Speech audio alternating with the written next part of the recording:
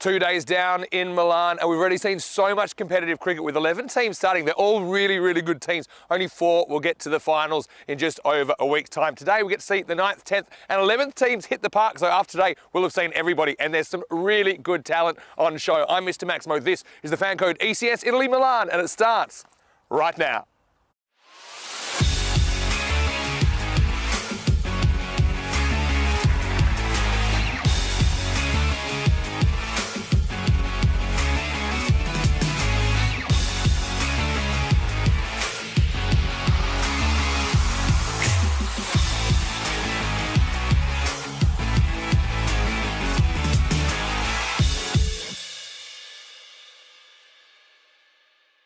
The European Cricket Series is proudly brought to you by HCL Software, Fancode, and Grizzly Bear Sports. One Toronto, good morning to you wherever you're watching from around the world. Welcome to another huge day in European cricket. It is day 3 here in Milan, and this series is in full swing at the moment, isn't it? 11 teams, 11 really talented teams as well, going head to head at this Milan cricket ground. And today we'll get to see the 3 teams we haven't seen so far in the first 2 days. So we have an absolute banger of a game first up. Brescia CC, well, last year they were 3rd in the whole of Europe. They were ECL representatives, making it all the way through to Championship Week. They are taking on Trentino Aquila, another talented team. Let's see what happens at the coin toss. Rob Kemming has the 2 captains. Let's see who wins the coin toss here in match 11. Your call. Heads. Heads is called. It is tails. We ball first. So it is Brescia CC that win the toss, and they've elected to bowl first. Seems to be a bit of a trend here, teams wanting to chase, wanting to know exactly what they have to do. So Trentino Aquila will have to bat first. And look, I think that their captain, Ali Saqib Ashad, maybe not the worst thing to try and get some runs on the board and apply some scoreboard pressure. He's a really important player, I think, particularly with the ball, but also he's more than a handy batter. Probably see him around the 4 position. I think always Ashik as well. He is pretty important. He's probably where they're going to look for the runs as well. And not sure where they'll bat him exactly, but I think he'll play a bit of a leading role. Trentino Aquila, again, they haven't had too much success in ECN cricket, but they are experienced. This is their 3rd time playing in ECN cricket. Let's talk about Brescia CC though. They look stacked to me. I mean, this is a team, they have never actually won an ECN trophy in Italy, but they were domestic champions in 2021, and that is why they represented Italy in the ECL in 2022, making it all the way to Championship Weekend and making it to 3rd place in the whole of Europe. So they're a good team. They've got Baba Hussain back. That is super important. He's made an ECL century, likely to bat at 3, but like I say, they look stacked. Ali Raza Islam, really important all-rounder. And then you look at the fact that someone like Imad Khan is batting 7. I mean, that's quite ridiculous, really. Yasser Dulu as well. This is a guy that loves to give the ball a thump. He's likely to open the batting, but we'll have to wait for the second half of the game to see him. Let's talk about conditions today in Milan. Well, the bad news is the grass hasn't had a haircut yet, so I still think it will be a little bit slow. Bit of morning dew around as well, so I think that causes problems for everybody, really. Bowlers don't like bowling with a slippery ball. Fielders don't like catching it. Batters know it's harder to hit further when the ball gets a bit waterlogged and heavy. So maybe a slightly low scoring opportunity this morning. But looking at some of these players, I find that hard to believe. We're expecting a maximum temperature of 21, currently about 11 to get this one going. Danny Hudacek is in the marshmallow again as we get ready for the first ball. Danny, this should be an absolute cracker of a game. Brescia CC have won the toss. They've sent in Trentino Aquila. Let's get over to you now and get ready for the start of day 3, the start of match 11. Well, thanks, Vinny. As we see a lovely overshot over, a shot of the ground from above, and you can see how the potato field looks and the ground itself. Obviously, it's an athletic field as well as a football field, and the lush grass compared to last year. So it's going to be a fascinating day's cricket. It's day 3, match number 11 between Brescia CC and Trentino Aquila. It's going to be a cracker. 2 very good sides. We're going to get underway in a few minutes' time with this game. We'll see some new teams again. I think we'll see the remainder of the teams from this tournament today. Plus Bergamo will rejoin us. So here's just a little summary of a couple of the games from yesterday. So match 6, Kings 11.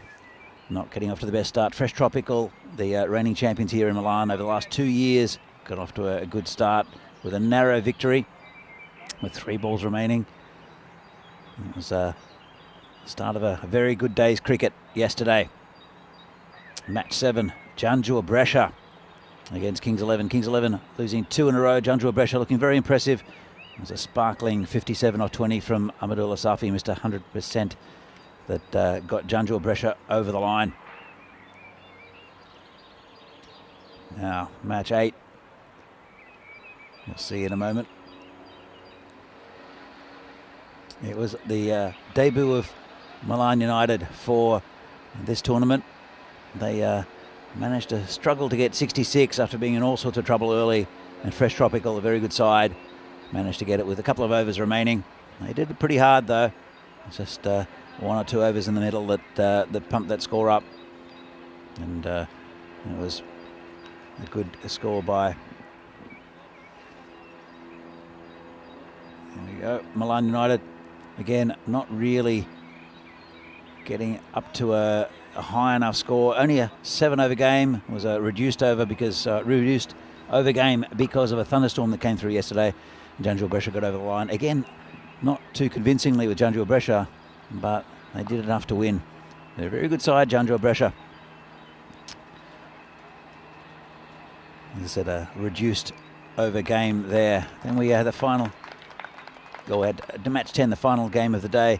Fresh Tropical against Janjua Brescia. It was a bit of a classic. Fantastic game. Janjua Brescia and Fresh Tropical were undefeated coming into that last game. But it was Janjua Brescia that got over the line. A fantastic innings by Hamza Saad and also Kuldeep Lal right at the end. And that man, Amadullah Safi, got them over the line. So the players are coming onto the field. As we see the table, Janjua Brescia undefeated up top. Chivadate surprise, second place, did fantastically well on the first day, and Fresh Tropical, the defending champions, as I said before, up in third place. And every team will play each other once. Top 4 go through to finals Friday. As we see the team information, the top 3 there for Brescia will be vital when they bat, but it's Brescia, the Brescia captain, Kalab Subjad, who won the toss, elected to bowl, which I think is a very good decision on this pitch. Just give them a bit of time. It is their first game, and there's a little bit of dew on the ground. And Adil Ahmed and Mirza Beg should be the openers for Trentino Nokia. A bit to prove, I think. They are still from northern Italy, but a lot further east. So the expected score is 101 to 98. Of course, this is from past games. It's not an indication of what's happening in this tournament, because this is the first game for both of these teams. So welcome to the Marshmallow, Vinny Sandhu. Yeah, it's nice to be here. Nothing soft about these two teams. No. Brescia CC, like I said, last year they were in the ECL representing Italy as the champion club, and they made it all the way to Championship Week. They ended up 3rd in the whole of Europe. So to be 3rd in the whole of Europe is a pretty good feat. Trentino Aquila, I mean, they've played some really good cricket in ECS cricket last couple of years without making a final, but they've been about as close as you can get on 2 occasions. And we saw them in Venice in 2021, and we saw them in Bologna last year. They travel about 4 hours to be here. Yeah. From Trentino. So look, should be a great game. Great to see some familiar names on both teams. And this looks like Javed Mohammed's going to get us going. Beautiful day, isn't it? I mean, we've really hit the sweet spot, I think, about when to come. Hopefully avoid the thunderstorm today. Slip in place as well.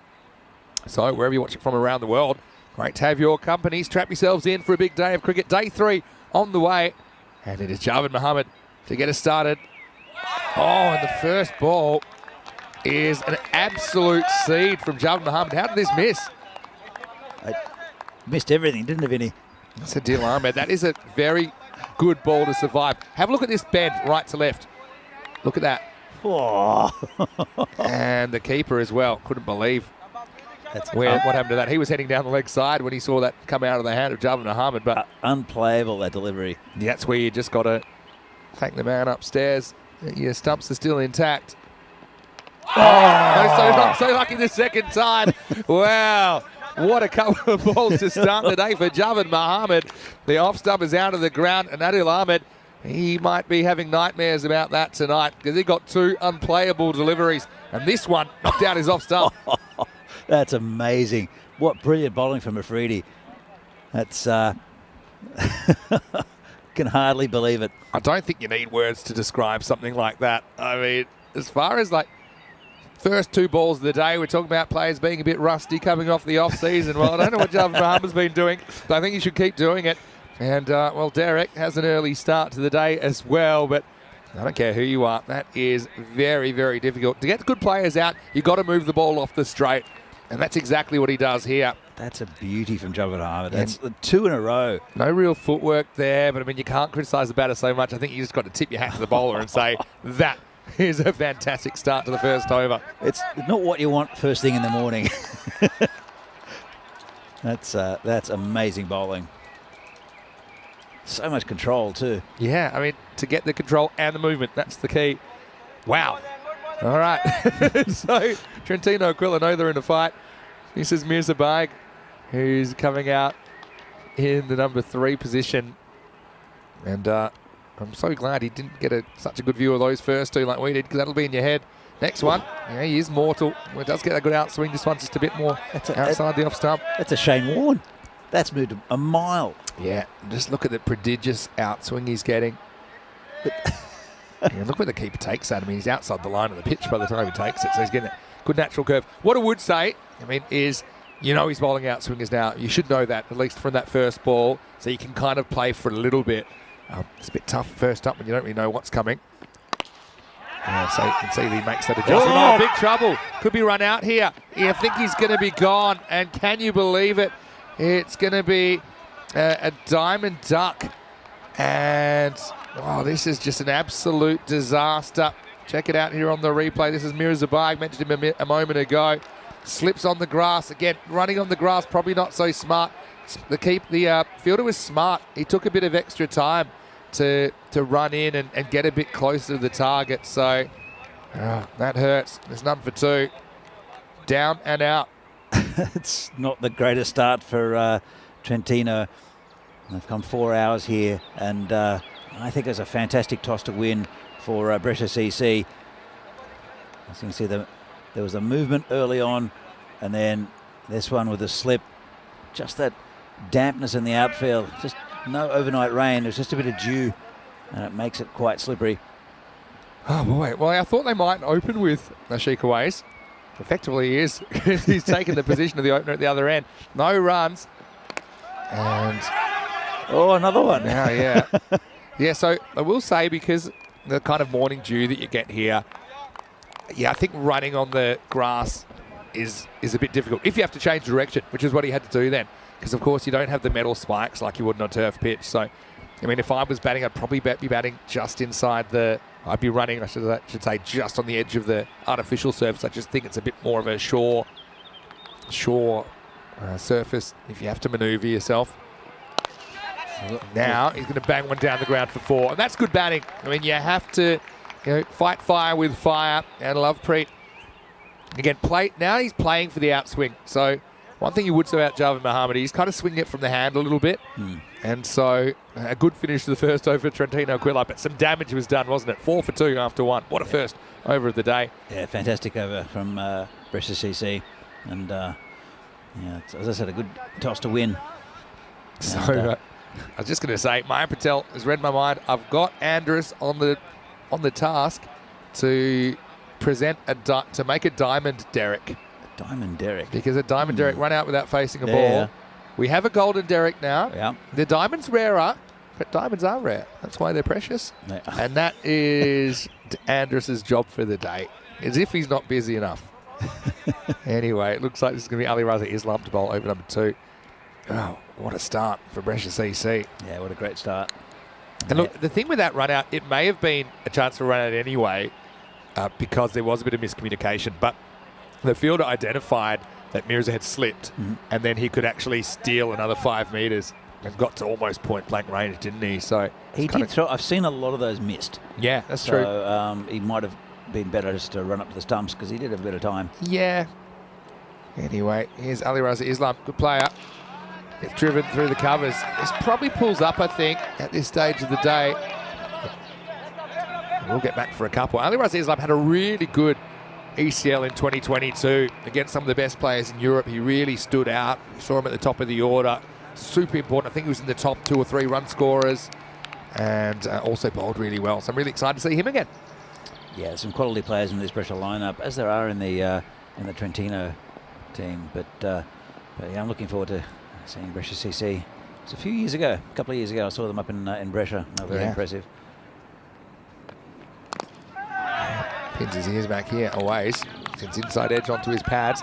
Yeah, and look, here's the thing. Trentino Aquila, okay, maybe not the reputation on ECN that Brescia CC have, but they're a very good cricket team. Like I said, in 2021, we saw them in Venice. They finished second with a 5-3 record, and then they ended up kind of going out in the semi-final stage. They just had a bit of a collapse. Got rock and rolled for 66 against Royal Cricket Padova. And then last year they had a pretty good series as well. Goes for this, but he hasn't quite got it. Fielder making ground, and whoa, almost gets there, doesn't he? That's Isanullah. Now, he's a player we haven't seen before. He's a fairly good young player. It's just recently arrived, and he had an opportunity to take a catch over the shoulder here. Oh, it's a tough chance, though, especially early in the morning, running back. And to get 2 hands to it, I mean, yeah, not an easy one, but that would have been a good confidence booster for him if he'd been able to get there.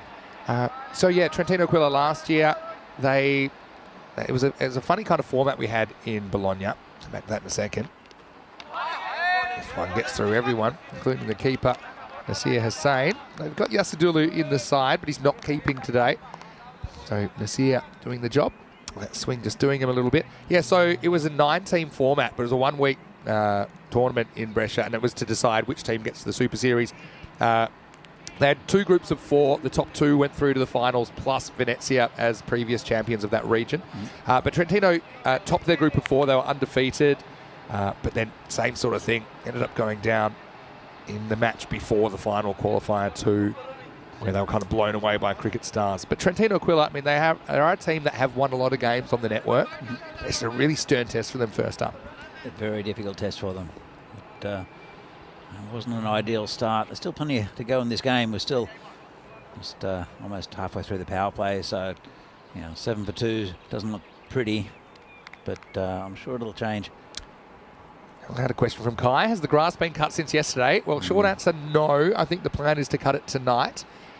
Just speaking to Mickey, who does a really good job with the facility. You've got to realise, obviously, the resources, I guess, are fairly limited. If you want, I'm actually going to post a highlights video of it's just a random game from last year.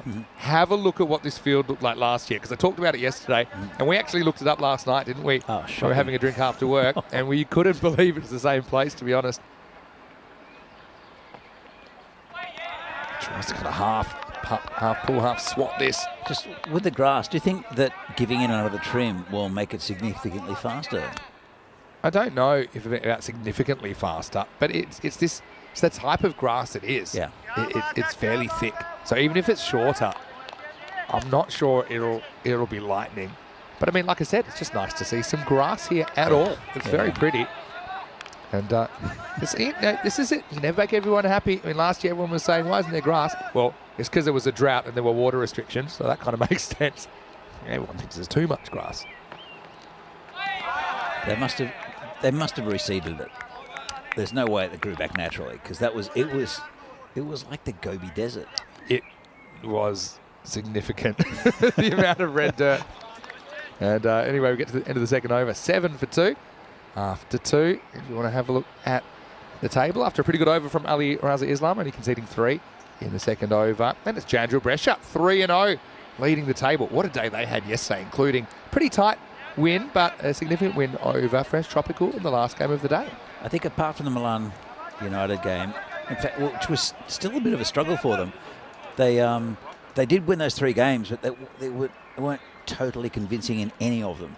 But it is the first day, and I don't think any team was really that convincing in any of the games that they've played. Some have played 2, some have played 3, and Jandril Brescia got the 3 wins, but they had to work for it against some other very good sides. Fresh Tropical probably had a little off day as well.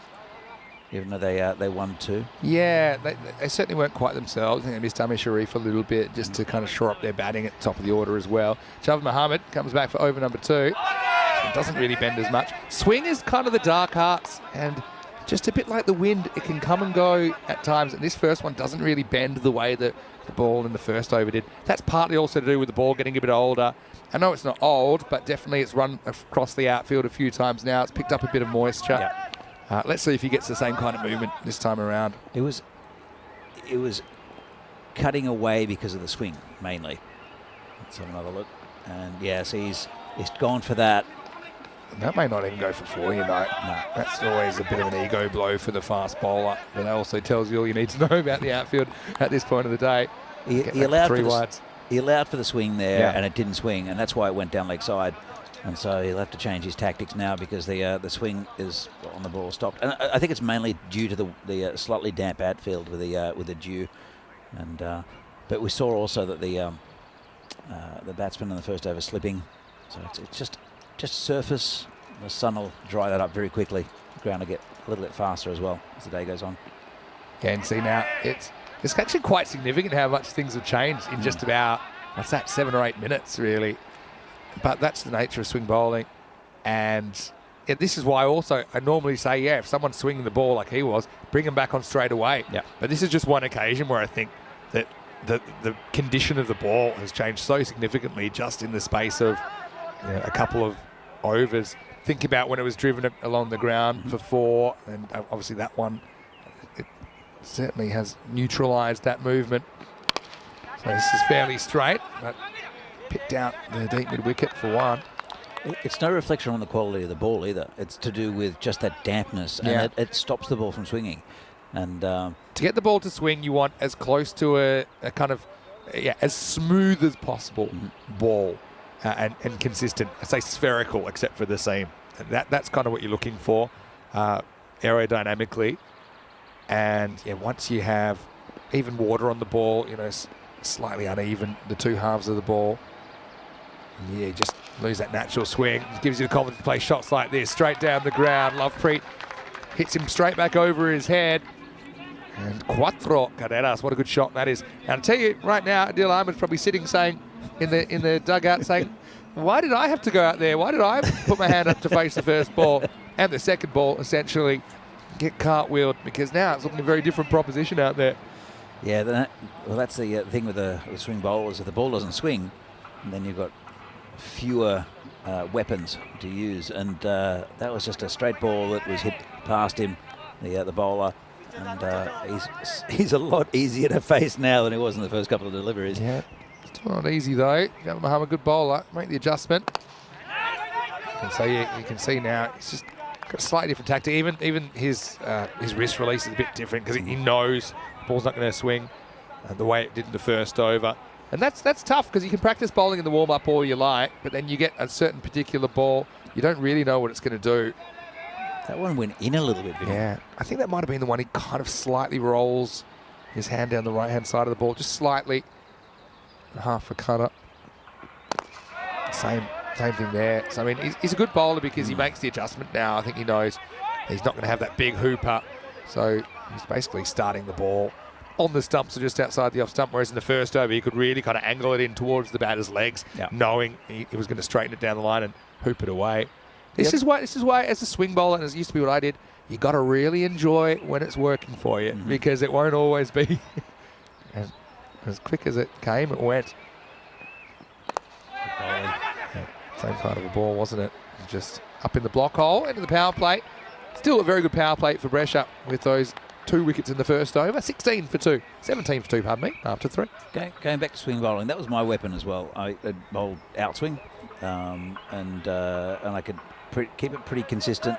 And I always found that in conditions like this where it's pretty dry in the air, it won't swing as much. The cloudier, or even I remember bowling in Spain and it was humid, and I could get the ball swinging. It was swinging through. I think I bowled 19 overs straight that day, and it was still swinging, and it's just because of the moisture in the air. But I don't know if anyone actually knows the actual physics of swing. That's what's so amazing.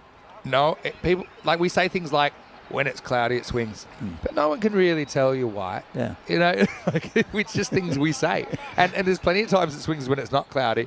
And I've seen plenty of times when it's cloudy and it doesn't. It's just something we kind of notice. Time for some spin. And it's the captain, Kalab Sajjad, coming on. He gets hoiked away, catching opportunity and taken. So, yeah, spin comes on with immediate effect. Lovepreet basically plays this on length and tries to clear the boundary on the leg side. Looks like Riaz Madassa, former Pack Lions Getty player, that takes the catch out at deep mid-wicket. So, yeah, nice one for him as well in a Brescia CC shirt. And Lovepreet's innings comes to an end at 9. It's 17 for 3. Yeah, it's well bowled, and just in the right area for a leg spinner, and he dragged it across the line against the spin. Didn't quite get enough of it. Neat catch out there. It was Manarshad coming out at number 4. And against a team like Brescia CEC, you're just hoping you can get the jump if you're Trentino Aquila. The fact that they lost that first wicket, not much they could do about that. Obviously, the second one being a run out after a slip, it just feels a bit like a bit of bad luck more than anything. But, yeah, you've got to hand it to the bowlers as well. Okay, yes, Javed Mohammed kind of lost his line for a little bit in the first half of the third over, but apart from that, they've been pretty spot on. And Sajjad is a captain that doesn't over-bowl himself, to be honest. He's got a lot of good options, but I really like his leg spin. He doesn't bowl too many bad balls. And he's a real leader, Kalab Sajjad. He bowls with very good control. Yeah, you can see it right there as well. It's a ball you're not really sure. You want to go down to it, kind of go down the pitch, or do you want to go back and cut it? It's kind of in the middle, isn't it? I think a lot of batters caught down the ground here.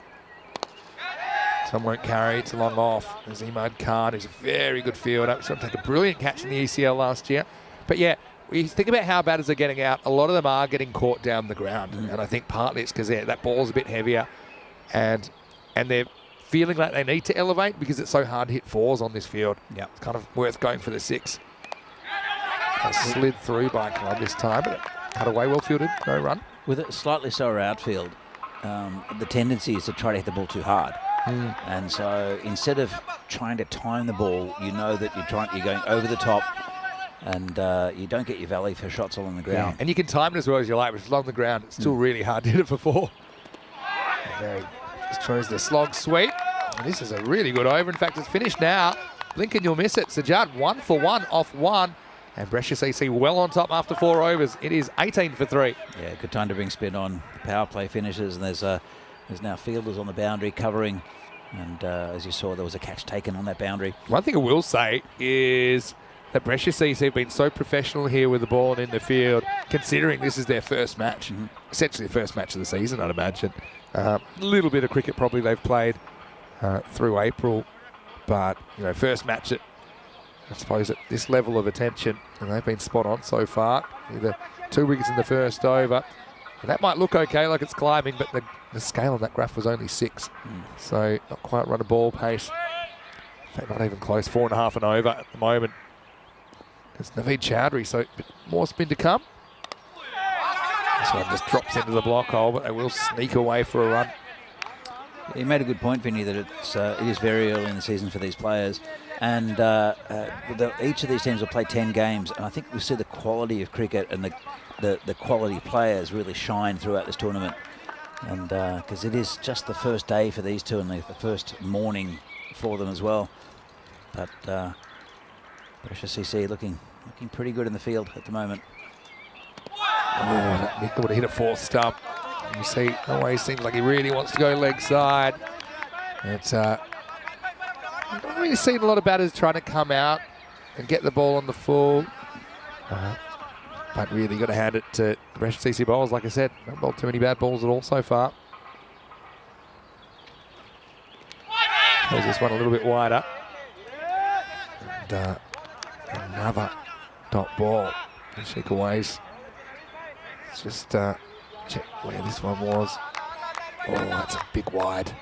That's been missed by the umpire. Yeah, I felt it was originally, but yeah, interesting. It's been a good tight start though from the Brescia CC bowlers. This one is going to be maybe 2 if you hustle. Again, good throw. Might be interesting. He said he bowls it in. Emad can't. Wow, he almost got his man. Yeah, it was Auditioning to get a bowl. it was very casual coming back. Was Usman Arshad. Let's have a look. Well, he would have been gone. Yeah, if he'd bowled a Yorker, then maybe he would have he would have got him. It bounced over the stumps.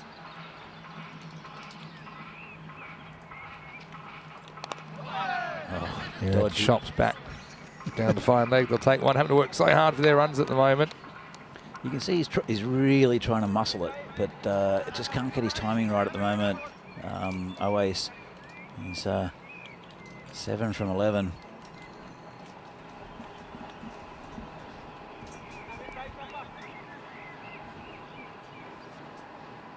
Chowdhury doesn't give him too much weight. In the air, it's Emad, and he takes it. So, yeah, you see the difficulty having to make all the play, make all the running. And so Chowdhury breaks through. Good reward for a tight over. Trentino Aquila is really struggling to get anything going. Every time they try, they lose a man. So it's 22 for 4 at the end of 5 overs. I want to say a very good morning to you wherever you're watching from around the world. Buongiorno, welcome to the Milan Cricket Ground. It's Vinny Sandu here, Mr. Maximo. Danny Hu to check with me. And a very good morning to everyone in the chat as well. Yeah. It's nice to see everyone in the chat early in the morning, actually.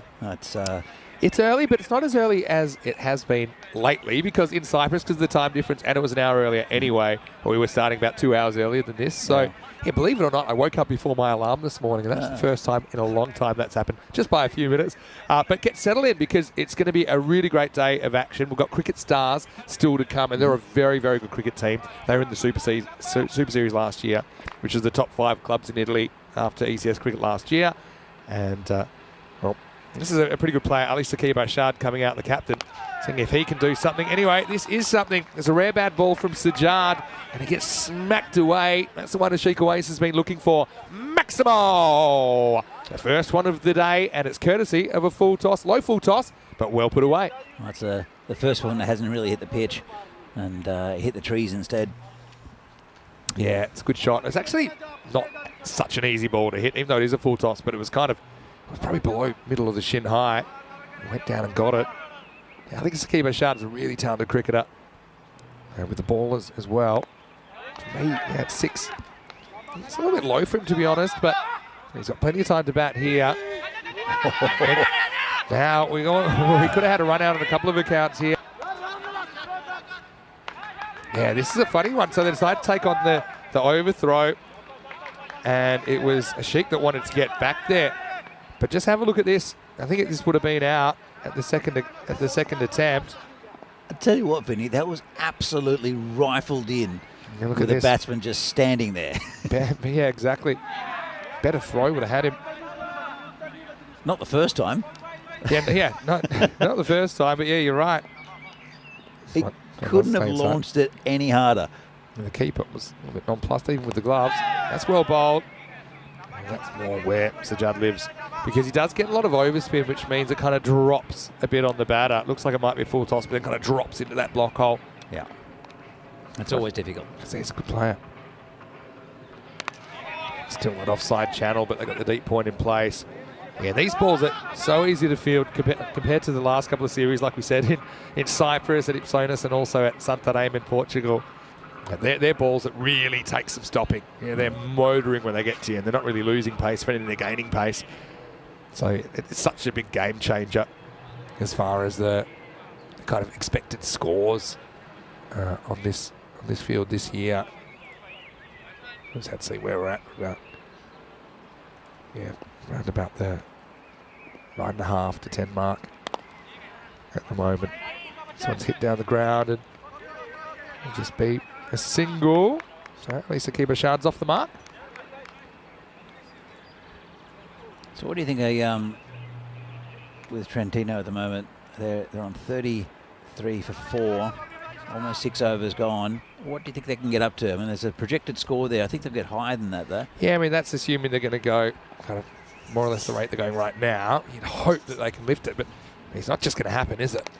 Because they're really trying to be quite aggressive. He picks out the fielder, and Oasis is filthy with himself into 6 overs. It is 33 for 4. So still not quite that run of ball pace.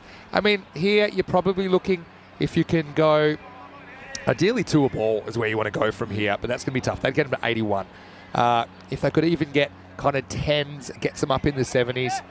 I mean, you don't want to ride it off too quick, but now you're fighting, and you're even fighting just to make the game close. I think if you're Trentino Aquila, maybe protect that net run rate a little bit. Obviously, they'd still like to win it, but you look at the Brescia CC batting lineup.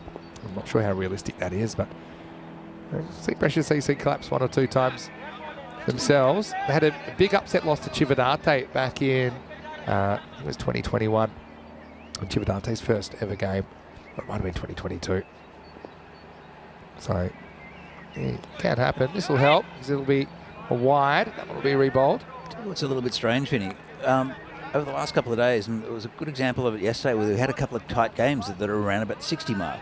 And there's been a few games that have been at 60, 65 with a score, and a few around about 100 or just below, but not much in between. Yeah, it's true.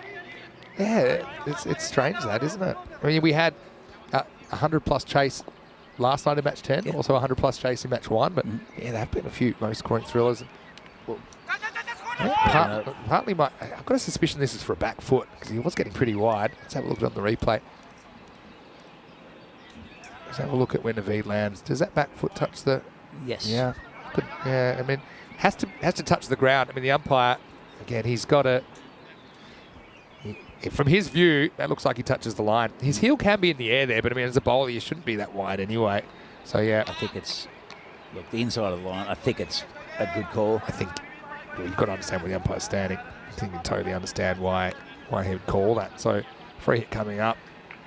And Naveed Chowdhury gives a bit of a present to Waste. It's strange. If you saw remember the... oh, it's a nice shot. Could be caught. Just got to keep it inside the field of play. And it's Imran Naveed that does. He's a pretty good bowler. We haven't seen him yet. Maybe you'll see him closing it out. You saw the game yesterday, Milan United against Fresh Tropical, and Fresh Tropical really struggled. There was one over where they were able to get a 20-odd, but we were concerned that they weren't going to get there. And they were only chasing 66, I think. I think it has partly to do with the mindset of chasing a score like that, where sometimes you... Especially on a field like this, boundaries don't normally just happen. I mean, like, even those little edges, those pushes, even we saw a ball fired by the fast bowler down the leg side, didn't even go to the boundary. So, I mean, you do have to kind of make a conscious effort to try and hit those boundaries, which means you're kind of limiting yourself to 1s and 2s.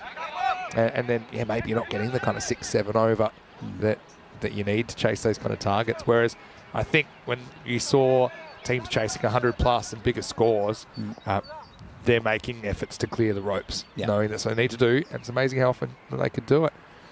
Well, anyway. There hasn't been a bad over here from the Brescia bowlers.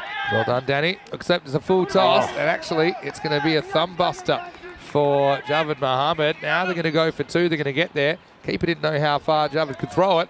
So that's got a double whammy, isn't it? It's a full toss and a drop catch. In the end, it's 2 runs. Yeah, that was coming quick. You're right about the thumb buster. You saw him shaking his hand there. Yeah, I don't think he'll be shaking hands with anyone for a while after that. Javed Mohammed. Last ball of the 7th coming up. And the cut's on. Let's see if this one goes. And this is frustrating as a batter, because he's nailed that cut shot. And again, he's only going to get 2 for it. So, yeah. The last couple of series, that would have been fetched from about 300 metres away. Anyway, right now, it's 43 for 4 after 7. This is what's coming up on the European Cricket Network. We have cricket from Italy over the next couple of weeks, of course, from Milan. We got the T20 International Series from Gibraltar, featuring Gibraltar, Malta and Portugal. That's a tri-series that runs 4 days towards the end of this tournament, actually. So you get 2 games at once during that period. A couple of weeks in Austria, a couple of weeks in Bulgaria. And that takes us through to the start of June. And then we'll really get into summer, and we'll be swinging all the way through. I think after that is Sweden, then after that's Romania and Hungary and the Czech Republic. So it's going to be a beautiful summer. I can feel it already. Spring is in the air, Danny, and as always, the cricket never stops. Yeah, that's it. It's all about the ECN and the non-stop cricket. It is a sparkling day here in Milan, though. Yeah, doesn't get much better, to be honest. And yeah, the Birds tweeting in the background. As advertised, here's Imran Naveed coming on. And, over number 8. And he's a player again. I really like the way he goes about his business. He's a very solid bowler. Not too phased when he has to come on at the end of the innings. He's pretty accurate. Bowled well in the ECL, I thought, as well. Had a few concerns just, staying 100% fit during that tournament. But, yeah, no real weak links in the attack. I think that's what we're seeing as well. Yeah, absolutely. On British CC, so there's no real bowler that you think you can go after easily. I was here 2 years ago, and there's a significant difference in the tactics employed, especially in the field, and so I'll come back to that in a moment. Down the ground again. Doubt you can get more than one here. Think about it. It's good pick up and throw, and you can see the standards there from British CC. Riaz Madassa all over it. Yeah, as I was saying, there's a significant difference in the way that the game's being played, and it comes from experience, coming through watching what other teams are doing and picking out the tactics for T10. And not saying that it was bad 2 years ago. It was just different, and I don't think a lot of the teams really knew how to play this format. And now they're pretty much experts at it. Goes after this, doesn't quite get it. It's going to fall safely though. Sajjad backing back. They will get back for a couple. What are the changes you've seen in the last couple of years, Vinny? Yeah, I think a high, across the board, a higher standard of fielding. Mm-hmm. Not always, but I think people are working on it, and that's quite obvious, especially the teams that do well. There's a big emphasis on fielding. Naveed. Again, bustles in, gets it nice and full, and this will just be a single. And yeah, kind of mindset, this kind of unselfish mindset, whereas we used to see players maybe a bit too proud to risk their wicket, but now they realise it's in their team's best interests. And like I say, the better teams in this format, and of course, we go all the way to international level in this format now. They've got 6, 7, 8 guys that can all bang boundaries. Yeah. Well, speaking of that, this is a low full toss, and it's almost handled by Shub one-handedly, but away goes Maximo. He's kind of been the stalwart out there, hasn't he? Now, Shub apparently told the crew that he'll be catching everything this tournament. Well, clearly it's a bit early in the morning for him because he lets that one go past. Shub took 2 catches in an innings last time we saw him in Portugal on final day. He was actually our HCL software play of the day that day. Anyway, away. Puts that ball away. Now slightly shorter from Naveed. Still not the worst over, but does go for 11. And Trentino Aquila trying to make something of this. It is 54 for 4 after 8. Yeah, so for sure, I think compared to T20 cricket, teams are certainly using a different batting order because the kind of the 4, 5, 6 spots in T20 cricket, it's a lot of pushing around, giving the strike back to a batter who might be more set and just being busy. Whereas 4, 5, 6, I think in this format, you've got to be boundary hitters and you've got to be comfortable hitting boundaries straight away. I think that's what good teams do. So it's more than 4, 5, 6. I think it's the top 6. Yeah. I mean, you kind of already fancy 1, 2, 3 kind of batting that way anyway because they bat in the power play and they're going to be pretty powerful. But yeah, I just think it's nice to see improvement. Yeah. We're seeing it all the time. Sally Razi Islam. This is going to be stopped by the keeper's feet. Watch this. Doesn't really bounce. This pitch, there's a bit of up and down in it. This is a proper trap. There you go. And then he had to go find it from between the feet. I think another thing with T20, you can afford to, just in case you lose a couple of wickets, you can afford to have one of your better batsmen batting 4 or 5. Yeah. You can't afford it here. The more overs they get, the more runs they get generally. I mean, you might lose a top batsman early, but if they get going, that could be worth 30 runs in a very short time. And I don't think any batsman is playing for their average. They're just playing to get as many runs as they can as quickly as they can. Yeah. So, and I think you're right. The egos come out of it a bit. That's what it is. The egos come out of it. That's a really good way to put it. And like we mentioned Abdul Safi, obviously he's a fairly decent bat, but he's normally batting down the order. I think his average is like 3.75 or something. But because you're going to get run out a lot, you're going to have to sacrifice yourself. I think this is going nowhere. Well, he's still batting 5. Yeah. Yesterday, which is I thought ridiculous. He ended up but then again, you know, teams, the captains know their players, they know what they're capable of, and they're the ones that decide the order, the batting order, and you know, it's what's best for the team. And if you have a talented batsman like Safi, who we saw yesterday hit a beautiful 50, still coming in at number 5, then obviously the captain knows more about the teams than what. Oh, got him! Wow, that's pretty accurate, isn't it? He turns around, Ali Raz Islam. Yeah, we remember you. How could we forget? I mean, always, he's actually batted pretty bravely. He's got over half the runs, but it's been pretty tough going out there. He just tries to lift this one. Doesn't really bounce as much as he thought. And we know this pitch is a little bit unpredictable. Like I said, plays a bit like a turf pitch because it's not 100% consistent. It's the middle stump, and off and leg are left without what was between them. And so that innings comes to an end now, and the score will be 55 for 5. 8 balls remaining. That was a pretty wild swing by the batsman too. I don't know if he got anywhere near that ball, even if it had bounced like he'd expected. So it did keep a little bit low, but it wasn't significant. It was just a wild swing. So new batsman is Gurpreet Singh. Coming in without a helmet. We've seen a few players without helmets here. It shows a bit of the bounce. True. I mean, always makes me a bit nervous. We saw that in Cyprus as well. The thing is, you do get the occasional one that will bounce a bit more as well. It can surprise you. You can always just form the game. You're often trying things. You can top edge a ball easily. Yeah. But anyway, personal preference, I suppose. That's what I've seen the majority of batsmen hit. And I've been hit with a top edge a few times before the whole advent of helmets. Well, not the advent of helmets. It's, there were helmets available, but there was one probably in the club. Always saying that the box was invented 100 years before the cricket helmet, and that showed that what men thought of their priorities. Anyway, last ball of the night. Have a look at these figures for Ali Raza Islam. He's only conceded 3 in 11 balls. And Pressure CC in their traditional green. Not giving too much away at all. He's a good bowler, isn't he? A really good bowler. Well, it's not the best ball. It's going to go, and it's either 4 or 6. We called a no ball. The commentator's curse. Yeah, we jinxed him pretty good. It'll be a no ball plus 4.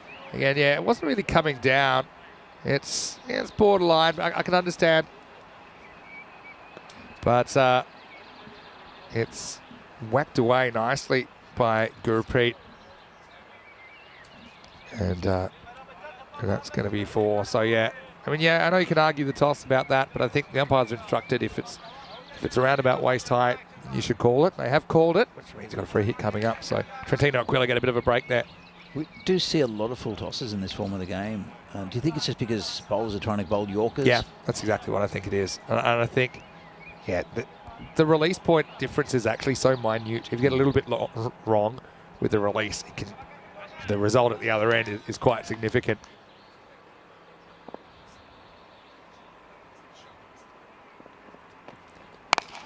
Up in the air, but this is a free hit. The gap, kinda. Doesn't really matter. They'll come back for 2.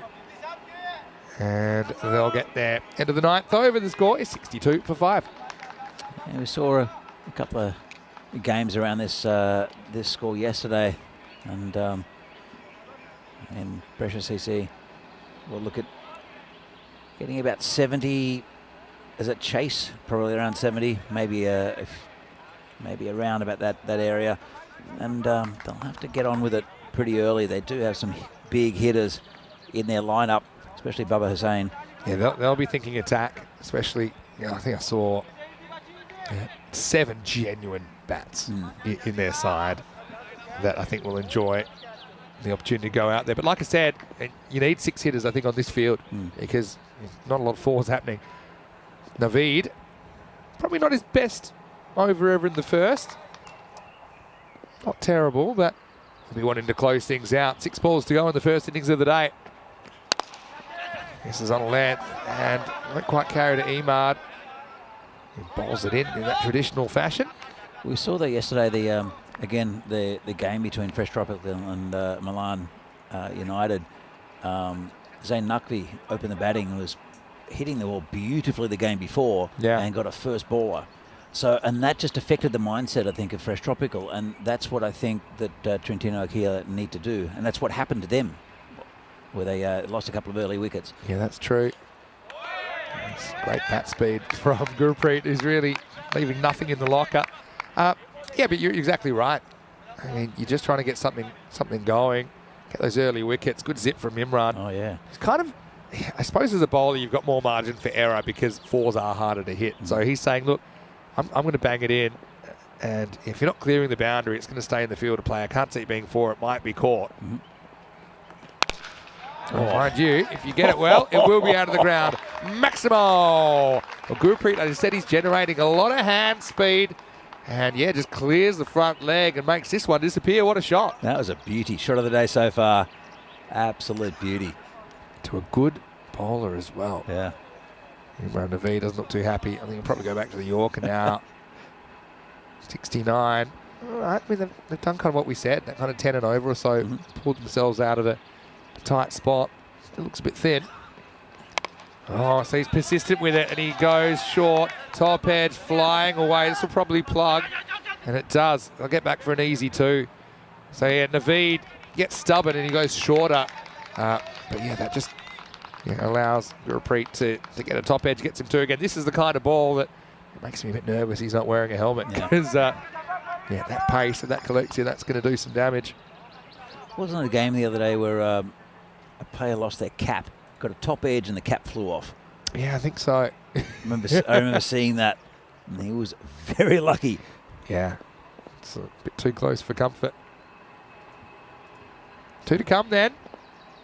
Can they get a miracle 80? Naveed just stretching his calves out. It's been a good over so far for Trentino.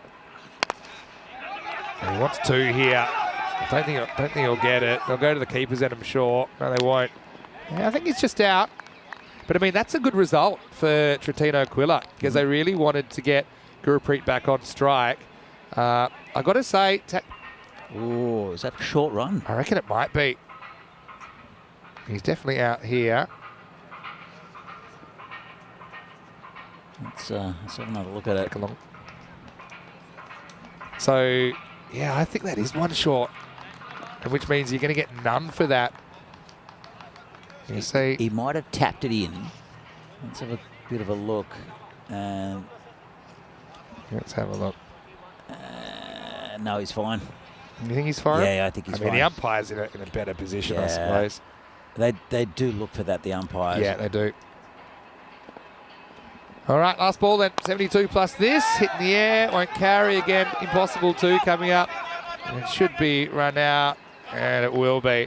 So I'll get 73 for 7 in the end. Look, Trentino Quilla, in a way, I mean, it's a success considering where they were. I mean, they certainly didn't have too many easy runs out there. They were 22 at the halfway point. They end up putting, I think, 51 on the board in the second half. So a decent second half, but yeah, still precious easy to imagine they've got the batting and the lineup to do this. Nevertheless, Trentino Quilla, it'll be their first chance to show what they can do with the ball and in the field, and yeah, maybe they can at least string this out. Maybe, if everything goes their way, they can pull off a bit of an upset victory. But it started with this, a couple of absolute Georgia peaches from Javed Mohammed, and well, if you thought it was getting bad, it got worse before it got better for Trentino Quilla, because yeah, that was an absolute seed. But then the next one obviously missed the no U-turn sign because Mirzabag fell over and he was run out by Imran Naveed.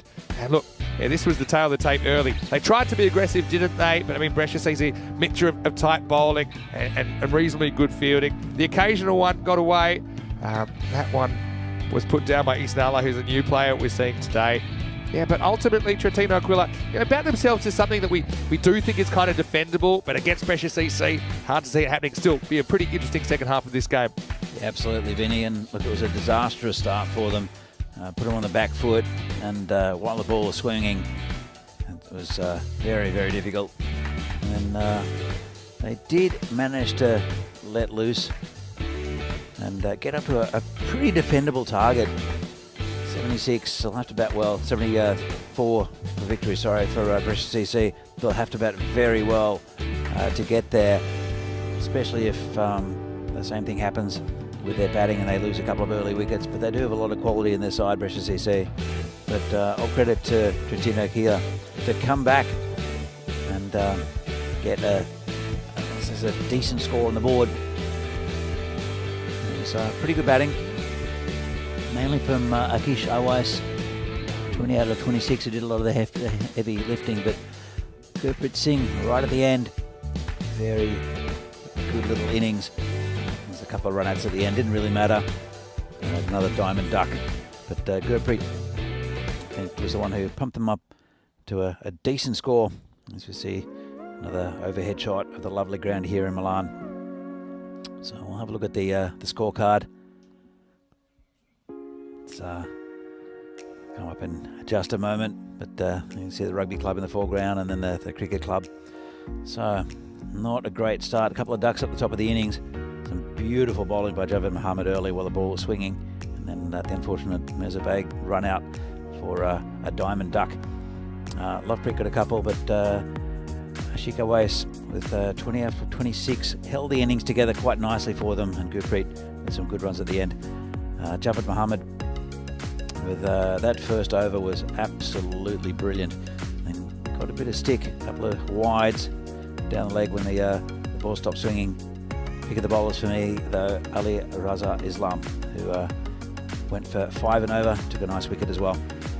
So we'll be back very soon with the second half of this match 11 in the Fancode European Cricket Series live from Milan in a few minutes' time to see if Brescia CC can get the 73 they need to win against Trentino Ikea.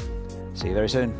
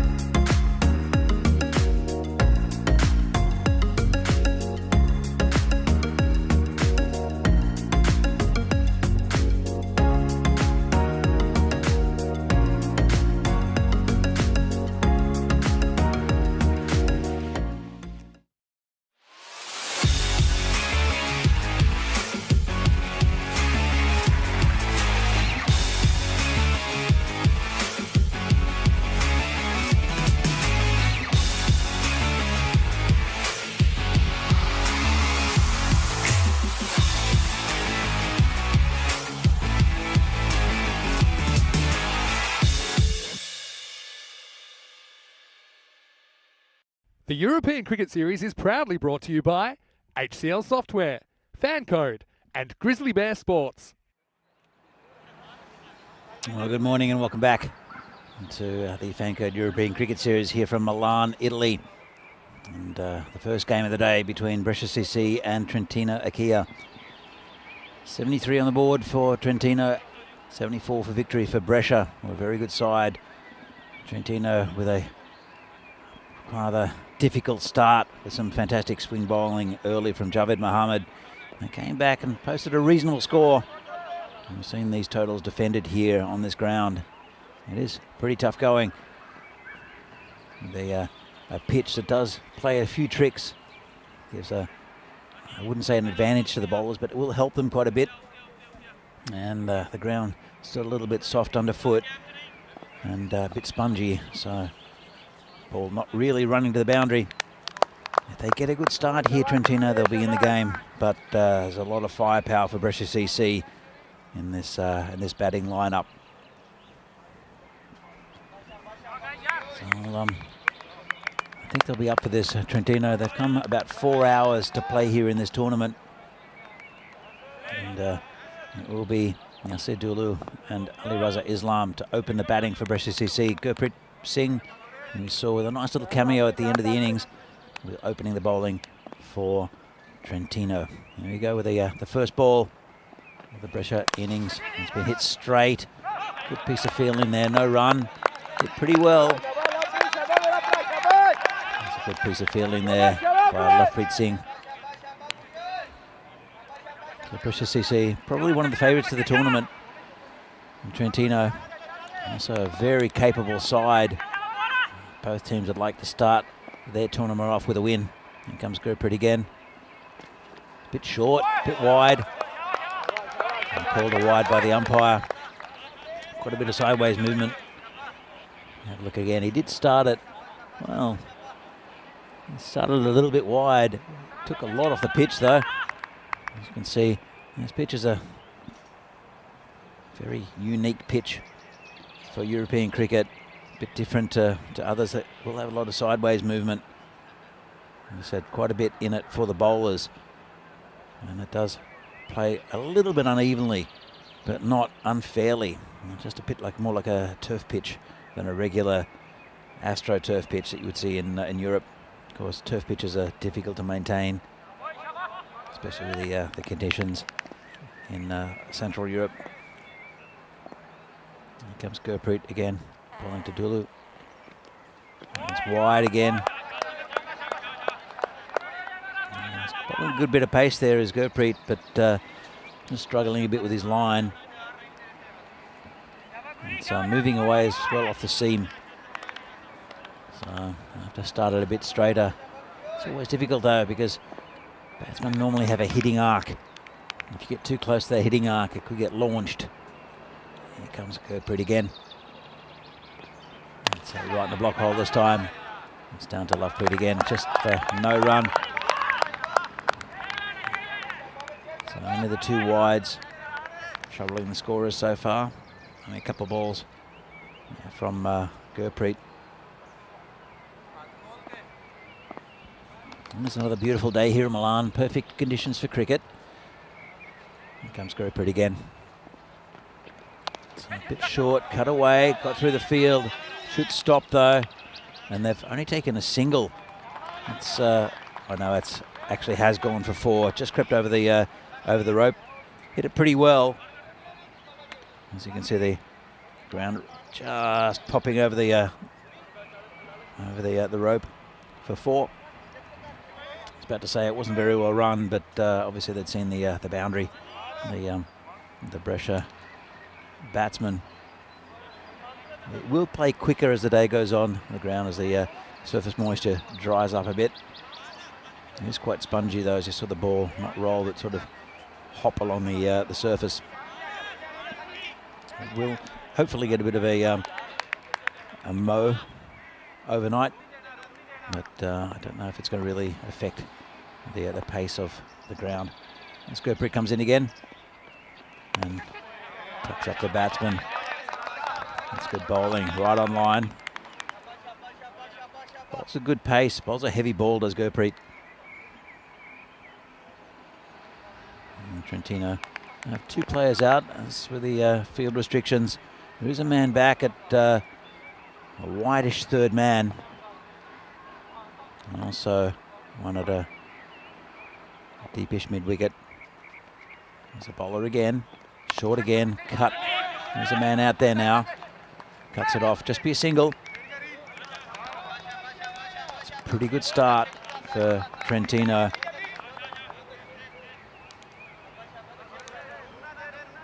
They would like an early wicket.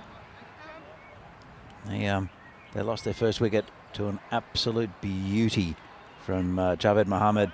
Second ball, and then there's a run out just after with a slip with a batsman in the middle of the pitch. So it was a bit of a disastrous start for their batting, Trentino. Let's go pretty again, and again good pace, got up a bit, just pushed down for a single. It's the end of a pretty good over, 8 from it.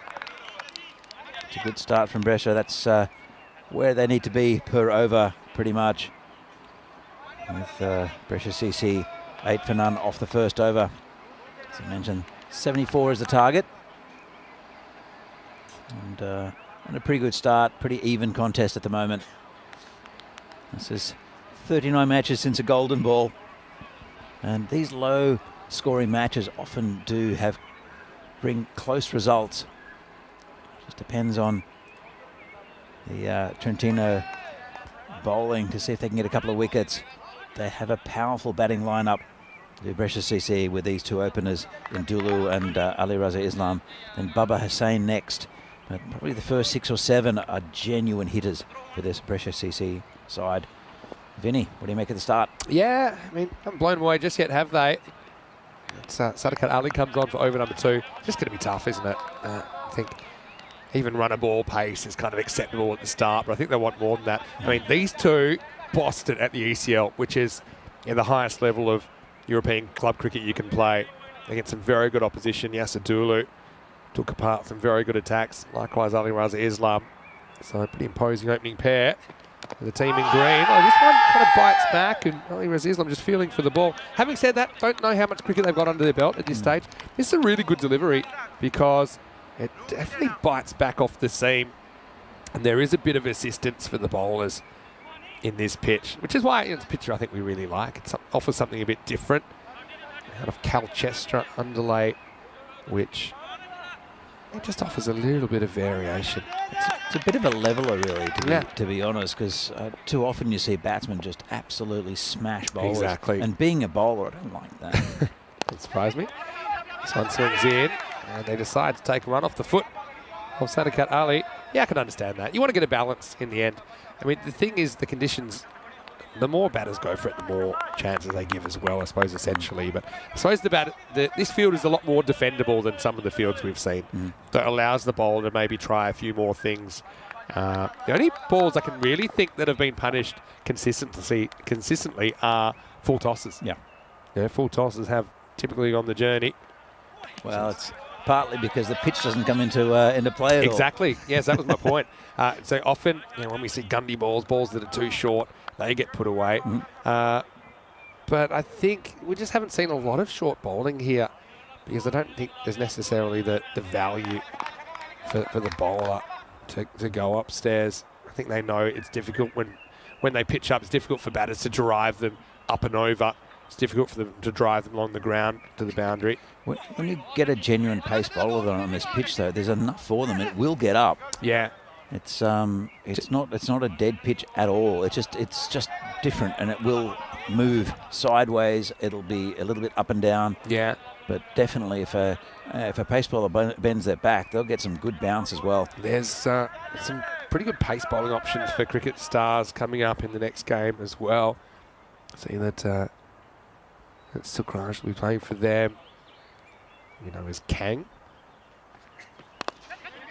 This is out and just a single. Yeah, I think we saw cricket stars a couple of years ago, Danny, but they weren't quite the force de majeure that they are now. And Lovepreet's really gone on a bit of a recruiting drive. He's the captain, and last year they were a galaxy of cricket stars.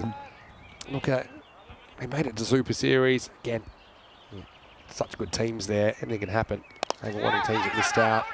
And they did make it to the championship week finals day of the Super Series. But, you know, they'll have their ambitions to win this series, I think. But as we know, it's going to be some stiff opposition. Right now, Brescia just kind of tracking at the rate required. They're going to about 9 and over at the moment.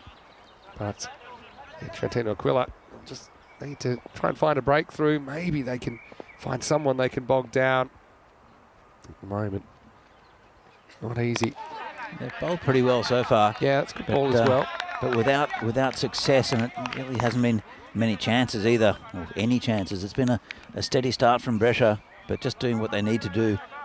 They haven't taken too many risks. And they haven't been too worried about eating a dot or eating a good ball. I don't feel they've got the power all the way down. Yeah, I thought maybe they'd go a bit more uber aggressive at the start, but I think these two just kind of finding their way, feeling their way. Once again, that in movement doing the trick for Sadikat Ali. That's a really good over. Goes for 7 in the end, and after 2 overs, it's 15 without loss. Yeah, it's a good point that they're not really taking risks. They're hitting bad balls like full tosses and such, but apart from that, it's just been good cricket shots. And I think, Oh dear. what did he get? I think one in the head. I didn't think it was that serious first up, but there we go. Look, Oh, yeah, just the old shoulder in the head job. That's it. I've heard of the pat on the back. I can't see that one catching on. what was that again? Shoulder in the what? Shoulder in the... Yeah, you heard me the first time. Wind it back. Anyway, it is the end of the second. Let's have a look at the table. And in case of the have-nots, 5 teams have experienced victory in this series so far. Probably the 3 teams 0-2. Looking over their shoulder a little bit, aren't they? Then, yeah, a few teams that we haven't seen play yet. These 2, and, of course, Cricket Stars. We'll see you next. Ski Rashad, good bowler. Good team appeal. 10 people appeal except the bowler. But he's just tall. He's got all the kind of physical attributes, doesn't he? That natural kind of front on, in slanting action. Almost heading down the leg side. Got the gold chain. He's got all the tools you need to be a good fast bowler. That is a good chain. I like it. He's probably pulling his head down. It's got a sidestep too. Good pace. Yeah, that's what you're talking about. If you do bend your back, there is something in this for you on this pitch. And nice Ski Rashad. Yeah, he's just built for physical activity, isn't he? He's certainly a player I enjoy watching. And people asking about the dimensions of this field. I don't think the dimensions are any bigger than normal. It's the same. If anything, the sides are even shorter. This is pulled away. Only get one. And the reason is this is a converted football pitch. So it's kind of long, but not too wide. But what makes it look bigger is the fact that the grass hasn't had a haircut yet this week. May get one tonight. Again, we don't know if that'll have any dramatic effects because it is very lush. I think I put a link in the chat earlier about what the field looked like last year. So go check that out if you like. I'll put that in again. Yeah, this is clever batting. He uses the pace, and that's actually going to go all the way. So that's a really good bit of timing from Dualu. It's a smart shot. It's a fairly low-risk shot. He knows it's going to be banged in. He makes an effort to get outside the line of the off stump so he can just work it off his hip. He gets a boundary. Cuatro carreras. Yeah, with Ski Rashad here, his natural angle is angled towards the leg side. So it was, you're right, Vinny, it was a very clever shot. And there's no one back there either. There's a mid-wicket, but no one behind square. And I'd be targeting that area again. Yeah, I think up in the circle, but it was finer than he could get. Good slower ball this time from Rashad. And so, yeah, good comeback. I mean, I like the way they're fighting here. Like I said, Trentino Aquila, they're no bunnies. I mean, they're a team that have won a lot of games on ECN. And again, they'll be hoping to push pressure as far as possible. Even if it's not enough to win, I mean, they've got an important game coming up against Cricket Stars in the second game of the day. That's the only 2 games they play today. Yep. They're really going to throw everything at those 2 teams. This one just goes a bit too far down the leg side and called. And that's his natural angle, I think. And he's playing with fire a little bit. He wants to start it outside off stump and bring it into the batsman. But that's generally the hitting arc of a lot of these batsmen is on the leg side. But these two, Ali Razi Islam and Yasser Dulu, they've got all the shots. Push and run. Think about it. Pretty close, you know. Good backing up. That's what good teams do, though. Let's have a look. Say that's misses in comfortably. Let's have a look. Yeah, I think this would have been gone. Just. Close. I think maybe just. Anyway, we'll never know. And it does take us to the end of the third over. The score is 22 without loss. Decent power play, if not setting the world on fire for Brescia CC. I think the main thing with that is they haven't lost a wicket. And they're about on target run rate wise. It's not a great power play, but the egg there of no wickets down I think is a big one, especially with the batting to come. And also these two, they haven't taken any risks. That's the thing, yeah. They've still found a way to get the rate. That's it. Yeah. Alistair Bashard, though, pretty good figures, none for 7 off that over. So, you know, if everyone can just go at 7, then you're competitive. But it's just tough to see that happening over the 10 overs. Here's a guy, bowled a really good first over as well. Sadikat Ali, he's over. Also went for 7. So let's see if they can keep it bogged down. Now, the field is spread a bit more now, isn't it? So you can have up to 5 outfielders. Yeah, the overs so far, 8, 7 and 7. So it's been like a squirrel gathering acorns at the moment. No big splurges. It's also pretty well bowled. I mean, this is what these batters are good enough to do as well, is kind of just keep ticking the ones, and ones become easy to pick up now with those 5 outfielders back. And then you've just got to put away the bad ball when it comes, if it comes. The other thing is that this is the first game of the tournament for Brescia CC, and these opening batsmen want to see the bat onto the ball onto the bat. I think it's very clever batting. Well, there it is. That. Yeah, he's waiting for it, and there it was in the slot, and Dula goes large. Maximo! And that is the clear and present danger that Dulu provides. He is so powerful, fast hands, fast scoring. Yeah, beautiful shot. And you can see he's just waited for it. You know, waited for the right ball to hit. And I think it's very clever batting, especially in just the first game of the tournament.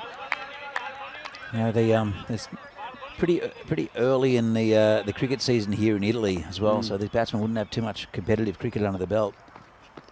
A good adjustment though. Oh, he takes off and he shouldn't have.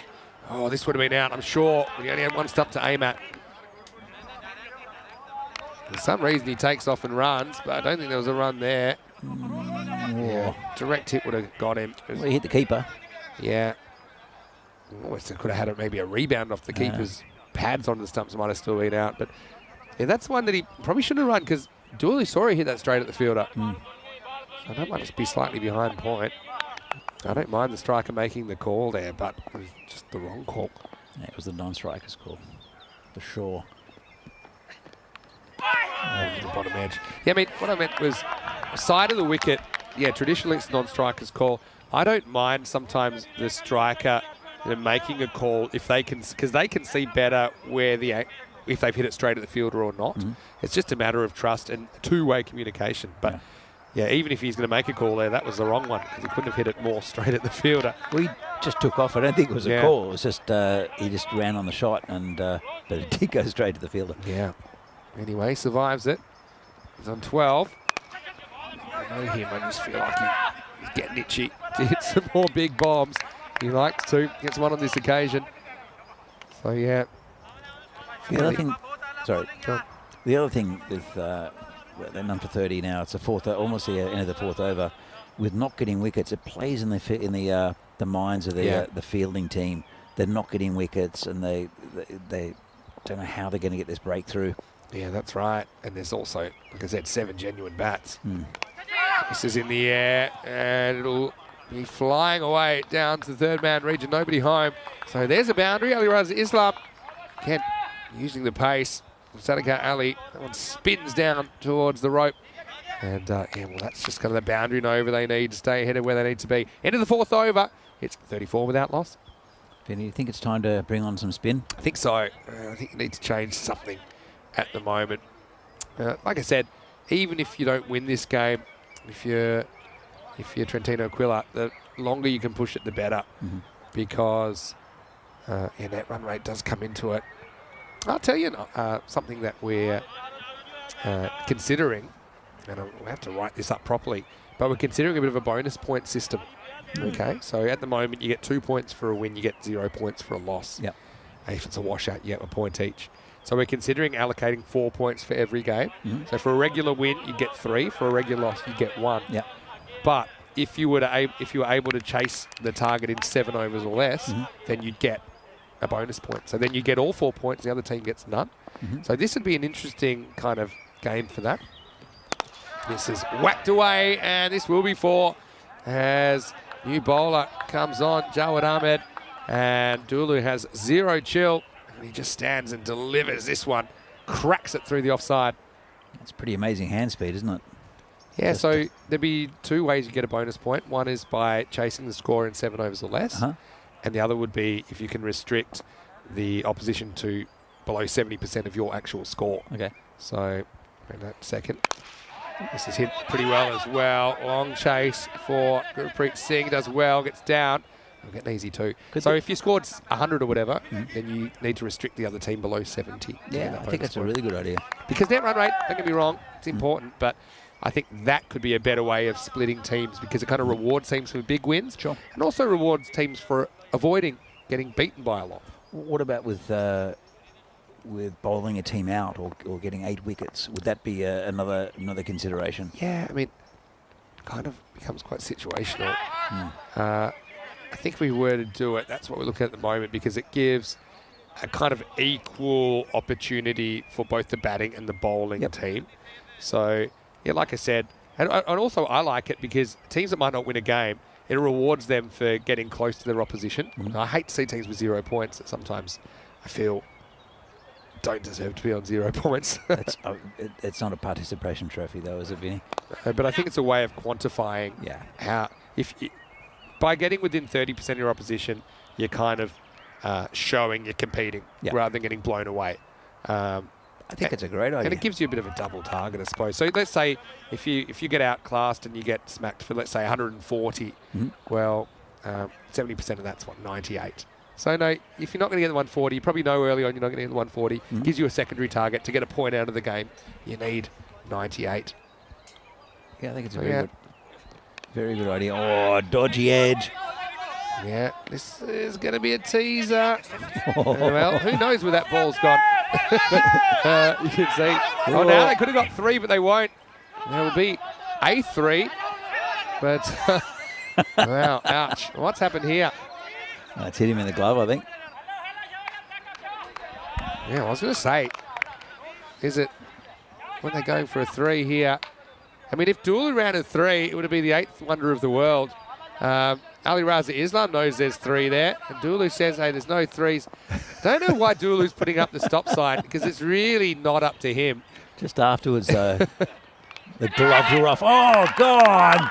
A bit of karma there for Dulu, I think, because he shouldn't have been at that end, but he wanted it, and now he's going to have to go. And so I suppose that's good reward for Jawad Ahmed as the first wicket of the tournament for Trentino Aquila. And Brescia CC lose their first. It's 44 for 1 after 5.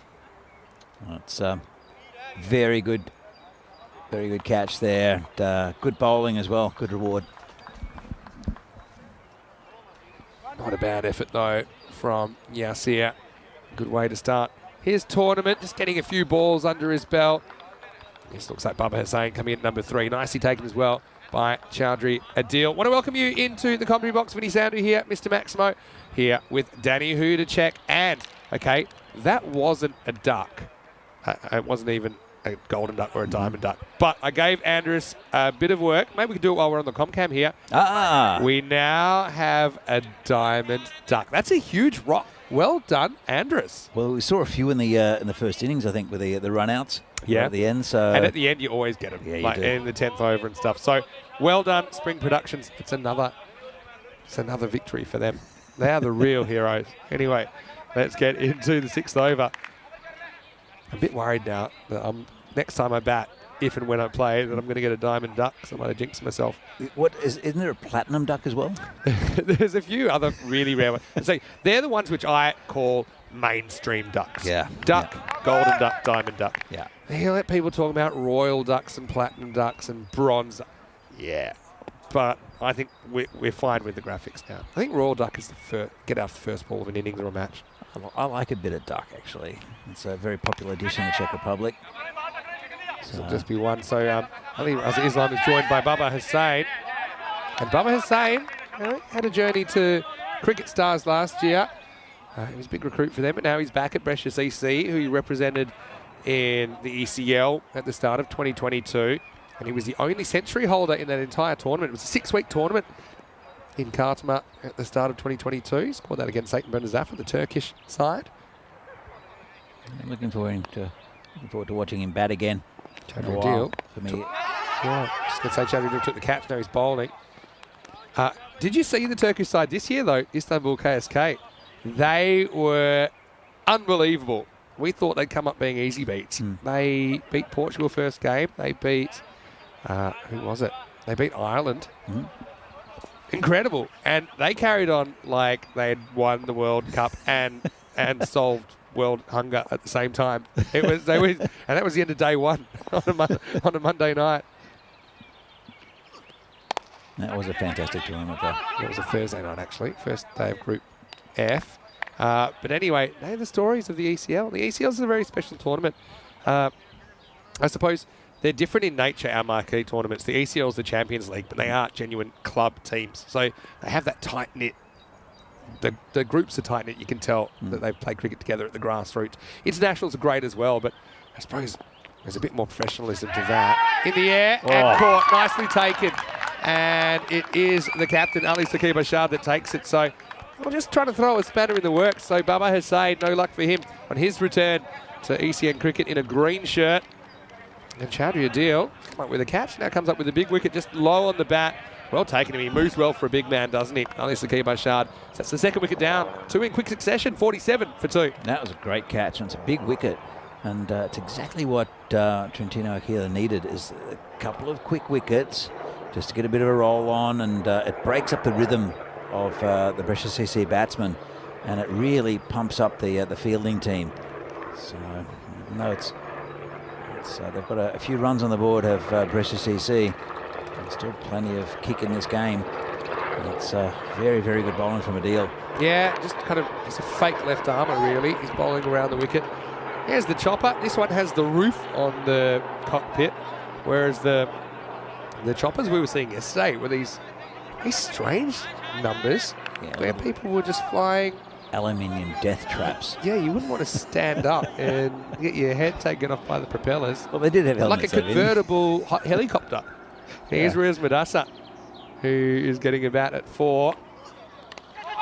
Not quite off the middle, takes off, and now we'll get away with it because there's a misfield from Javed Ahmed, and they get through for 1. There's another slip there, causing a bit of confusion in the field.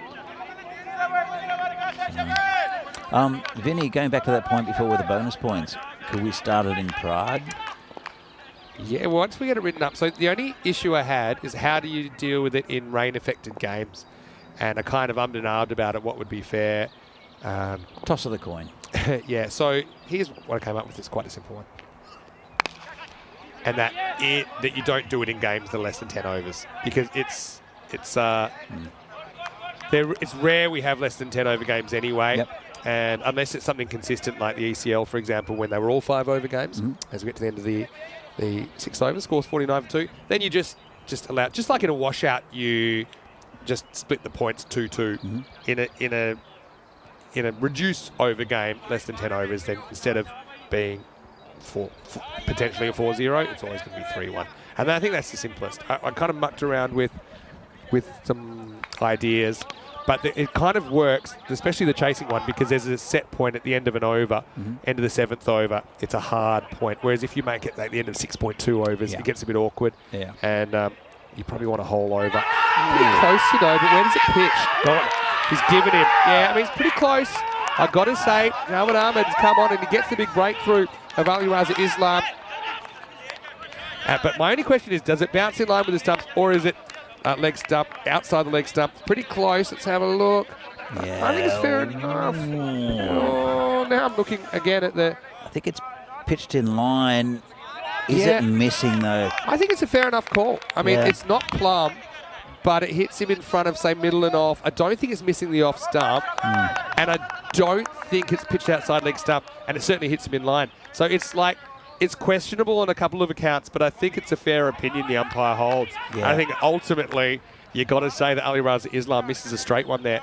Yeah, I agree with you. It didn't straighten. That was my only concern. Yeah. It would have gone on with the angle, but the angle wasn't very much because he is a left armour. Yeah. So I think it's a good decision. And it didn't.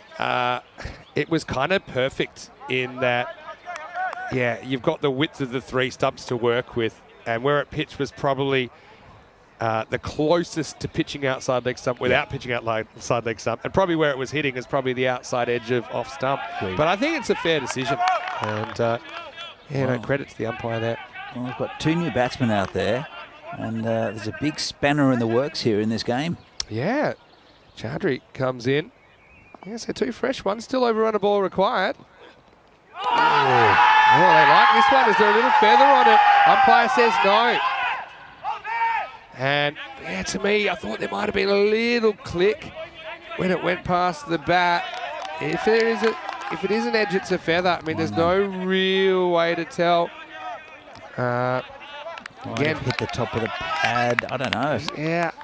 I had my suspicions that could have been a little one. They were absolutely sure, weren't they? Not the bowler, though. Not the bowler. The bowler was... Go back to that. Nicely played round the corner. This will test the outfield as well. And I think it gets there. So, Chowdhury's off the mark, and he's a pretty experienced player.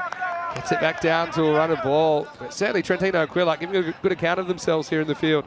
Yeah, going back to that shout for caught behind, if you look at the bowler put his hands on his head because he thought that it's just missed the stumps. Yeah. And then the appeal was secondary. So everyone else went up, but the bowler didn't. I don't think he was convinced. And it might have been one of those ones. I'll wait for that in a second. It's David Ahmed.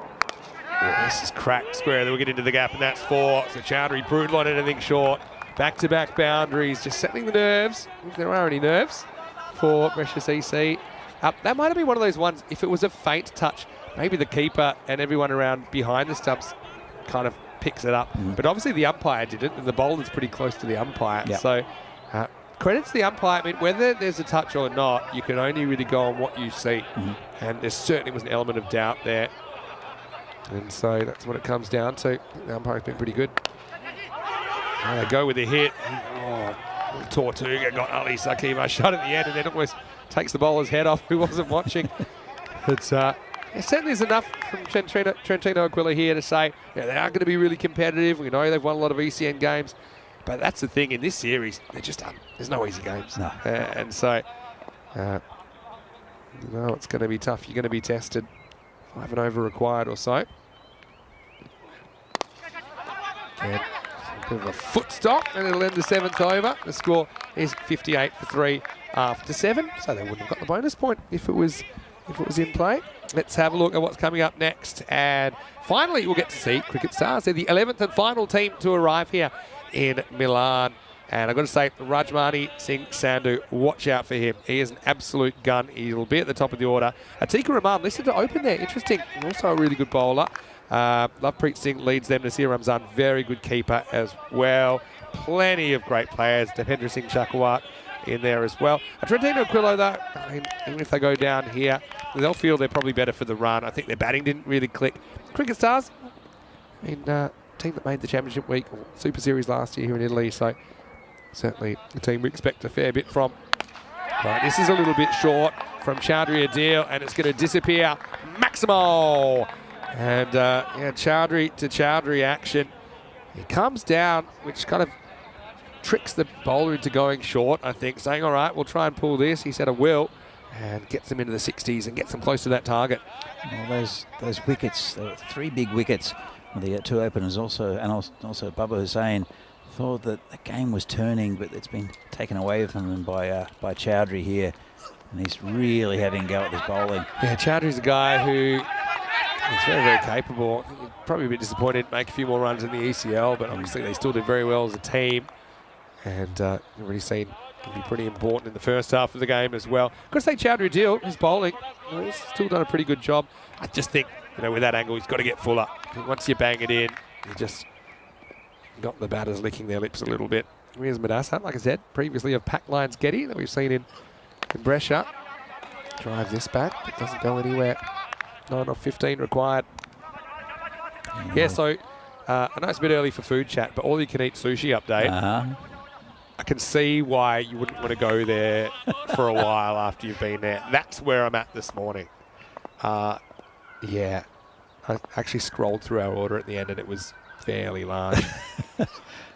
It's all you can eat. You eat. Always a chance of a run out, and a little appeal, but he's home. Yeah, the all you can eat sushi. It is absolutely fantastic, but it's a mixture of eating and confusion. Like you end up in a haze because you're not really sure what you've ordered. You're not sure if it's come or not. It's closer than it looks. Yeah, it was close, but I think that shot shows that he gets back down just in time. But yeah, and then just when you think you've summoned yourself up to eat all this food, and then the next batch comes that you never remember ordering. I didn't get to dessert, which was also included. No chance. It was included. I think the dessert's included. I don't think so. I think this should be a wide, but he's going to give it a bite. I just think this ball hits the line. Especially coming around the wicket, the ball's always going away, and that's strictly speaking, it was inside, but that's I don't like. I mean, that angle is so difficult to hit. Anyway, probably won't matter in the end. 7 off 13. This one really doesn't bounce. That's the thing about this pitch, and then occasionally, I'd say one like goes through the surface is what you say on like an Indian pitch. But I mean, I know it hasn't gone through the surface here because it's artificial, but kind of acts that way. It just dies. So we get to the end of the 8th over, the score 67 for 3. TC. I mean, we thought maybe they would come out and knock them off really quickly. They've certainly had to work for their run standing. I think it was a good opening stand. It was very steady, and then they lost those 3 quick wickets, and of the big 3 for Brescia CC. And we thought, is there a turnaround? Is there a twist in this tail? And that twist has been that Chowdhury Adil, from Naveed Chowdhury has taken it to the bowling and has really pumped up that score. Maya Patel's got an interesting idea as well. I'll address that in a second, if we have time, that is. Chowdhury wants to finish things in a hurry, and he ties the scores. Maximo! A little bit short from Ali Saqib-Ashad. And yeah, he's very strong with that pull. I think you can see that now. And that puts him within 1 run of victory. So Maya's saying, yeah, what if we did like a 1-over match at the end of every match with some points on the line as well? That would be exciting. And I do agree with that. But I suppose the issue we'd run into, Maya, in our format is that we run so short a time. I just don't think we'd be able to squeeze in a full 1-over game. I say full, the whole thing probably take 10 to 12 minutes. And we only have about 10 minutes between games as it is. Anyway, any score wins it now. Oh, this almost carries. I don't think it quite carries the fielder. It's good effort, though. Yeah. But I mean, yeah, I love the idea. Again, everything needs to be thought through and written up into the regulations before we employ it. But yeah, I think that could be something that I do like the idea of bonus points, and I think it's a fair system as well, one you come up with. Oh, wow. This is going to be game over. It will go for 4. Does this get him on the way past, though? Definitely got him. Because it's still gone miles. That was spanked. Hopefully he's all right. Well, that's not the way you want to finish the game. It will be 4 runs, and they'll finish winners with 8 balls to spare. But yeah, it certainly takes the shine off a little bit. And it must have taken, I think, was it some of the finger on the way past? For sure. Because I thought for a while it might have hit him in the shoulder or even higher. But considering how far that ball still went off the bat. That was a drop catch though, Vinny. Yeah, well, that used to be $2 when I used to play. This is what's coming up next. Trentino Aquila back on the park, hoping for their first points. Taking on Cricket Stars, who'll be playing for the first time in this European Cricket Series. Join us in around about 25 minutes. We'll be into the second of 5 matches today. Roll the highlights and Brescia CC. They brought out their regular openers, Yasadulu and Ali Raza Islam, who just kind of put away the ones they could, but they weren't really in a huge hurry, were they? And I think there was some good bowling as well. There's also some above the shoulder contact. I know in Australian rules football, that's probably a 3-week suspension for the wicketkeeper for reckless and high contact.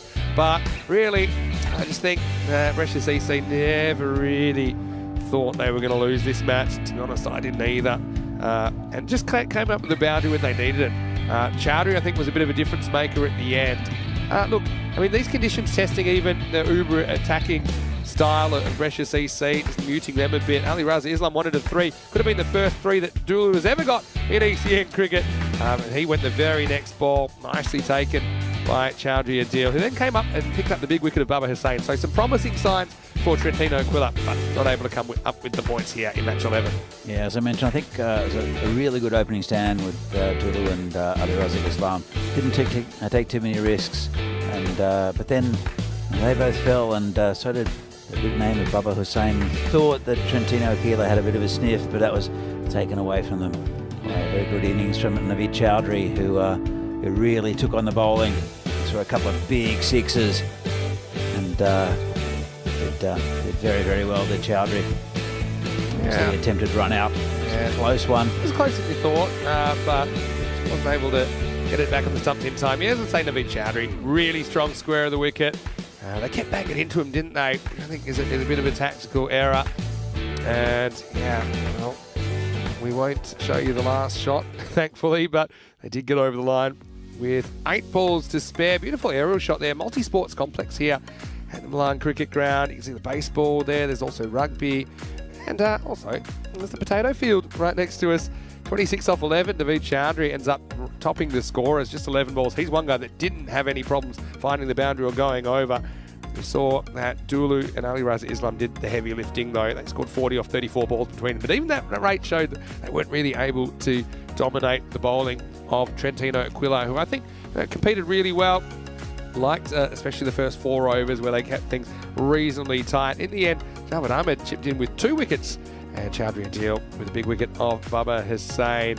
But yeah, certainly something to build on. Trentino Aquila, they will be up next, and we'll be back in 20 minutes where they will take on Cricket Stars, who we'll see for the first time in this competition. Vinny Sandy here, Mr. Maximo, with Danny Hudacek. We'll see you in around about 20 minutes' time, like I said, for more cricket right here on a beautiful, sunny Wednesday morning in Milan. Back soon for more Fan Code European Cricket Series.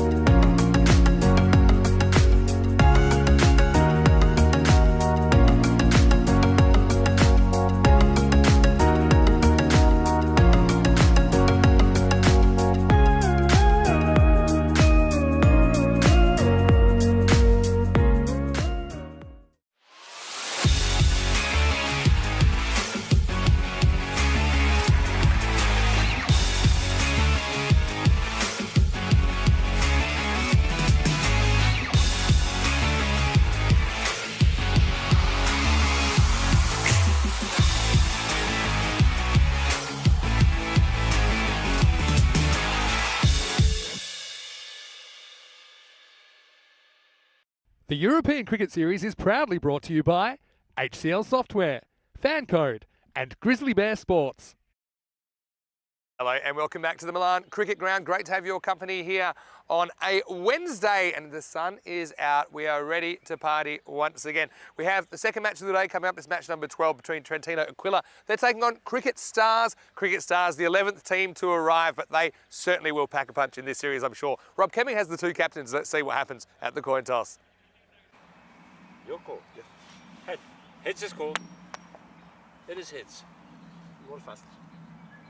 So it is Cricket Stars that win the toss and their captain Lovepreet Singh has elected to bowl first. Well, Cricket Stars are a team, they won in Bologna last year. They've got a kind of, bunch of stars. That's why they're called Cricket Stars. They end up making it to Super Series. Didn't quite go their way in the Super Series. I know they were disappointed to not get that ECL championship spot. They don't have Baba Hussain this year, but they still have a lot of very, very good players, and I've got to say that Rajmani Singh certainly one to watch. I mean, he bowls really well. He's a very elegant and powerful left-hander. He's very good at hitting over the offside as well. They've got a good balance of bowling options as well, and they may be the 11th team to arrive. I don't see them finishing 11th though. I think that they will want to make a run towards the finals, and they are certainly in the mix. But Trentino Aquila had a bit of a rough start, didn't they, against Brescia CC, the first innings of the day. I suppose they're settled a bit more now, getting a game under their belt, so maybe that gives them a bit of a boost. But yeah, Cricket Stars, I think they are a team to watch. Danny Hudacek will take you to the start of match number 12. Cricket Stars winning the toss and bowling first. Danny, over to you.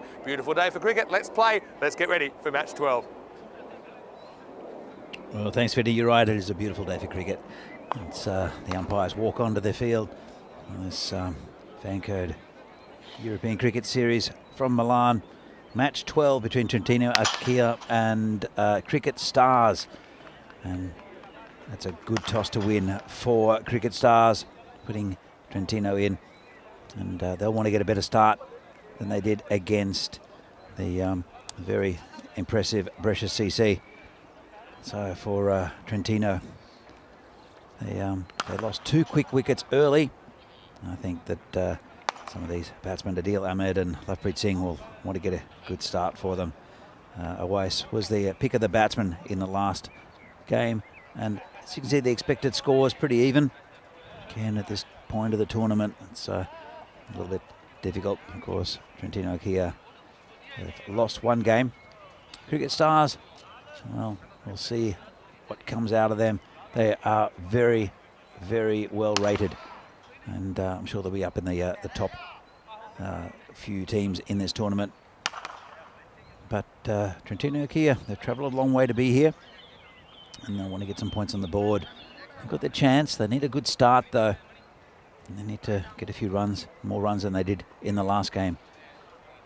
But they were affected. There was some excellent bowling up top in the last game by Javed Mohammed, with superb swing bowling, unplayable liveries.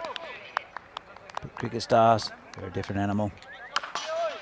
And that's their first game of the series. They have a couple of men back, one at cow corner and one patrolling the offside square. Regular standard ring field, quite spread apart actually. Plenty of singles on offer. I want a good good start here. Lovepreet Singh and Adil Ahmed. And it will be Shekhawat, the opening bowler for Cricket Stars, as they start their tournament. Like I said, one of the fancied teams here, but so many good teams in this tournament. Just waiting on, as I mentioned, all the games played in Milan. This tournament, we're not going to Brescia, so it's a concentration of the best teams in Northern Italy. Here's the first ball, well left outside of stump. Good zip from the bowler, good line and length to start with, but well left. And you can see just a great line and length, ball moving away as well. And it will move early, both in the air and off the pitch. It'll be good to get bat on ball for the batsman. And again, this one's down leg side. First run on the board for Trentino Kia. Lovepreet Singh. Yeah. He'll want to get some runs. Got a beauty from Javed Mohammed in the first game, and similar bowler, I think, here. Chekawat as he comes in again. That's whipped off his toes. Lovely shot, and that'll be 4 runs. Great shot there from Lovepreet. Just playing for that swing was the bowler, and it didn't go just too far on the leg side, and it's whipped around the corner. Very nice no-risk shot there from Lovepreet. Good start so far from Trentino. And they, as I said, they were rocked early in their first game. In the first innings, lost 2 in the first over. It's looking a bit different now. Well played. And let's look for a single, bit of confusion. Nothing in it though, and keeper goes down, throws the ball away in anger. No harm done. It's Nasir Ramzan there behind the stumps. I don't know, look at it. It's a bit of a collision. So here comes Shekhawat again. Ball to Lovepreet. Just hit back to the bowler. Good tight bowling. It's just that one on leg side and the wide. He was playing for the swing. It was Shekhawat, and it just didn't happen. Of course, the swing is one of those funny things where sometimes it happens, sometimes it doesn't. He's a good bowler as Shekhawat. Zippy action. Swings down leg side again, tucked around the corner. Just a single. Actually went to that short mid-wicket area, which is a very interesting fielding position here in T10 cricket. It's both an attacking and a defending position, I feel.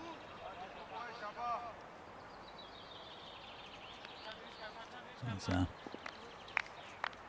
little bit wide as well. Anything that's mishit on the inside edge can go as a catch in that area. There's a bowler again. Pushed away, just down to the gully region, no run. And that's the end of a pretty even over. It's a nice 4 hit by Lovepreet, but pretty tight from Shekhawat. And at the end of the first over, it's 6 for no loss. Vinny, interesting little start there. Yeah, sure is. Trentino Aquila, certainly better than the start they had last time. And Adil Ahmed survived his first ball. Don't want to put the jinx on any players, but we do have the Diamond Derek Duck ready to go. No, we haven't seen it tabooed yet.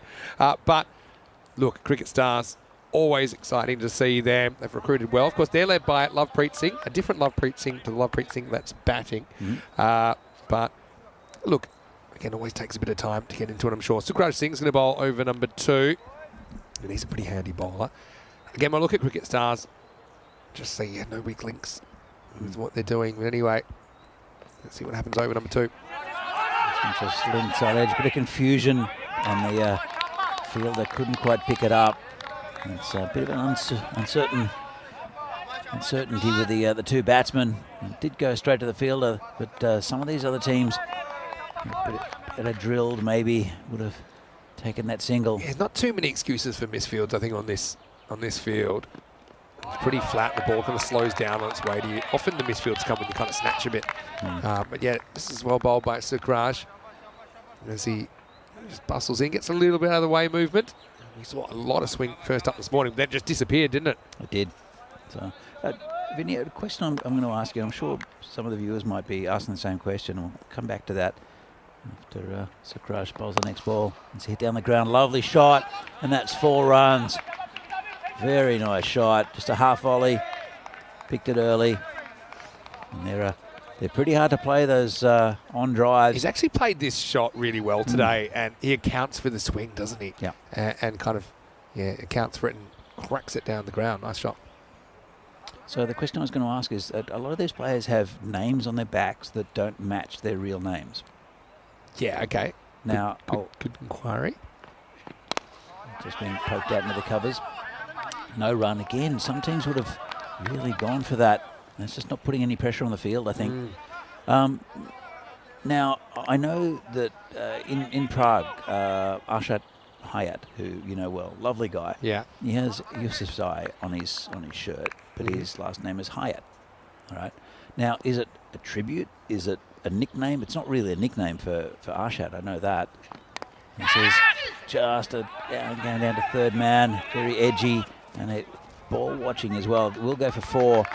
Not running the first one hard are the Trentino batsmen. Yeah, it's interesting. This field's definitely quickened up a touch since the start of the day. I don't think that was going for earlier in the day. I think, look, most of the time, you've got to realize some of these players have got multiple names. So the names they elect to use on screen may not be the same as the name they have on the back of their shirt. Okay. So I'll give you an example. Bilal Hamid from Fresh Tropical, he has Chima on his shirt.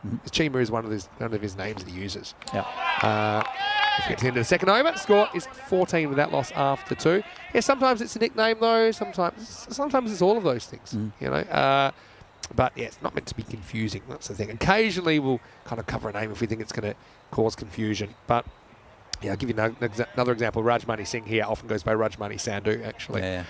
So that's just one of those things. Good observation, though. Cricket Stars, the 11th team to play. And they inherit 7th spot on the back of 4 teams below them, having no points and therefore a negative run rate. But you know they all fancy their chances of getting up there in the top 4. And they've never won a title on the ECN. But they did. I do suppose they won their week, which probably counts, in Bologna last year. We saw them. And like I said, 2 years ago, they struggled a bit when we saw them briefly. And then Lovepreet, the captain, went to work building what he thought was a champion team. And to be honest, they were. But yeah, the Super Series is tough. And they had a few hardships, including all of their kit getting stolen on a Tuesday morning, forcing the postponement of their 2 games on the Tuesday in Super Series. That's a bit rough. Yeah, well, it's a bit rough too because this is picked up and it's out of the ground. Adil Ahmed says, well, no more ducks for me, thanks. This is what I can really do. Maximal. And he takes Dipendra Shekhawat deep. What a shot. That was absolutely launched. He looked a bit late on the shot at the start. He just played through the line, and that's a beautiful shot just to get him settled a bit. So, yeah, it's there's so many good teams in this tournament. I'll come back to it. This one's hit straight again, and that's another 6. That's as straight as an arrow. Beautiful shot. And it's pretty much a half volley from the bowler. Dispatched. Yeah, there are so many good sides in this tournament. I mean, you look at Albano. Albano lost 2 games. They got beaten by Chivadate, who are probably not one of the favoured teams. Yeah. And Chivadate hit 143. And it's anyone's tournament, and it's such a condensed. This one's hit over the top again and should reach the boundary and does. Nice shot. You see what we're missing out on from Adil Ahmed in the first game of the day when he got a peach and then a golden peach and had to go for a 2-ball duck. But yeah, now we're seeing him getting to his work and he's looking really destructive. He is. Just saying that there are so many good teams, and it's a condensed tournament because Brescia not on the calendar this year, so it's 2 weeks of Milan. Yeah. So the better teams from that Brescia tournament are coming in, and also Akia, who played in Venice and Bologna. That's a wide there from the bowler, and he doesn't want to bowl in the hitting arc of Ahmed. It's a good bowler. It's better Shekhawat. I mean, he's getting taken to the sword a bit here, but he's certainly a guy they've relied on a lot. But yeah, you're right. I mean, the pooling of talent, if you like, a 2-week blockbuster, really. Oh, it's another dodgy edge over the top. That'll be 4 again. Wow, he's riding his luck here, Ahmed, but it's good batting. Just swinging hard at it, and that ball flew to the boundary. Yeah, sure did. And so it's been a bit of a rough one, hasn't it, at the moment for Dipendra Shekhawat. But he sees that extra pace on the ball. But Trentino Aquila needed something, and they're getting it here from Ahmed. Welcome to the tournament for the Stars as well. And Shekhawat comes in again. Swings hard again, and it's going to be caught. That's a lovely catch out in the boundary. just got under it a bit and made good ground. Did the fielder, took a nice diving catch. They're always difficult diving forward. Big moment, isn't it? And that's Atika Rahman out there who takes a really good catch. He gets the jump on it. That's the thing. He anticipates, he sees it, the first 2 or 3 steps of lightning, and ends up getting 2 hands to it. Beautiful surface to dive on here as well at the moment. So he just turns his body, protects the ball. And Adil Ahmed was looking dangerous, but he's going to have to go for 20. And the score now is 36 for 1. Well, the most relieved man on the ground is Dipendra Shekhawat, who finally gets his man after getting a bit of a pasting. And that's first wicket down, but pretty good power play. 36 for 1, still 1 ball left. So Cricket Stars back in 2021, they were 6th out of 6 in their group. They were 0-5, didn't win a game. Then when we saw them in 2022, they were 3-0 in their group, and then 3-1 through the Super Fives in Bologna. Ended up winning Bologna on the back of a bunch of good performances, particularly with the bat. I mean, they blew some teams away, including Trentino Aquila, actually, who they beat in qualifier 2, knocking Trentino Aquila out of the running in that Bologna leg, and then ultimately Cricket Stars would win the final in Bologna, make it to the Super Series. So it was an eventful 2022 for them. It's 36 for 1 after 3. Yeah, it's a pretty good power play, 12 and over. It brings Ashik Awais to the crease, who got the majority of the runs for Trentino in the first game. And he had to play very carefully as well due to them losing early wickets. But it's a good little platform here for Trentino to launch a decent score. Projected total here, 120. About 100 is about a pass score here. Yeah, 100's good. I think if you can get it, and especially if you bowl well. Well, it puts pressure on. There's a psychological thing of 10 and over, I think, with 100. Here comes Lucky. Yeah, Deep Singh. Lucky That is 11. probably a nickname, I imagine, down the leg side. Although we had some things that we thought were nicknames and weren't, like Bristow Baby in Malta. And I said, is that really your surname? He said, yeah. He says, my father's name is Mr. Baby. Anyway, Cricket Stars last year in the Super Series, they finished 4-4, which was 4th. And then, of course, they had to play the Eliminator, where Roma CC started their run from 3rd. That saw them knock out Cricket Stars, and then Fresh Tropical, and then Ginebrecia. 3 huge scalps. And the team from Rome knocked all the teams out from the north. That's why we saw Roma CC at the ECL just a couple of months ago.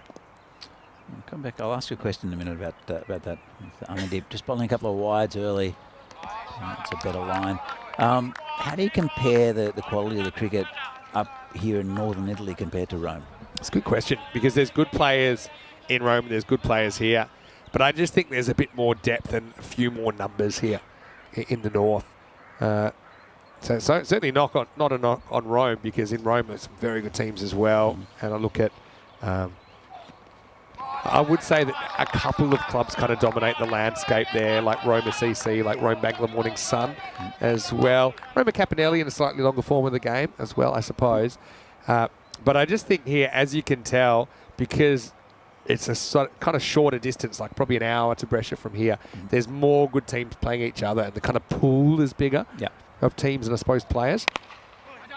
And then also in our Rome series, occasionally we get teams from kind of a bit out of the city, but again in that kind of more central part of Italy. But I think there's no doubt the cricket up here in the north has a bit of a reputation for being pretty hard cricket. That's what made Roma CC's victory even more remarkable, I think, in my estimation. That was a huge upset last year. Very excited to see how this tournament unfolds, because it's always going to be competitive cricket. All of these teams can beat each other. I think it's you can see Cricket Stars. They're a good side, and they've done well over the last couple of years, or last year especially. And Trentino Aquila as well. Only 4 spots up for grabs to the finals too. This one's hit in the air, it should be out, and never looks set, but takes the catch. Wow, that was the most nervous I've ever seen a fielder under a high ball, but well taken there. And it's Lovepreet Singh. Yeah, Lovepreet Singh. Well, let's just say he's in the 11 best fielders on the park for Cricket Stars. He was up there. I've got to say, Lovepreet, He's a real character. And he took that away. And he loves a little bit of a celebration. That's pretty low-key by his standards. But Lovepreet does take the catch. It results in the second wicket for Trentino Aquila. It's 40 for 2.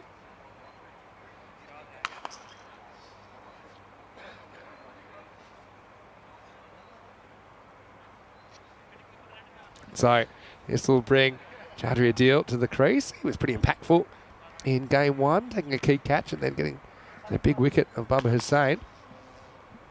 40 for 2. And so one Lovepreet Singh catches another Lovepreet Singh.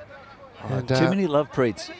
I remember another Lovepreet that we grew to love. Lovepreet from Jandra Brescia. Oh, yeah. Dropped 5 catches in 5 different fielding positions.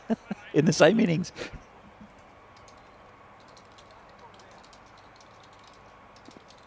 Okay, here comes Amandeep. It's a dodgy inside edge. There's a man back there, no run. So they're not putting much pressure with the on the field are these Trentino batsmen with their running between wickets, and it might cost them in the end because sometimes those few extra runs do help when, especially in close games. So as we can see, losing wicket in the last couple of overs. And 40, it's going 10 and over, still pretty good. And we're 12 and over in the power play.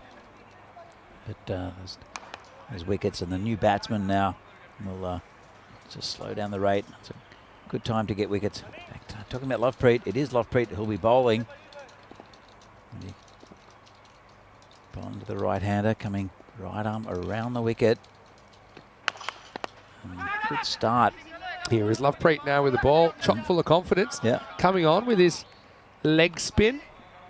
And he's a sometimes bowler for them.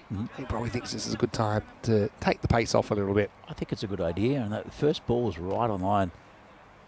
Not much pace through the air. And if they use their feet, the batsmen, if they're brave enough, there's a bit of fruit to be picked.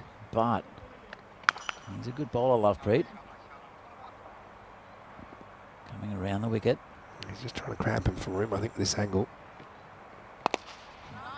Had to wait for an eternity for that ball to get down the pitch. That's the thing. It gives you next to no pace to work on, to work with. But the thing is then you better be accurate.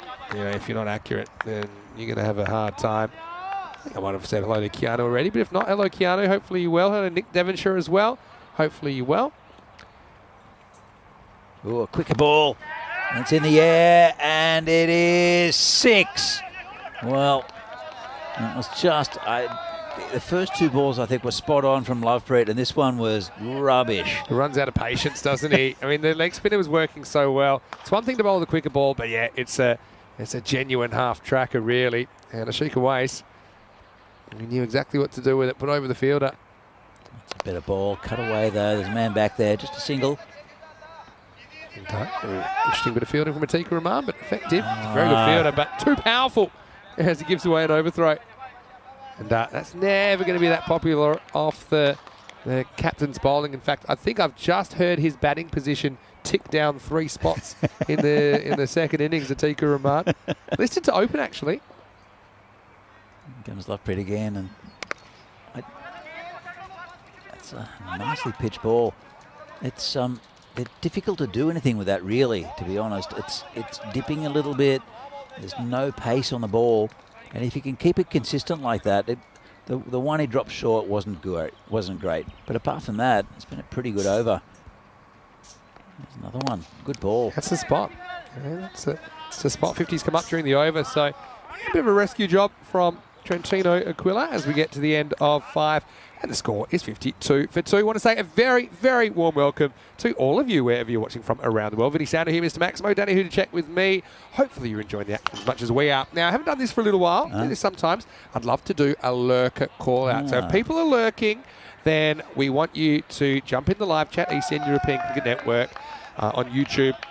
Let us know where you're watching from. If you're watching from the subcontinent, you can always send me a message at Mr. Maximo on social media, on Instagram. And because we want to acknowledge you, let let us know where you watch from so we can say thanks for watching European cricket.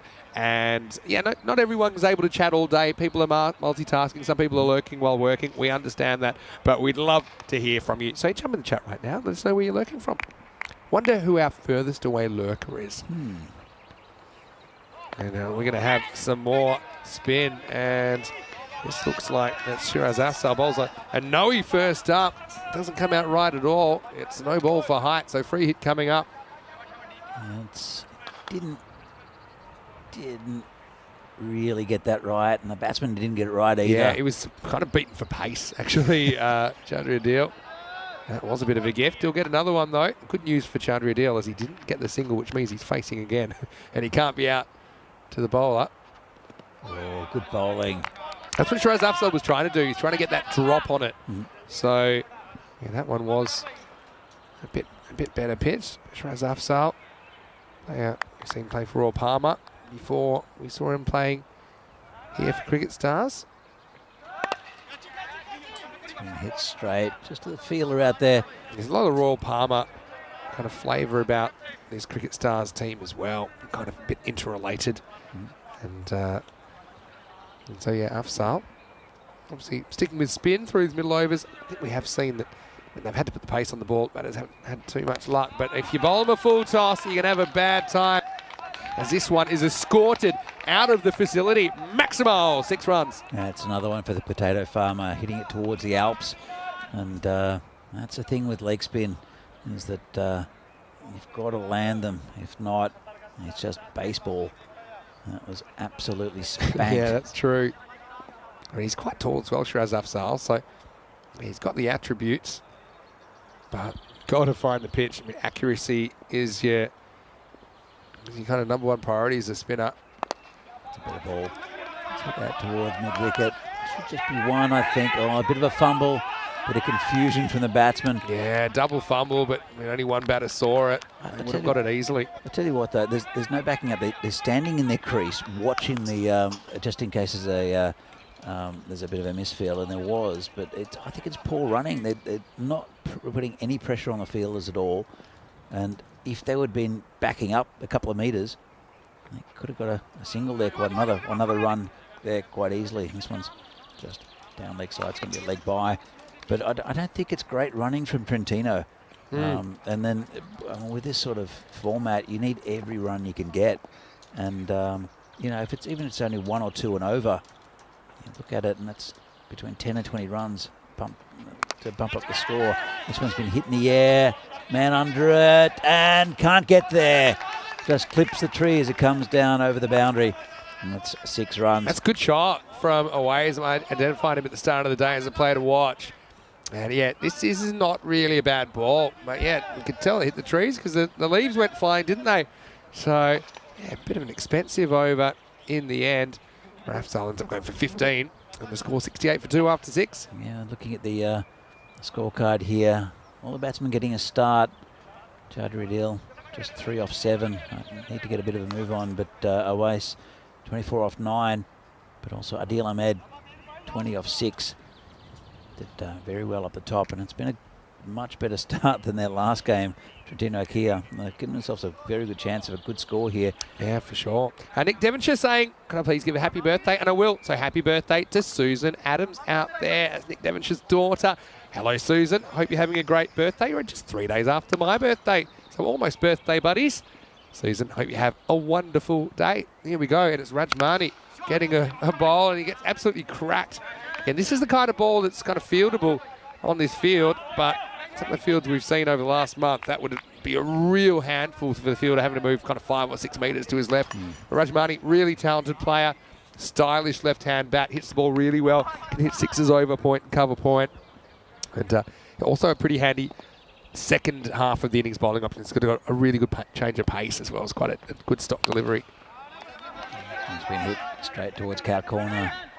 Picked up there, just a single. Of course, Nick's watching from Ireland. Hello to Kai Bay, watching from Sydney, Australia, saying looks like a great day in Milano. Sure is. I mean, we've hit the wheelhouse. This is the sweet spot of weather. Oh, yeah. We've got pretty much no wind. It's 17, but feels a bit warmer than that. There you go. There's that slightly variable pace that you're going to get from Rajmani. It does feel a bit warmer in this marshmallow. You know, it's a Yeah. I wouldn't like to be here in the middle of summer. That's true. We had a hot time in Italy last year, in 5 weeks straight in July, breathing all kinds of dust. Comes the bowler again. This one's been hit straight back towards him. Tries to get there, can't. Just a single. But do the sides come off this thing? They can. Yeah, they can at times. And if it's not going to rain, it's actually normally a pretty good idea. I suppose the issue is on your side that sun might come and we can't leave the screen anymore. But Yeah. yeah, right now I feel like I'm in the sweet spot. Oh, yeah, that's great. Yeah. There's Rajmani. Oh, this is in the air.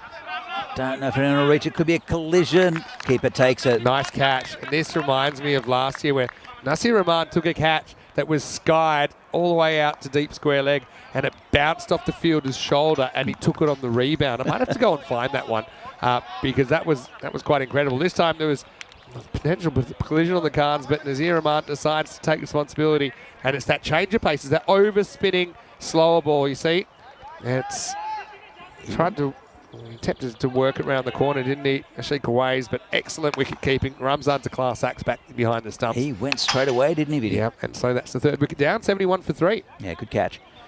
So, yeah, still a good score there, mounting up for Trentino here. And but as we said, wickets are dot balls in this format to a point, and then but what it does, it just arrests the momentum a little bit. Sometimes you get a batsman that comes in and just cracks a few sixes straight up, but generally it just changes the momentum a little bit, and it's a big wicket. Chaudhry Adil not really getting going yet. It's only 5 off 10. Gurpreet we saw hit a few big hits. Oh, he's got him first ball. Well, just about to say, Gurpreet, he pumped up the score in the last game against Brescia. He won't be pumping up the score this time. He's got a bit of a golden duck. Well, it will be a golden duck, golden Derek. This was about as predictable as the sun rising in the east that Gurpreet was going to go for broke, and Rajmani goes back to the stop ball, and unfortunately is a golden Derek. It's also the end of the 7th over. So Rajmani on a hat trick, but he's going to have to wait. 71 for 4 after 7. Yeah, good over there. 2 for 3. Let's stem the flow of runs a little bit. And he was spot on. Great bowling. Yeah. Just didn't really have any patience for whatever was coming his way. He does like to swing. We saw that in the first game. I felt the breeze off his bat from here.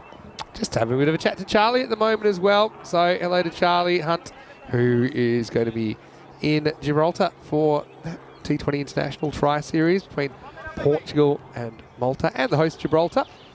And don't forget also, we'll have our ECIs here, 6th and 7th of May. So very international flavour to not this weekend, but next weekend, as Lovepreet invents a new type of fielding and manages to give away an overthrow. But what goes around comes around, and we always have more overthrows.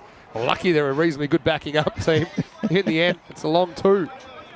That was interesting. Lovepreet did try to... in the end, I think the ball actually fields him because he stopped moving. The ball just knocked into his foot. He'd overrun it. So, yeah, I'm a big fan of Charlie Hunt's work with the commentary, because I remember, I think it was a tournament in Malta that he did, an international tournament. That was very, very good. It was a bit of a long slog. He had to do that absolutely week as well. It's hit towards a man deep. Good fielder out there. Yeah, Tika Rahman took that good catch earlier. Told you he's a very good fielder. Sometimes too powerful for his own good, as we said. Charlie's a really good young commentator, still studying business and broadcasting at the moment in the UK, as well as spending some time in Spain, of course, occasionally playing for the La Manga Torrevieja Cricket Club, which is it's a very, very famous cricket club there in Spain. Also, they were hosts of the first ever ECL back in 2019. He says Amandeep back. Lucky. This will just be a 1. I've got a bit of an interest with the international tournaments, having been associated with Czech national team for quite a while, and they're great fun to watch because a lot of these teams we played a lot against Malta, and Hungary and Austria, Luxembourg. So it's good to see these players and good to see the teams develop. It adds another layer of interest, I'm sure, when the ECS hits there and you see some of the players that you know, obviously from the international scene and some other emerging ones, of course. With the international criteria, you can qualify to play for a country once you've lived kind of continuously for 3 years in a country. So you can also see some players in ECS cricket that might not have done the 3 years yet. Yep. So that's always something, I suppose, that we're looking at as well. Hello to Ethan LaRue as well. He's another lurker. He's watching from South Africa. And also Maya Patel as well. Again, loving your contributions. Full toss, not put away, just hit straight down the ground, just a single. Yeah, these international tournaments it just shows how cricket's developed here in Europe, and I think it was a really good initiative by the ICC to allow players with just 3 years in the country. Of course, they had to contribute to cricket as well. Yeah, it used to be 7, I think. It was 7 at one point, maybe 5 for all. No, well, yeah. Oh, that's pretty close, and he's gone. That was pretty straight. Wasn't missing anything, I don't think. The only thing it missed was the bat. And, yeah, that's true. That's another wicket down. 5 down now for Trentino. Gets pretty close to the stumps here. Close-ish, I suppose, but mainly the fact that he's on the back foot, and that is about as easy as you can get as far as LBW decisions go. Again, I like the way the umpire probably knows straight away it's out, but just takes some time, goes through the little mental checklist, and I think that's how you avoid making bad decisions. That was a good one. So Trentino Aquila got themselves to competitive land, but they have lost a 5th wicket, 76 for 5. Here comes the captain, Ali Saqib Ashad. Yeah, going back to that international criteria, it used to be either a passport holder, you had to be in the country for 7 years and contributed, I think, for 4 of those or 5 of those, and there were 2 players who were could been in the country for 4 years, which meant that you get players that weren't very good playing for the national side. One second, this is a hat-trick ball for Ajmani, and there it goes. Yeah, so go back to what you're saying there. Yeah, so what we'd get would be players who'd been in the country for long enough who would qualify, whereas the better players who are playing competitively just were not able to qualify for the teams. So there was competitive cricket, but at a very low level. Yeah. And so, but the ICC changed that regulation a few years ago to that 3-year eligibility, and because I mean these players are in the country, they've adopted another country. Exactly. And I think 7 years is a long time, especially as an adult, right? Yeah. If you say 7 years, is a bit crazy. I think 3's about right. I think the idea of picking players that have made a home there, that's important. I mean, even it's quite unusual. Sometimes you get people with passports that never even been to a country. There's Gustav McCann plays for France. I don't know if he's actually ever been there. As another one goes down, and that time it's the slower ball. He's kind of overspinning a web through this middle order. Izzy Rajmani, a 3rd wicket, doesn't get the hat-trick, but he does have 3. It's 77 for 6. Yeah, really good bowling, and it's falling apart a little bit for Trentino Aquila. Had a good start and some big hitting throughout the early overs, but Cricket Stars making a real comeback, and it's really turned the tide. And you look at the bowling figures of Amadit Seep for 2 for 9 off 2, and then Rajmani Singh has bowled about 1.5. Yeah, look at his hand here. See how it's not such an obvious backhand slow balls. Normally they're really easy to pick, but because he does it at pace, I don't know. I just think it's a little bit less pickable than normal, and you can see that man with Sandhu on his back. Well, I'd be proud of a delivery like that. He pitches it just right, and because it has overspin, so normal pace on deliveries have backspin. It's just how they come out, but the overspin makes the ball drop a lot. So that's why he's thinking that's a full toss. Ali Saqib Ashad, and it drops, and Rajmani putting on a show. 3 for 4, 3 to come in this over. Oh, another one. Well, doesn't get much more bold than that. Middle peg out of the ground, and he's got 4 for 4. The man with Sandhu on his back, and that was just a straight delivery, and the left-hander He's looking at the pitch. Don't know why. Yeah, I mean, yeah, they're going to swing. It is a golden derrick, unfortunately. Another one goes. And, yeah, Jawad Ahmed, he just doesn't negotiate that. Kind of gave himself a bit of room and regrets it. Middle stump, clean out of the ground. Well, for the second time then, this time, we'll have time to put up the Hall of Fame. Rajmani, could he be hat-trick taker number 11 of the season? Certainly he's given himself every opportunity. A hat-trick for the second time. Second time in the over. Second time in this over. True. Yeah. Here we go, and it's Saeed to face the hat-trick ball. Bilal Saeed. Good luck. 77 for 7. He kind of deserves it. They bring the players in a little bit. So it's falling apart for Trentino Akia. He's in and... Oh, he's got him! There goes the off stump, and there's the first hat-trick of the tournament. Rajmani Singh, he's taken 5 for the over, including a hat-trick. What a movement, what a moment for Rajmani, and he gets it just right. He's been so good at hitting the stumps. Rajmani Singh Sandhu, take a bow. He goes bang, bang, bang. Not only is it a hat-trick, it's a 5-wicket haul as well. And the way he's going, he could get 6, which is pretty rare. That he has been right on target, and this is a perfect hat-trick ball. He goes pace on Yorker, get no real foot movement from Saeed, and then Rajmani is off to the races. There is your 11th hat-trick of season 2023 on ECN. Oh, amazing. And there's another golden derrick. So, yeah, just that one ball. He could have had 5 and 5, but he's got 4 wickets in this over, including a hat-trick. Got one ball left. What a performance. Bang. All right, so next, it's Sadiqat Ali. And Rajmani on a 6-for. Oh, it's dodged. Oh, just poked up in the air. Not the most convincing of all shots. And the fielder didn't react. It might have dropped short of him, but what an over that was. Rolled his fingers over that one. Could have been 4 and 4. We haven't seen 4 and 4 this season. But Rajmani Sandhu, unbelievable. 5 for 4. What an entry. And he's still got a bat. And he's a brilliant batter as well. Surely, player of the match performance, even without the halfway point of this game. 5 for 4 off 2. If he'd got that, Vin, he could have been on a wraparound double hat-trick. Would have been on a wraparound triple hat-trick. Triple hat-trick. That would have been a double hat-trick. Yeah, yeah. What a good effort that is. Wow, great bit of bowling. Ends up with 5 for 4. Pretty good figures, I think. Here comes the new bowler.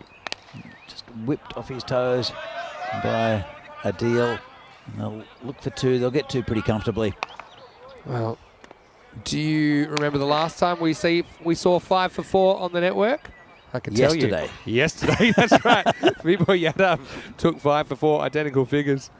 But what an effort. And still doesn't beat the destroyer, Stefan Gooch. That's true. So hit down the ground, play coming around. Don't think he'll get there. Nice shot, 4 runs.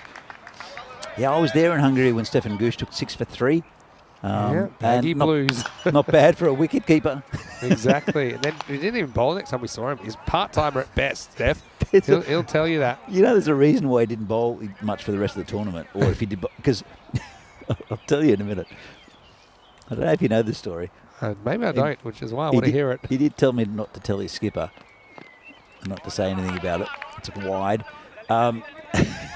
Between games, he was displaying his fine impressions of different fast bowlers, including Dennis Lilly and Jeff Thompson, but all through these different bowlers, and he blew his shoulder out. Is that right? I did not know that. This one's in the air, and it should be caught. Nice take there, Australian style. That's a very nice catch from Shekhawat. Another wicket goes down. Sukraj gets a wicket. Probably well deserved, I think. And well, 8 down now. Trentino, 84. Got a pretty good score on the board, but it looked like they were going to get a few more. The wheels are falling apart. Really has. I mean, you can't doubt the intent there. No, they were Rajmani'd, though. They were very much Rajmani'd. He said it. But, yeah. I mean, look, to their credit, they have 84, which certainly, you know, it plays here. You know, you can maybe scrape to high 80s from here. Well, they've only got 1 wicket to play with. Yeah. 3 balls left. Burgle a boundary somehow. But, yeah. Let's say Mr. Sukraj trying to finish things off. It's turned around the corner and it's gone. Well, that's it. He's on a wraparound hat-trick. And that's the end of the innings.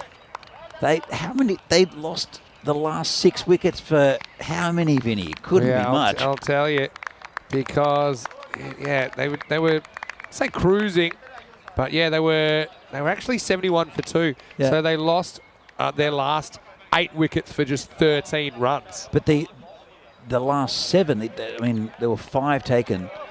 Yeah, no, they include that. So including they that? fell at 71, 71, 76, 77, 77, 77, 84, and 84. Wow. So yeah, they lose 8 for 13 at the end of the innings. And, well, in the end, I mean, it's a score that is competitive. They don't even bat out the 10 overs in the end, Danny. What a great performance, particularly towards the end. Great death bowling from the Cricket Stars. I've got to say, it was a great start from Trentino Ikea, and they were really dominant over the Stars bowling.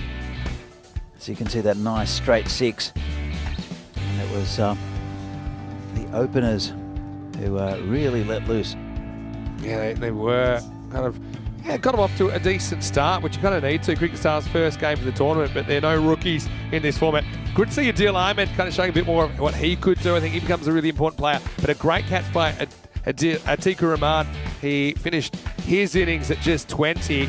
And then Lovepreet, well, it was time to party for the skipper. That one sticks. And yeah, Cricket Stars, like I said, they'll have to work moderately hard, I think, to get these runs. Trentino Aquila, though, they certainly applied themselves when they were defending even less runs against Precious CC earlier today. So they'll feel that even though this innings didn't go quite as they wanted, they'll feel this is a defendable total. Yeah, absolutely. Look, they got the runs on the board early. They did lose a lot of wickets late on, but 84 is a pretty decent total on this ground. And it was Awais and Ahmed who did a lot of the heavy lifting, got about half their runs, just over actually. But then it was the Amandeep Singh and especially the Rajmani show. Amandeep ending with 2 for 9, but that man Rajmani with 5 for 4, including a hat-trick. That was fantastic bowling. That was the second one, left-hander. And next one is the hat-trick ball. Well, actually, it's not the hat-trick ball. Here's the reverse with the lefty. And the next one is for the hat-trick, and there goes the off-stump, and a well-deserved hat-trick for Rajmani. Isn't he happy? He ended up with 5 for 4, including in that hat-trick. And just ended up pretty much being it, apart from that lovely 4 down the ground. Yeah, a couple of late wickets. Neat catch taken out on the boundary by Shekhawat. And this one tried to be tucked around the corner, and a good catch just behind square. So Trentino were well on top at one stage. Cricket Stars, I wouldn't say they were struggling, but then they came back, and it's so difficult to predict this game. And just that comeback, and you see the top of the innings, 14, 20, 25, 16, and then the rest is, well, Kamran Hussein's the only one who scored out of the last 7 batsmen. So Goop started with Gurpreet, and only 1 run off the bat, and lots of little ones there, lots of golden ducks. And here's the bowlers. Shekhawat was good in the first over, and got a bit of a pasting in his second. Sukraj was good, 2 for 15. Amandeep, 2 for 9, but look down the bottom. Rajmani Singh, 5 wickets for 4 runs, including a hat-trick, economy rate of 2 per over. So this is a fascinating game. Trentino have given themselves a decent total to defend against Cricket Stars. And we'll be back very shortly from Milan. The second innings of this game, 85 to win for Cricket Stars against Trentino Ikea. See you very shortly.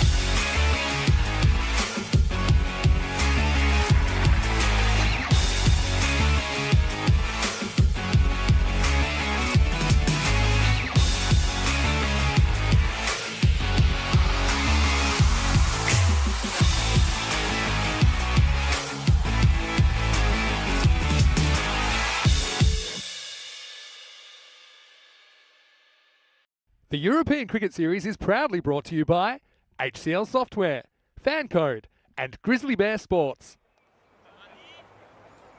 Good afternoon and welcome back to this Fancode European Cricket Series match in Milan, Italy, between Trentino Kia and the Cricket Stars. Trentino Kia looking that they were cruising at the start of their innings, but they lost 7 for 13 at the end. They reduced a score of 84. Still a reasonable total, maybe a little bit below par, but a defendable total for them against Cricket Stars, playing their first game in this series. The highlight was a hat-trick to Rajmani Singh, and also 5 wickets for 4 runs. Fantastic figures. But, we'll see what Cricket Stars have with their batting lineup. It is their first time batting here in this this tournament. They might take a little bit of time to warm up, whereas Trentino have had a game earlier today, one that they lost. But at least they've got a little bit of experience on this pitch, and Cricket Stars, as we know, this pitch does play a few tricks, and there's a bit in it for the bowling. But, they'll want a good start as well. They'll want to get through the power play without losing any wickets, and it will be Gurpreet Singh to open the bowling. A big wide. He gets a lot of movement out, does Gurpreet. Good pace too, but just losing his radar. Did similar in the last game. Bowled a couple of wides early. So Gurpreet, he didn't trouble the scorers, as many of the Trentino batsmen did in their final and their previous innings, and that one's a bit short. Slammed down into the ground by the batsman. First runs for Cricket Stars. Just hit to that cow corner area. Man going back on leg side now. And 2 fielders back, both on the leg side, actually on the offside for the left-hander. It's one at third man and one at deep point. So right hand, left-handed combination for Cricket Stars. And it's Rajmani Singh, who's having a pretty good day today, who gets a good one. It's a nice ball from Gurpreet up top to Rajmani. Atikur Rahman is the batsman, the non-striker Zen, who faced the first couple of deliveries. Gurpreet, he's a bustling bowler. Moves it through pretty quickly, and does get a bit of natural outswing to the right-hander, but he'll be looking for that little gap between bat and pad for the left-hander. He comes in again, and it's a bit full, and that's been slammed into the potato field for 6. Could be called a no ball, and has been called a no ball. It's a bit of a disaster, just over pitching. Let's have another look at it, and it's fair enough, I think. It was dipping a little bit, but that one was cut away for 6. So Gurpreet, I'll have to bring it back. Just a pretty ordinary ball. And Cricket Stars got the start they wanted. And Rajmani Singh, it seems to be his day at the moment. I think he likes this Milan cricket ground. We'll see how Gurpreet comes back from this. It will be a free hit. So you want to get it on line. Comes Gurpreet bowling to Rajmani. That's not a bad ball. I'll take a single. Hurried him a little bit. It's a little bit short from Gurpreet.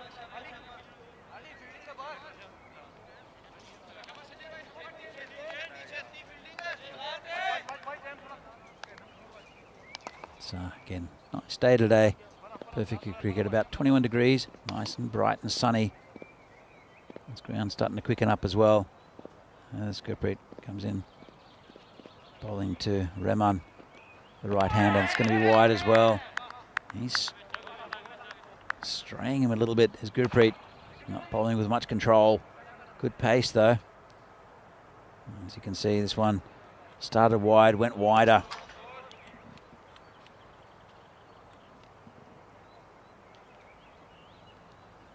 If he can bring it back.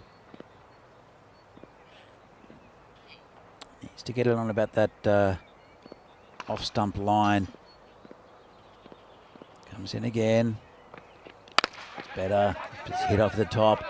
It's going towards the boundary. Don't think it'll make it. Being chased down. They'll come back for a second. Better area there from Gurpreet. Right at the toe of the bat there from the batsman. It could have gone anywhere. But with the field up, all the players within that 30-metre circle just managed to get over the top of them. Still got a couple of balls left in this over. It's gone for 13 already. Good start for the Stars. This one is caught. Well, we got that one more on line. There's a man short there at mid-on. He dropped it first up, knocked it up for himself.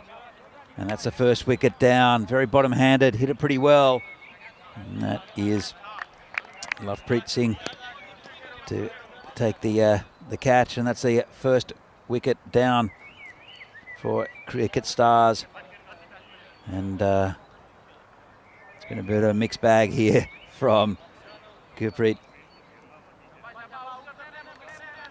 So Ramzan is the new batsman. But that's interesting.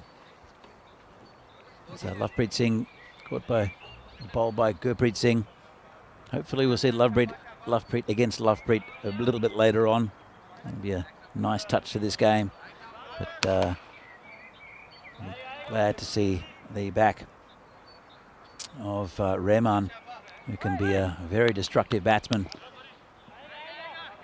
So Nasir Ramzan, the new batsman. This is the end of the over. In fact, it's not. There's one ball left for Gurpreet. Comes in to the new batsman, and it's down leg side. He's trying to spray flies here. They're all over the place. The deliveries from Gurpreet Singh. Just not bowling with any sort of control.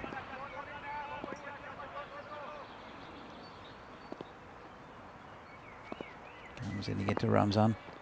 Oh, this is in the air, and it's gone all the way, has it? It has 6 runs. Well, a lot of pace on the ball, top edge. And that's an interesting way to get off the mark for Ramzan. Top edge, all the way for 6. Well, that's one way to avoid the slow surface. And that's an expensive over. He did take a wicket, did Gurpreet, but 20 from it. And that's almost a quarter of the runs done in 1 over.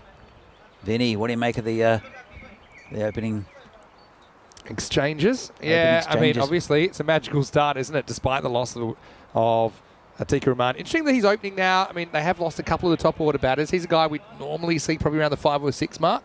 Still very capable. But yeah, he picked out Lovepreet, didn't he? And so yeah, both Lovepreets taking a good catch in this match. But yeah, I just think when you're only defending 84, you put 20 out of that straight away. Looking very friendly for Cricket Stars. Here's Rajmani Sandhu who's batting. And he gets a wide first up. That's good pace from Ali Saqib Ashad. And looking good with that goal chain. I was going to say, it's pretty loose bowling though. There's been quite a few wides already in this innings. That one was, well, it's a left-hander, so it does play a bit on the bowler's mind. Good wheels though from Saqib. This time Rajmani pushes. So yeah, Rajmani Sandhu, he's had a very good game. Now we're seeing him with the bat, but earlier we saw him put on a bit of a show with the ball. He's just the 11th hat-trick of the season, 5 for 4 off 2 overs. And not just that, he also, obviously, by virtue of taking 5 wickets, he joins the 5-wicket Hall of Fame here in match 12. And meanwhile, Ramzan's going to get another ball that he can get away. This time not as much of a top edge on it, but still he'll get 4 to go with his 6 last over. And yeah, I just care about Shad. He's got some good wheels about him, like I said, but I just think sometimes he gets a bit carried away with the short stuff. I'd like to see him try and draw the batters forward a little bit, maybe try and draw a mistake. And that one ends up past the ropes for 4 more. Well, exactly, especially in the power play, Vinny. I mean, there's not much protection for him. There is a man back at backward square leg, but it's the way he bowls. He does really dig it into the pitch, and he angles it in. So the natural angle of the batsman is to go with that natural shape of the delivery. And there's only one man protecting, so it's a bit too easy, I think, at the moment for the batsman. You can see it again. It's probably off the pad. Look for 2, and you can see the difference in the running here. Well, Rajmani tried to put up the stop sign there, and again, it's not really his role to put up the stop sign here. It's actually not that far away. It's just sliding down the leg side, and you see Rajmani try to put up the stop sign, and Ramzan saying, no, hold on a second. I think there's 2 there, and it's my job to decide. And so they do get back for a couple in the end. The big difference, I mean, Trentino, I mentioned before, they weren't really running looking for 2s, where Cricket Stars went straight away. As the bowler comes in again, short again, just poked down to forward point, just a single. So they did get a wicket in the first over, did Trentino, but there's just too many runs. It's a good power play so far for the Cricket Stars. I've got to say that's not been great bowling. Brings the left-hander back on strike. Rajmani having a great day today. Again, it's down leg side. Probably caught the pad, I think. So no wide. And of course, anything past that leg stump, someone will look at it. Yeah, it was a little noise. Must have caught a bit of the trousers. It was a stifled appeal. Lucky to get away with it. Anything past that leg stump, well, it's a wide if it goes behind the batsman. This one is going to be dropped. Well, it went straight to the fielder there. Pretty hard catch though. Came to him very quickly, but probably should have been taken. Let's have another look at it. He bangs it in again. Drew the false shot and just couldn't hang on to it there, the fielder. Popped it at the end of the fingers as well. I think he might have done a bit of damage to his fingers. The umpire's having a chat. He did cop it, and I think he'll go off and be replaced. As we see the standings at the moment, see Cricket Stars there in 7th, but this is their first game, so no points on the board. They are looking to get their first points of the tournament. And Trino Akia missing out in the first game against Brescia, so they remain winless if they don't defend this total of 84. Just a little break. Maybe a player come onto the field. And the fielder there for Trentino just gets a bit of attention from the medical staff. Don't cause any delay though, any more delay. And there's Rajmani. Kind of hurts more ways than one, doesn't it? It does. With the catch down, and also sustaining something there. That's Kamar Razak. Now, this one's a little bit off. And, that could be out. That's really close. I think it might be, Vinny. My spider senses are up. And I think it's close, but it turns out to be a good fumble from the keeper. Let's have a look, Ramzan. Does he get there? I don't think he does. Let's have a look. To me, he's just out.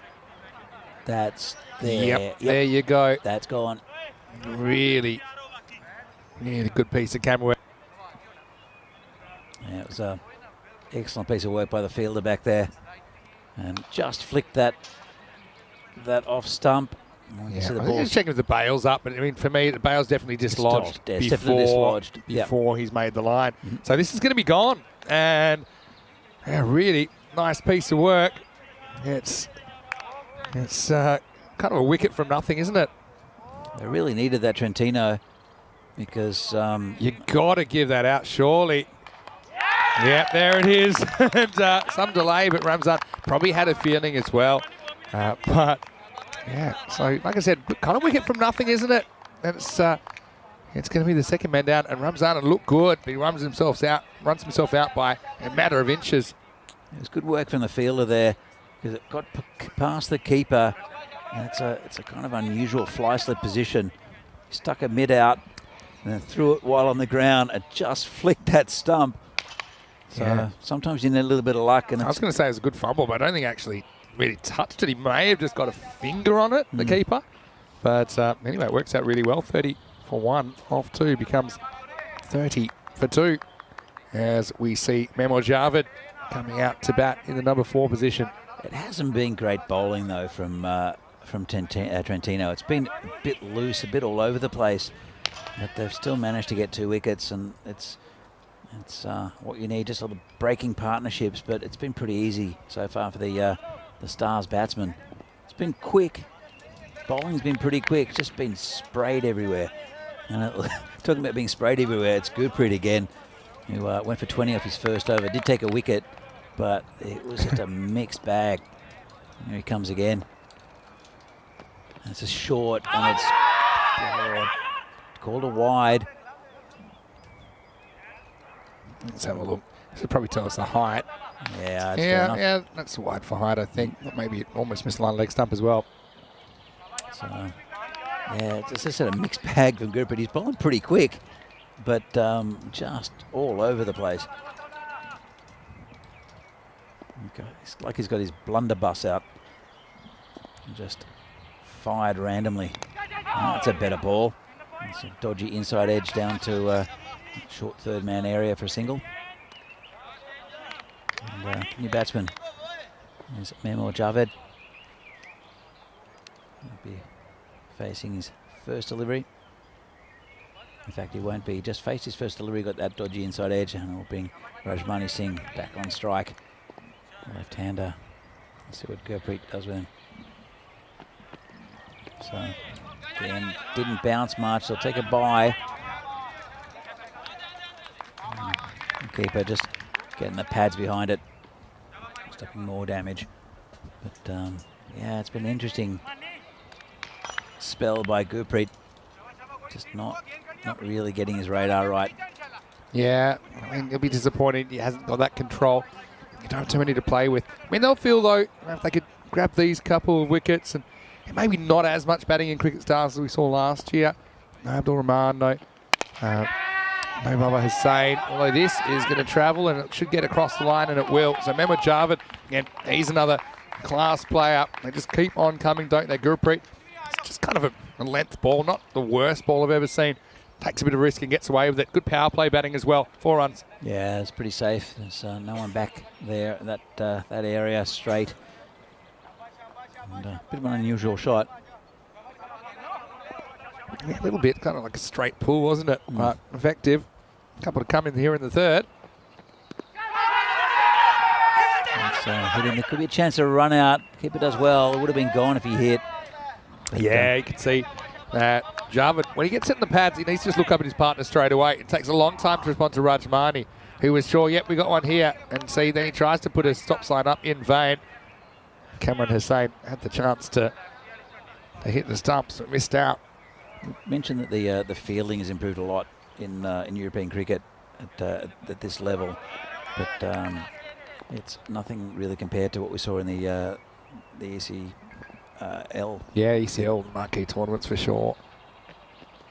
Oh, that could be gone. I think he had his bat back. I think he touches it. Well, I felt he touched it just because his reaction seemed. Well, that's not going to tell us actually. So, does he get a fingertip on it? He's late back and with if the he bat, does, isn't he? and if he is he out? That's the question. I think he was late to react. It went back and he's gone. Yeah, well, he's gone. So now it's up to the umpire to determine whether he's touched it or not. Now, if he has touched it, there's no doubt that he's out. and both kind of cameras are blocked. Well, that kind of shows you there. Maybe. I mean, my instinct was he touched it. You know? He appealed for it. Yeah.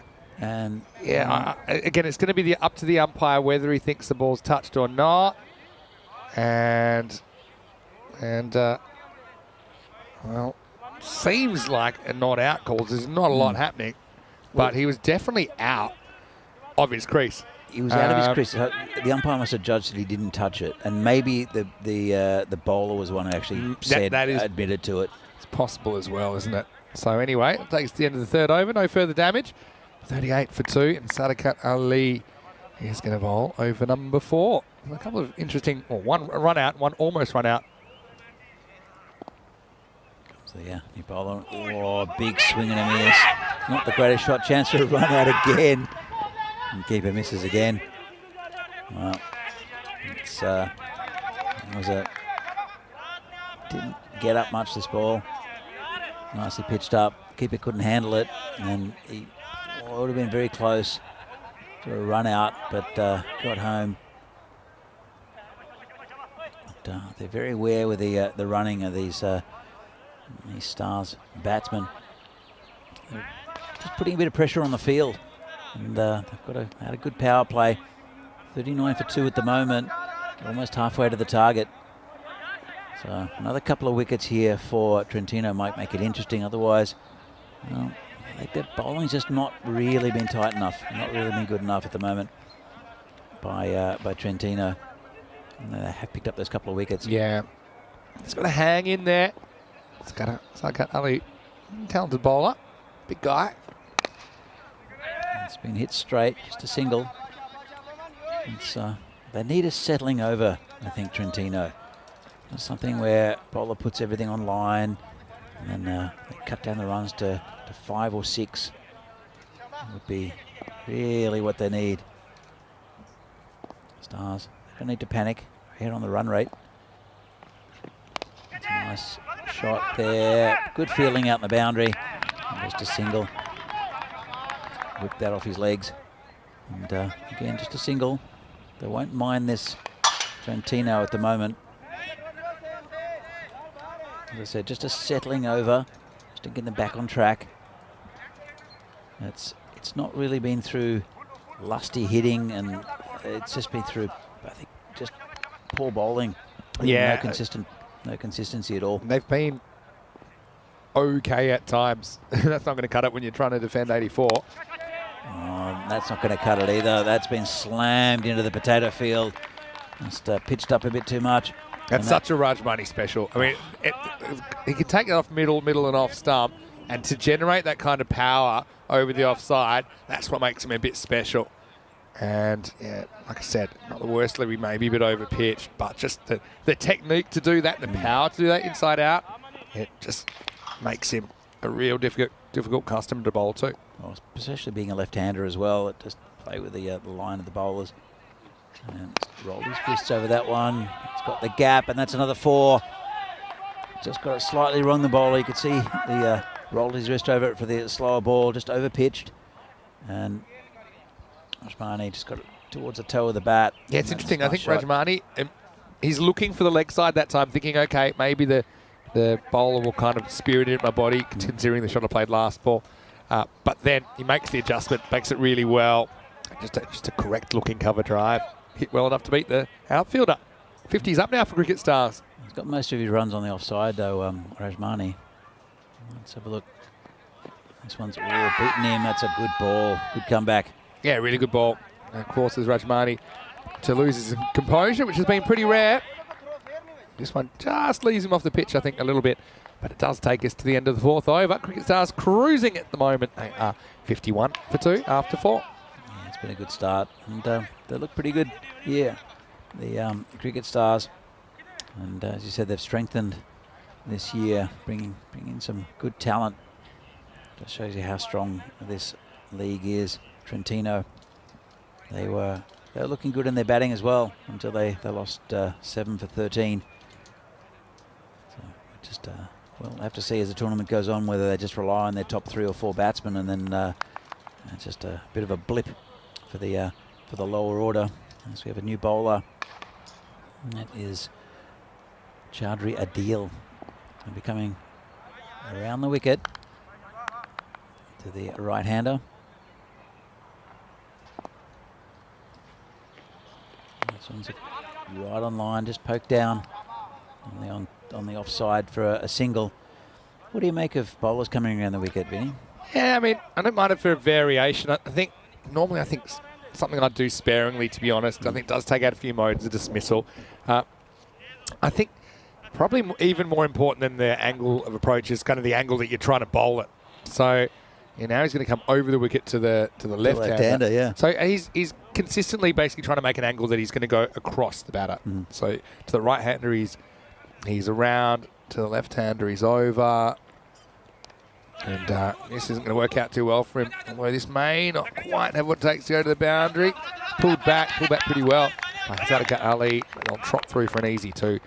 Yeah, so, I mean, I think it's important that you learn how to bowl both. I do think sometimes it's overdone.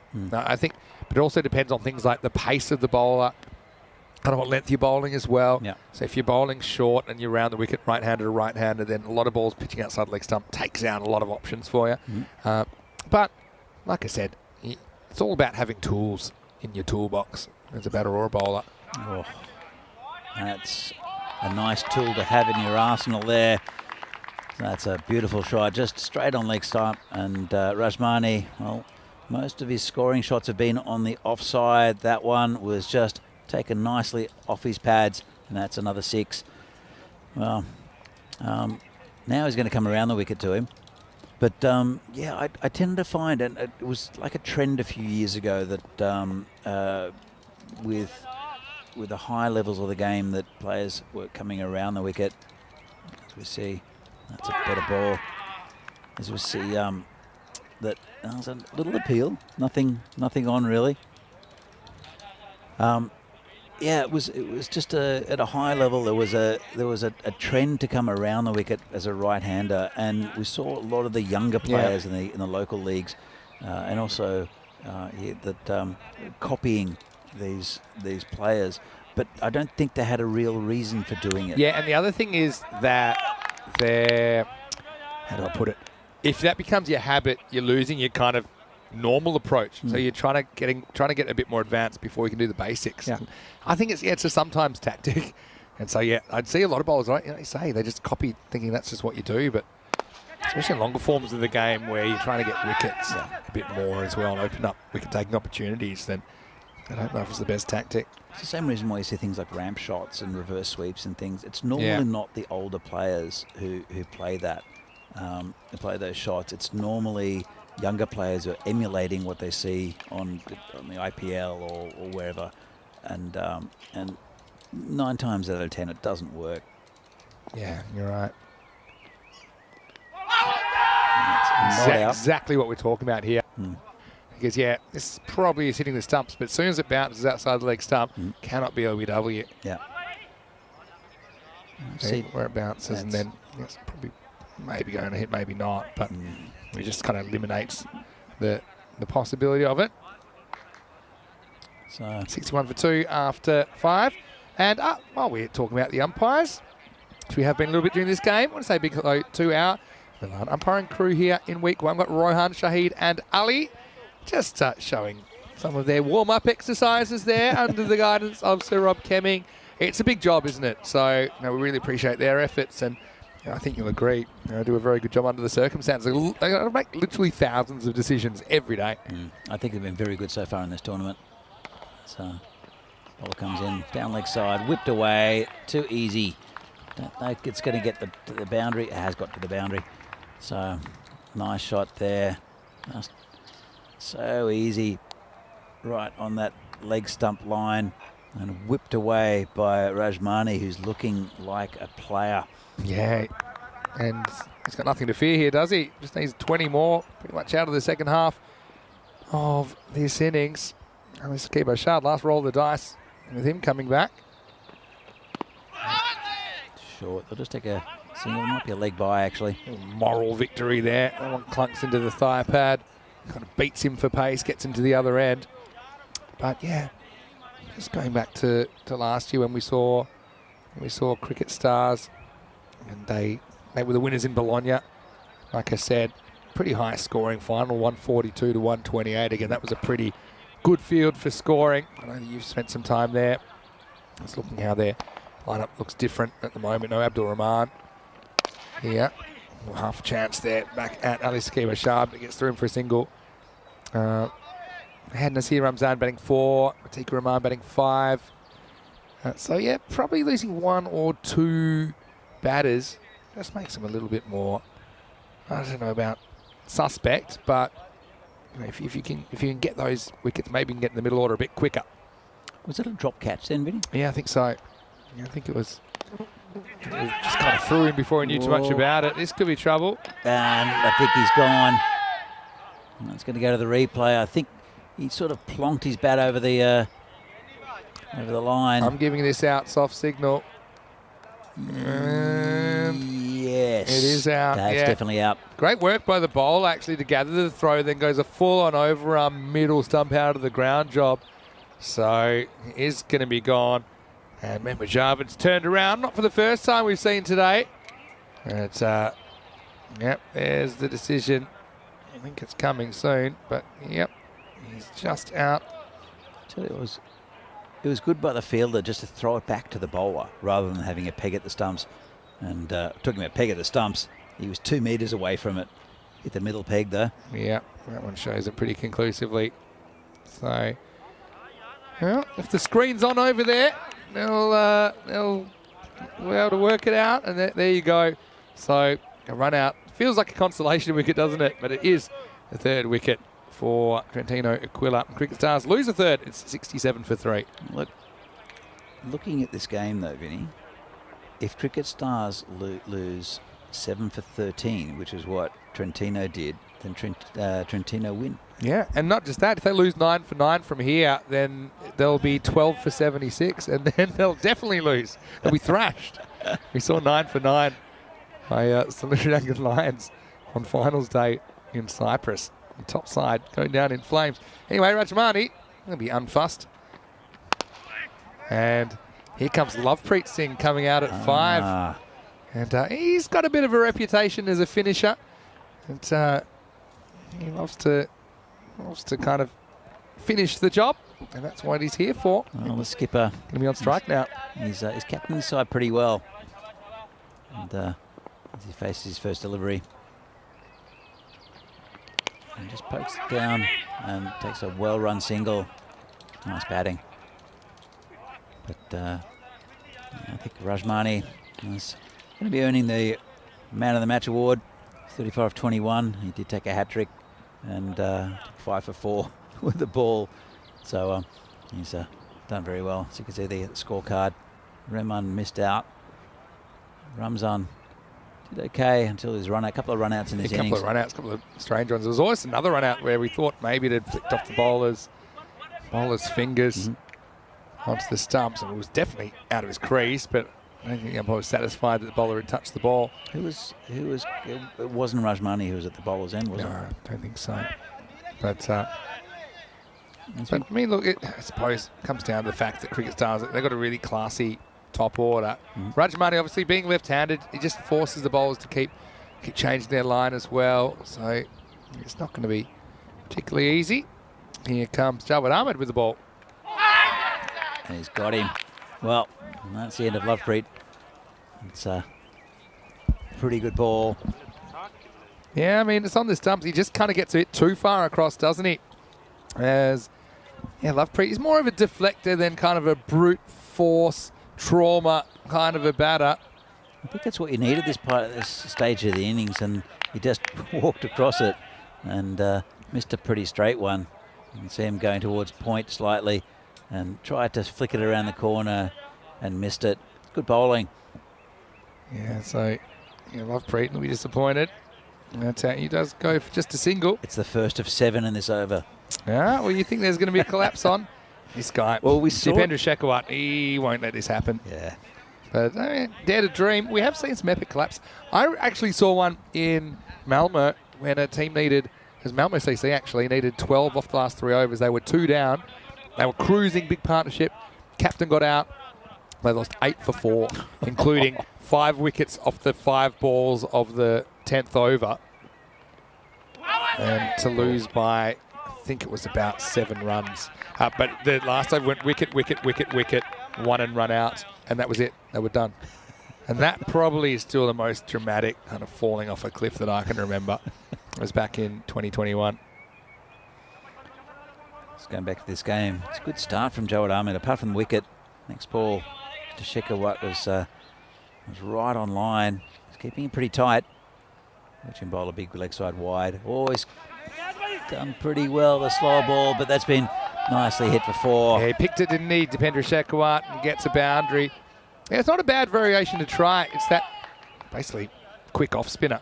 Rolls the fingers down the left-hand side of the ball, but Dipendra Shekhawat, very correct stroke, wasn't it? Over cover, gets his first runs in style.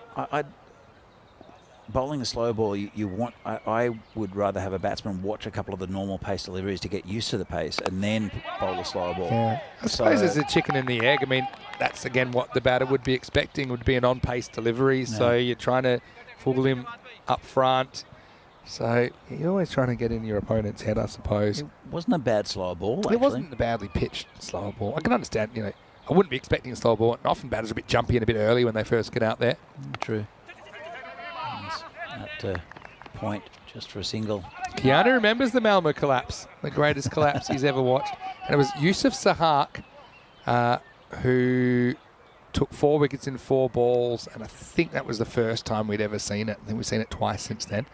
But actually it was 5 wickets in 5 balls, so the 5th one was a run out, and there was a run. But they were out of wickets. We couldn't believe it. It was an absolute miracle match. That was at Lance Corona last year. Or 2 years ago, I should say. Last time I was there. Don't think we'll get down there this year, which is disappointing. Going to be caught, is it? Yes, it will be. Another wicket for Jawad Ahmed. That's the big wicket of Rajmani now. Well, Danny, maybe you've sniffed something out that no one else saw. But that's the end of 7 overs, 74 for 5. Rajmani's had a bit of a fairy tale game, though, hasn't he? But he won't see it through to the happy ending because he's going to have to go. He goes for 34. And a fairly solid catch taken there by Adil Ahmed. Makes it 74 for 5. You've got to say for Trentino, the Jawad Ahmed's over. This is the first really tight over of the innings. Yeah, he's known what he's doing, right? He's been clever with his pace variations and also his line. Let's have a look at what's coming up, and this should be a good one. Brescia CC 1-0. They took care of Trentino Aquila this morning, taking on Bergamo CC. That we'll see for the second time in the tournament, but the first time today. And that's match 13 coming your way in around about 20 minutes. 2 high-quality teams. Can Baljit Singh fire for Bergamo CC and can Brescia CC continue their winning start? Anyway, it's a little flick away. Could be another one. And it's taken. Wow. Jawad Ahmed takes a catch now. And a deal with the wicket. Oh, you said we might have an epic collapse. I mean, I suppose it is. I'll calculate it, but I can tell you right now, the score is 74 for 6. Yeah, well, we saw an epic collapse for the Trentino in the Trentino innings. And then we've just seen a couple of quick wickets. They were 67 for 2. And so that means they've lost kind of 4 wickets for... What's it now? 76, did I say? 74? So they've lost 4 wickets for 7. But they have lost the last 3 for 5. Yeah, with a boundary there. 4 for 7. I mean, they still should get there. But the only way you're going to win, I think, if you're Trentino Aquila, is you've got to bowl them out. Well, absolutely. There's no way that they won't score these 11 runs off 3 overs. Right, over to Shiraz Afzal. Oh, good bowling. I mean, you say you couldn't stop them getting the 11, but I mean, I suppose maybe you could if they got Uber, just because obviously the batting team know, well, the only way we're going to get lose the games if we're bowled out. So I mean, they might go Uber defensive. I think it's probably a good time to maybe bring an extra fielder up. That's what they're doing right now, and try and build some pressure that way. Because again, these 11 runs are not going to make themselves. Well, this game is completely Jawad Ahmed's still gone. Still got the next over as well. Yeah, this game is completely gone 2 overs ago. And that's nice and tight chance for it. See, that's the sort of one you hate giving away a run there. At least Skibo Shab was prowling, but he couldn't get down to it. Makes it 10 to win, but I feel like it's going to be, it could be a bit of a nervous 10 at the moment. Harkamal Singh is out there To be honest though, Harkamal, he only really knows one way. He's a guy that I like watching bat as well. See how he approaches this. Could be over in 2 balls. Just leaves it. Yeah, that's fine, I think. Yeah, well, I don't want to watch too many of those. It's a pretty good ball. Yeah, it's a good ball. That's smart. Saying, okay, you want to go for it. They've got kind of 3 infielders in the offside, just trying to prevent that single. Oh, very tense finish that we didn't see coming, really. Potentially tense finish. Oh, boy. Could just be 1, maybe 2. Oh, wow. What a shot. Late cut. It's better late than never. Oh, that's almost kind of at least stopped by Cameron Hussain, the keeper. So that's why you feel like they have to get there, but it's hardly convincing at the moment from Cricket Stars. Just very tentative. You can see the nerves starting to come through. Comes in again and big swing and a miss, or is it an edge? It's gone. Well, there's a wide one. Got a little tickle on it, and that's another wicket. A little end of the bat kind of feather, I think. Otherwise, it was potentially a wide. Maybe not a wide, actually. Maybe sneaks inside. But, yeah, you can see he looked a bit guilty, didn't he, there as well, the batter. And so, Harkamal seeing the next man to go. Gets a French 2, but that's all he gets. And 77 for 7, the slot machine. And suddenly, out of nowhere, they're eyeing off the jackpot here. Could they burgle this one, Trentino Aquila? Surely not, Danny. Well, it's just been a weird game. It was Trentino Aquila cruising until they lost 7 for 13. And now Cricket Stars are basically in the same situation. And it's tighter bowling. Javed Ahmed is going to be taking, I'm sure, the last over. Here's the... It was 2 overs. They should get an extra minute for that. I don't think it's been put on yet, but 3 minutes 30 to bowl the last. To bowl this over, I should say. It's the second last over. Yep. Javed Ahmed, though, he's got his tail up. Yeah, he's 3 wickets away from victory here. That's the way you could look at it. Well, he's taken 2 for 5 in his first I over. like this field. I mean, they're choking the single. Gets through him, though. If he fields that, I don't think they get a run. But having said that, what you've done is you've brought Jabrar Afzal on strike. He's batting with Shiraz Afzal, and he hasn't faced the ball yet. So now I think, you'd rather gamble, especially on this field. If it gets through the infield, it's not necessarily 4. No. So if you can actually just cut it off at the source and keep it at nothing, then you're in business. It's a king of sweepers. Could be a Should be run gone. out. And, they've managed to ruin that. Oh, they didn't know what he was doing there. He needed to underarm to the bowler who's in perfect position, but he didn't pick it up cleanly, Ali Saqib Ashad. That's the problem. And so by the time he picked it up, he kind of panicked the throw a bit. They're kind of actually forming an orderly queue here. But what you don't see there is the initial fumble. Oh, it's just a low throw. And he hits the stumps with his hand. Yeah. So, yeah, what a bit of an opportunity missed that was for Trentino. Oh, that could be close. And it's a not out from the umpire. Might have been a bit high, I think. Felt it probably pitched outside leg stump with the angle he's coming. I thought it might have been a cutter. Let's have a look. It wasn't a cutter, but it does pitch outside leg stump. Yeah, it does. Looking at this. Yeah, I think it's a good call. Really good call. Yep. Back Pad, hitting in line, hitting the stumps, but for me, it bounces outside the leg stump. All right. Dot ball, 6 off 9. They almost called a run out there as well. Oh, it's another good ball. Wow. This is getting tight. And you can see they're looking for runs that aren't there now. Shiraz Afzal back on strike. Oh, wow. This has come out of nowhere. Well, they're not the quickest between the wickets as we saw before. This is what we love about the European Cricket Network. I would have put my house, your house, the whole company payroll that they would have done this easily. Oh, it's a full toss and it's dropped. Oh, pick it up and run him out. Oh, all right. We didn't do that either. At least Saqib Ashad's had a bit of a shocker in the field in this 9th over as they literally are creeping towards this target. I mean, it was a catching chance first. If you drop that, and then it fell closer to the stumps. And he says, well, if you're not running, I'm going to throw it. It still would have been gone if he hit, you know. He's nailed the bowler, though, in the knee. Wow. All right. Last ball of the night. Oh, Dot ball is... even that was lucky. The keeper missed it, but he kicked it to the fielder. We got to finish on here with an over to go. The score is 80 for 7. How did they miss the stumps? Wow. And if they were to defend this 84, it'll only be, I think, maybe the 8th time a team's been bowled out before the end of the 10th over and won the game.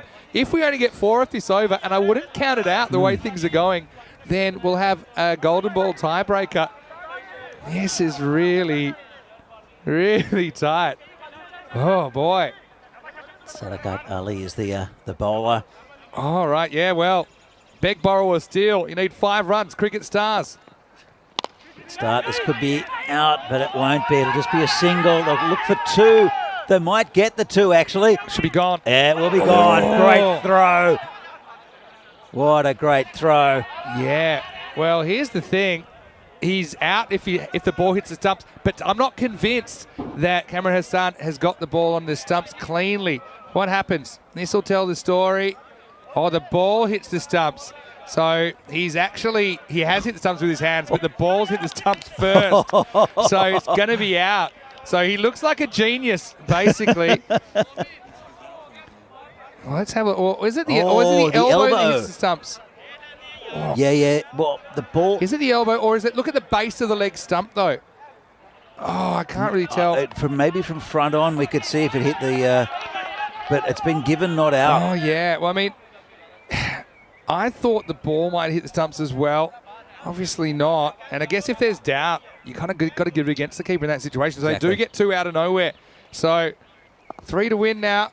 And now he's gone. He is gone.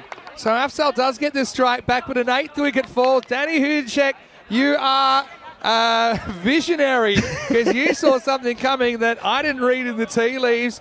It's Sadakat Ali with the breakthrough. Little edge handled this time. No problems from Cameron Hussain. And it's 82 for 8. Oh, what's going on, Vinny? They can't possibly lose, can they? They can't lose this, the Stars. There's no way.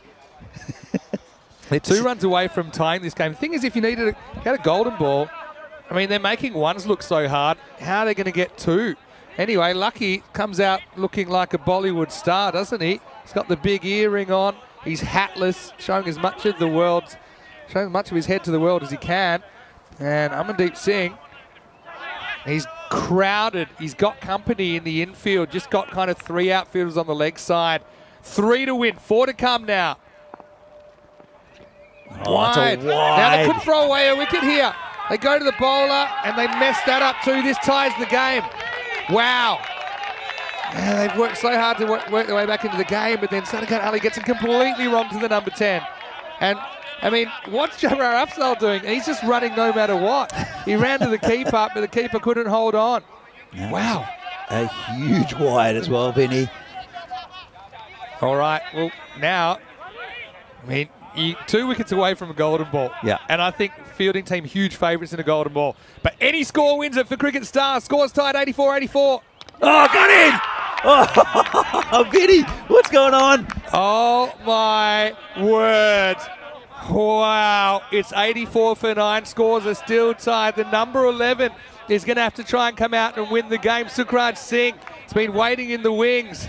He just tries to pull across the ball that's not even that short, I suppose. Doesn't really bounce. Off stump is out of here. And so is the batter, Jabbar Afzal. He was desperate to get down that end. I mean, I'd love to know exactly what's happening right now for Sukraj Singh in his body as he's walking to the crease. Again, now it stops you kind of taking a super risky run. They'll go for it. You've got 3 chances to win the game, right? Yeah, true. But I still think they'll go for it. I think they will because they'll panic. And there's a proper Lance Klusner, Alan Donald 1999 job on the cards here.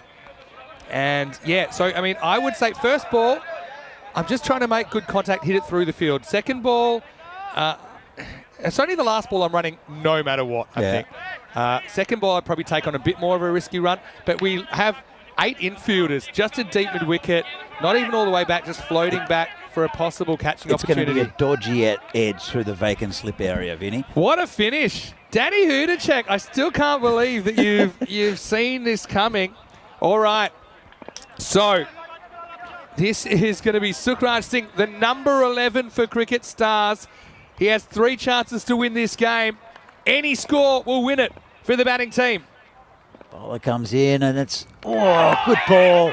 Really good ball. Remember, wicket forces a golden ball, and even if you're bowled out, you can still have a golden ball because the not-out batter faces. We have seen that a couple of times. Oh, this is what I love about cricket. I mean, sometimes we see runs so easy to come by. People that say it's a batter's game, just have a look at this right now. This is one time the bowlers and the fielders there. And look, are right on top. But look at everyone how tense they are, because all these results matter in the table. Here we go. Second chance for Sukraj. As for Sadakat Ali, can he hold on? It's a bit of chatter, I think, from the fielders. I think he is thinking of the little dab, though. That's an easy way to get one, isn't it? Yeah. If you get a little one past the keeper, it's a fairly low-risk way to get one. But then it's high risk that you might miss the ball completely. Here comes a bowler.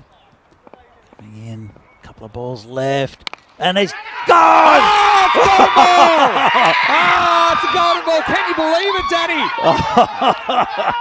That is a fantastic effort from Trentino after a terrible start with wayward bowling. They've come back and they've bowled the Cricket Stars out for 84. Oh, my word. 84. Now, we've had 20 wickets. I think this is the first time we've seen a golden ball in a match where 20 wickets have fallen. I think it's only the third time we've seen 20 wickets fall in a match anyway. So, what does this mean? So it means Amandeep Singh, lucky, who has not faced a legal ball. He faced the ball when it was a wide and they scrambled it. He needs 2 to win off the golden ball. Who would you bowl? Good question. I think I'd stick with Sadakat Ali. He's got 3 for 16. What are your other options here? Jawad you got Ahmed. Jawad Ahmed's be tempting as well. I would bowl armour. Jawad Ahmed for sure. Yeah, maybe Jawad Ahmed. Wow, this is going to be huge. So here we are. If you're new to ECN, we've broken the golden ball streak and we've broken it at 40. So we went 40 matches without a golden ball and we're about to see golden ball 45. You can see we last had a golden ball 9 days ago. This is the timeline of golden ball wins. Batters had a great start. We can see the bowlers have had the better of it, and you've got to favour the bowling team because you cannot face a golden ball if you're out. So there's only one player in that batting team that's not out, and it's Amandeep Singh who's going to have to face. This year it's 3-4. These are all the golden balls this year. So we had 5 golden balls in Malta. The first one was actually same situation. They were bowled out, and it was an LBW. And we've had 3 wins. Twice, it was actually, I think, drop catches that caused the win. We had a 6 win the game for the Majiba Blasters back in Golden Ball 42. But since then, we've had wickets on Golden Balls, a catch and a run out in the last 2 Golden Balls. One of them was in the ECL, Hornchurch versus Bevan. And then, most recently, Limassol's Army versus Nick Sea Fighters. That was a crazy one, whereas a drop catch, he threw at the stumps when he didn't need to at all, but hit the stumps, and it didn't matter. So let's get back to the action here. And here's the question, like you said. Do you bowl, you stick with Sadakat Ali, do you go back to Jawad Ahmed? And we're about to find out. But I tell you who the most nervous man on the field is Amandeep Singh. Because he's going to have to face it. And look, they've gone for another option. No, they have gone back to Sadakat Ali. And again, well, you know what? One thing I'm gonna say this: we've never seen a wide or a no ball on a golden ball, and this is now golden ball 45. So we're talking like 7.2 overs without a no ball or a wide. That would just get the ball rebowled, right? Yeah, and then it'd be 1 to win. Correct. Yeah. So, wow, this is crazy, really. I do feel for Amandeep. He's come in he came in at number 10, I think, right? And he hasn't faced a ball. Well, he's faced 1. He faced the wide. And none of the previous batsmen have really got bat and ball apart from that court. So, it's interesting field. They've got a sweeper. Well, the thing is, you can side. afford to have everyone back on the circle at least because it's only a 2. But the thing is, they're going for 2, so you need to try and you probably have to pinch a bit more because the non-strike, he's going to be going on contact or anyway. Yeah. Mankad Yeah, Mankad, I mean, you only have one wicket in hand. If you Mankad someone, you win the game because a wicket finishes the game as well. I know you're a fan of the Mankad to level things up, but I'm still not a fan. I mean, you'd back yourself. You've got a guy that hasn't faced a legal delivery.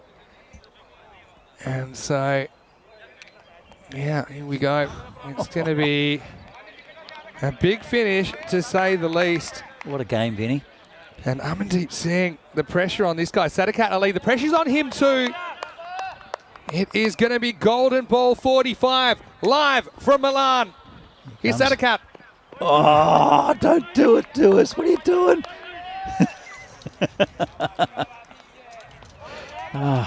Sadakat Ali. Bowl it. Come on, bowl it. Let's see what happens. Sadakat Ali bowling to Amandeep Singh. Final ball, golden ball. And it's short. Oh, and it would have been a wide. And that's going to be it. And they're going to try for a second. They're going to try and work it out. As long as they get this, it's done. That's it. Wow. Wow, wow, wow. That was going to be a wide. It wasn't. He hit it anyway. Didn't take his chances. And, well, can you believe it? Trentino Aquila have stolen a victory from nowhere. And they do take points away from their first day in the competition. It's a fantastic finish. Trentino Aquila, this game had a bit of everything. Had good partnerships, had good batting, had terrible batting, had fantastic bowling, had terrible bowling, and a golden ball. So, got a feel for Amandeep Singh and the cricket stars. Do you want the final note on the collapse? We talked about it. They were cruising it at 67 for 2. They lost their last 8 wickets for just 17 runs. And just like that, golden ball 45 is won by Trentino Aquila, a team that have so long been so close on ECN. Now they get the big scalp of cricket stars. And cricket stars, I mean, I'm kind of happy for them that they've got more cricket to come today. They've got 2 more matches, and that'll be a distant memory because that is the kind of soul-crushing, I hate to use the word choke, but it's the soul-crushing victory denied that could just set you back in the tournament. Have we seen 2 such epic collapses in ECN history? I don't think so. This is what's coming up next, and we'll probably have a bit of a delay. In fact, it'll be delayed by 10 minutes due to the golden ball. So that's coming in about 15. Pressure CC taking on Bergamo CC live from the MCG. Over to you, Danny Hudacek. Let's have a look at this start, and it really was an innings in 2 halves, wasn't it? I mean, Rajmani dominated the first half of this. Absolutely. It was a really loose start from Trentino Aquila and Gurpreet Singh especially. He went for 20 off his first over. Did take a wicket, but really was loose, and it was loose from the skipper as well. And they were pretty much cruising with the cricket stars. Did lose a couple of wickets, but I never went down there. Hope the fielder's okay. He did take one at the end of the fingers.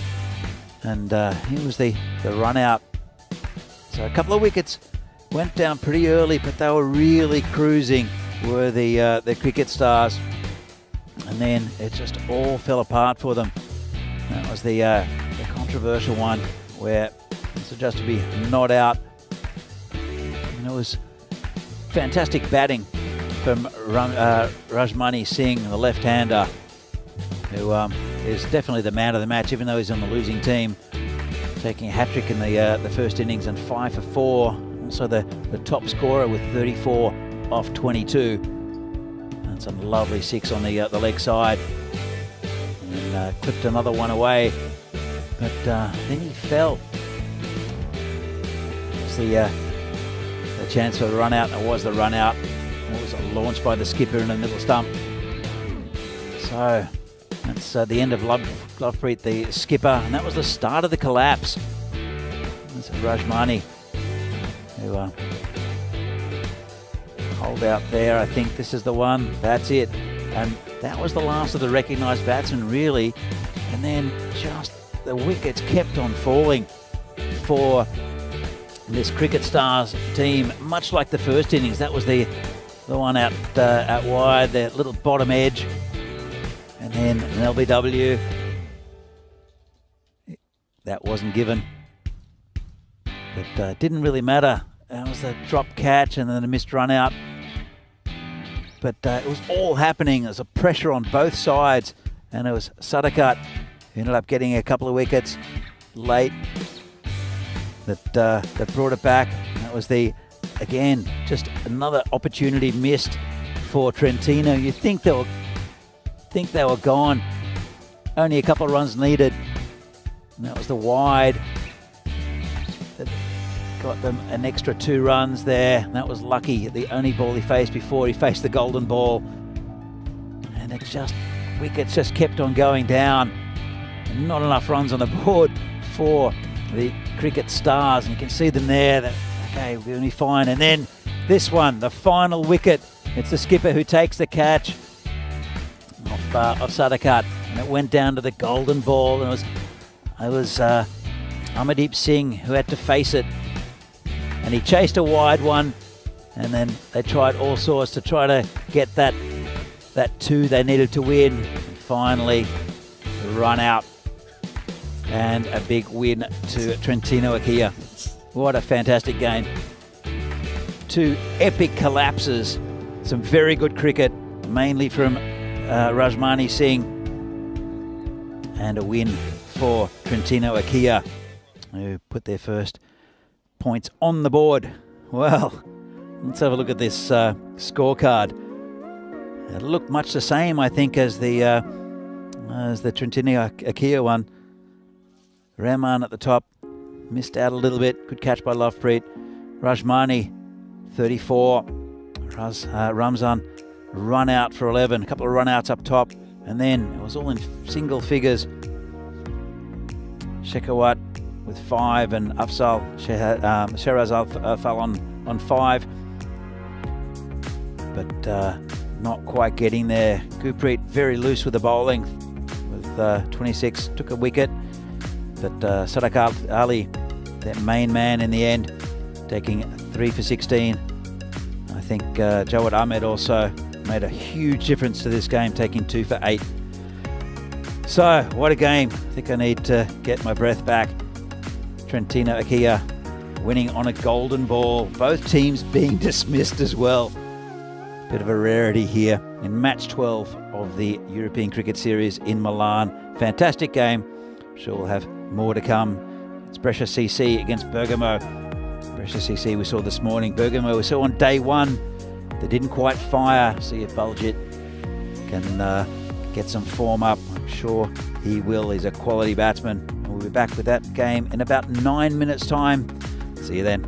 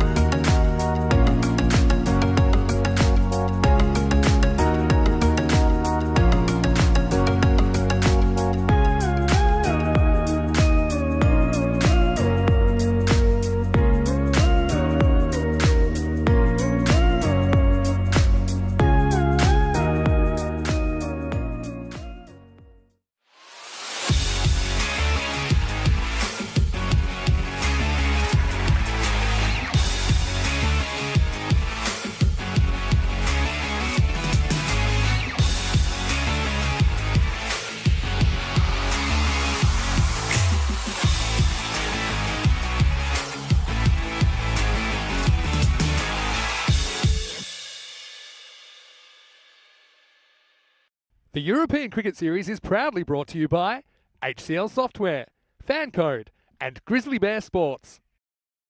Hello and welcome back to the Milan Cricket Ground. This is the real MCG. Cracking day for cricket. I don't think you could get more perfect weather, and it's a beautiful part of the world to visit as well, right up here in the north of Italia. Now it's time for the third match of the day. It's match 13. We know that some spooky things can happen during match 13 as well. Brescia CC taking on Bergamo CC, two really high quality cricket teams going head to head. Let's see what happens at the coin toss. I know that Artem Javed and Club Sajjad are there. They're with Rob Kemming. Let's see who wins the coin toss here in match 13. Your call. Tails. Tails is called. It is tails. So the news from the toss is that Bergamo CC have won the toss and they've elected to bowl. So they're going to put in Brescia CC, who we saw for the first time this morning. So they've only played the one match, a fairly comfortable win over Trentino Aquila. But they did have to chase on that occasion. Don't think they got off to a rocketing start. We thought with their batting lineup, maybe they would just kind of go full throttle, but they took an opportunity to play themselves in. You've got Yasadula up there, you've got Ali Raza Islam up there as well. Baba Hussain went cheaply in his first innings. We know Brescia CC, they were all Italy champions way back in 2021. That's why we saw them at the ECL in 2022, and they'll be hoping to make it 2 out of 2. Having said that, Bergamo CC are a very good cricket team. They did lose their first game of the tournament. It was match 1 of the tournament against Chinna Brescia, but they replied with good wins over Albano, then Cividate. I think the big question is, will Baljit Singh be able to fire? He has captained Italy at the ECC before, and obviously he's a really important player. So if he gets cracking, anything's possible. I think it's going to be a really good one. Danny, no surprises there. Over to you in the commentary box. Match 13 is on the way, and it is Bergamo CC who've won the toss. They're going to field first. So Brescia CC, they'll get the chance to bet the 10 overs. Over to you. Let's get ready for the start of the third match of the day. Well, thanks, Vinny. And this will be a cracker. Brescia CC we saw this morning. Quality side, packed full of talent, as are Bergamo CC. You're going to see Darashiko and Baljit Singh, Jasprit Singh with the ball, and also Atasham Javed. But we'll see. Also Dulu, Ali Raza Islam and Baba Hussain for Brescia CC. Their top three so vital. It's going to be a great game. Bergamo did go down in one of the games on Monday. Brescia still undefeated, only played that one game this morning. And here are the expected scores. Again, don't read too much into that, because Baljit has not fired yet, and he is the star of this Bergamo side with the bat. But Darashiko, he's been handy with the ball. There's a lot of options for Bergamo. When they get the bowling, no doubt it will be Jasprit Singh who will open for them. As for Brescia CC, probably going to be Yasadulu and Ali Raza Islam, the two openers, as the players are on the field now. And this will be a very interesting contest, as I said, because of only having the Milan tournament this year rather than Brescia. All the top teams of northern Italy are playing in this tournament. So every game is of high quality. We saw the last game with two epic collapses and the golden ball. In fact, it will be Baljit to open. The skipper. Normally Jasprit comes on with the second over. Very consistent performer is Baljit. But now the field restrictions. You get a lot of movement away from the right-handed batsman with Baljit. That's why there's a man on the deep cover boundary. Also Jasprit here in his usual position at long on. Everyone else in the ring. Of course, there's a 3-over power play in T10. And Baljit will be bowling to Dulu. Yassi Dulu. Comes the first ball of the game. That's a good one. And it's well struck over the covers for 4. Lovely shot by Dulu. He knew that that Baljit was going to be bowling outswing. Waited for it, and then cracked it over the covers for 4. Great start for Brescia CC and Yasadulu. Baljit, will they come back from this? And it's a similar ball. Again, nice shape. And see, he gets good swing, and this ball will swing early. And there shouldn't be any moisture on this surface as there was earlier in the day with the dew. So this ball will swing for quite a few overs. Good contest between these two. Baljeet bowling again to Dulu. And a little half volley, hit down the ground to Jasprit. Just a single. And that'll bring Ali Rasa Islam on the under strike. He's a powerful hitter of the ball. We saw that a little bit in the last game. So, big cheer there. I think that came from Trentino Akia winning in that power, that golden ball. What a match that was. As Baljeet comes in, bowling to Ali Raza Islam. A bit short, tucked away around the corner. Don't know if it'll make the boundary. It's being chased out there, and it will. It's 4 runs. You can see the ground is starting to quicken up a little bit. And it was Javed chasing, couldn't make up the ground. That's another boundary. First one to Ali Raza. And it's a bit short. Can't afford that with the field restrictions. In fact, that man's gone back. Jasprit's come up, and there's 2 men square. This one's down leg side. It's in the air, around the corner, and it'll be another 4. Tucked it around the corner. Full toss there from Baljeet on leg stump. Got what it deserved. This is a loose start from Bergamo. Vastly experienced Baljeet Singh. It's not quite getting it right. Let's see what he's trying to do. Trying to board that Yorker length outswinger. As we hear another big scream in the background from Trentino Akia. Go back with 1 win and 1 loss today.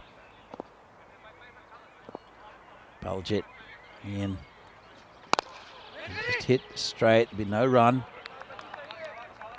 Just a little bit over pitched, but a low full toss produces nothing. So at the end of the over, pretty good one there for Brescia CC. 13 for no loss. Both batsmen getting off the mark. Both batsmen hitting boundaries. And Baljeet won't be too happy with his opening over. Important to get wickets early. Very talented Brescia CC batting lineup with Dulu and Ali Raza Islam, and also Baba Hussain coming in at number 3, who missed out this morning. But you can't keep a good player down for too long. And it will be Jasprit Singh, who's probably the main man, I'd say, with the bowling for Bergamo. Played for Italy in the ECC. It's a good ball first up. This pitch will keep a little bit low sometimes. This one just probably not the right shot to play. Just a bit of a swipe outside off stump by Dulu. Again, the man back. It's only one fielder back. I know there's a 3rd man hiding out in the distance. And it's a good ball again. Good pace there from Jasprit. And starting to bring it back a little bit. And Bergamo. A couple of swings and misses from Yasir Dulu. Hits the ball very cleanly, does Dulu. And Jasprit, while he gets a bit of swing, he's a more dangerous bowler. When he comes back for his second, sometimes doesn't swing as much. Saw him on the first day. Get a few runs hit off him. That was a wide. Happens sometimes with outswing bowlers bowling at good pace like that. Just started a little bit too far outside off stump and continues with a swing and then a little bit off the pitch. This pitch is a good one for the bowlers as well. Comes Jasprit again. It's right in the block hole. Squeezed out by Dulu. The man at deep square leg. Good throw in. Just a single. And bring Raza Islam back on strike. 8 off 3. Got a couple of gifts there in the first over from Baljeet. He put him away for a couple of boundaries. Did Rasa Islam, facing his first ball from Jasprit.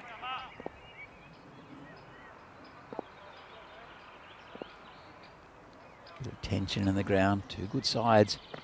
And this one's wide outside off, gets a little dodgy inside edge. Good work by the keeper to get something behind it. Saved a few there. Let's have another look. It was a weird one. Looks like he hit the back of the bat. And Jasprit. It's been a good over so far, only 2 from it. And I said he does sometimes take a bit of a beating in the second over of his spell. And he takes a beating here. It's a full toss. It's over the top, and it will be 4 runs over cover. It's just over pitched slightly, as you can see, and he doesn't miss out, does Rasa Islam. Just as I was saying, he was keeping it tight. Jasprit, they want to come back in the final ball of this second over, just to keep things quelled. It's a good start from Brescia CC, going at about 10 and over. Here comes Jasprit. And just pushes that just a square leg, a little inside edge, just for a single at the end of the over. Brescia CC are 20 for no loss. 10 and over, it's a good rate.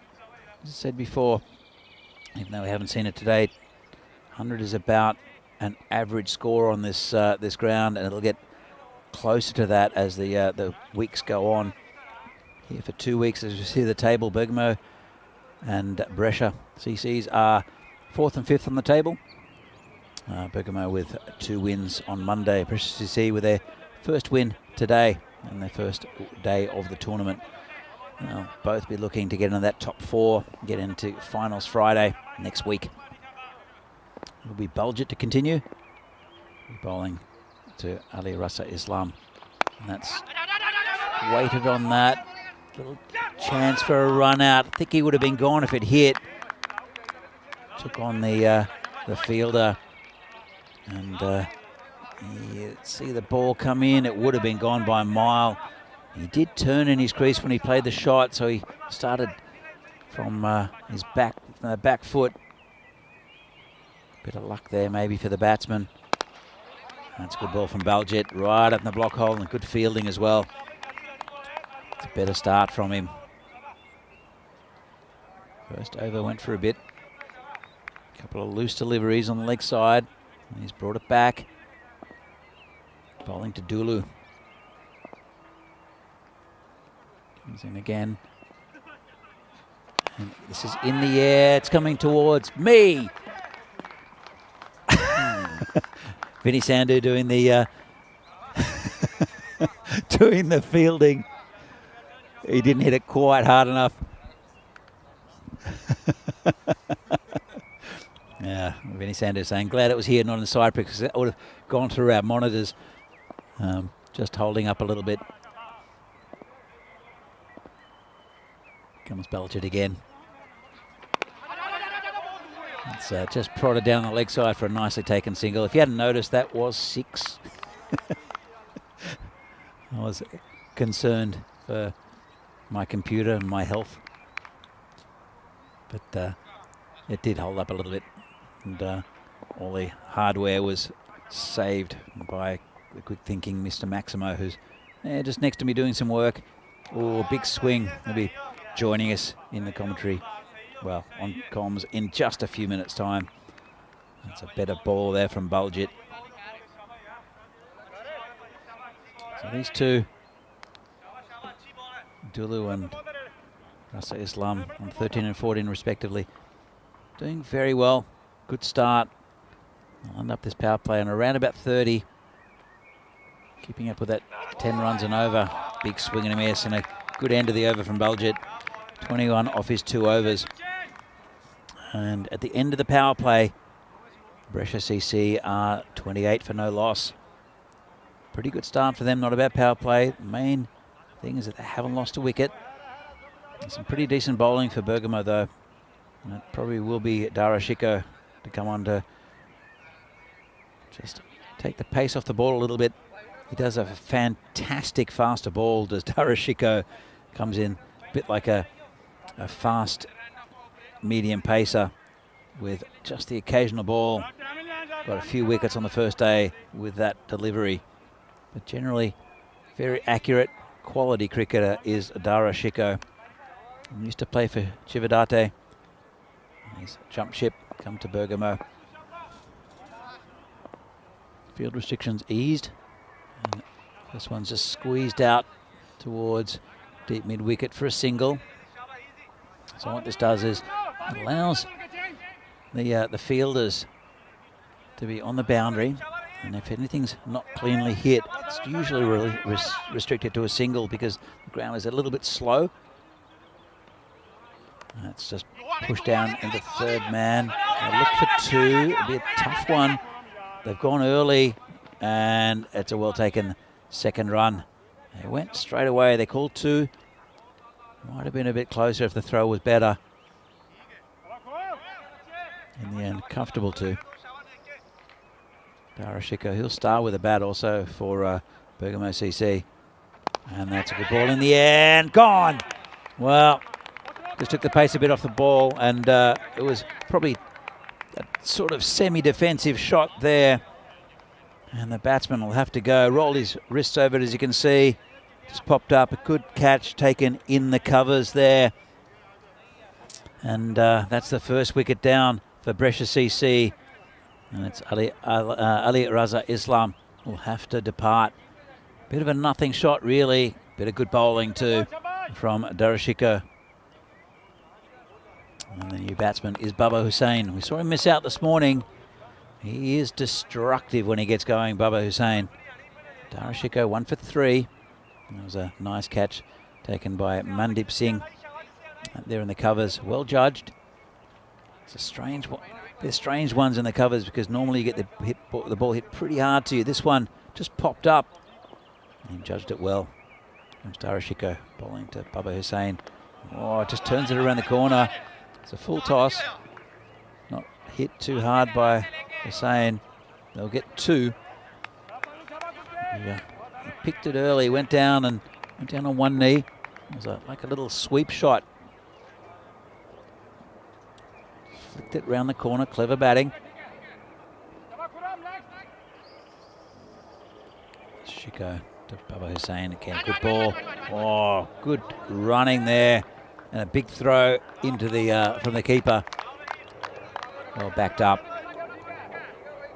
That was well planned. Just little dab on the offside.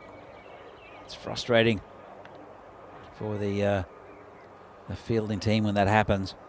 Singles aren't too bad though in this format. Big swing and inside edge. This one goes back to backward square leg just for a single for Yasadulu. I think Baba Hussain is going to play himself into this innings. I've not really seen him swing at anything yet. He's only faced 3 deliveries. 2 deliveries, in fact. One of them was a little paddle behind square. The other one's a dab on the offside. So I think he'll want to get a bit of form. This is still very early on in the tournament. And these batsmen would like to get a bit of a view at the ball, get a bit of an innings up. Not a bad over there from Darashiko. Successful one, 1 for 7.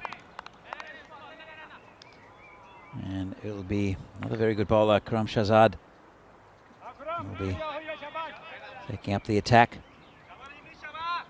So it's just a little lull after that first Bulgit over. It was quite expensive. It's been a pretty good comeback from the Bergamo bowlers. 1 for 35. 35 for 1, I should say. Here is Karam Shahzad. This one's hit well. And that's 6. Nice shot. Good crowd catch taken there by one of the Brescia CC players in the dugout. And that's not the start that Karam Shahzad would have liked. Yasadulu, I think he's the one who's going to take on the attack. Baba Hussain's going to play a secondary role for the moment. It's a bit quicker, that one. And a good throw in. It's just a single to point. Vinny, what do you make of the start? Yeah, well, Yeah, Bresh CC not having it all their own way. And Dulu seems to be hitting the ball a little bit better. But yeah, Bubba is saying he'll be keen to get some runs. Otherwise, Islam, he hasn't had a fall so far. Yeah, from Shazad just trying to keep things quiet after a bit of a tough start. I'm still kind of in recovery, a bit like everyone else, I think, just looking at the chat as I've come back to into that about what we just saw. It's a case of mine is bigger than yours, collapse-wise, a tale of two collapses. So to give you an idea, in the first half of that game, Trentino Aquila, they lost 8 for 13, so 8 wickets for 13 runs to be bowled out for 84. Not far off that. In the second half of that game, Cricket Stars lost 8 for 17 to get bowled out. So that's, if my maths is right, that's 16 wickets for 30 runs. 16 for 30, yeah. So it's pretty insane, isn't it? But that's what pressure does, especially here where you can't just pick up easy singles. Exactly. And if you really want to drive runs, you probably can. Anyway, good luck. Who wants this? I think it's going to fall safely. I find that hard to believe, but it just went into that pocket of space. So Dulu gets a single, and it is the end of the 5th over. The score is 44 for 1. I want to say a big hello to you wherever you're watching from around the world. Vinny Sounder here, Mr. Maximo. I'm here with Danny Hudacek. Again, wow, I mean, you see it all here on ECN. To be fair, you picked it. I think that maybe you had stolen the DeLorean because you saw that collapse coming when nobody did when they were cruising at 67 for 2, only needing 85 to win. Yeah, it happened in the first innings. The logic is that it could happen in the second innings. And I don't know. I'll take credit for it. That would have been the first wide ever on a golden ball, but it was hit, wasn't it? I mean, that's the beauty of ECN cricket. You never know what you're going to see. As it looks like Darashiko is going to bowl over number 6. And so, yeah, Bergamo CC 2-1 on opening day. Did lose a fairly narrow one to Gina Brescia. That was the game, though, where both teams scored over 100, which hasn't happened that often, has it, in these conditions and with this outfield? They won both games without really ever playing too well. I think this man, Darashiko, is a bit of a star with the bat and also with the ball. He comes on bowling that 4th over. Well, we saw him playing a kind of player of the week role for Chivadate when we first saw him, right, in 2021 in Brescia. Yeah.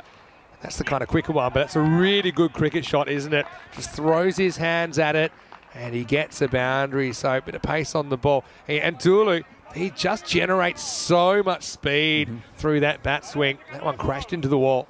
Yeah, I've been impressed with Yasadulu. He hits it very cleanly. 28 off 18 so far. 50's up for Brescia CC. It wasn't a big mistake from Chico, even if it was a mistake. Now that's clever. It kind of lures him into overswing by slowing things down. And that variation is just so important as a slower bowler in this format, isn't it? We haven't seen his faster ball yet, because it is fast. I actually think it was a slightly quick one that went to the boundary, but he picked it. That's what was quite remarkable out from Dulu. So it was fast in his stop ball. But now Darashiko, you're right. He's such a great pickup for Bergamo CC. And yeah, we look like we could be headed for another one of those kind of 90 to 100 kind of scores. Maybe not even that much the way they're tracking for 86. Yeah, this one gets through everyone, including the keeper. But it'll be a dot ball to finish the 6th. So Shiko, good effort from him. 1 for 13 off his spell. And he's 50 for 1 off 6. Yeah, he was a star for Chivadate a couple of years ago when I was here, and he's very memorable, and he's a quality cricketer. He just sort of lifted that team. And as I said, they're a pretty modest side, Chivadate. But to be honest, they look very impressive on the first day. I was really quite happy to see that they've got a good, solid team, and they come in with a game plan. I'll see them again soon. Keanu says it in the chat. The Italian selectors are going to have a hard time trying to pick a team for the ECIs. And well, that's for sure. Also, you normally have to nominate that team before the end of this series and well before. So certainly whoever plays well in this, in the frame for maybe some future ECIs during the summer, but then also obviously that ECC, which is coming up in September. It's a great initiative, I think, having those international games, the ECIs during weekends, gives us a lot more work though, Vinny, but they're fantastic to watch, and it sort of prepares everyone for that ECI see at the end of the year. Yeah, it gets you to play a bit more as a group. Obviously allows you to try people out as well without kind of committing to having them for the whole ECC. Well, this is a powerful strike, and that's out of here. Maximo! Bubba Hussain hits his first 6 of ECS 23, and you feel like it won't be the last. He's just eased himself into this innings, and then now he's thinking, all right, if there's something to hit, I'm going to have a go at it. Because I think he's given a lot of the strike to Yasadulu, who's trying to force the pace. These two were both stars of the ECL last year. Yeah, he lures himself into another shot. You can tell he always waited for a second in the middle of that ball thinking, look, am I going to go for this? And he goes, yeah, I'm going to launch it. And that's exactly what he did. Back-to-back 6s for Bubba. Oh, he hits the ball so well, doesn't he? Powerful man. So he just propped there for a second. He had a second to kind of just either take the easy option, kind of drive it on the ground for one, or give it both barrels. And he sure did.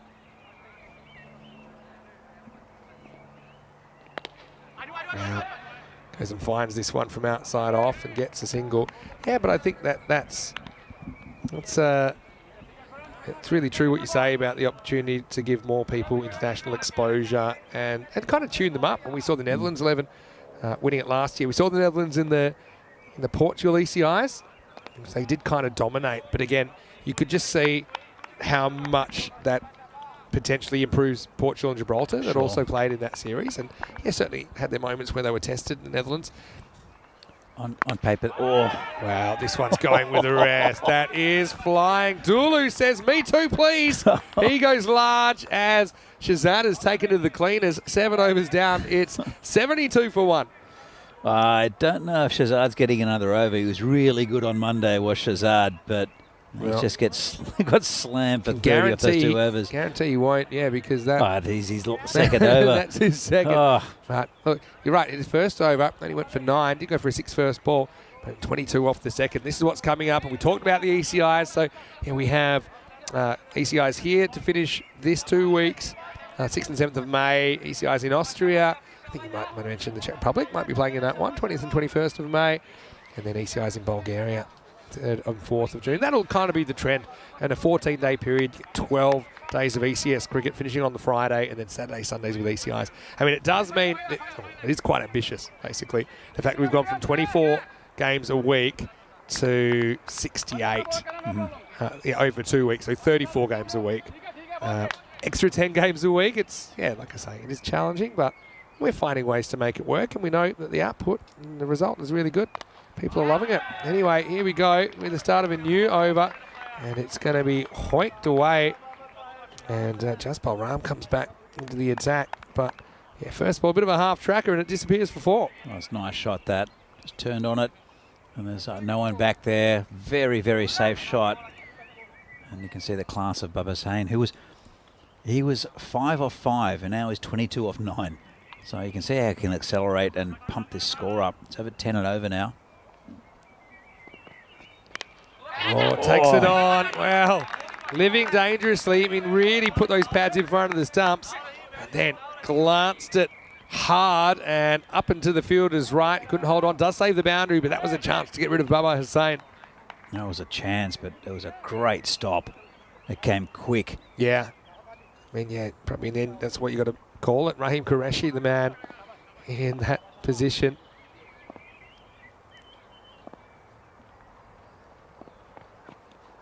Oh, big swing and a miss that time. As these two continue to build this partnership. Yeah, it's a good little partnership here. 71 for 1. We're in the 8th over. As Vinny Sandhu says hi to Bulgit out on the field. That's one of the pluses of going out and commentating all around Europe, is you get to meet some really good people, and Vinny knows a lot of these players personally. Yeah, I'm really lucky to have met so many great people in my ECN journey. Well, who wants some of this? That's going to tease the field up, and it's a fence buster. Dulu up into the 40s. Maximo. Pressure CC turning it on here in match 13. It's been a really good innings so far from Yasadulu, because he was asked to take on this bowling attack, and he's hit the loose balls superbly. Thing is, you're going to come in against some good attacks in this series. We know that. But Dooley's done it to good attacks in the ECL. That gives him a lot of confidence, I think. Ram's got to find the Yorker and quick. Gives him length again. This one isn't really timed. Not sure you'll get a 2, but you will with a fumble. Rare fumble from Baljit allows a double. That's a well run. Partnership's gone past 50 in this over as well. So, I mean, that's not that battered them out of the game yet, but yeah, certainly I think that it's raining sixes and you feel like Brescia's got all the momentum at the moment. They do, but Bergamo CC have got such a dangerous batting attack as well. So they're very evenly matched sides. So even if Brescia get over 100, 120, Bergamo is still well in this game. This is just over the top. Should get 2 here fairly easily. That's the thing. You might be saying, well, how come there's all these 2s? And one of the reasons is a lot of these, what would be 2s, would be 4s on those faster fields because they basically hit into gaps. But here, because it pulls up, and if you go straight away, you can normally get back for a second if it's not straight at the outfielder. 87 for 1 after 8. You see that a little bit of an uptick in the last couple of overs in that run rate that was kind of nestled around the 9 and over mark or so at over 6. But now on target for something around the 110 mark. And yeah, I just love to see these 2 teams tussling. Yeah, both very good sides. Just going back to that point with why we see so many 2s, it's because the batsmen are running and turning early. They're just they know that it's going to hold up in the outfield. They know that the fielders have to. A bit more, right? Yeah. And they're going early. They're challenging the field. It's really good running between the wickets. Here's Jaspreet, a very good bowler. Back and over number 9. His first one chopped into the floor. Sadida, make sure there's no run. Yeah, Jaspreet's another guy we've seen at the ECC, the Euros of cricket. And might just have a little peek, because there might be provisional squads in for those ECIs. And I'd love to see. And they might say, well, why is that necessary?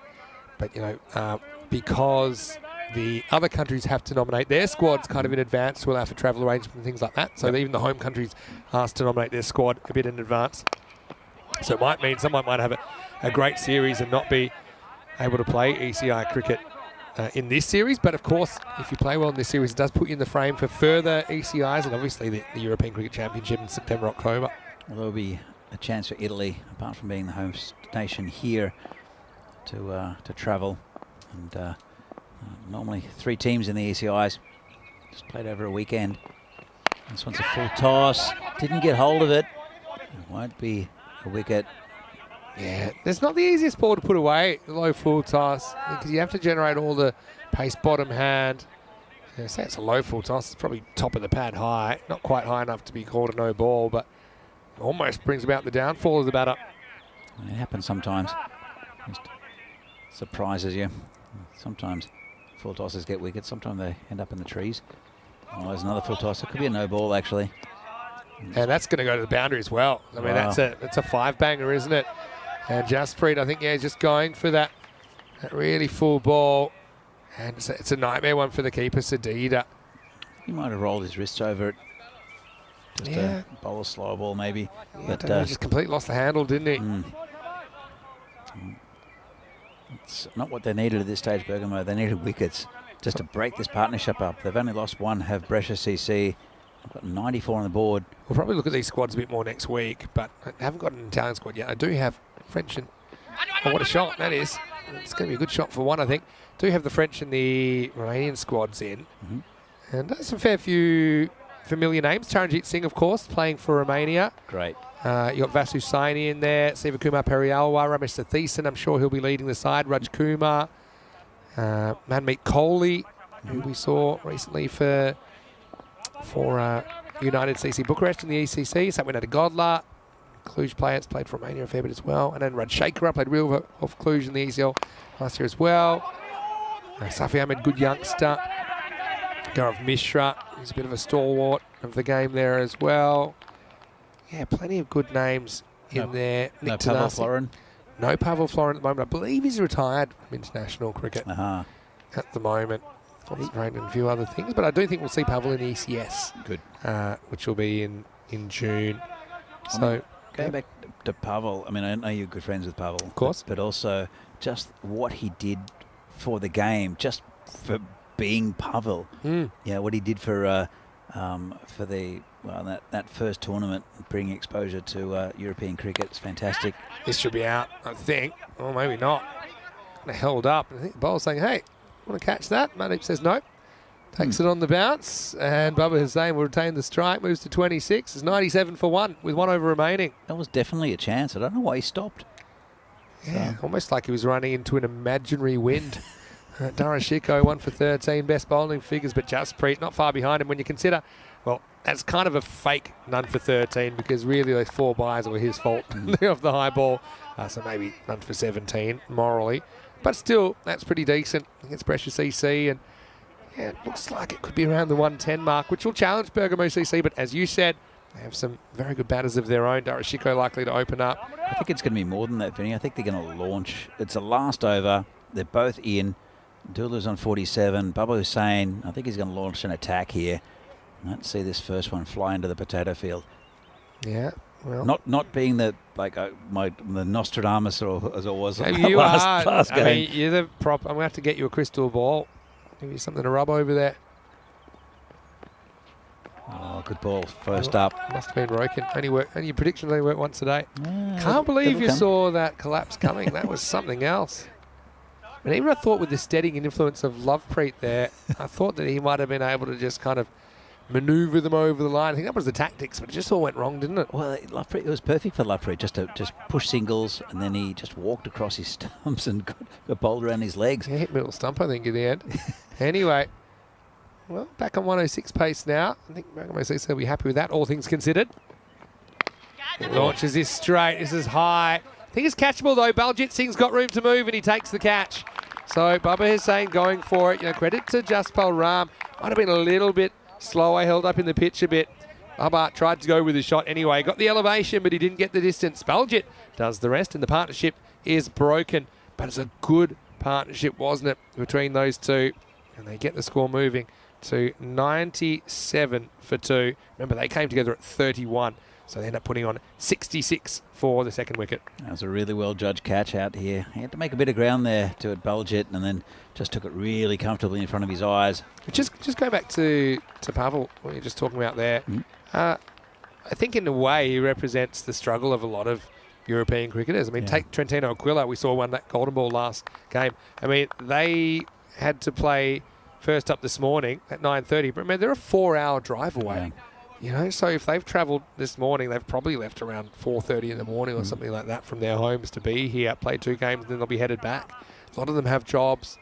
Obviously, this could be another one, but Baljit's not going to get there on the full. Now another fumble, but luckily it doesn't get too far away. And I think that Dulu has pulled rank and said, right, I'm going to face this. Chowdhury's off the mark, but Dulu will be eyeing off a half century with 4 balls remaining.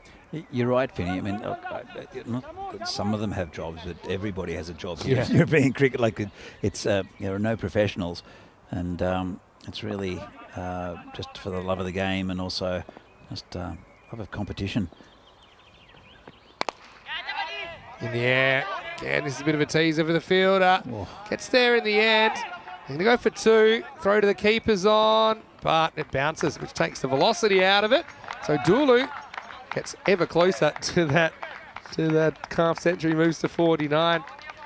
The bounce, their long grass works both ways. So obviously it holds up the ball, but when you hit it, but also when people throw in a bounce throw, if it doesn't get to the keeper on the full, it kind of gives you those precious fractions of the seconds to get in. Just diving on it will be more comfortable than diving on that Cypress. That's true. 100's up, wants his 50, gets his 50. Dulu, well, he's turning the clock back to 2022 with this innings. Maximo moves to 55, a half century off 31 balls. Yasir back in business. He deserves it too. It's been a really good innings, and he was asked to have a look at that.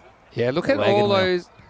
They're only 1 scoring shot behind, or maybe 2 behind point technically. 1 behind point, 1 behind square leg, but pretty much everything in front. He's a bludgeoner, isn't he? He loves to hit straight and put it back over your head. That's exactly what happened there. 106 then, last ball. And the curtain call for Yasir Dulu. Hits it hard, but hits it close to Baljit, who takes the catch. It's a really skillful piece of fielding. So 106 and no further. Jaspal Ram chips in with 2 for 24 in the end. And well, anybody's game. Brescia CC got the runs on the board, though. 106 for 3 off their 10 overs. That's a pretty good last over from Jaspal Ram because he had 2 set batsmen and not any 2 set batsmen, but Yasadulu and Baba Hussain, and he managed to dismiss both of them.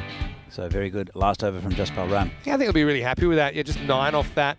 They were only 50 off 6, and so the fact that they were able to get 56 off the last 4 overs, though, but yeah, it was 7, 8, 9 where the damage was kind of done, 22, 15 and 10. But early on, as we know, Brescia CC, very experienced opening pair. Ali Raza Islam did strike 3 boundaries in his innings as well. Didn't really get going as Darashiko just was a slight error of judgment. Mandeep Singh took the catch. But then this partnership of 66 built the backbone of what I think is a very respectable total for Brescia CC. Yeah, look, absolutely. And it was that partnership. So Yasadulu ending up 55 off 32. Baba Hussain 26 off 17. And it was really a well-structured innings. 106, pretty good total. As you see, more 6s hit. And really, apart from a couple of loose overs, maybe the first one from the skipper Baljit, it was pretty good bowling from Bergamo. Just couldn't make the breakthrough, and that's what we get when you get quality batsmen like Dulu and Baba Hussain. And as we see, that was the end of Baba Hussain, and there was a couple of catches went in that last over. Baljit, it's the big 6 to bring up the 50 for Yasidulu, and then there's a flat hit, another really good catch from Baljit. So it's a good innings, all up from Brescia CC, very well judged. 106, Bergamo, they are still in, well, they're not just still in this game, they were very much in this game. 106 about a pass score, maybe a little bit above.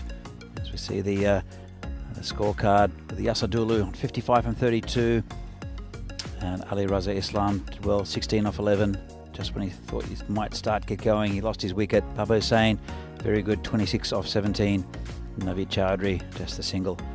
Let's have a look at the bowling figures. You can see Baljit Singh was expensive in his first, came back in his second.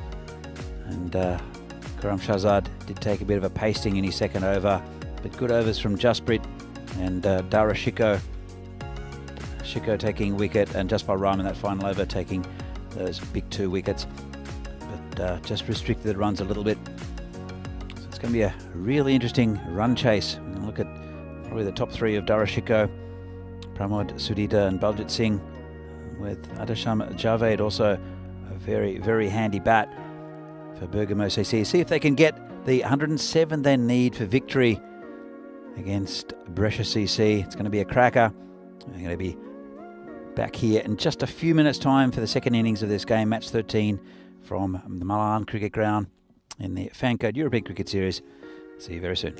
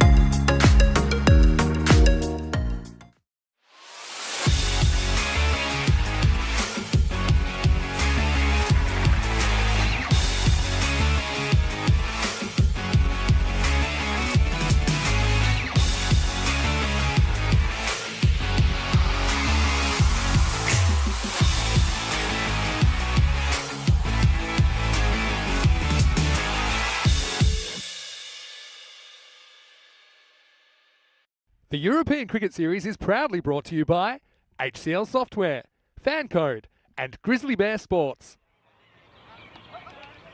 And welcome back to this Fancode European Cricket Series from Milan, a game between Brescia and Bergamo.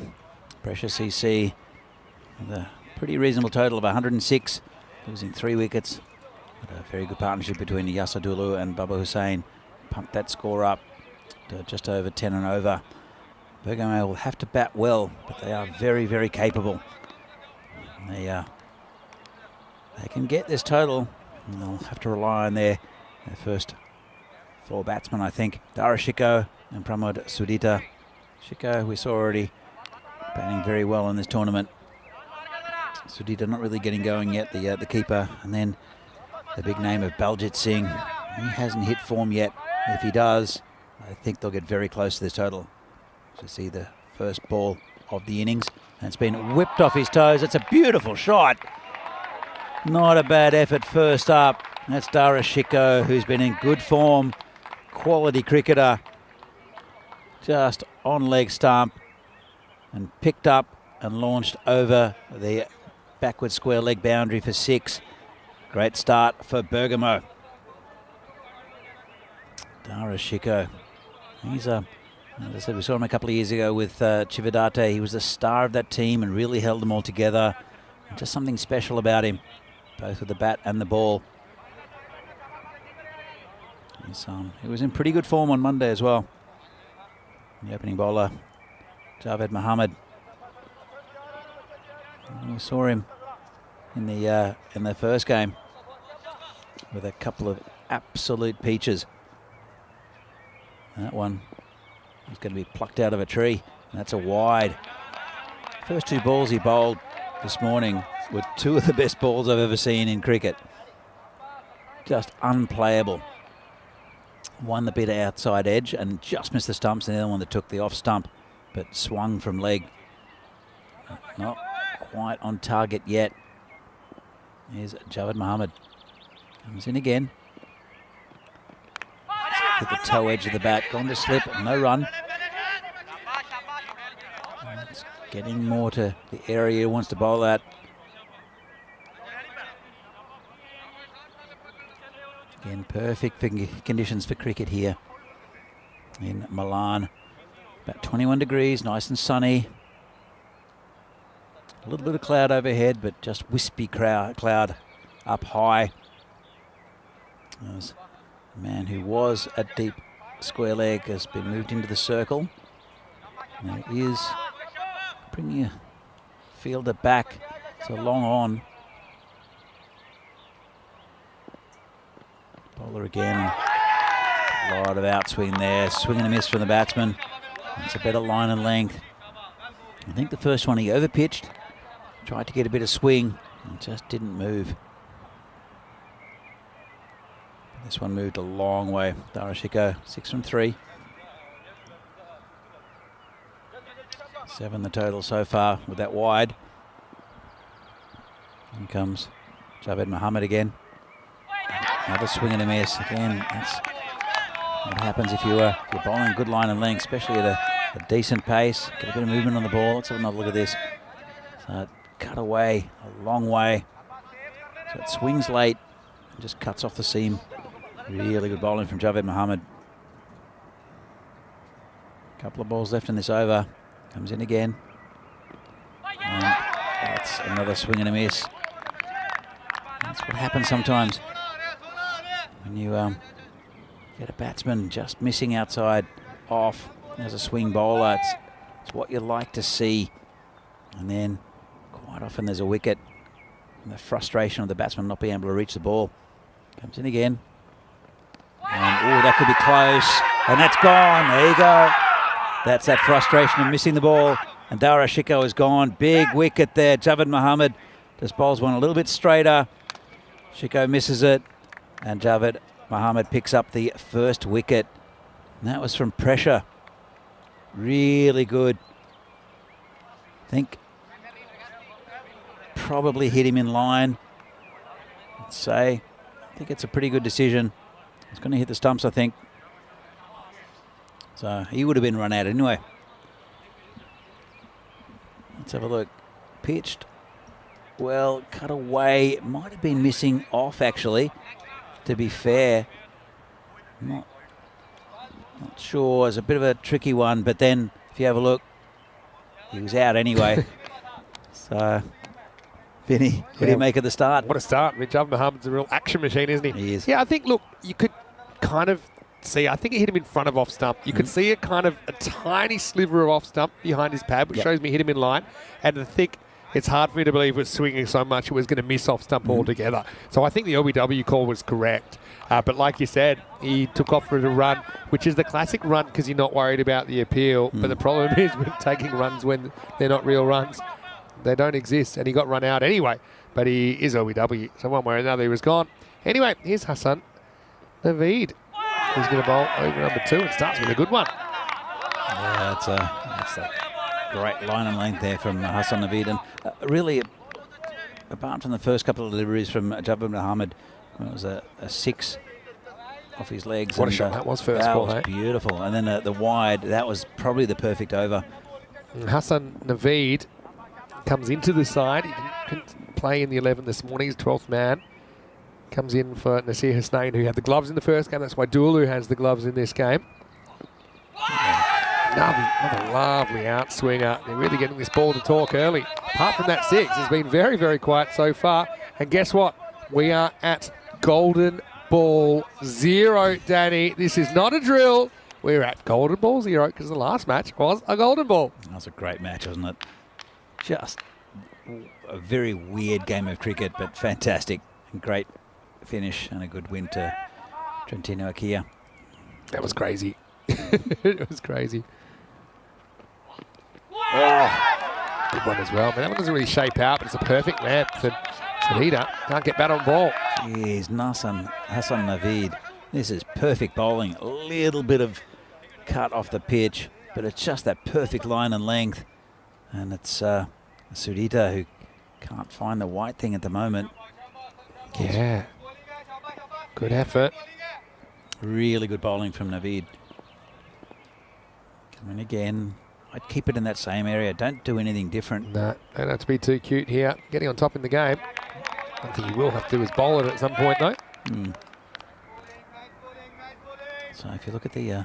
well, they needed around about 11 and over. It's gone up a bit. Now it's only early. Wouldn't read too much into the run rate yet. Yeah, but I mean, you know, it's not an easy ground to score double digits and over on, especially against good bowling attack. That's a nice shot though over the top, and it beats the fielder who overruns it. Do you want me to try and scientifically explain what's happened here? Sure. So here's the thing. Here's Madassa. He's expecting the ball to continue at the same pace, but because this field's so slow, it actually slows down that first bounce so much that he can't correct himself. So, yeah, he can't slow down as quick as the ball did, and he's too slow to react. And that's why we will see that happen on these fields where the ball holds up on the first bounce. This ends my TED Talk. His next ball whistles past the outside edge. You've seen there's a weird phenomenon where the second bounce will take a kick, one way or another. It's happened to me on a really nice ground, and but it happens at any level. I think what that is that the ball's travelling too fast to really grip, so it kind of wants to. Have you ever mucked around with a ping pong ball or table tennis ball? And it more skids on the first bounce, and once it kind of settles down, slows down a bit, then it actually does turn with the rotations of the ball.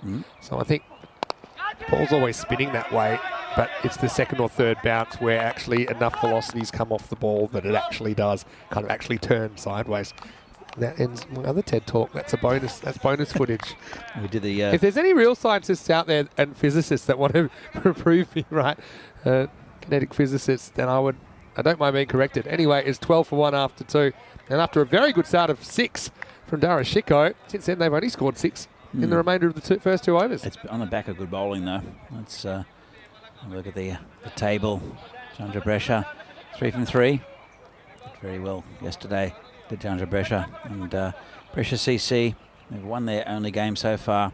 Bergamo have won 2. They haven't looked very convincing yet. But they did get 2 good wins on Monday. Up towards the top of the table. Remember, the top 4 get through to finals Friday. And it will be very impressive, Javan Mohammed, to continue. See if we can get the ball swinging in his second over this time, which is something he struggled with last time. But this is nice little open face, little kind of drive, deliberate, I think, from Sedita. He uses the pace and gets a boundary. What I was going to say is now that you don't have that dew factor, you don't have that moisture, I think that's the reason. He still is getting that movement. Yeah. Whereas the first innings of the day, you could see that the ball was kind of dead straight at this point of the innings. So, yeah, that's the difference between the ball, because the ball's not waterlogged at the moment. Well, you saw him bowl 2 of the best balls you'll ever see, and swinging and cutting with the swing, and then the first 2 balls of the next over were wide down leg side because it didn't swing, and it was to do with the a little bit of moisture on the ball. He comes in again. Able to do his own fielding this time, but Precious EC, obviously a team we love to follow. They've had a lot of success. Obviously, they won the Super Cup in 2021, which made them domestic champions. That meant that they went to ECL in 2022.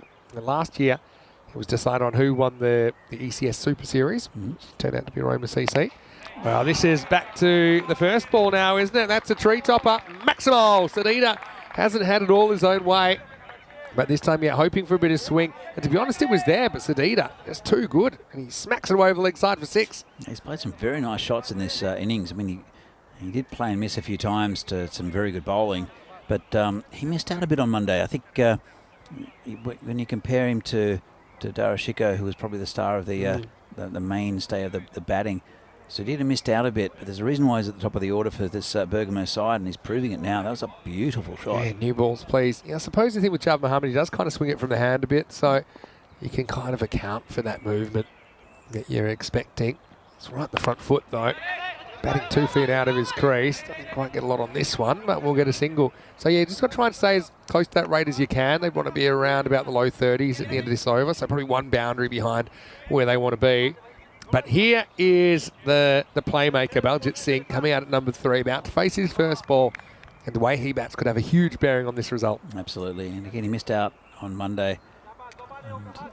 But as the tournament goes on, once he gets there, feel the leather on the willow, he'll come to be a very influential member of this team. Probably the quality batsman within this lineup.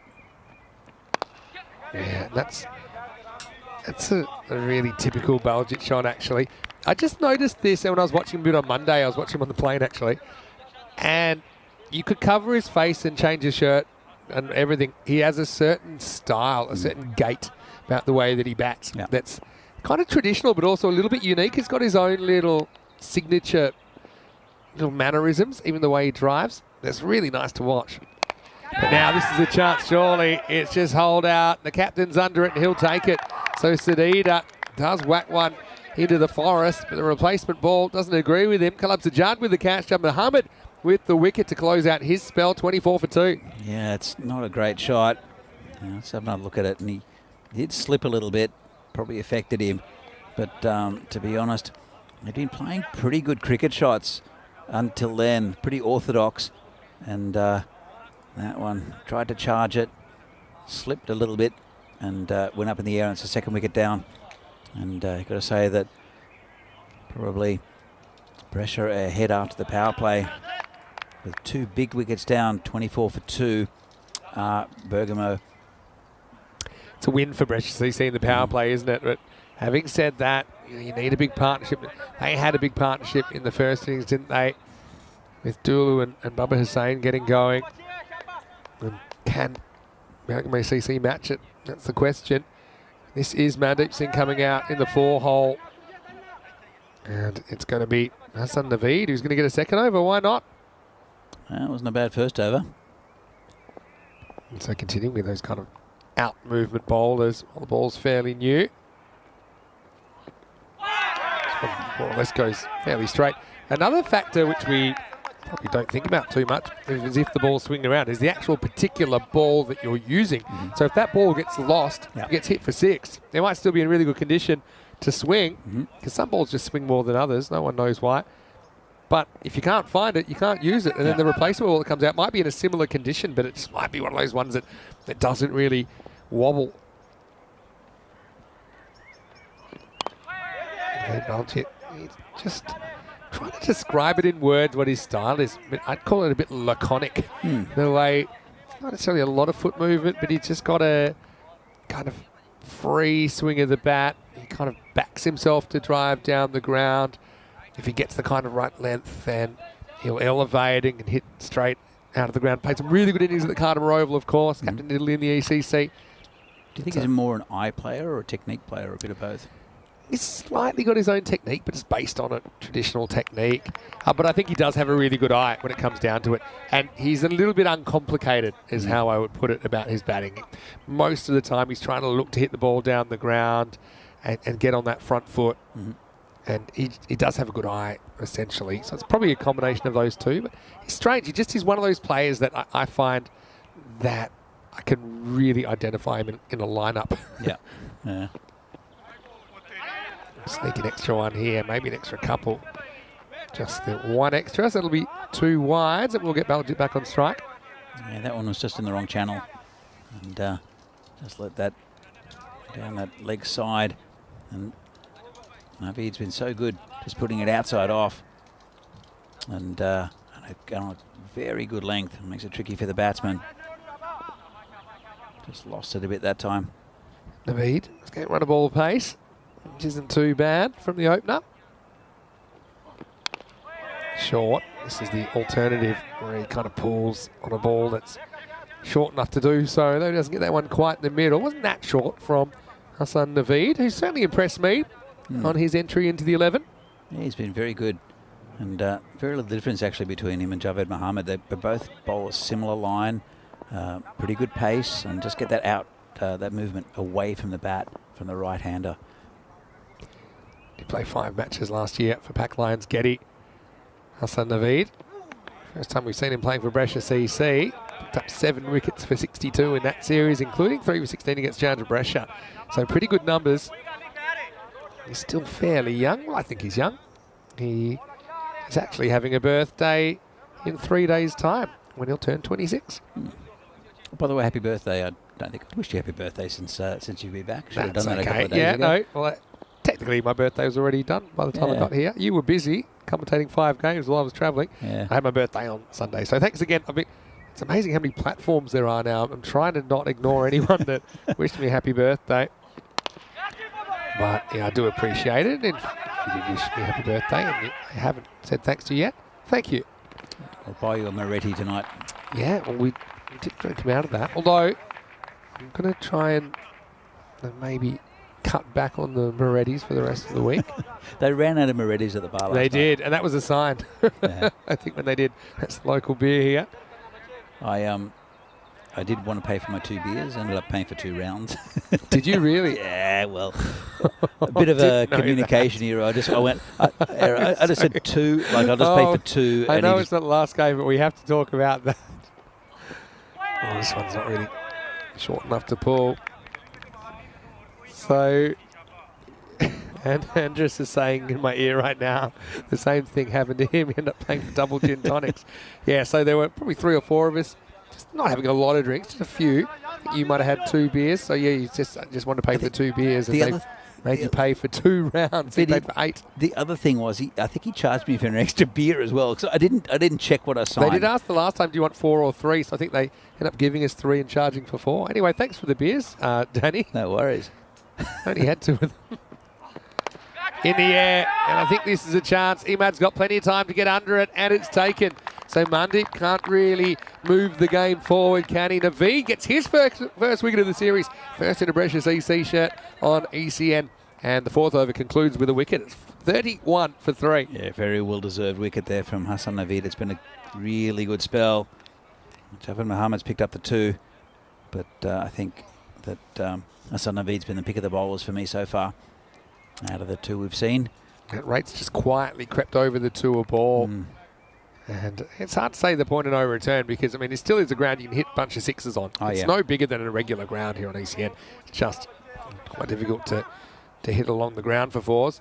Having a look at that innings, you can see how they kind of got things moving in that 7th over to get them up to that score of 106. Precious CC, Bergamo never been up with the rate yet.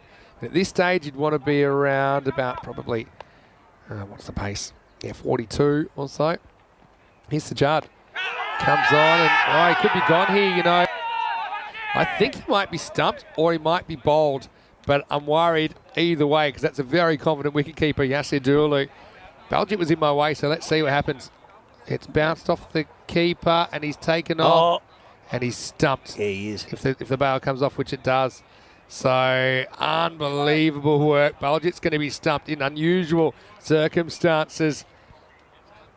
And yeah, just, I suppose when bad keeping goes good, because I don't think it's bad keeping because it actually hits Baljeet first, and that's why Dulu can't glove it. But it goes pad to stumps, and yeah, Baljeet kind of falling over in the stroke, I suppose. Yeah, to me, that's stumped. Some people might say, well, is he looking for a run? I don't think he really is looking for a run. I think it's immediately after the stroke, so that should be stumped. So there's no way he's running. Yeah, it's not a run, so it's got to go as stumped. And so it'll be a wicket for Sajjad first up. What a performance. And Baljeet, well, he'll feel like he's walked under a ladder while stroking a black cat because he's gone. And it's 31 for 4. Baljeet, well, can't take a trick so far in this series. Well, this match 13, Vinny. So match 13. Yeah, as you know, strange things happen in match 13. That's when we had the 13 minutes of madness with Drew beating Tunbridge Wells in Group A of the ECL 22, 88 in 3.1 overs. Sign of what was to come. Anyway, Arsham Javed, the new batter. It's the one that Sajjad kind of pushes through. I said to Club Sajjad, I was really happy to see him bowling himself because I just think he's a really handy spin option. Sometimes he's a bit too unselfish, I think, as a captain. But he's doing a good job in these middle overs. Jaspreet's out there. He does give the ball a crunch. Careful first ball. Jaspreet didn't get a bat on Monday at all. He's wondering what he was doing when he was going to come in, and he just never did, never needed. So, but it is a bit unfortunate for Baljeet. Yeah, I mean, I wouldn't say he's a recognised batter, but he does average around about. Oh, he's bowled. What a ball this is from Sajjad. And Arsham Javed plays all around, and it's kind of top spinner from the skipper, and it goes through the gate and splays the stumps. We're going to see in a lot of trouble now. That makes it 33 for 5. Yeah, Kalab Sajjad, very, very good bowling. Look at this. It drifted in. It's a bit of a Shane Warne. It's a slider. You know, it's not one that he's really trying to put a lot of right to left spin on. He's just wanting to get the batter to play for it, which is exactly what Javed does. And Sajjad just keeps on performing. And Bergamo CC in a hole that you can't see them digging their way out of. 33 for 5 as Sonu Lal comes to the crease. He should be bowling more, Sajjad. The way he's bowling with a lot of control. And that's with a leg spinner. When you're bowling with control, you get that confidence of being able to try things. Well, no patience. This should be 2 in 2 and gone. So Sonu Lal goes next, and this innings is off the tracks at the moment. Sonu Lal goes for a golden. Golden, Derek, please. 33 for 6. Yeah, not the best shot to play to a leg spinner, especially the quality of Sajjad. And, well, he's 3 for 2 at the moment. Wow. Well, matches his outfit at least, but that's probably not what you're going for. And just didn't want to have a look at Sajjad. I suppose you can understand that as well. Is it drivable? I guess, but he kind of loses his shape. You'd have to absolutely nail that to get it. But first, yeah, hat-trick ball coming up. We've already had a hat-trick today, haven't we, Rajmani? With one in match 12, the last game. Could we get hat-tricks in back-to-back matches? 5 for 4, pretty good figures. And this looks like Guram Sajjad coming out with the ball remaining in the 5th over.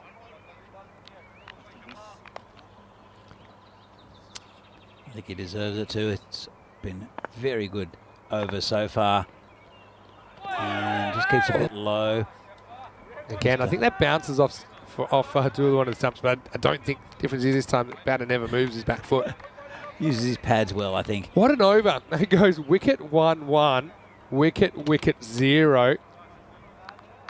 And so 3 for 2 off the 5th over. and it's 33 for 6. Of course, we had a golden ball earlier as well. Let's have a look at the updated golden balls in 2023. There's the results, just 3 out of 8 now for the batters. Thing is, a few of these, the wickets loss has been a big problem, right?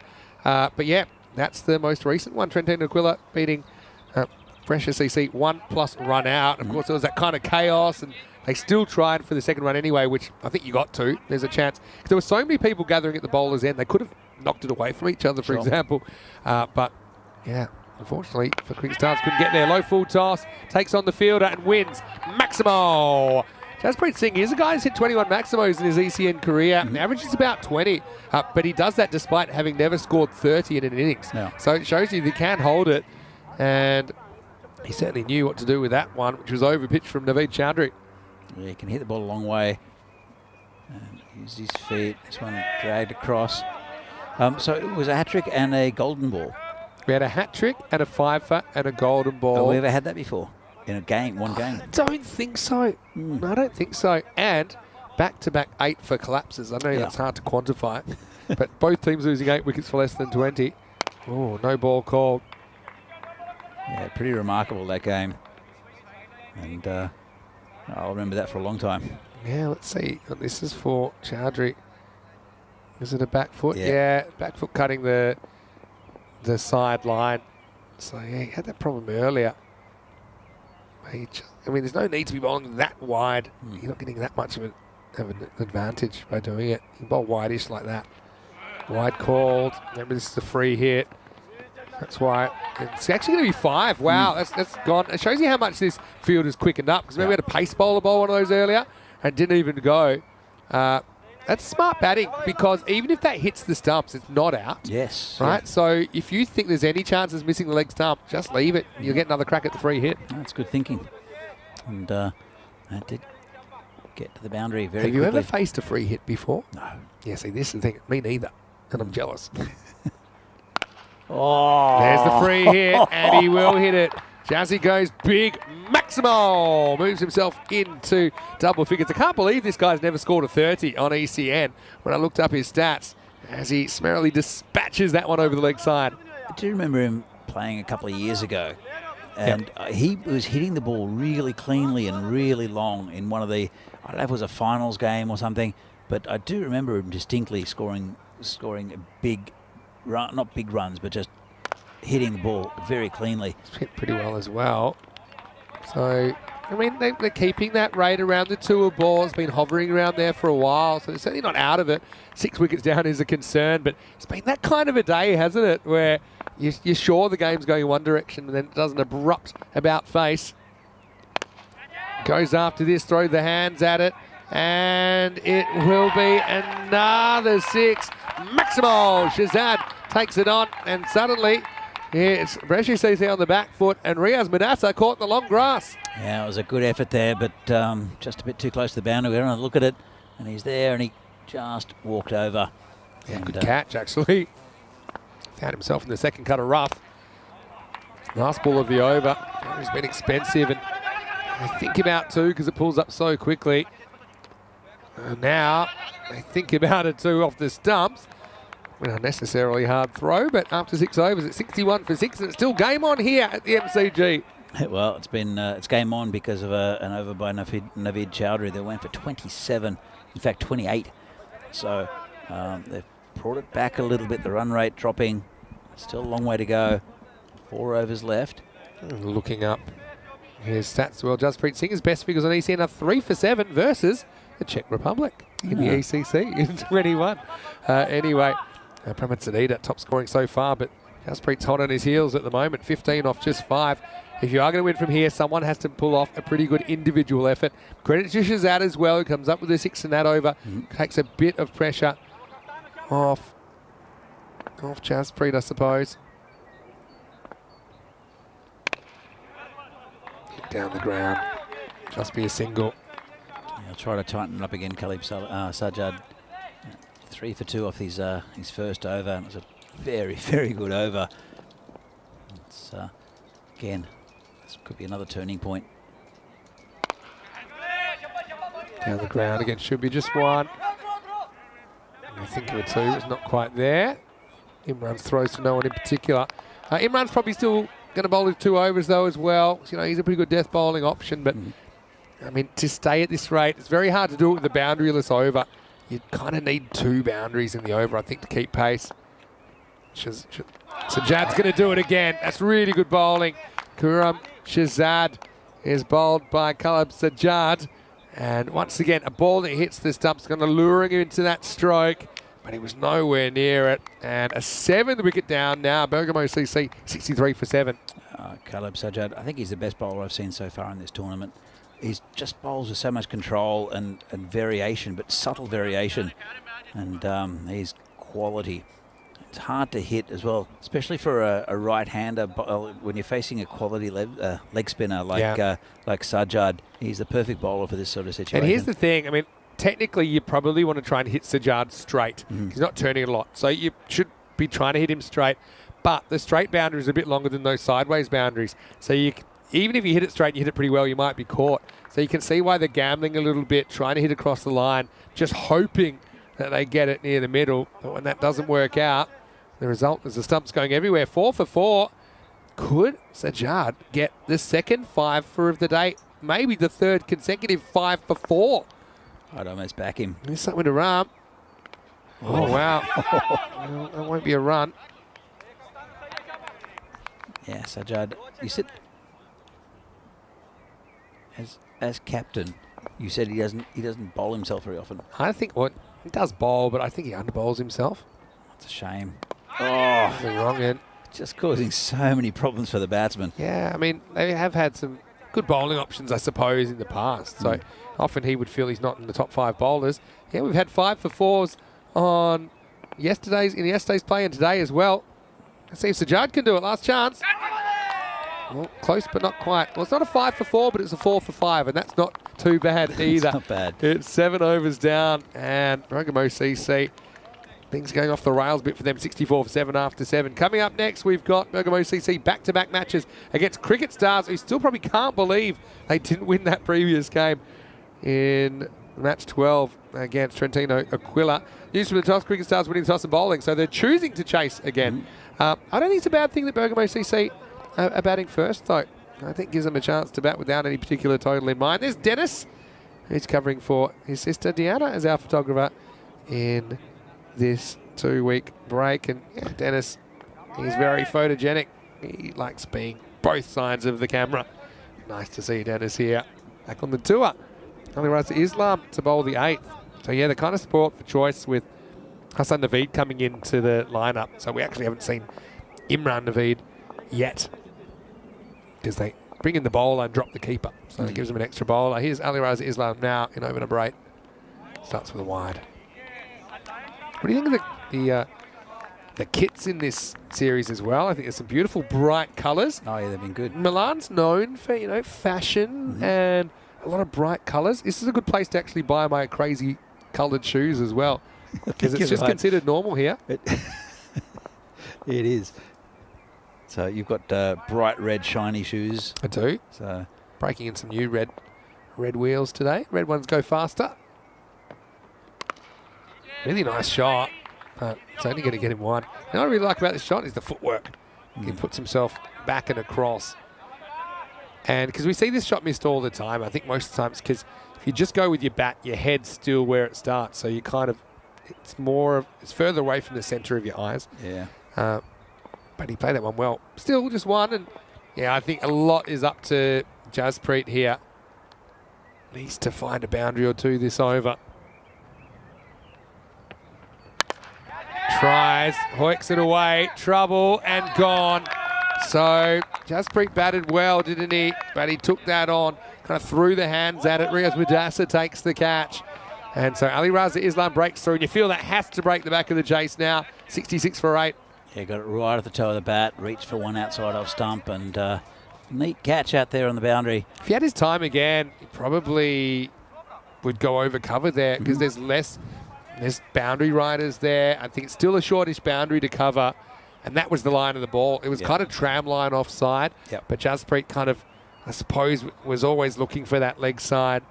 So 66 for 8, and Yeah, looking pretty unlikely at the moment. Jaspal Ram comes to the crease at number 10. That's what happens with the batting in this this sort of form of cricket, where you just obviously you're going to get more power on the offside, on the onside, and so you're hitting, trying to drag things from outside outside off, and sometimes it works, but then you get ones like that where it just comes off the toe end, or gets a high risk, edge. high reward, isn't it? I mean, good bowlers will make you fetch it as well. This is a straighter one. It could be 2 in 2, and it should be. Imad Khan takes the catch. And now Ali Raza Islam is on a hat-trick. Well, could we have hat-tricks in consecutive matches after all? As the 9th wicket falls. When the wickets have fallen, they've fallen quickly in this innings, one after another. Not the worst shot I've ever seen. Ali Raza Islam. Jaspal goes for a golden derrick. Imad does the rest, 66 for 9. There he goes, accompanied off the field by Derrick. Golden Derrick. We haven't seen a diamond Derrick yet. Well, we have seen a diamond Derrick, but not Diamonds official are Derrick. precious. Yeah, I can't wait for our first diamond derrick. I think we had 3 in the first game, didn't we? I don't know about 3. I'm pretty sure it was. If not 4. You think there were 4 diamonds? 4 people ran? No, 3 in the first game. I think there were quite a few in that. You talking about goldens or diamonds? No, there were. I think there was. Have a look, because I think there were 3 Come back runouts. to you, because Ali Raza Islam is on a hat trick. He won't get it. Not a bad shot at all. Possible 2, but with 9 out, they're not that interested. I think there were 3 diamond ducks in that first innings. I might be wrong, but there were 2 runouts at the end. There was 1 right at the start. Well, if you get this, I'm so impressed. You've been on today. Okay, 1 diamond duck and 2. Yeah, there were 2 diamond ducks. And the last run out wasn't a diamond duck. I think the last run out was. Cameron Hussain was run out off the last ball of the 10 overs. But there were 2 run outs right at the end, I think, from memory. Yeah, there were. Yeah. The other was Ali Saqib Ashad, who made 7. Well done, though. Multiple diamond duck innings. Danny's got an eye for things that just mere mortals like me cannot fathom. I think I got some sleep last night, there, Vinny, because I didn't do all-you-can-eat sushi the night Well, before. I did. That's why I'm off. Anyway, takes us to the end of the over. So, yeah, with 9 out, there's really no way back at the moment. And so, yeah. And in the second innings, no diamond duck. Now I'm just on diamond duck watch. I don't remember many I others. don't think we've had any apart from that. Had some goldens, though. A few in the last game. Yeah. Just checking. I think there may be a ball left in this over, you know. Did you notice the scorecard for in the last game? Yeah. In the first innings, there were, I think, 5 or 6 golden ducks. In the first innings? In the first innings of the last game. Oh, yeah. 1, 2, 3. There were 4 golden ducks and a second ball duck.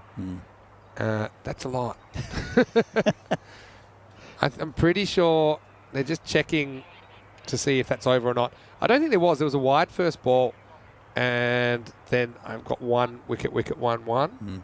So I think we're going to have to see Ali Raza Islam coming back to finish it over. It's been some good little rule tweaks, and one of them, okay, that would have been a 5-ball over, but it won't be because obviously it's picked up.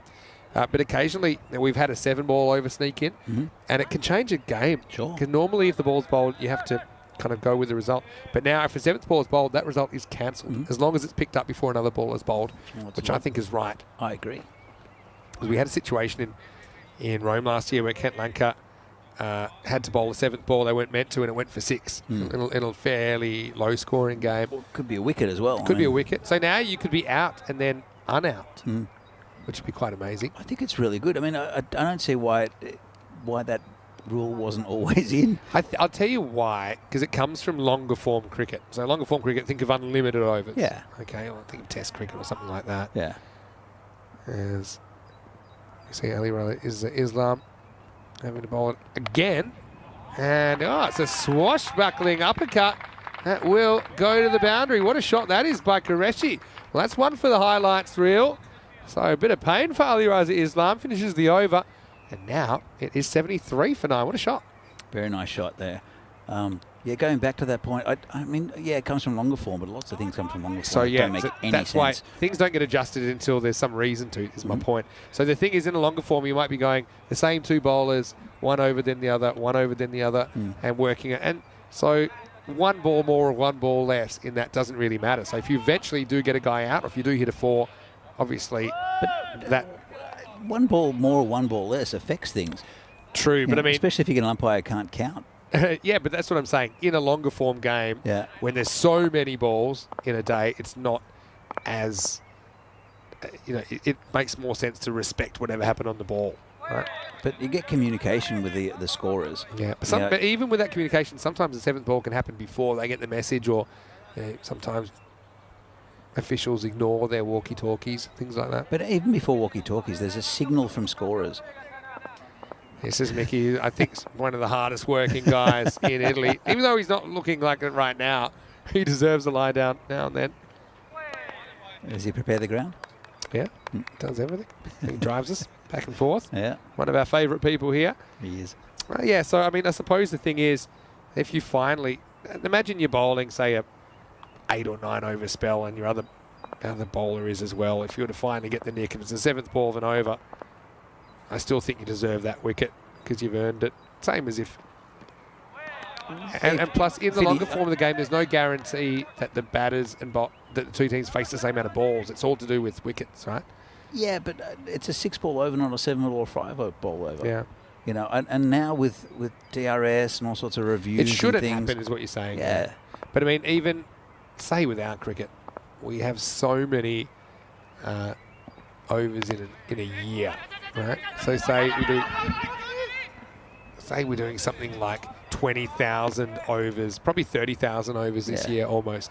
So if it happens 1 in 1,000 overs, 99.9% of the time it's fine. Yeah. It's still going to happen, say, 30 times a year. And so we just have to work out how to deal with it.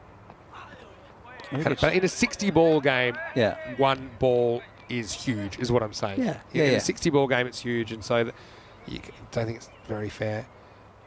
I just don't think it should be... I never understood why you just couldn't correct an umpire. And, I suppose it's not so much about that. It's about once an event has happened, then you kind of... the thinking would be it could have been good for the bowler, it could have been good for the batter, but we're just going to... It'll cancel out in the long run. But I think that's what's been stamped out quite a bit in cricket has been the responsibility of the umpire. I mean, the umpires do a fantastic job, and you look at it here, and there are reviews, but you look at it at higher level cricket and test matches and in IPL and in 50 over games. Yeah. And Naveed with a maiden there, by the way. He's just snuck in a maiden on us. Naveed. Yeah, with 9 down. He's got none for none off 1. I missed sixes off an over yesterday. I missed a maiden now. I almost missed that one. There's not much going, but it does take the game to the 10th over. Anyway, Riaz Madassa can finish it off with a wicket. Yeah, it gives... Oh. There it is. Had a feeling. We'll have to pick up this conversation in the next match, I think, Danny, because... This is all over. Another team bowled out. And we saw a golden ball with 2 teams both bowled out in the last game. You had a feeling that Qureshi was going to go for it. Just finishing that conversation, though, I mean, what you're saying is that, as I gather, umpires, there's a lot of judgments being taken out of it because it's a lot more technology being used. I've got to say, though, it crept in originally, but I actually think a lot of people do like that.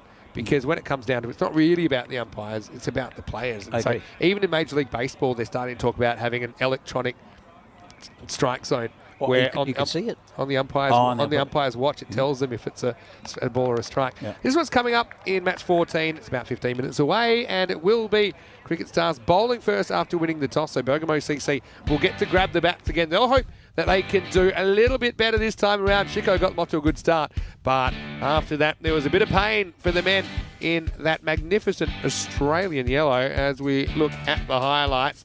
Bergamo CC 4-2 and 2. Despite this great shot first up from Chico, there's some good bowling early on. That one was LBW. Would have been run out anyway, even if it wasn't given out. But I really like the bowling of Hassan Naveed. He complemented Javeed Mohammed really well early on, didn't he? And despite a couple of shots in anger and a little bit of a blooper moment there for the most part, Brescia CC, they didn't allow too much, did they? As Bergamo CC, when they lost wickets, they lost them in clubs. And there was some thought that they'd be able to keep up with the rate. This is a nice little mini run from them. Sedita literally throwing himself off his feet. He had to go. But for me, again, the start was Kalab Sajjad. I think that after the initial few overs, he came on, he bowled really, really well. 4 wickets for him. I think they also caught well for the most part in Bresh and CC. They've got all the hallmarks of a very, very good cricket team. Absolutely. Look, it was a good start for the first two. That was unlucky one though for very unlucky, Baljeet, wasn't it? But there's nothing lucky about the bold dismissals that Sajjad came up with next. Sajjad was fantastic today. You can see it drifts in a little bit, just turns away, and there's a lot of variation. And for me, he's been the best bowler in the tournament so far. Just bowls with such control. Picks up another wicket. He did pick up 4 for 5, which is, I mean, apart from the figures, just the manner of which he took it. Maybe a little bit of luck with Baljeet. See a big 6 there. Like that. That's probably one of the best shots they played. It wasn't even a shot. But Dulu just couldn't quite find the line, went down the leg side. And Jasprit provided a few fireworks, didn't he? But again, couldn't really do it for long enough to put them back in the game. Got that rate back down below the 2 ball. But they were running out of wickets and they were running pretty fast. That was a great catch taken by Riaz Madassa, but he found himself out of bounds. And then Sajjad, he really got them ahead in the game, didn't he? Shazad swung all round it, and his 4 wickets really important. But once again, pretty good team effort, I think, from all the bowlers. From Brescia CC, they held their catches. And Bergamo CC, again, that's a bit of a blow for them. They fall to 2 and 2. Yeah, they're a good side, Bergamo, but just not showing it at the moment. They rely heavily on their top 3 in Darashiko, Sudita and Baljeet, and we really didn't see it. Even Javed was a good bat. We didn't see it in this game at all, and what was, on paper at least, a very even contest ended up not being so. Becomes a really big game for Bergamo CC next against Cricket Stars, and Cricket Stars, they're a team without a win at all, despite only playing the 1 game. 16s for Sedita. I like the batting from Jasprit as well, but no one really went with him. You see a couple of golden derricks in there for Sonu Lal and Jaspal Ram. And despite 11 wides and no balls, there are probably a few too many extras for Brescia CC's liking. They are able to bowl out Bergamo CC for 73 with 5 balls left on the table. Qureshi, though, one of the best shots you'll ever see from a number 11 off Ali Raza Islam, slushing one up and over cover point. 4 for 5, Kalab Sajjad, outstanding work from the skipper. 2 for 9, Ali Raza Islam was amongst the wickets. Javed Mohammed bowled well, 2 for 19. Naveed was a good inclusion. Hassan Naveed, that is, 1 for 12. But Imran Naveed with the cheeky maiden with 9 down. And Riaz Madassa finishing off with a wicket of his only delivery. We'll take a break. We'll be back in around about 10 minutes' time. Taking you into the 4th match of the day, match 14. Both teams desperate for the points in the next one. Vinny Sandu, Mr. Maximo, with Danny Hudacek. Hope you're having a great Wednesday wherever you're watching from around the world. We'll see you shortly on ECN for more Fan Code European Cricket Series.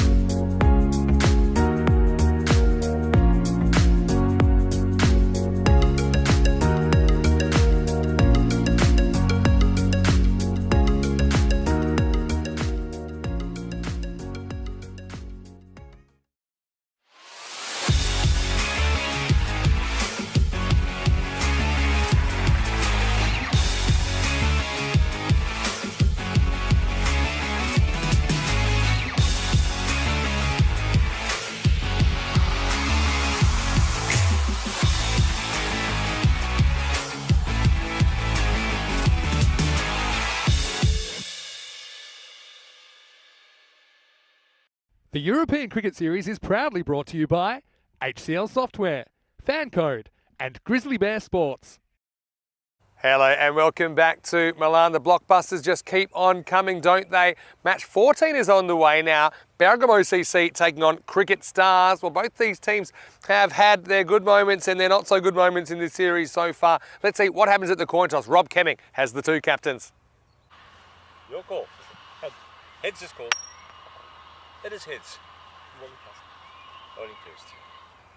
So it is Cricket Stars that win the toss, and their captain Lovepreet Singh has elected to bowl first, which means they will have to chase again. And that's kind of where it all went wrong. They were cruising, weren't they, at 67 for 2, chasing a target of 85, but they lost 8 for 17. An epic collapse resulted in a golden ball. They couldn't get over the line. Trentino Aquila knocked them over in the first game of the day, their first game of the tournament. And that was after Trentino Aquila lost 8 for 13 in the first innings. So that was a tale of 2 collapses. They'll just hope to put that behind them, though. Rajmani Singh was outstanding, wasn't he? With 5 wickets, including a hat-trick in that early game, also hit the ball pretty sweetly.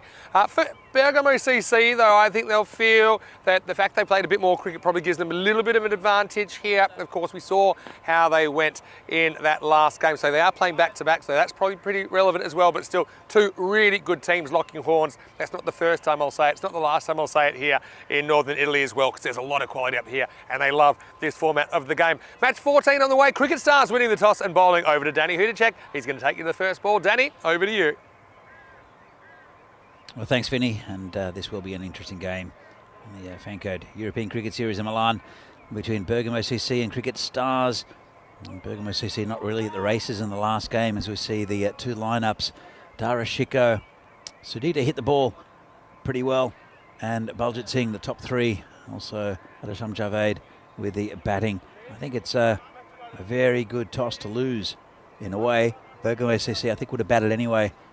They need to get their batsmen in form, need to set a target and put pressure on Cricket Stars that you saw collapsed quite spectacularly in the game earlier on in the day. But Rajmani Sandhu has been fantastic today, both with the bat and the ball. And also Dipendra Sekawat with the ball will try to curb the top order of Bergamo CC. As you can see, the expected scores 106 each. Average runs for at the moment 99 and 84 for Cricket Stars, but don't read too much into that. It's early in the tournament, and Bergamo CC, they lost the last game quite convincingly, weren't really at the races. Cricket Stars, though, they were definitely at the races until it all fell apart for them and lost in that golden ball, and they'll want a win today. So it'll be a very interesting game here between these 2 sides. Again, there's not much between any of the sides in this competition. Just one little thing or another could just tilt the advantage to them or to the opposition. So Bergamo CC opening again with Darashiko and Pramod Sudita. Sudita hit the ball very nicely. Darashiko is a quality batsman, very, very good player, as is Baljit Singh, but we haven't seen Baljit perform. In fact, it looks like it's Baljit to open the batting, which is a good move.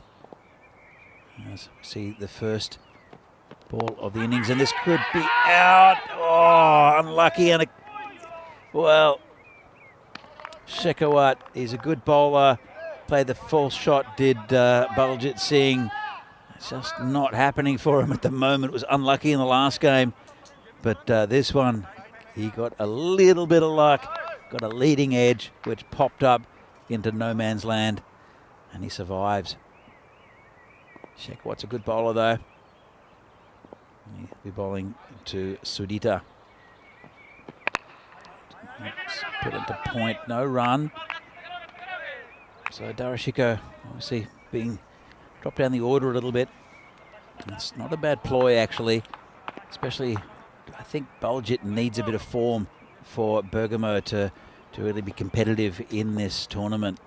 Just haven't really seen it yet from him.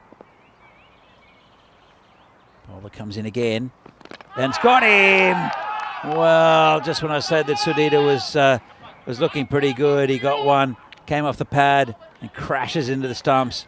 And Shekhawat and Cricket Stars get their first wicket, 1 for 1. Nothing's happening in the right way for Bergamo CC at the moment.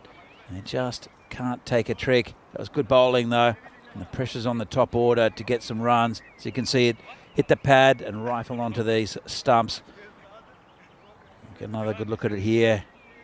And great bowling there from Shekhawat. Puts it in the right areas. And Sudhir Paul plays all around it. And that's the first wicket down. And, well, Darashiko, I said, it's probably a good idea to get him down the order a little bit and open with Baljit, but it's only 3 balls down in the first over. And Bergamo need to settle. They need a partnership here, and they need not to lose another wicket. It's a very good bowler coming in against them from Cricket Stars in Dipendra Shekhawat. We'll see what happens. Darashiko, we saw him in the last game. First ball, clipped a beautiful 6 first ball over the square leg boundary, and then fell rather cheaply afterwards. But these two, I would say, the 2 quality batsmen in this Bergamo CC lineup, and especially Baljit hasn't shown it yet. He just needs some time out there, I think. Still early in the season in Italy as the bowler comes in, down leg side, called a wide. So it was just a little bit tricky for the players here. Yeah, it's a New Year's cricket. The pitch does a little bit for the bowler. It's a beautiful day for cricket, though. As Shekhawat comes in again, and just played into the covers, no runs. I think they need to settle, need to play into an innings, these two. And Shekhawat's been a good start. 1 for 2 at the moment. Comes into bowl again, bowling to Darashiko. And it's just played forward again, no run. I don't mind this from Bergamo. I think taking too many risks at this stage is not the right medicine for their illness at the moment.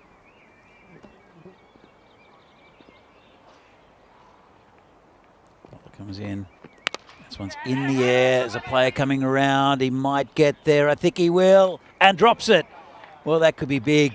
Didn't quite get enough of it. Did Darashiko. It was high in the air. And the fielder out there did very well to make the ground, to get into position for the catch. You see Shiko's just watching it. He put his head down and it was put down there. It was, can't quite see who it was on the boundary there. Tough catch.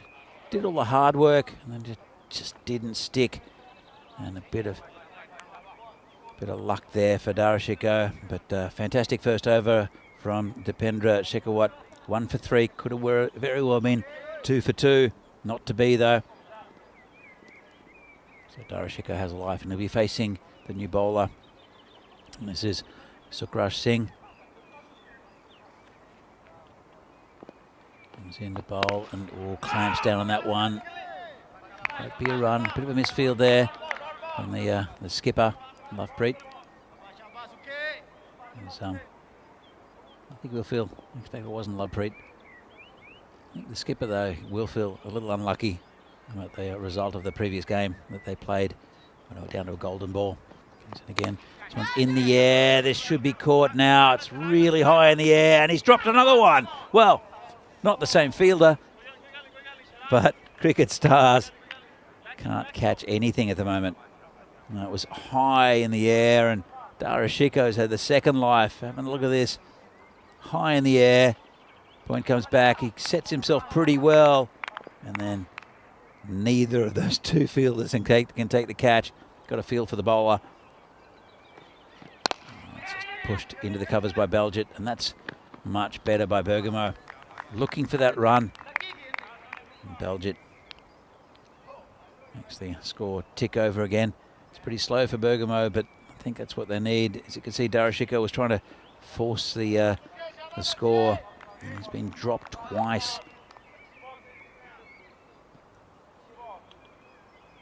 I'd say that it's been pretty good bowling from Cricket Stars so far. Then again, the bowler. This is hit straight. That's a lovely shot. Just hit through the line of the ball, and that's 6 runs. That's better from Darashiko.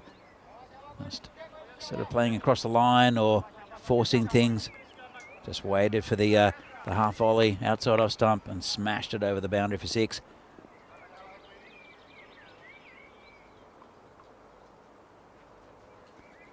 And again, and that's turned onto the leg side. Just a easy single for Shiko. And bring Baljit on strike. And Baljit, we've been talking up Baljit Singh. Just hasn't shown any form yet. I said it's very early in the season, very early in the tournament still. But he has to start showing it, and that's one good way of showing it. I don't think it'll be 6. It'll just plug as well. Unfortunately, there'll only be 2. So you got the pitching wedge out, landed it near the flag. Didn't quite roll into the cup. Vinny, unlucky for Baljit. The floor is lava.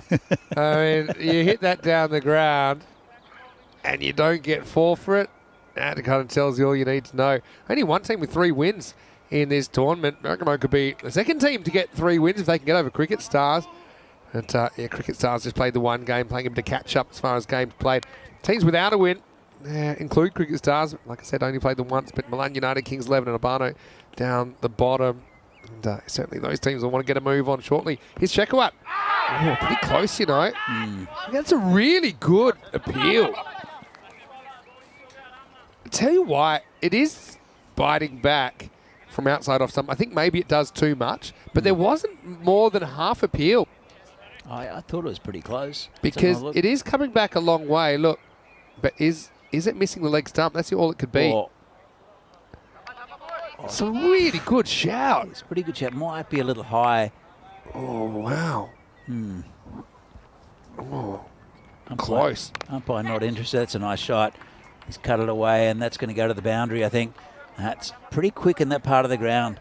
Yeah, that's going to run away for 4. Nice cut shot. Yeah, so that previous one, the issue was it seemed back so much that you thought, okay, is it going to maybe go past leg stump? But when I do this kind of thought experiment, yeah, let's have a look at it real time.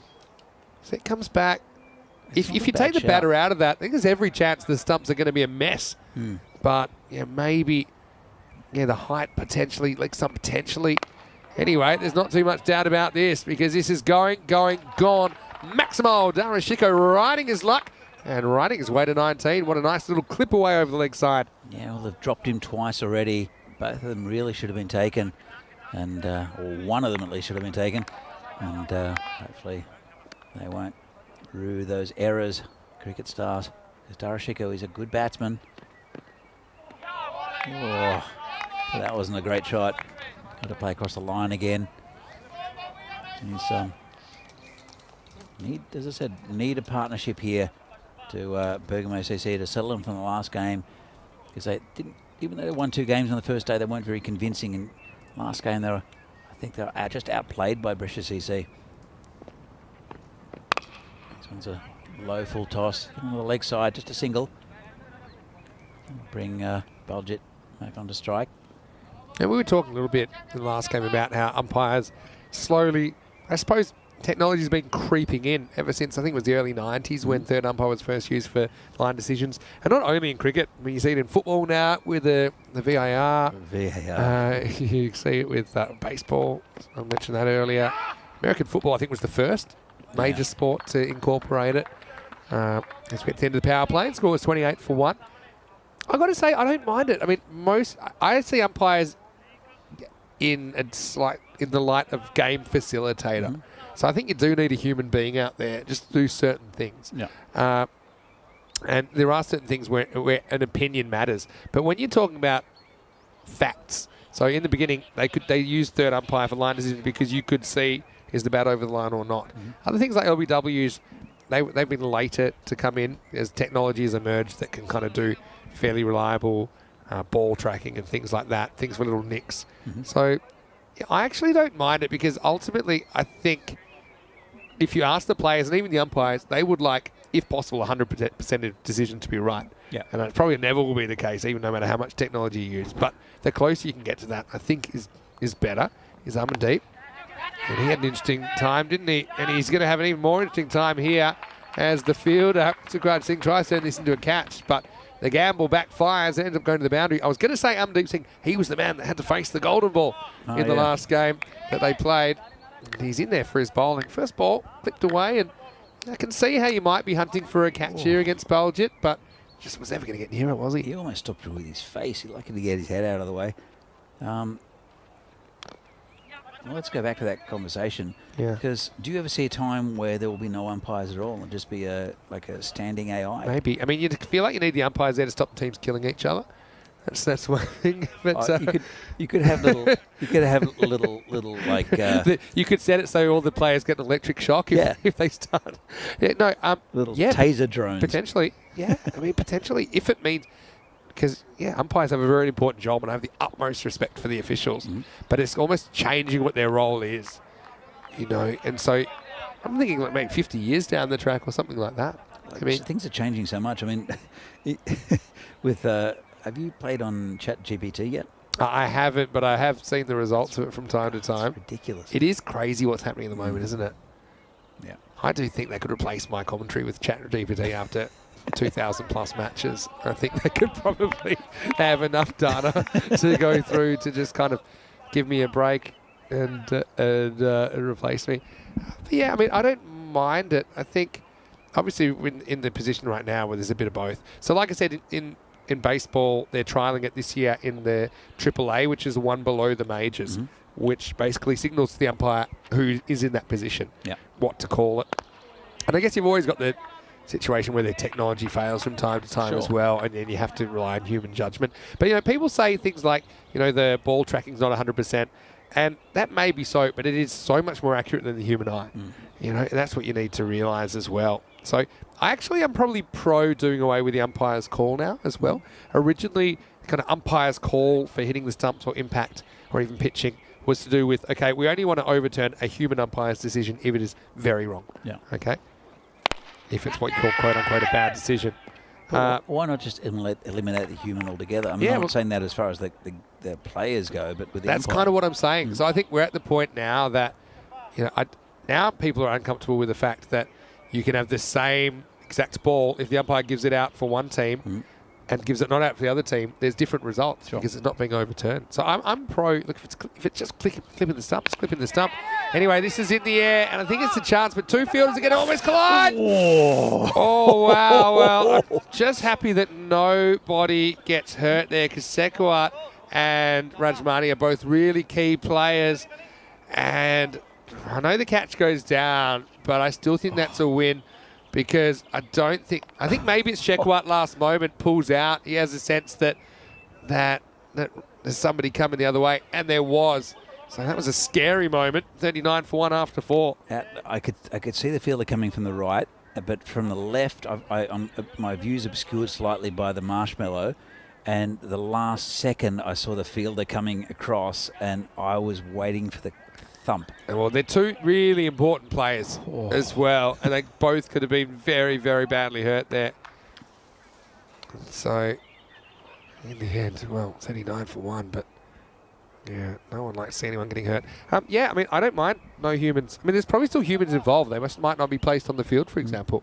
Could that be an innovation from ECN to have? Well, I don't think we've got those kind of financial resources, but I do think it's the way that it's going. Yeah, so baseball in minor leagues now, that's what they're doing, and it kind of takes away the players' ability to argue and influence, which I think isn't really what sport's meant to be about. This is a really late cut. It's going to go for 4. So Shiko moves to 26 and doing a pretty good job at the moment. This isn't a bad ball. Rajmani Sandhu comes on, luckily with all arms and legs intact. Took 5 for 4 earlier in the day, but that's a brilliant little late dab from Shiko. Yeah, it's a nice shot. Didn't try to overhit it and just played the line. And there's always runs down in that area. I mean, it's been pretty slow going down and towards third man. You've seen some of them not run to the boundary. That one, he just dabbed it down there. Very safe shot. Here comes Rajmani again. Oh, good ball, slow ball. But yeah, look, it's one of those things. I like the fact that there are umpires, and I like the fact that, yes, there might be a mistake every so often, because the players make mistakes all the time, but the umpires are not allowed to make a mistake. Same as in referees in football. Yeah. You know, the referees make mistakes all the time, but things happen so quickly, and you know, it's just a part of the game. But when you get the VAR, I'll tell you in a minute, Vinny. Yeah. Yeah, it's a debate, right? This has hit really well. That's going to be 4 to the short boundary. So Balge, you can see the time he gets, the power he gets when he's in. 17 off 9. There's little signs that the seedling is turning into something here for Balge. Well, they need it, and this pair really needs to get a bit of form for the tournament for Bergamo SCC to really win a couple of games and to settle into this tournament, because they are a very, very good side, but they were very much outplayed in the last game against Brescia. I'll go back to my point as Rajmani comes in. That's a beautiful shot straight, and that's 6, and Balje, he's starting to wind up, isn't he? That's champagne Balje, really. So Rajmani coming out to bowl in the first half. I think because he was on fire earlier, they think that he's the man to break this partnership. But Balje picks that back of the hand slower ball. He's got the power and the technique to make that fly. Sight screen buster. 50's up now for Bergamo CC. This one's just chipped over the top. Just a single. Yeah, I like the English Premier League. I follow Wolverhampton Wanderers, who won last night against Crystal Palace. Yep. And they've had some shocking VAR decisions. And I mean, as a fan, you always say, that VAR has been terrible. And what the logic is from the FA is that it evens out in the end. So you get a bad decision for you, you get a bad decision against you. But this is an electronic medium. But it's meant to be. So when you say bad, I mean, is it surprising? Is that the thing? Anyway, up in the air, could be a chance, and it's dropped. Another one goes down. I'm going to sing this time. So Shiko is leading a charmed life out there. And, well, Amandeep has Lucky on his back. I might have to write a U and an N on the front of that, because Shiko gets another chance, and it is the end of the over. So it's going to be 56 for 1 after 5. We'll come back to the conversation in a minute. Yeah, we can talk about it, actually, because it is an interesting debate. What do you guys think about technology in adjudicating in sports? I mean, yeah, so VAR, I suppose, it's picking up things in football that I don't think humans ever would have picked up. That's the thing. And so the feeling there is the fans feel like it's actually changing the game. I mean, already I think technology's changed cricket. The kind of LBWs that get given now, even without the technology, umpires are more, I think what technology showed is more balls are hitting the stumps than we thought. Yeah. So back in the old days, it's always going down leg side. Now we're saying, actually, you know, we've seen enough of these on the TV and with the technology that it might not be. Another chance, and he's not going to drop 2 in a row. So Shiko only lasts one more ball after that, and it's Lovepreet Singh that comes into the attack again, taking the pace off. Means the batter has to generate it, and this time, lucky I didn't draw on the U in the end, because this time that he is lucky, and you can see throws it away. Not too happy with putting down the last one, but doesn't cost him too much. A second wicket falls, 56 for 2. Yeah, look, VAR. I think one of the issues with the Premier League is that you've got the best league in the world, right? The richest league in the world by a long way, and you don't have professional referees, which I think is absolutely ridiculous. And the standard of refereeing varies a lot, and it's not great compared to other countries. So you have to rely a little bit on VAR, but there have been some decisions that are just super puzzling. And I'll give you an example, just in one game. Okay, looking forward to it. First, this looks like Mandeep is coming out to bat. Probably would have been a wide. Instead, he hits it to the field and runs and gets away with it. There's a single. Go ahead.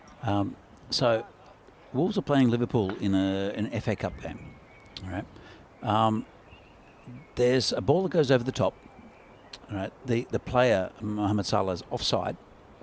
Right. Go back to it. It's just so slow, and it's just over the top of the field to recover. I mean, Baljit's just hit Rajmani back over his head for 6, but he can't deal with the powder puff offerings of Lovepreet and almost holes out. He's the slowest bowler in the world, isn't he? Yeah, but that's the key here. Juice is a miss hit. Yeah, he comes in again, bowling around the wicket. This time to the new batsman. And he gets away with it again. Down leg side, and it'll be a leg by. So, so the player's offside when the ball's played. Yeah. All right.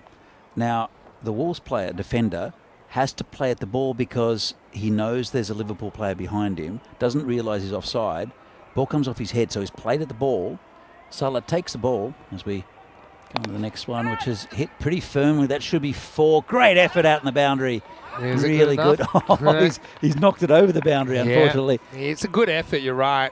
It's Harkamal out there. He slaps at it, doesn't he? Oh, roundhouse style. But he doesn't get enough angle on it to get back into play. So, fine, Lovepreet is hit to the boundary. Got some good contact, but yeah, just got to beat him for pace out there, Harkamal. Yeah, okay, I see what you're saying. So we'll come back to Lovepreet first because it's all happening and down leg side for a wide. So he has to play for it. He plays at it, which means that now technically the Liverpool player is in an onside position because the Wolves player has played at it. But he wouldn't have played at it, right, if he hadn't have played at it. Come back to it. Yeah. Just, hit on the So if he wouldn't have played at it, it would have been offside. So, no, yeah, if he wouldn't have played it, it'd been offside, but he didn't know the Liverpool player was offside, so he had to play for it. It just skimmed off his head, and then Salah scored, right? Went to the VAR. He was in an obvious offside. It wasn't even a close offside, and the goal stood. Yeah. So it's kind of a technicality of the rules, I suppose. But it's interpretation of the rules. I mean, you'll see it in other games, and you think this player's offside, but because the Wolves player played at it, because he didn't know where the Liverpool player was, right? So anyway, VAR, it went to VAR, and the goal wasn't overturned. Then, I'll go back to another one. This looks like coming deep now. Comes out, gets driven, but could be trouble. Shekhawat takes the catch and makes it look easy. So you see they can catch. Baljit does get 30, so he's put something together here. Someone else is going to have to pick up the ball and run with it now as Baljit becomes the third man to fall, 65 for 3. They've got a good start, they've got a good run rate, but that was a very well taken, easy catch there. So, okay, so there's another play where there's a corner. I think it was a corner or a throw-in. I think it was a corner. Yeah. It was taken. The ball went back to the player who had taken the corner, right, who crossed it, and it was headed in. Yeah. Okay. Interestingly, it was the same player that headed the ball for the Liverpool goal. Right. So he made up for his supposed error. And they went to the VAR because they suspected that the Wolves player who'd taken the corner... And then got it back was offside. Yeah. Yep. But... First, he's lucky. It's been cracked through the offside, sorry, just a single. Okay. So they go to check the replay, and Sky, who were covering the game, because it wasn't a premiership game, didn't have a correct angle on the offside. Ooh. Right. It was proven later that he was onside, but they couldn't give the goal because they assumed he was offside. Right.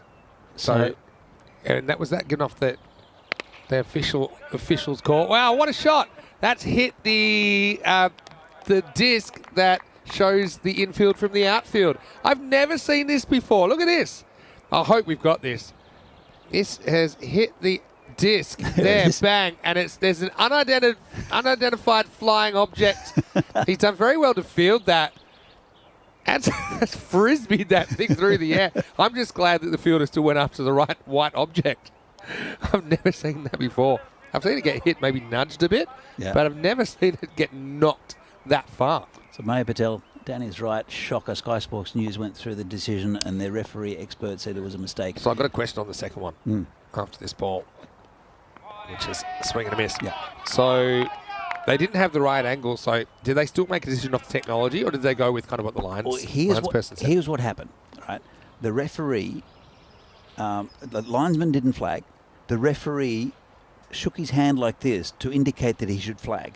So he flagged for offside, and because there was no Clear and conclusive evidence. it was called offside. Right. Because the linesman called offside because the referee told him to call offside. Yeah. But then there are cameras everywhere now with spectators who, because it was an attacking situation, and it showed he was clearly onside. Yeah. Now, there's a goal for Liverpool, a goal against Wolves. I think it ended up 1-1.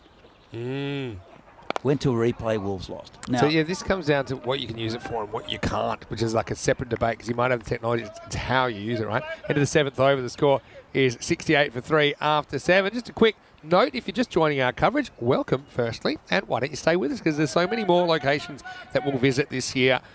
We've got a bonus for you with the T20 International Tri-Series from Gibraltar starting in just over a week's time. Charlie Hunt will take you through that.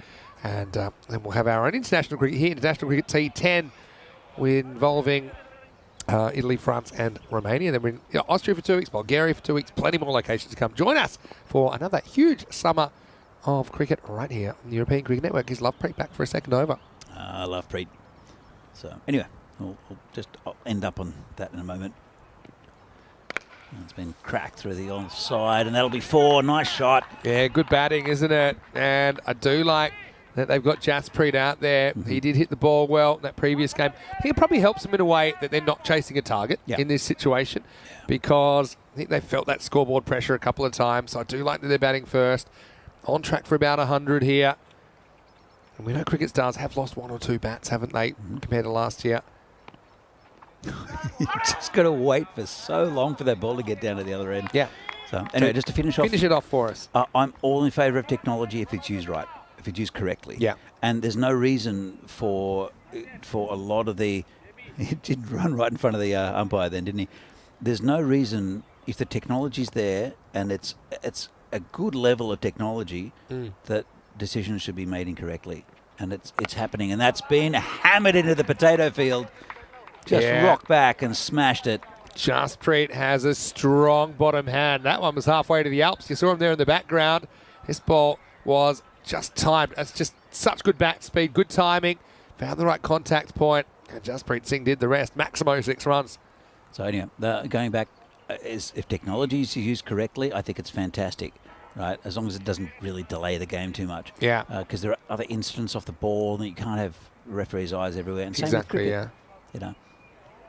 Oh, the slowest of slower balls. Yeah, Gets past the fielder. Be courageous to bowl this pace, though. But, you got to get it right. That half track, it just disappeared, didn't it?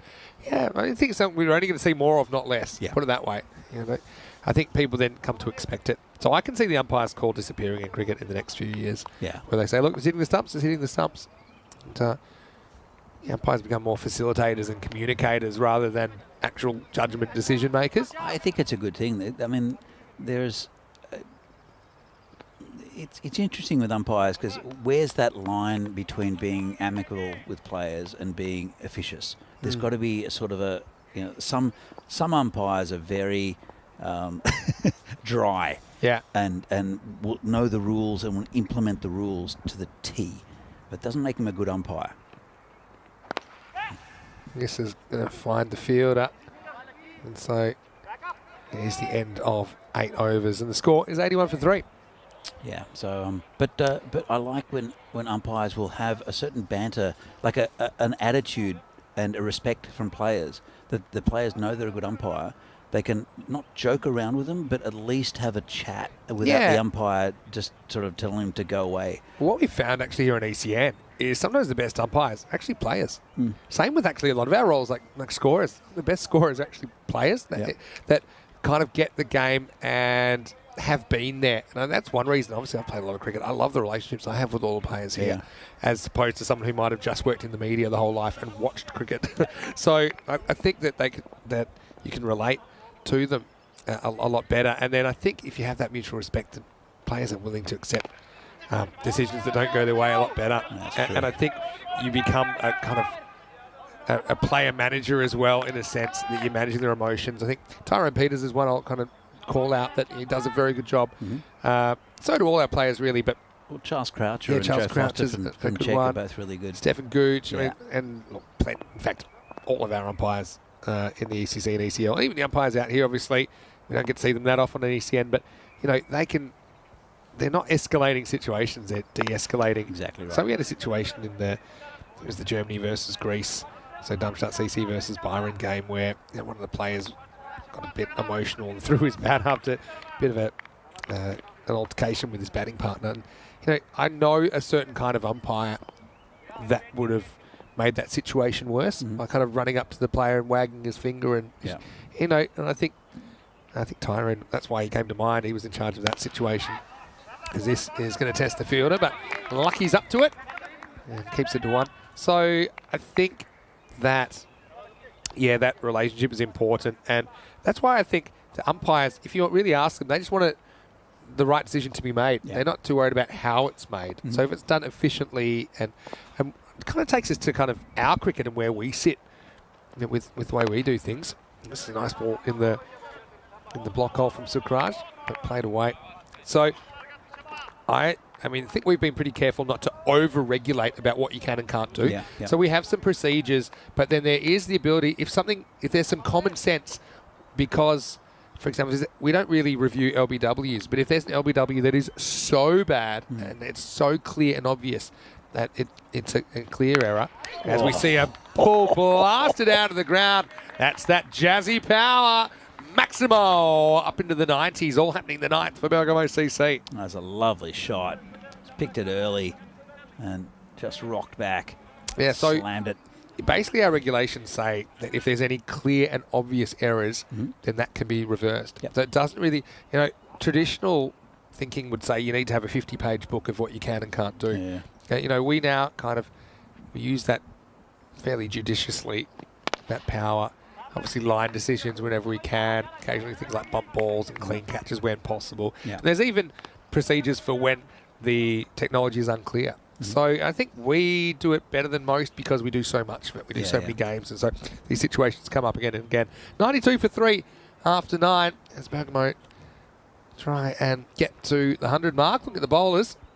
Some good performances in there. Wickets to Shekhar as well as Amdeep Singh, and Lovepreet Singh with 1 for 21 off his 2 overs. Rajmani back to earth a little bit, and he went for a few earlier on, but it does make sense to bring him back. I think he is a bit of a specialist in the second half of the innings. Not that he can't bowl in the first half. I think that slow ball's a lot more effective when batters are swinging at pretty much everything. So here we go with over number 10. Everyone, high off your emergency exits and fasten your seatbelts. Oh, it's a little edge. It's gone to that slip. Yeah, it's a tough one for Nasir Ramzan. Doesn't really have time to move his feet. Just has to kind of throw his hand at the ball and he can't get there in time. Does well to make the stop, I suppose. Would have been a wide. Instead, it's a single. Yeah, so that thing of that the tournament referee or third umpire can overturn a clear and obvious error. Obviously, you want to set precedence of. It's not substituting your judgment for the umpires. It's if there is a real clear and obvious error. Anyway, this is a full toss and it's going to go. Maximo, 6 more, gets them to 99. That's a rare loose ball from Rajmani, who got that hat-trick in the last game. And you see him rocking back in his crease. Oh, is this one? Just baseballs it. Probably. I mean, to me, it's probably... okay, but I don't know. Yeah, I suppose he's got slightly bent back leg. I mean, if that was called, you could understand it. Was it called, Vinny? I don't think it was called on the field. So for me, it's probably okay. No, it's been called a no ball. Look, this is the directive, and that's, again, something we do slightly differently, is that if it's waist high or above, I mean, Rajmani would put his hand up and say, look, that's way too high. I shouldn't be bowling that ball. It's dangerous. I'm glad it's hit, but it could have easily hit the batter and done him some damage. So it does bring up the 100, in fact, and the free hit coming up. Could be 13 off this ball, as it is. Well, it's Mandeep who hit that one. Well, it's got an interesting one. We probably won't have time to cover it fully, but it's going to be a... That's a well-run single, actually. You know what this is harsh on? Keepers, because that'll be a bite. I'm pretty sure he hasn't hit that. Let's have a look on the replay. Unless he got a little under edge, in which case it's a cheeky single. I think it was a big air swing. Yeah. No, that's going to be a bite. Wait for the signal, because the umpire has forgotten. He's too busy fixing up the stumps and watching them get fixed up. But what I was going to say is, is this debate someone I hear from time to time, I think Mark Waugh says it, Mike Patel's talking about, what if you just banned leg buys? So buys, you can understand this because keepers have made a mistake, or in that case, no one's a real mistake. And no balls and wides, you can understand. But how about leg buys? Because leg buys kind of no one's fault. They don't really belong to anyone. Why would you... I'll come back to it. They're saying, why should you reward the batter if they miss the ball? Anyway, that's about as high as the ball could be hit. And good luck as Harkamal takes it. And he makes it look easy. What a catch that is. That one bounced off the sun. It was burning up on re-entry. And what a good catch that is by Harkamal. Rajmani chips in with a wicket. Slower ball launched into the sky, but into the safe hands of Harkamal Singh. That's a great catch. And he's looking pretty much into the sun now as well. It's late afternoon, and that was a top catch. Took it right in front of his eyes. Yeah, so just before I give you my opinion, which I'll be happy to do, what about banning leg buys and making it a dead ball if it hits the batter's body? But, I mean, I don't know. I wouldn't. Question without notice, by the way. Sorry? It's a question without notice. No, it's a part of the game. I mean, yeah, it belongs to no one. It doesn't really matter. It's a part of the game. If you're trying to hit the ball, obviously, or you're trying to get out of the way of the ball. So you can't have a leg by where you just like kick the ball deliberately or pad up. Yeah. No, but I mean, the ball hits a pad a lot, or hits a batsman, and they take a run. I don't see any problem with it. Yeah, there's a couple of reasons I think that leg buys should stay. Come back to them in a second. As Atam Javed comes out with 3 to come. How did he get it down there? Reckon that'll go. Might. That shows you how far this outfield's come. There's 4. Rajmani didn't do too much wrong there, did he? It shows you what a difference a game makes. Javed burgles a 4. He's a good batsman, Javed, actually. We saw him on the first day get a few runs. Yeah, so number one, it might encourage negative bowling. Yeah. So now you're trying to kind of bowl at the body rather than the stumps, or a kind of a more positive line. The other thing is it introduces a new judgment call, right? So let's say the ball almost flicks the body or not. And what happens if you nick the ball onto your pad? Is that a run or is that dead ball because you nicked it onto your pad? So it just creates another judgment call for umpires that then could cause arguments. So I think ultimately they should stay. Yeah, I don't see any reason why they shouldn't stay. This one's been hit towards point. Just be a single, I think. They'll look for 2. Well, it's the last ball, so they probably should have gone for 2. Yeah, wouldn't have got there. Present your average the way you want it, as Javed holds on to his 5 not outs. And look, it's another one of those scores. They're 100-ish range, isn't it? They're going to get 106 for 4. Cricket Stars 107. They let a few chances slip through their fingers literally during that innings, didn't they? Although they did take some good catches. But certainly Cricket Stars will be tested. Rajmani will be out there opening the batting, I'm sure about that. It was almost a wicket first ball. Balchit went to the top of the order. Almost didn't survive. He was able to get to 30. Kind of a team effort, isn't it, from Bergamo CC to get him there. But Dipendra Shekhawat, I mean, he's normally pretty reliable, did some good things. Had the yips a bit in the field, Cricket Stars, not really going their way. But I think this match is up for grabs at the halfway point. Yeah, look, absolutely. It's a pretty decent total. It's pretty much what they were chasing in the last game, Bergamo CC. And Cricket Stars, I saw them collapse in the game they played earlier. There was some pretty decent batting. Darashiko was the cat with 9 lives pretty much in this innings. Ended up with 28 off 18. And Balchit finally got a few runs, 30 off 15. And you're right, there's a bit of a team effort for Bergamo CC just to get them over that 100 mark, which is a very, very defendable total on this ground. You can see where the fielder made that decision to come forward and ended up costing runs. This was nearly a collision. Luckily that it wasn't, because it would have been pretty devastating for both of those players. It's a nice little flick there from Darashiko, who had a lot of luck in this innings. He's a good batsman, but when he played the correct line, it was very good, as Balchit was. But it was a couple of dodgy. Darashiko getting dropped again. But I think he was dropped 3 times. And that one was finally taken. But a good effort in the end by Bergamo CC. We'll see a few more bit of big hitting in the end, and Lovepreet with these gentle off spinners took a little bit of stick, a bit of wicket. But, better performance, I think, from Bergamo. Still not as fluid as what you'd expect. That's Baljet going. They're a team capable of getting big runs, especially if they're top 3 or 4 hit their straps. And you can see a little bit of form from some of these players. As I said, Baljet getting a few runs, still not as fluid as what we've seen him. And Darashiko riding his luck. Jasprit, though, he hit quite a few big shots into the potato field and was pretty impressive. And he'll be handy during this tournament with the bat as he is with the ball. So see the last over, and that was the run off the dead ball, and then this one going up, and that was a nice catch taken in the deep out there. So Cricket Stars, see them with the ball in just a moment. They'll have to bat well. Sorry, with the bat, they'll just have to bat well to get to this total of 106. They're very capable, Cricket Stars.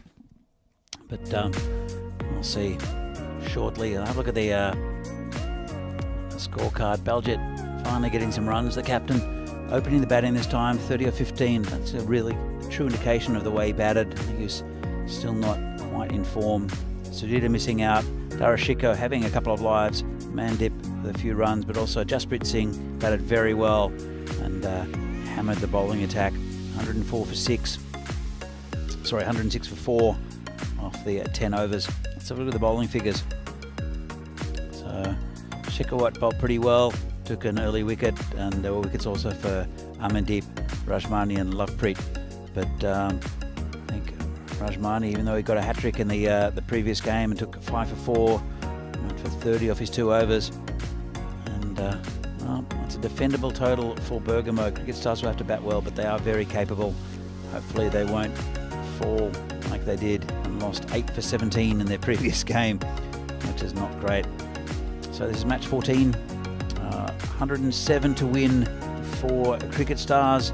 It's going to be an interesting run chase. They'll have to get a lot of the runs from the first 3 or 4 batsmen in Rajmani Singh, Rahman and Ramzan. We'll be back for the second half of this game very shortly to see if the Cricket Stars can get the 107 they need. See you soon.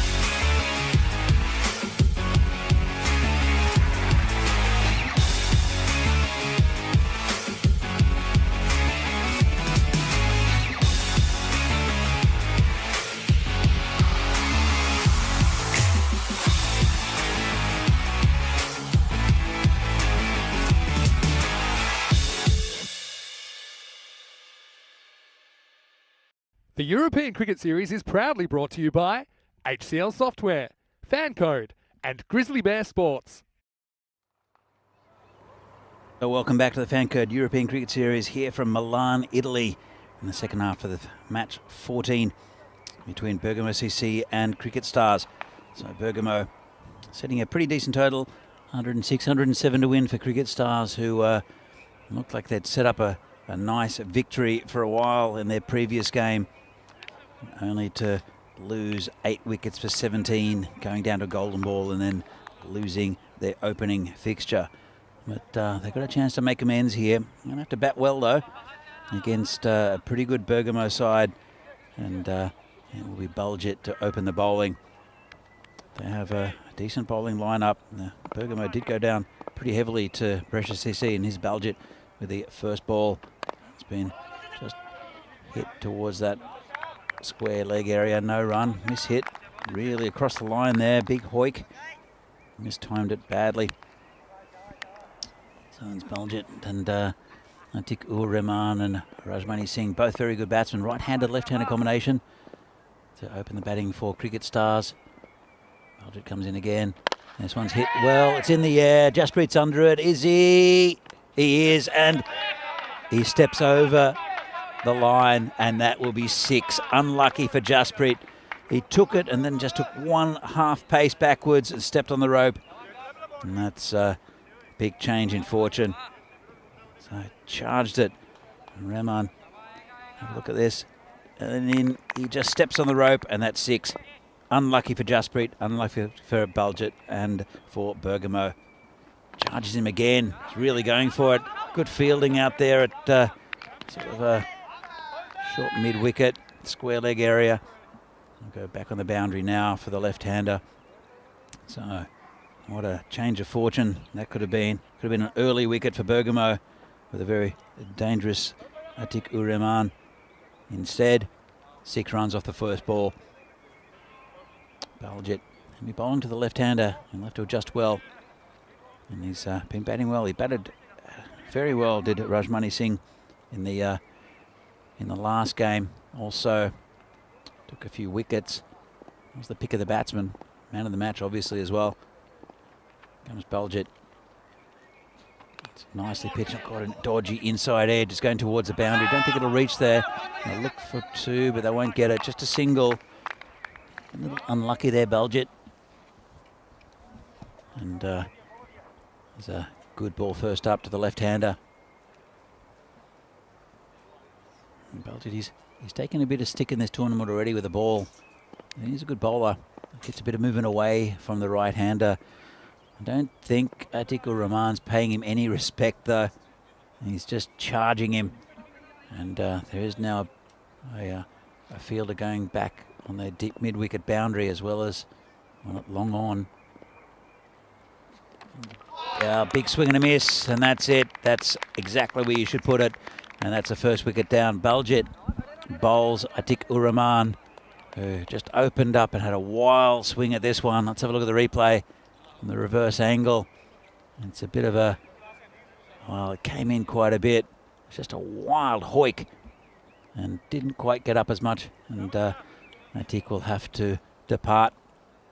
First wicket down. Did a bit of damage on the first ball. It was unlucky. Well, lucky to stay there, really. Just a bit of unfortunate.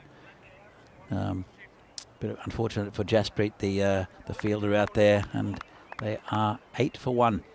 Target 107, and Atiq just trying to smash everything as hard as he could. Just you don't get away with that every ball, unfortunately. Not with that technique, anyway. So Bulgett takes a good wicket. New batsman come out and, well, he's out there at the moment. He'll be facing, should be Nasir Ramzan, and it is. He's a good batsman, Ramzan, as well. But they need a little partnership between these two, I think. Most of these teams so reliant on the top 3 that if there's a failure up with one of those or 2 of them, can cause a lot of issues down the line, as we saw with their last performance, the Cricket Stars. Baljet comes in. It's a good ball. Kept a little low outside off stump. Good line and length though. Ramzan just beaten. No great pace in Baljet's bowling, just pretty good line and length, and just a bit of outswing and cut. One match without a golden ball, and that was Cricket Stars that were in that golden ball. It was Amardeep Singh who needed 2 off the last ball and couldn't do it. It's a run out. That was a very, very good game, a remarkable game with all sorts of things happening. A hat-trick, a fifer. There were 2 massive collapses. I think it was 16 wickets for 30 runs for both teams. So here's a replay of the Jasprit. He goes, he's right there, he's set, and then takes that one step, and he's just over the rope. Very well judged catch. He's a good fielder, Jasprit. And talking about Jasprit Singh, here he comes bowling the second over. We're bowling to Ramjani Singh. And this one's in the air. Players going back. They have to do well to get there. Doesn't quite. And they'll come back for 2. He's just chipped over that vacant area. Made good ground, the fielder, but couldn't reach it. See him going back, and it was very good effort there. It was Jaspal Ram. Comes Jasprit again. And this one's in the air again. Same fielder, gets under it, takes it. Very well judged catch. He's always backpedaling. Got into position, and that's the end of Ramjani Singh. Not what they wanted, Cricket Stars. Now 2 of their openers, both of their openers are gone. Well, it's not the start they wanted, Cricket Stars. Got to say though, a bit risky with the batting. And 2 of the big names for Cricket Stars are back already. Be taking the pads off is Rajmani. There you go, just got at the end of the bat. Just opened up, not really a great cricket shot. Got lucky the first time, but brings a new batsman out to the centre. And that will be Memo Javed join Ramzan. Neither batsman scored. Javed facing Jasprit Singh. Comes into bowl. And it's a good ball right on line. Just hit solidly into the covers, but no run.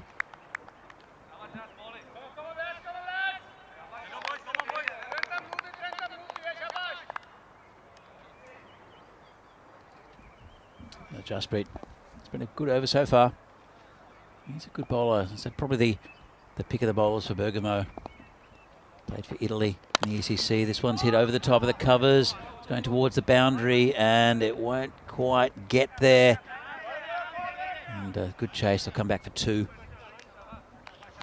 Vinny, what do you think of the start from these 2? Yeah, I mean, obviously losing Rajmani wasn't the plan. You felt like he'd have to bat well, but still.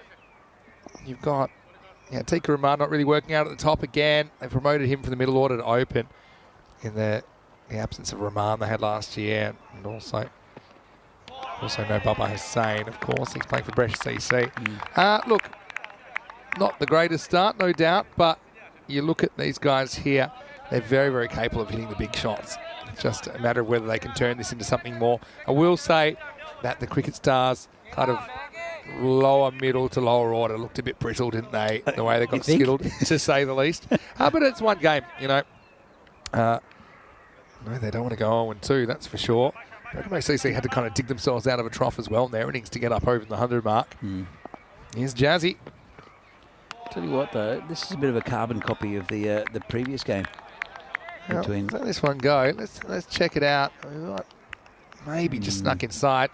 Jasprit's large head not giving us a good view of where that actually went, as it takes us to the end of the second over. Looking at the table, you can see that Cricket Stars don't want to join the, or don't want to stay in the field of have-nots. At the moment, there's 4 teams without a win. Lane United, Kings 11 Albano played 2 games, lost them both. Cricket Stars will win that situation if they can't chase this target down. And you've got Trentino Aquila, who actually would have been in that boat except for that golden ball win. So at least they're feeling a lot better about their tournament chances with that huge comeback win in match number 12. Here's Baljit coming back for a 3rd over.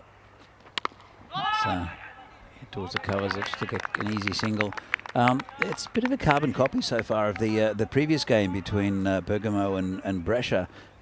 Pretty much an identical score that was posted, and there's a bit of panic, I think, in the batting where they feel they have to go hard early, and 2 of the main batsmen for them, in Atik and also Rajmani, are back in the sheds, and probably not playing very good cricket shots to get out as well. Yeah, you're probably right. Yeah, Teak just getting a bit carried away. He's attacking. That's why they put him up there, you know. But I think this isn't the easiest ground, or easiest pitch to play.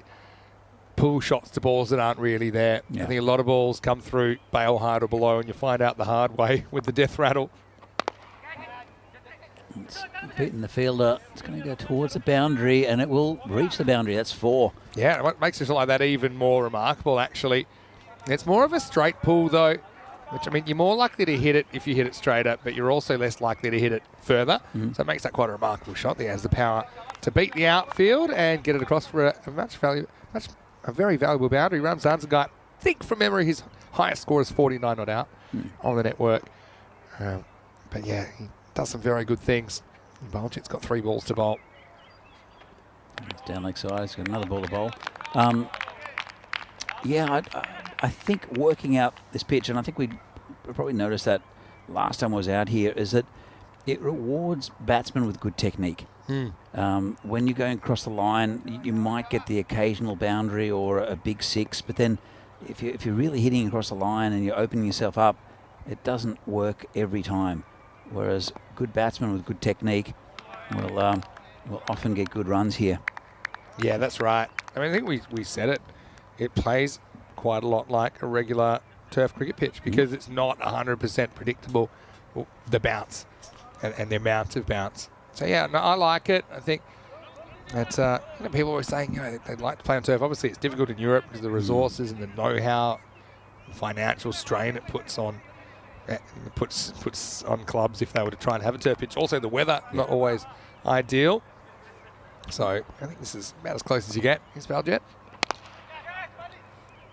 It's a nice shot and another 4 runs. I remember we were playing an international tournament with the Czech Republic in the Netherlands, and we're going to play against Norway, and we couldn't get on. The groundsman wouldn't release the pitch because the game the previous night they continued while it was raining. Yeah, and so I'll come back to that in a moment.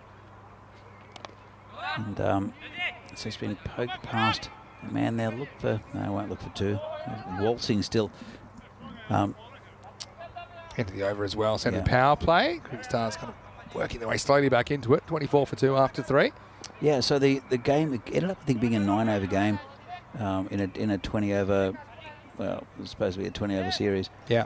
And I mean, it gave us probably a better chance because Norway were a pretty good side. Sure. But at the same time, we were just waiting around. We were all ready for the game. We were warming up, and then we couldn't get on the pitch because of what happened the previous day, or previous evening, and then they covered it, and then justifiably the groundsman wouldn't let it go. But it doesn't happen with a synthetic pitch. Exactly, and this is kind of the best of both worlds in a way because it does have those turf-like qualities, but it handles the rain and the wet really well. And even yesterday we had that big thunderstorm sweep across. We were back up and running pretty quickly, weren't we? It's pretty good in Prague as well for that.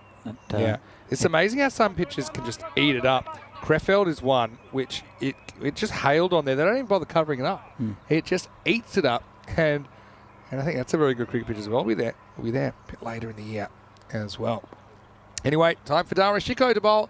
Over number 4. Field's gone back now as well into the power play. It's muscled away through the leg side just for a single. Yeah, he's a good bowler, Dara Shiko.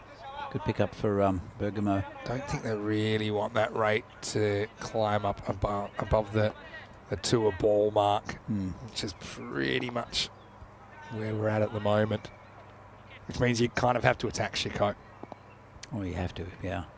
And they just did. That's been smashed for 6. That's a lovely shot there. Yeah, well, I've got my crystal ball out now. Saw this one in the tea leaves. You're going to have to make a statement. It's not a bad ball from Chico, who does kind of vary his pace, but it's that kind of length.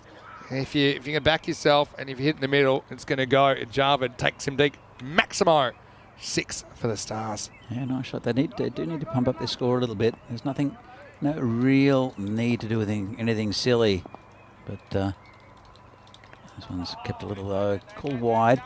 But as you always say, if there's a 2 boundaries or a 6 in and over, it'll get the rate to about 10. Oh, it's tempted pull shot. It'll get the over rate to about 10. So they've got the 6 this over. This one's a bit high. No appeal. You could tell that. But yeah, he's just kind of quick through his shot there. You could tell that from the side on angle. That's hit well. Jaspreet's coming back. He won't reach it. That's another 6. This is a good over so far for Cricket Stars and Javed. He's taken that from outside off stump. Dragged it over Jaspreet. Taken on the fielder. Yeah, what a good shot that is. Again, it wasn't quite there, but he backed himself. He took on the fielder and won. They got them pretty much back on the pace. Bit of a quicker ball there. It's gone past the infield, and Jaspreet will pick it up and launch it back to the bowler. Just a single. Yeah, so this pretty much puts them on the red line, I think. Let's probably see it after this ball. At the rate required. It's not out. 3 quick appeals, but all from the one player. Not out, not out, not out. And Sadida thought he heard something here. But yeah, no idea from us, but judging by everyone else's reaction, probably wasn't. Anyway, it's the end of 4 overs. The score is 39 for 4. And we have a look here. Okay, they're just a fraction behind, but not too far behind. In fact, I think they probably were ahead of it if you looked at it mid-over. But you can see that grey line pretty much identical. So yeah, without checking, I'd say they're the same score than that Bergamo CC were at this stage. They're 39 for 2 right now. And it was 39 for 1 in the first inning, so they're genuine tie after 4 overs. There was a bit of acceleration from Jaspreet also with the Bergamo innings, but it's still very reachable at this stage. It's very even. They've lost 2 big wickets, but there's still plenty of batting to go for Cricket Stars. And this one's called a wide. He's definitely kind of got this tactic to try and hunt that tram line. This time he just loses the battle, doesn't he? Ram Shazad. Comes in again. This one's been hit well, and that's another 6. He likes that area, Ramzan, as does Javed. And they just can't put fielders deep enough. And just the same area again, just over sort of that long on. There is a man back. There are 4 men on the boundary. Yeah, it's from about square leg up to long on, but they're just not tall enough. A reverse sweep and a beautiful shot. I think he's got 6 out of it. What a shot. It's a 4. Wow, it should be worth double if you're this good. It's a late decision, and because he goes so late, he can only really throw the hands at it. It's well, I think it might have been 4, but it looked like it went towards that boundary. It's difficult to tell. It's in the shadows now. Yeah, I think they felt it was 4 on the field. Let's have a better look. I don't think you can tell because that's not the boundary. That's the edge of the running track. You can see the... Yeah, it is. It's 4. It's just inside the rope. Anyway, back to live action. Just chopped down there. A bit of a shot at the stumps. Maybe get 2 here, except they've run through. Remember, Jarvid might have copped something. But yeah, 50's up now. Very much game's alive here, Danny, at the moment. It's been a good over. And it's Shahzad who's taken a bit of a pasting again. He went for 30 in the last game, but 15 and over. He's gone for 13 so far. A couple of balls left. He's a bit of a quicker ball. And hit onto the leg side. Just be a single. And that'll bring Ramzan back on strike. Ramzan 22 off 11. Came pretty well. Javid also 18 off 11. So it's a good little partnership here between these two. A bit of a quicker ball. And no run. That's the end of the over. 14 off it. And 53 for 2. Yeah, just a reminder, talking to the umpires and the good work they're doing to Rohan and Shahid and Ali as well. Our umpiring crew here in week 1, they've done a really difficult job to do. And yeah, we had a good debate earlier. I saw Nish had piped in as well in the chat saying he enjoyed the discussion. Didn't have too much to add, but let's just put our hands up and our hands out and our fingers up for the umpiring crew under the guidance of Sir Rob Kemming here. Rohan, Shahid and Ali, great job, guys.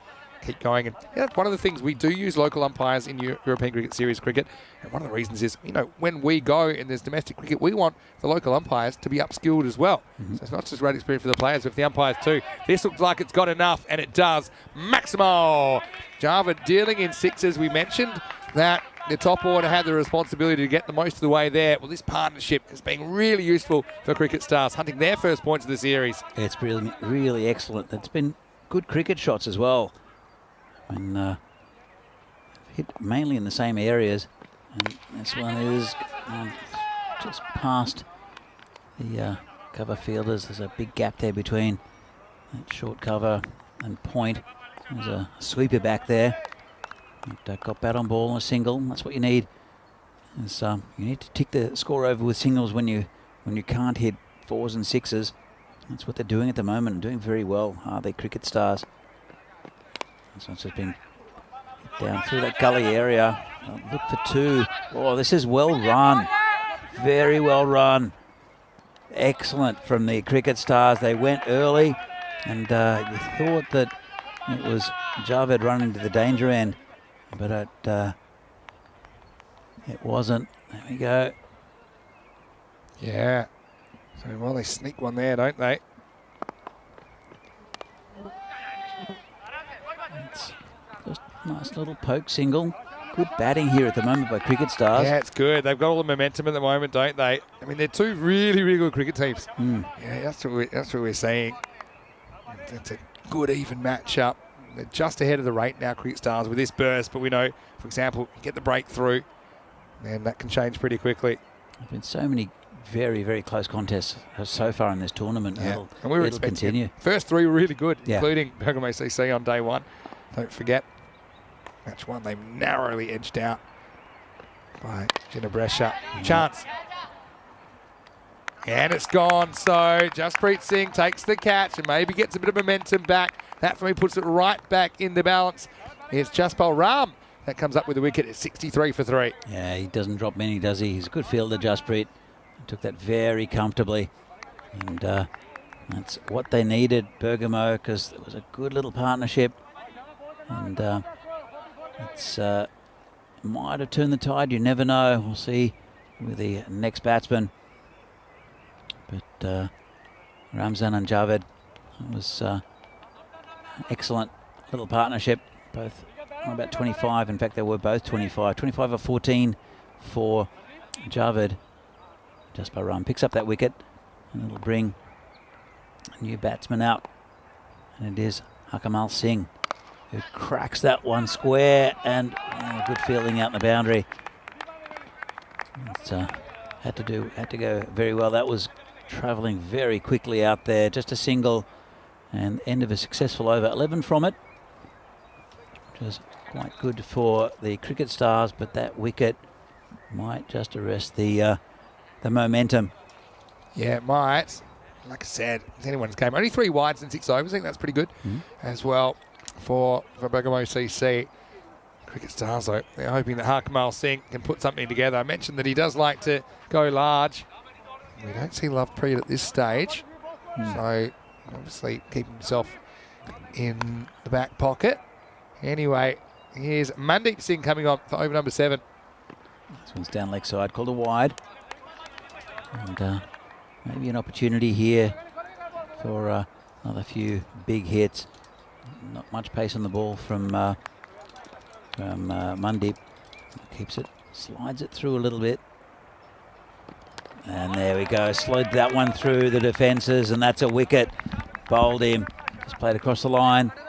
And very good bowling there from Mandeep. Gets a wicket. Have a look. Just pitched up. Yeah, it's got a natural kind of in-slant, doesn't he? Lost the first one down the leg side. And you know what Harkamal's like. It's my way or the highway. And he's taking the off-the-field express now as he goes. And yeah, disappointment. But, he wasn't able to do too much. Goes for just the single. Here's Dipender Shekhawat. Again, pretty good guy to come in. They'll just be hoping that this is a blip, not a trend, though, Cricket Stars, because this is where it all started to go wrong last time, didn't it? A very similar score. They were 63 for 2 in this game, and the other one they were 67 for 2. They ended up all out 84 and losing on a golden ball. Yeah, well, look, Ramzan is looking good. As long as he can stay there and have someone to just poke around singles, I think they'll get close to this target. But it's a big if. But Ramzan has been pretty good. He's had some very nice, lusty hitting over that long-on fielder. Shekhawat is a good cricketer. Well, we've got about 4 overs to get to the target. And they're pretty much on line run rate wise. Maybe a smidge behind, but pretty close. There's a bowler again. It's short and, well, just swing and a miss from the batsman. Yeah, it's such an interesting game, ebbs and flows. That's what we love about T10 cricket as well. Skirts is asking when Corey is back commentating. Love that guy.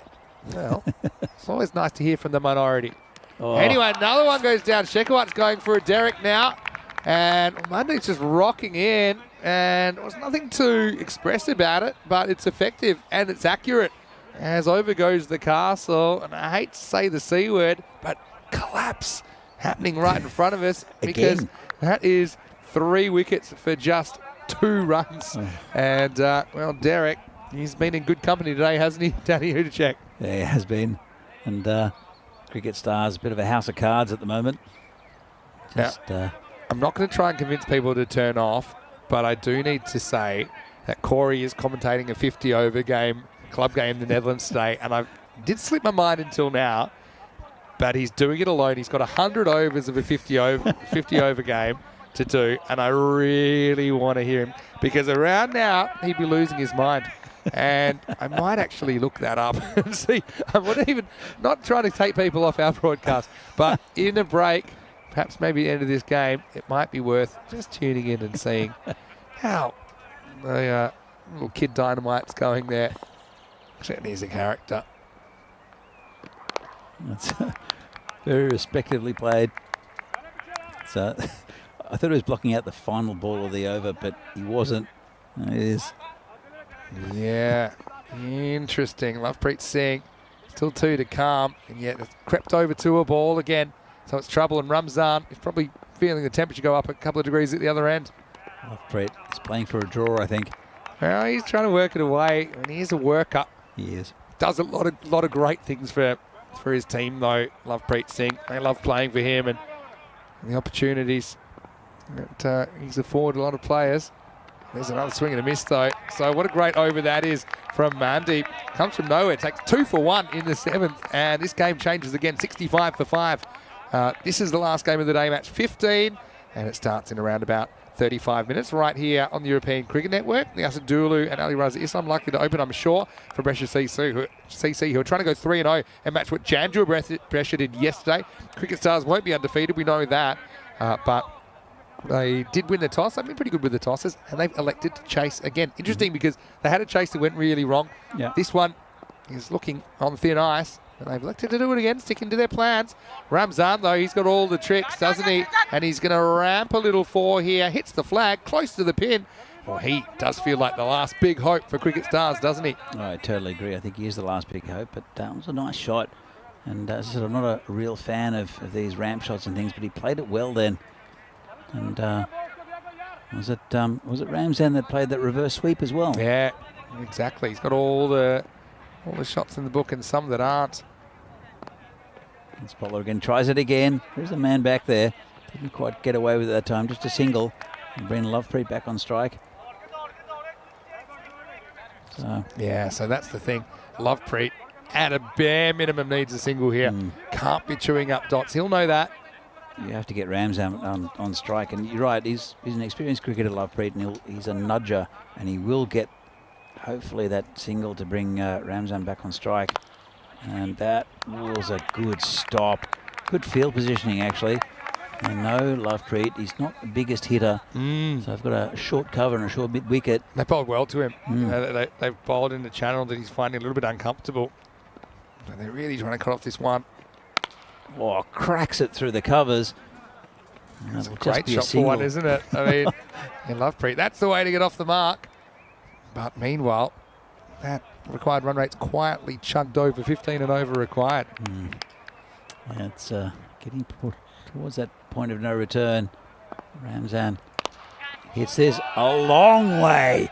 Well, that's a monster. I mean, there's no other way to say it. Ramzan saying, all right, if you're going to turn up the heat, I'm going to turn up the heat. And he goes maximal. That is such a great shot from Ramzan.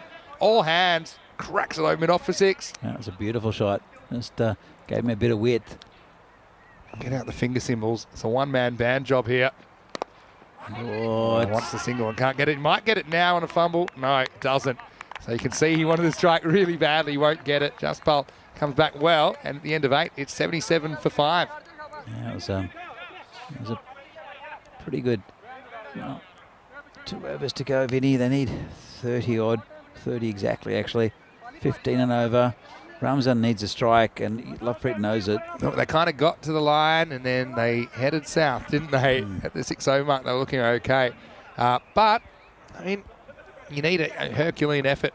And, this man provided one with the ball. Mandeep bowling over number 9, and he gets the wicket straight away. Lovepreet's going to have to go. So trying to pull the ball that wasn't really there, clips the off stump. And now Mandeep's got 3 for 1 as he removes the Cricket Star skipper. He's just bowling nice line and length. It's getting a bit of cut in, and it's a you miss I hit type scenario with Mandeep, which is really good bowling with a team that had a magnificent collapse in their previous game. So I think he watched it and thought, if I put it anywhere near the stumps, it's going to be a chance here. And 3 for 1, pretty good figures. So Corey's just messaged me because I couldn't find the game, and he said it got rained off. Typical. My next question was the obvious one. I asked him, did you still get paid? And he's going to let me know shortly. Here's Mandeep. This looks like Shiraz Afzal coming out, and Ramzan, he's watching this all unfold from 22 yards at the moment, isn't he? There's not much he can do about it. Just leaning on his bat there, a bit frustrated. There's a bowler again. And it's been hit towards the point boundary. They'll just get a single. No chance of a 2 there because Ramzan's not interested. So it reminds me of a computer game where the levels get progressively harder, and Ramzan has now reached the final level where he's against the big boss, and it's almost impossible. I'd say impossible, but it's improbable, isn't it? Needs a boundary badly. He's hit it into himself and won't take the run. And he almost needs to face every single ball from here if he can. He does. Maybe he can afford Afzal to face one more. Afzal looked okay in that shot, but I just think the only way he can win is a run of boundaries. A run of boundaries. Oh, you're right. I mean, it's almost 22 and over they need. So 29 off 8. Looking unlikely for Cricket Stars. Or he wanted 2. I don't think we'll get one. In fact, here I think he's gone. It looks out to me. And so Ramzan, I suppose he gets to the other end thinking there's 2 to come in the over. Takes it on. I'm not so sure that he was expecting the one there. He's just gone. There's the call. So Shiraz Afzal's going to be run out for 1, 78 for 7. So Cricket Stars, they haven't had too many happy endings with their batting innings today. No, indeed. But it's been a good performance from both 2 of the batsmen, Ramzan, and also trying to think who the other batsman was. We don't have the scorecard at the moment, but there's a good little partnership in the middle. Yeah, no, it was Ramzan and Mehmet Javed. That's right. Yeah, Mehmet Javed, 25 or 14 with 3 maximos. But yeah, it's going to be epic. Although this is the land of Italy, and we know that in Bologna, for example, we saw, I think it was Kingsleven scored 26 off a last over to win a game, Mm-hmm. which is a huge effort. It's nicely struck, but Never taking a 1 there. yeah. Not the worst shot from Jabbar Afzal, but he stays on the donut. And after 9 overs, the score 78 for 7. So they'll need something almost supersonic. 29 required, or 28 for another golden ball. And last over to come. Yeah, it's possible but unlikely. And but it's the right man on strike, Nasir Ramzan, he's batted very well, 36 off 20. But you'll have to hit another few of those big sixes, and it will be Jasprit. Well, Yeah, and Jasprit's not going to give up 29, is he? he's hittable in the second over of his spell, I think. But he is a very good bowler. Let's find out. Ramzan, Maximo or bust. Oh, Gets it's a good ball. nothing. Hey, got to say, Mandeep Singh, what a spell that was. He takes 3 for 2 off 2 overs. And he came on at a time when the game was kind of on the line, wasn't it? Yeah. When he came on, let me get the exact. He came on in the 7th over from memory. They were 64 for 3. So they were at the rate right then. They were literally at the rate required. And he delivered an over of 1 and another over of 1. And one of those was a wide first ball. So if you ignore the wide first ball, he only gives up 1 run in the 12 legal deliveries. It was very good bowling and another attempted ramp shot there. Odds aren't really there. You need 6s, not 4s Yeah. as well. So, I mean, Ramzan, he knows the score now. And frustration for Cricket Stars, who are going to take on Brescia CC last game of the day. It's going to be a tough game And for Bubba them. Hussain has gone back to Brescia CC from Cricket Stars last year. So that's an interesting dynamic as well. It's the end of a good innings from Nasser Ramzan. Again, just straight from Jasprit. And, well, this game's fizzling out. And they might get bowled out again. It's not quite as epic a meltdown as what they had in the last game, but not much contributed really from the tail end of this Cricket Stars lineup. I mean, the thing is that Cricket Stars have elected to bowl pretty much every time, including the next game. And Bergamo CC probably would have elected to bowl as well. But I thought it was kind of a good toss to lose. I think it was, when you saw when you saw Bergamo CC batting in the first half, because they didn't have that target pressure, they could just bat with freedom, get as many as they could. Yeah. And it kind of worked out all right for them, despite being in, I wouldn't say trouble, but not everything went their way. But yeah, look at that finish, 13, 11 and 14 last 3 overs. And you wonder if they would be able to score that freely if they knew they needed to do it. Yeah. You know what I mean? Anyway, Jasprit Singh, 2 for 4, not bad figures himself. He's probably saying, don't you take that man of the match off me. Mandeep, 8 down now. And here's Lucky. Oh, not too lucky. That was a great ball. Well, Lucky, he's had a bit of a nightmare streak with the bat, hasn't he? He had to face the golden ball and he hit what would have been a wide to point and ultimately didn't win that one. And then he gets an absolute seed first up from Jasprit, who actually gives him a consoling pat on the shoulder, saying, sorry about that one. He probably wishes he'd saved that one up, Jasprit, because he doesn't need it right now.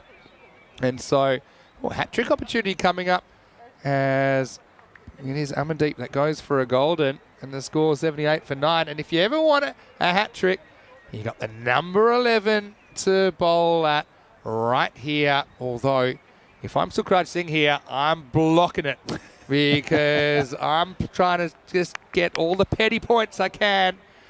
And, well, we already had a hat-trick back in match 12. Rajmani did it then. Cricket Stars were involved. Now they're on the other side of the equation. This is how he can definitely steal the player of the match back. Well, Jasprit did score some runs, didn't he? He did, very quickly too. He might get it. I think he will. It's a tough one to call. I'd vote for him. Yeah. All right. All right, is this hat-trick number 12? Are we going to have 2 hat-tricks on day 3? And, good bowling. Smart batting. Yeah, Jasprit 24 of 15 and the 3 for 4. Admittedly, a couple of them are what I'd call cheapies because they needed 29, and so he's had them served to him on a silver platter. But I suppose they only get to 106 because of his hitting. It doesn't go down in the scorebook because I just I'd put dismissed Brian Lara. It just came down as a wicket. Brackets cheapy. Any 10 wicket, 10th over wickets. Yeah, nice. So he just plays it out. They don't want to get bowled out again. 79 for 9. Remember, Cricket Stars lost 11 wickets if you include the golden ball in that previous game. So, look, in the end, the runs on the board hold up. Bergamo CC 106 defeating Cricket Stars 79. Cricket Stars 0-2 into a pressure clash with Brescia CC. I know it's early in the piece, but, I mean, it's very hard to see a team going 0-3, coming back to make the 4. You can probably afford to lose probably 4 games tops along the way. This is what's coming up next, and as you can see, match 15 will start in 25 minutes, and it will be Cricket Stars chasing again. It's their choice after they won the toss. Dulu and Ali Raza Islam likely to open the batting with Baba Hussain at 3. Coming up after the break, but first, let's have a look at the highlights. And it was a game that kind of ebbed and flowed a little bit. I mean, Cricket Stars persisted with Atiku Rahman at the top of the order. That was an interesting one, wasn't it? Because it was caught, but he stepped on the rope and very quick to own up, even though I think the technology caught him out. Jaspreet Singh and Atiku Rahman didn't last too long, did he, as he swung across a straight one. Rajmani also looked like he might be able to reproduce some of the magic, but then he popped one up, and a nice catch by Jaspal Ram. And they just found themselves behind the rate, didn't they? Although it was Nasir Ramzan and Memo Javed that kind of got them back in the conversation with a 53-run partnership. And so while this was going, it looked like Cricket Stars had a good shot of chasing this down, but these two had to stick around to the end, I think. Yeah, they had to, but I sort of see some big hitting from Nasir Ramzan and Javed. And they were getting there, but as you can see, another big 6. And that reverse sweep was lovely. Played some very nice shots, did Ramzan. But when he lost his batting partner, Javed, it sort of seemed that everything was on his shoulders. It was the wicket. Nice, easy catch out there for Jaspreet. Made it look easy at least. But then there was a bit of a collapse, and Ramzan just kept on losing partners. No one could really stick with him. Trying to give him the strike, but it was just not going for the Cricket Stars. Nice little ramp shot there from Ramzan, but and a huge 6 in the offside. Then this sort of thing kept on happening, and it was a very good spell from Mandit Singh. Yeah, 3 wickets. I mean, there's no exaggeration. The game was on the line there when he came in to the attack in the 7th.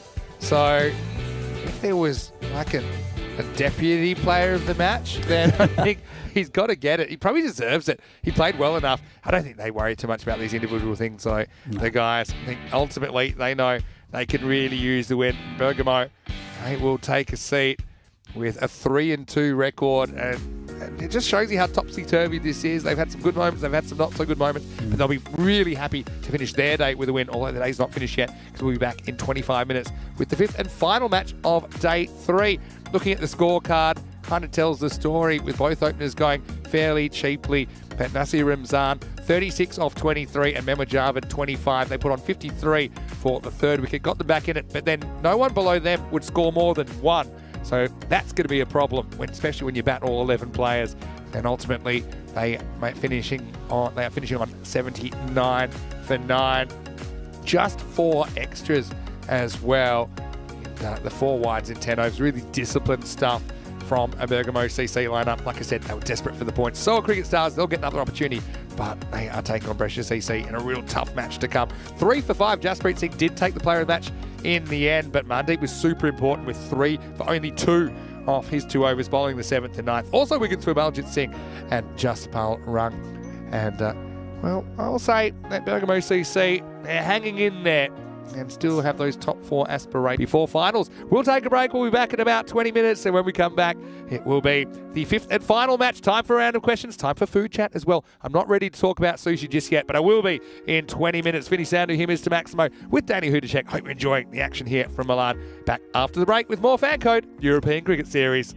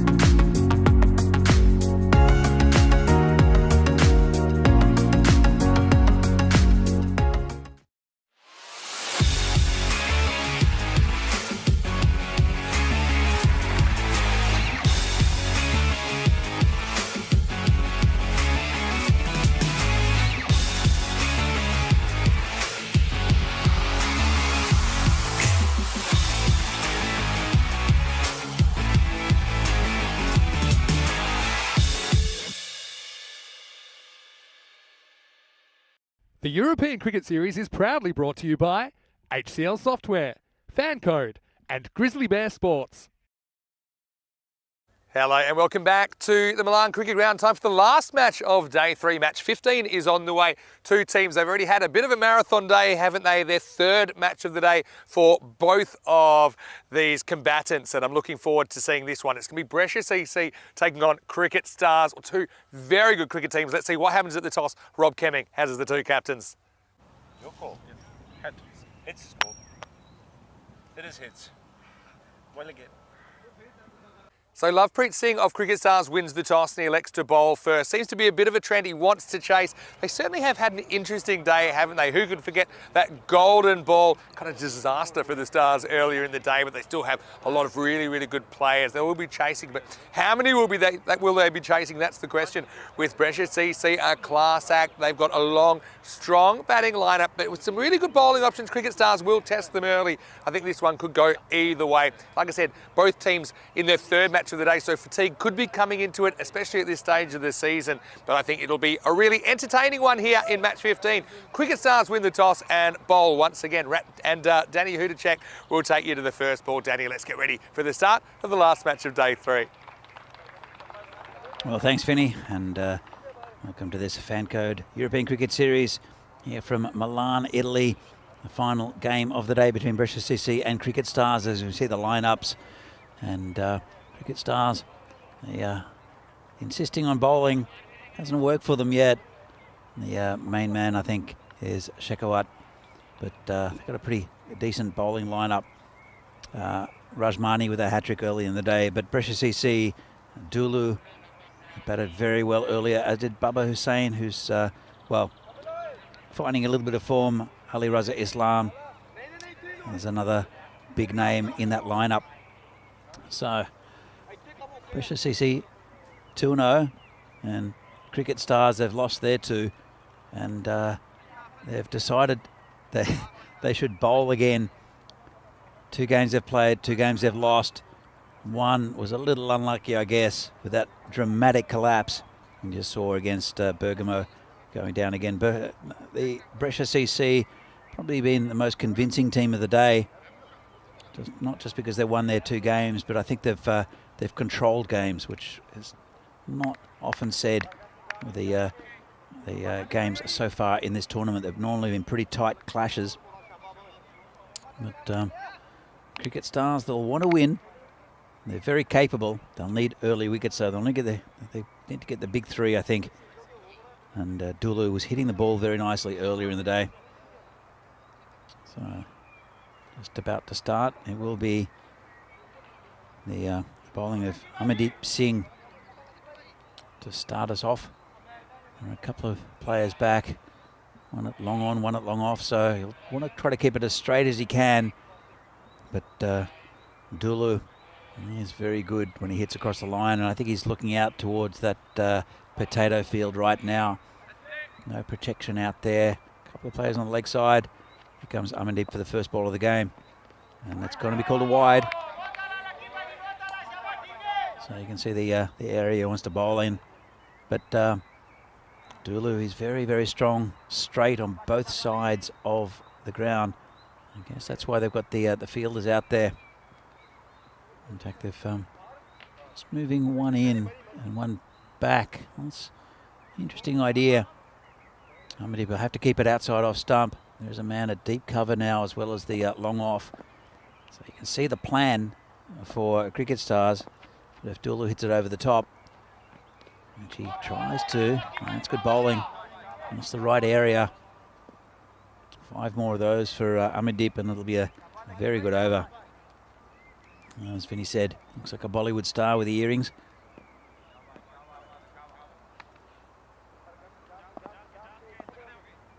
Amandeep will be bowling into Dulu. He hits the ball very well. Has been today. This one's wide again. Puts his hands up the bowler. But, yes, it's a difficult area to bowl at. That was the tram line, especially with the new ball, because with this pitch it will swing. Well, swing late, just with the normal action of the bowler, but then tends to cut away as well. You want to bowl it too straight though, because it'll get smashed. It gets hit pretty straight. There's no man there, and that's exactly where the long on was. That's 4 runs. Dodulu takes it from way outside off stump. It's a pretty safe shot, to be fair, because there is no one back there. Can't plug all gaps in the power play. Only 2 players back, and they've reverted back to the original field. Now he can go over cover, can Dulu quite easily. Clever cricketer. He comes in again. This one goes to the man out there. It's going to just bounce in front of him. Didn't quite get all of it. Or did Dulu? If he'd got a bit more of it, it might have been the first wicket down. It'll bring Raza Islam on strike. So Amandeep Singh, you can see the plan. I said a couple of players on leg side, but it's mainly an offside field. But he can go over cover. Both these players. So Islam facing deep. And this one's just poked into the covers, no run. Very carefully watched under the bat by Ali Raza Islam. Last game of the day. The sun's starting to go down. You'll see a few shadows to the left of screen. The bowler comes in again. Slower ball. Big appeal. And he's gone. Well, that one was on the stumps. A good slower ball there by Amandeep. And he's gone for a duck, the big man, Ali Raza Islam. That's a good start here for Cricket Stars. He can bat, can Raza Islam. And that's 1 wicket for 7. That's pretty plumb, I would say. Just missed it. It shaped a little bit from leg to middle. And there is Derek waddling off with Ali Raza Islam for a duck. All right, it'll bring a new batsman up, Baba Hussain, who is a very, very good batsman. I want to see the back of him as well. Good start from the Cricket Stars. They needed it.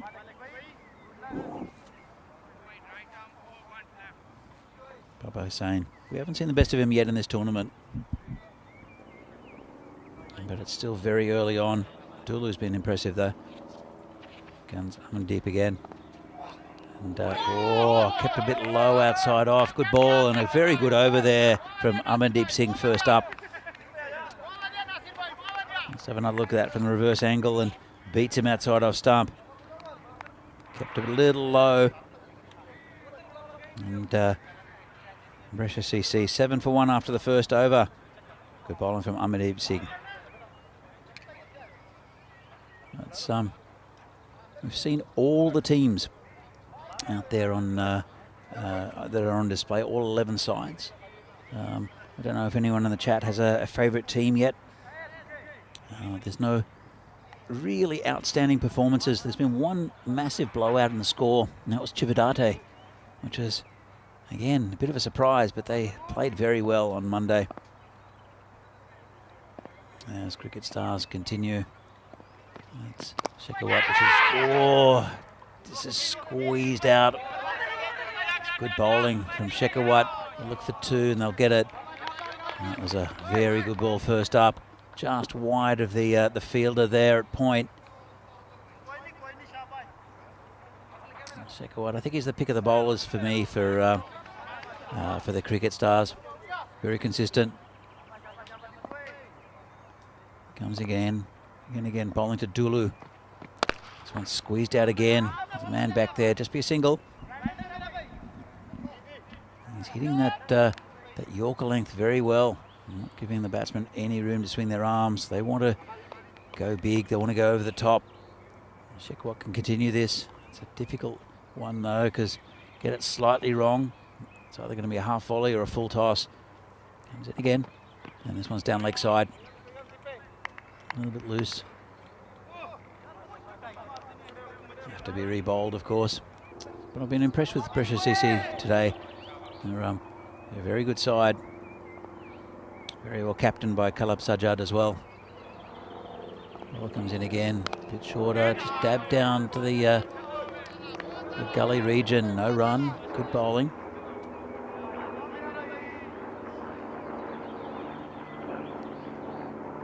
As we hear a plane overhead. Saw a couple of helicopters yesterday. White plane straight over the ground as the bowler continues. Flicked away over square leg. It's going towards a boundary, won't reach it. They'll just get the single. He did reach for that. Did the batsman.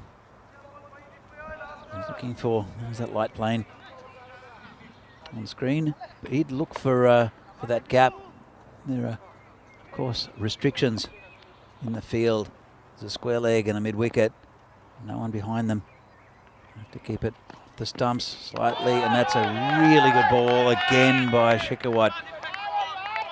Right, pitched up at Yorker length. Let's have another look at it. And really great ball in front of him. Just don't think he got an edge to it, but did leave the batsman probably after it went past him, to be honest. Only 5 off the over so far. It's been a good one. See if he can keep it together for the final ball.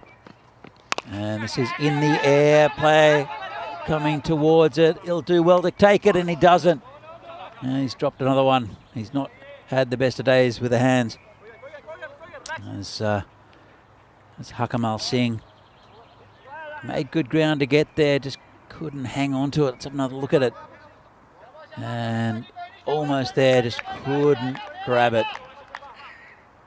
Well, there's a life.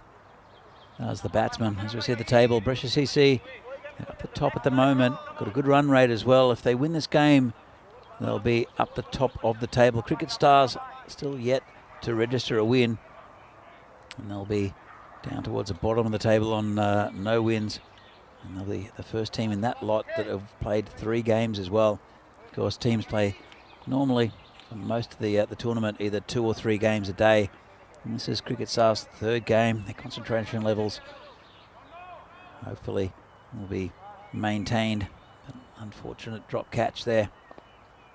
And it is Sukraj Singh, the bowler.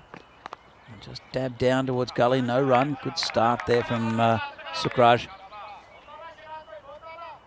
Unfortunate drop catch. He did drop one in the last game as well. He dropped Dara Shiko, who was dropped, I think, 3 times by Cricket Stars.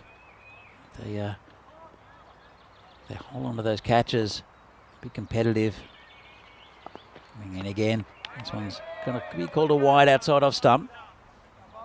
And Baba Hussain not being able to reach that yet.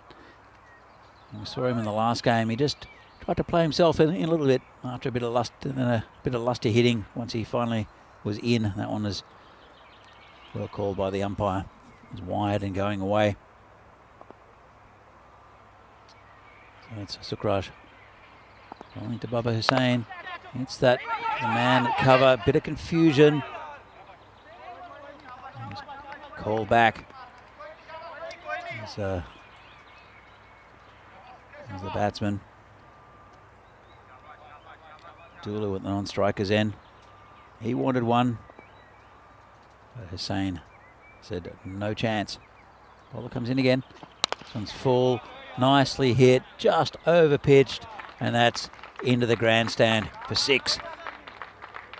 Not much wrong with the delivery. It's a low full toss, but Baba Hussain, he just moved forward on it. Let's have another look. Just over pitches slightly, looking for that Yorker. And nice shot over the top. Very safe as well. No one back there.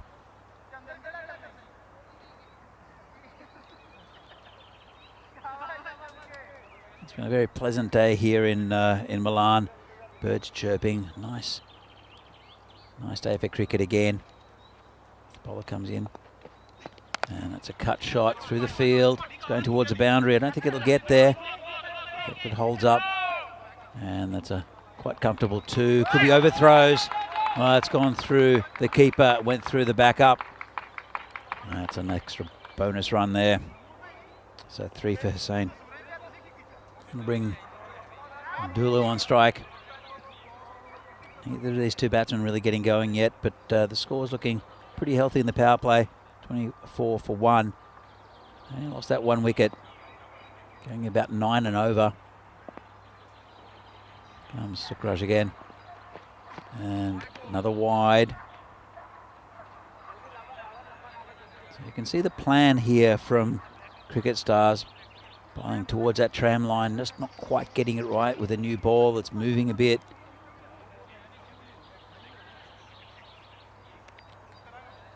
Both batsmen 10 off 7. As the bowler comes in again, bowling to Dulu. Another swing and a miss, and it's another wide. Long over here from Sukraj. I don't want to get too close with that clock as well, the shot clock. As you can see on the screen, they have 40 minutes to bowl, and they've eaten up a bit of that already, and only in the 3rd over.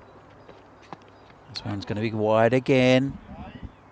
Well, he's just not quite getting it right, is Sukraj. It's only his first over. He's gone for 12 so far, but there's been that 1-6 and quite a few wide. Still 2 balls to come.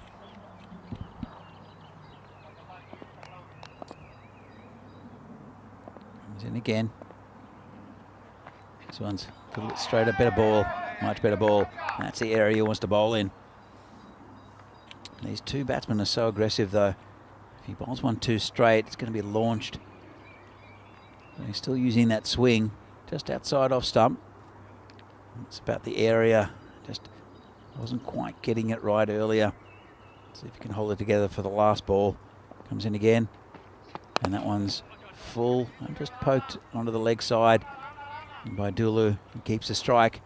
At the end of the over, it is Brescia CC 28 for 1. I said pretty good start. End of the power play. Going at just under 10 and over, about 9.5 and over. And I think it's a pretty good start for Brescia CC. They did lose that wicket of Ali Raza Islam, but probably the two main men are in at the moment, Dulu and Hussain. I think they'll look at this game and think they've got a good chance against Cricket Stars. They can post a good score, and they'll have time also to play themselves into this tournament. They're starting to wind up a little bit. That's what it is, I think, with the opening games of this. They want the win, but they also want their main men to start to hit some form. That's been cracked through the onside, and that's 4 runs. Good shot there from Dulu. He took it from outside off stump and hit it hard. That's a gap they couldn't plug, the Cricket Stars. There's a bowler again, Shekhawat. This one's hit in the air, chance for a catch, and he's got him this time. Well, it's a big wicket, and it is Hakamal Singh, who didn't have as much time to think about that one. It was quite flatly hit by Dulu, and he'll have to head back for 15. It's a big wicket. They'll need more of those, will Cricket Stars. The score not out of hand, but big wicket. Baba Hussain still there, 10 off 7. And Shekhawat picks up his first wicket. So, the new batsman, as you can see him walking out. And I have to say that it's a pretty even contest at the moment. Dulu didn't hit the ball as cleanly as what we've seen him earlier in the day. And there's Mudassar to join Baba Hussain out on the centre, facing his first delivery from Shekhawat. And it's a beauty. Bit more pace in that one, a bit more lift off the pitch. It's left him and came through very nicely. Good bowling. As a batsman, you don't want to see that first up. It's a bit of doubt in your mind. Shekhawat to Mudassar. Another good ball. Just poked into that point area. No run. Tight contest at the moment. Brescia CC, I wouldn't say they're under pressure yet, but they're being restricted by some very good bowling from Dipendra Shekhawat. Comes in again, and that's another great ball. And that's, I wouldn't say that it's the unplayable delivery, but it's too good for Madassa. It's been a good spell here from Shekhawat. 1 for 11, 1 ball left in his spell. Comes in again. This one is hit the pad. Not sure about that one. It looked like it was heading down leg side. We'll have another look with the replay, but not really that convinced. 7 comes wide of the crease, and I think it's a very good call from the umpire. Did straighten though, but too much doubt. I think missing leg stump. Good call from the ump. And that's the end of the over. Very good over there from Dipendra Shekhawat. Kept the runs down. Good spell. 1 for 11 on the big wicket of Yasadulu. Vinny, what do you make of the start? From, Interesting start, wasn't it? I mean, they do have a couple of early wickets. They kind of, I suppose, bogged down a little bit. See the difficulty of trying to consistently hit down the ground and trying to beat the long on and long off. It's just tough. If you miss hit one at all, you got fielders like we saw a couple of overs ago. They're not going to miss out. Now, Rajmani, interestingly here, they are bowling him in the first half again. So bowling him in the 5th over. This didn't go well for them last time. I still kind of like them keeping 2 overs of Rajmani for the end, especially because they're kind of in a pretty good position at the moment, Cricket Stars. But yeah, still, Rajmani's had a pretty interesting day. He took a bit of stick in the last game, though. Yeah, that's right. Here comes again. And that's a good ball.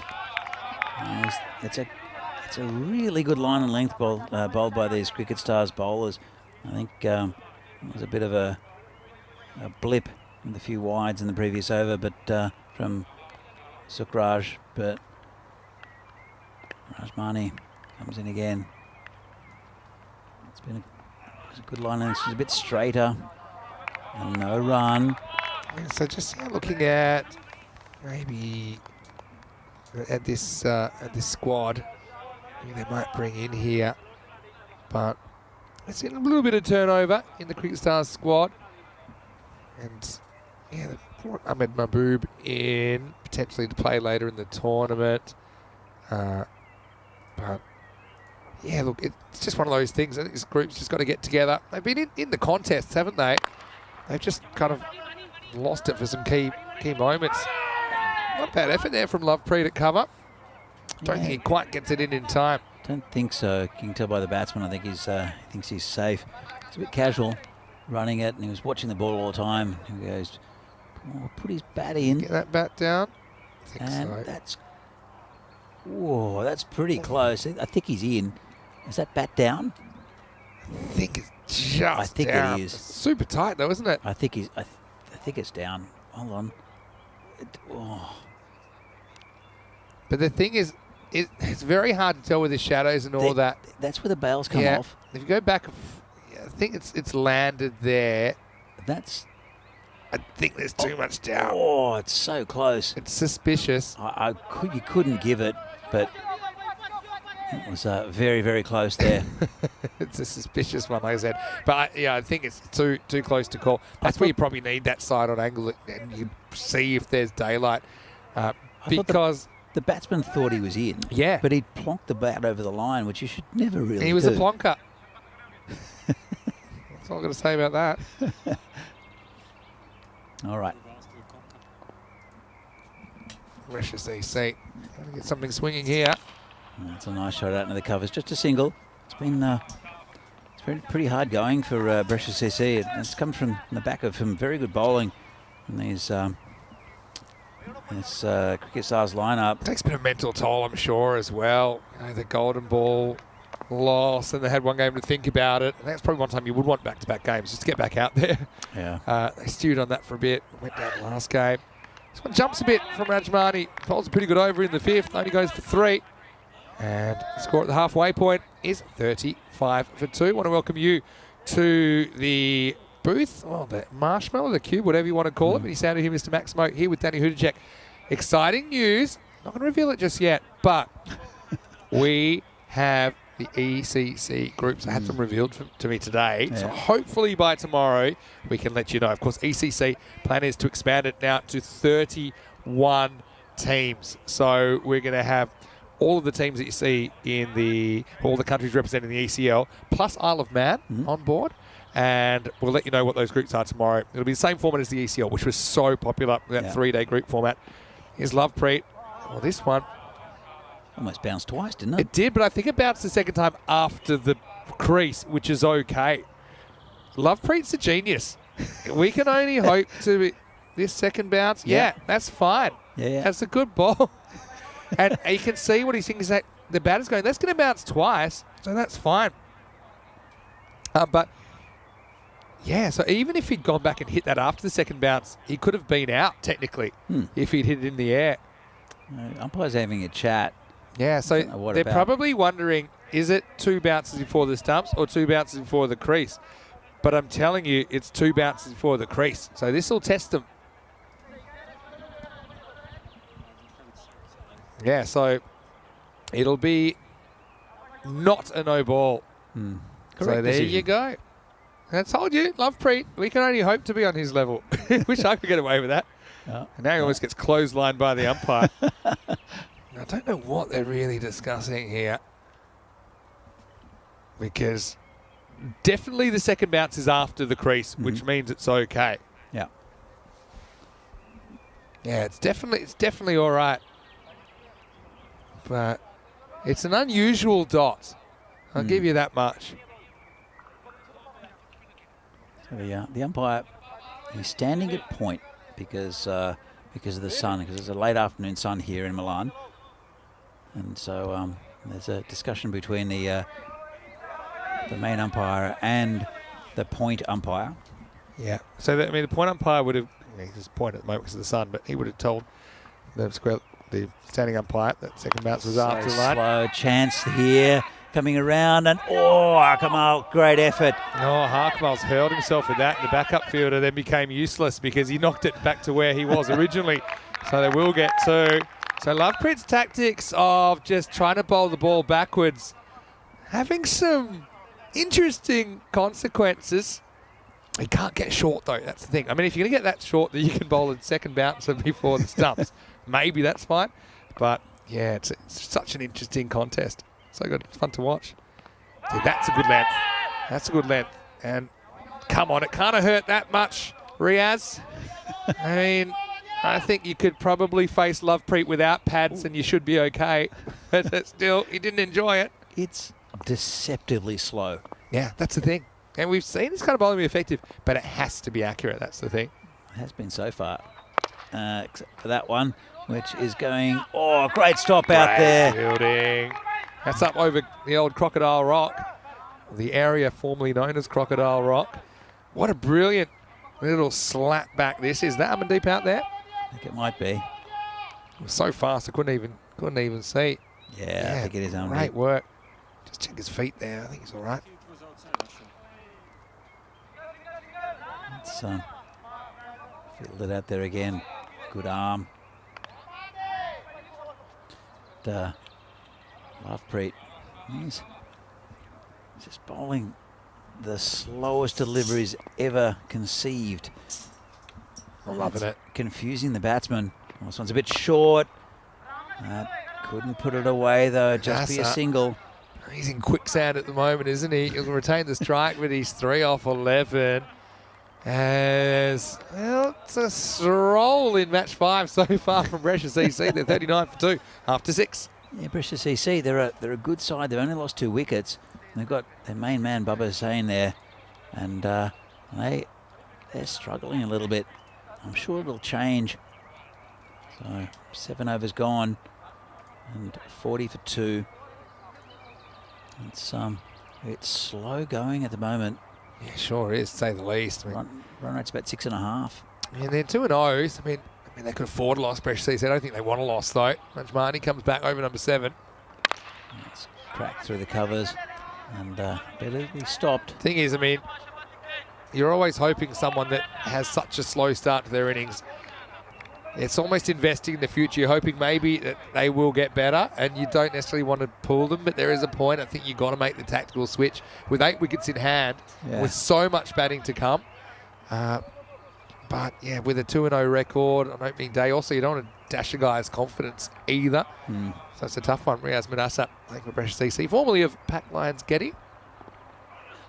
It's a good slow ball. Rolled his wrist on that one. Very good bowling. I was just talking to Rajmani in the break as well. Did a bit of an interview with him, and I asked him, is that something that's quite natural to you? Or you've been working on it? He said, no, I've been working on that back of the hand slow ball a lot. I really wanted to become a genuine all-rounder, and he's been working hard on his bowling. And I just think what makes it slightly hard to pick than the normal back of the hand slow ball is it's just a bit quicker, the arm action. Yeah. It's been hit out of the ground, I think. What a shot. Pick that up. Yeah. So, well, former teammates, I suppose, because Baba Hussain was playing for Cricket Stars last year. He reaches this and goes over the short boundary. Maximal 6 runs. And Rajmani, before that, he'd only conceded 4 runs in 8 balls. Well, he concedes more in that delivery than all of those previous 8. He didn't do much wrong. It was just a little bit wide and maybe a half volley. Had a little bit of length on it. That's all. You're splitting hairs.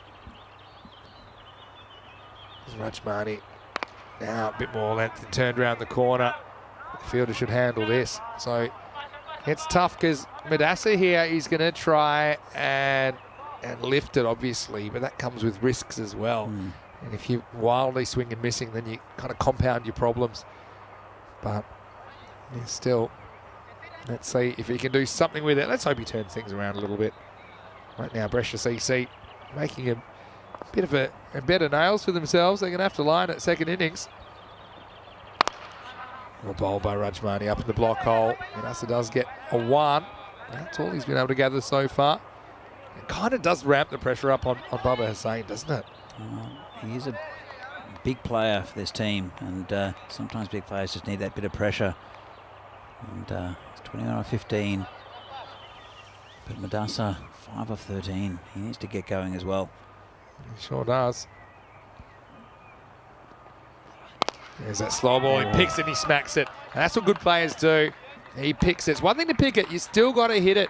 But it turned out to be the kind of length that, he's comfortable enough to go up and over. Could get that elevation. And actually, if you do pick that slow ball, the overspin actually helps you get it up in the air. And so Hussain finishes the 7th with a bang. 50's up as well. It's 54 for 2 after 7. So yes, it's tomorrow. So Gin and Brescia, we'll see them 3 times tomorrow. Fresh Tropical play up front. Albano, well, it's time to get their tournament going as well. They're 0-2. They'll play 3 matches. And Jandra Brescia playing a couple of games. We'll get to see Mr. 100% as well. I do hear he's been in the chat, and he says he is available for tomorrow. So that's good to hear. He had to move his work around. He was great yesterday. He was brilliant. All aspects. And so that's going to be a really good start to the day. Gin and Brescia versus Fresh Tropical. Make sure you have your morning coffee. Join us because match 16 will be starting at 7:30 a.m. GMT, 9:30 in Central Europe, 1 p.m. in India. High quality cricket from the north of Italy. It's a pretty good game here as well. Some high quality bowling from the Cricket Stars at the moment. So Lovepreet just realised he's going to come back. He took none for 4 in his first over. He's really put the confusion rays amongst this Brescia CC innings. But, I mean, I like it. If it's working, you stick with it. That's it. They're not used to facing this kind of stuff. I think it's pretty obvious. That's the perfect length. He likes it. But I think with Madassa there, you'd rather take a dot than a wicket based on what's going on at the moment. You've got a guy that's scoring at about 40 strike rate. I would fine a player if they got him out because he's really not going anywhere. And he's not giving Hussain the strike either. He's trying to get bat on ball. That's the perfect ball for Lovepreet. Yeah, so that's the other thing you can do. You can try and break up the length, and he does, but he can't get under it. Now, here we go. It's the big Lovepreet Singh versus Baba Hussain battle resuming. Yes, and it's Lovepreet that's been winning it so far. Only 5, and he's 1 for 5. He's 1.2. All right, Bubba's going to try and drive him down the ground for 6. or just hit him into the potato field. Yeah, well, it was a bit leg stumpy, so he decided to go leg side, but it was the same result. Maximo! Bubba's saying to Riaz at the other end, look, I'll show you how to do it. And when you get down here, you try and do the same. But again, you know, that can induce a miss hit, can induce a wicket. But yeah, Bubba is saying it targeted that slightly shorter boundary square of the wicket, and he absolutely crunched it. Let's see, next round in the contest between these two, and just flicked off his It toes. was a quicker one. I mean, I wasn't really expecting that. That's, I mean, I say the quicker one. It is relative. It is relative. But I think it was. There wasn't as much air on that one. Yeah, it would have been interesting if he'd gone slower than the one before. Maybe try and really tempt Bubba. I don't think there's too much temptation. Anyway, Madassa against his kryptonite. It could be gone, but it could be 6. And that's over the head of Hakamal. And Madassa finally gets one out of the middle. Yeah, that was large, wasn't it? I didn't think it was quite off the middle, but still carried. And so Preet comes back to earth with a thud here in his second over. I think it's more the middle than the rest of the bat he's been using. That's true. It's a little bit quicker, and it's a wicket. And Lovepreet gets his man. That's that short mid-wicket area that is that defensive attacking position, and Lovepreet gets another wicket. Oh, poor Riaz Madassa. I mean, he did all the graft, didn't he? And just when it looked like he was getting going, whacked to 6, but then he picks out Sukraj's next ball. But credit to Lovepreet, does come up with the wicket, and still Cricket Stars in a pretty good position in this game. Madassa goes for 12, and it was a tough 12 to watch. And that's 8 overs down. The score is 68 for 3. Yeah, I think they'll be pretty happy with this Cricket Stars. If they can keep it together for the next 2 overs, they'll have a pretty good chance in this game, because really this lineup from Brescia CC with Dulu, Rasa Islam and Hussain, Baba Hussain up top could score anything, but they haven't. They've scored something, if that makes any sense. Yeah. Really not been a fluid performance, and it's been good bowling mainly. This one's hit down the ground. Just a single. We'll bring the new batsman, Naveed Chowdhury, onto strike. It's not been as fluid as we've seen from Baba Hussain. Chowdhury will come into the fold. Here's Rise hit him. It's not the greatest shot. Pretty good delivery. It was there to hit, but not very balanced shot there. Yeah. And well, they've selected Rajmani to bowl, but I can tell you this isn't Rajmani. Because Amardeep Singh. That sure is. He's done well if he's got more than his 2 overs here. Good spot by you on the graphics. It was a little confusing because I did see Rajmani's name on, up there, but I thought that he had the ball bowled his disappear. No, he's still got. I tell you what, I would normally send a message, but I want to see if he can get all the way to 3 overs. I've never seen it. I've seen them get to 2.1. Normally the madness stops. All right, that's a long day for the scorers. Anyway, this is in the end. And Lovepreet takes a catch. Yeah, Lovepreet all over it. Oh, no, it's a no ball. Oh, has it been called, has it? Oh, unlucky. It was a frank full toss. Yeah. Did they take a single? Yeah, I mean, it's around about the waist. And so, Rajmani. I was going to say Rajmani. It's not Rajmani. It's fake Rajmani. It's Amandeep. I don't think they took a single there, Vinny. I think that he thought he was out. Yeah. And that's why they went back. But anyway, it's clever. Dot ball. I suppose clever for Chowdhury because we no ball. But then a free hit and it will disappear. So, well, it doesn't care about not getting off the mark with a 1 because he'll do it with a 6. Maximo as Brescia CC trying to lift this score to something like they would have planned at the start of this innings. Tell you what, though, it's wrecking Rajmani's figures. Careful, Rajmani. Not for 26 There's or 2.4 now. There's no way they're getting to 3 overs of Rajmani here. I'll eat my hat. Anyway. You're not eating mine. I'm the one wearing I like the my hat, actually. Thank you. So I was going to say Rajmani was cost a wicket, but now he's going to go for 30, a fake 30, as lucky. Maybe he's getting lucky that he's not getting credited with these runs against him, Amandeep Singh. But again, just lowish full toss. And Chowdhury does well to get his hands through the ball and get another boundary. Yeah, This is an exciting game. This is the kind of match 5 things we need. Yeah, Rajmani's up to 30 off 2.5. Now, I'm telling you right now, and I might as well tell you now, you're in for a delay while they fix this. All right? Now, that'll give me a chance to maybe put the kettle on as we see Amandeep coming in. Just waiting for the chaos to come. That's pretty close. And he's got him. Well, there you go. Well, this will probably kick it off. And yeah, my only question was it missing leg stump or not? Probably get an idea from the replay about the line of the ball. It was really full. Say that hits him pretty much back on the crease. Yeah, it pretty much lodges, doesn't it, under his pad. We roll that forward. It pretty much lodges under his pad. I think that's more likely to hit than not hit. Yeah. You actually get a really good look about where it hits him because it stops there, right? So you get the best look you'll ever hope for.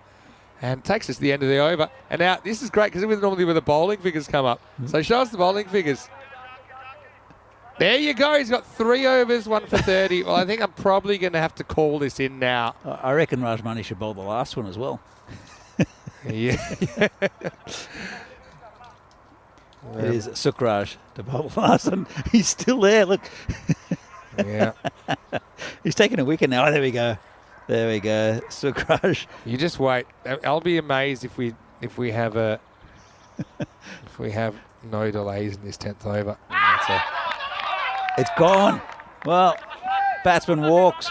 Yeah, It was big nick, I think. And Bubba Hussein's going to have to go for 35. So, yeah, I mean, now we're back to pretty much a par run rate, about the 10 that we think's about par.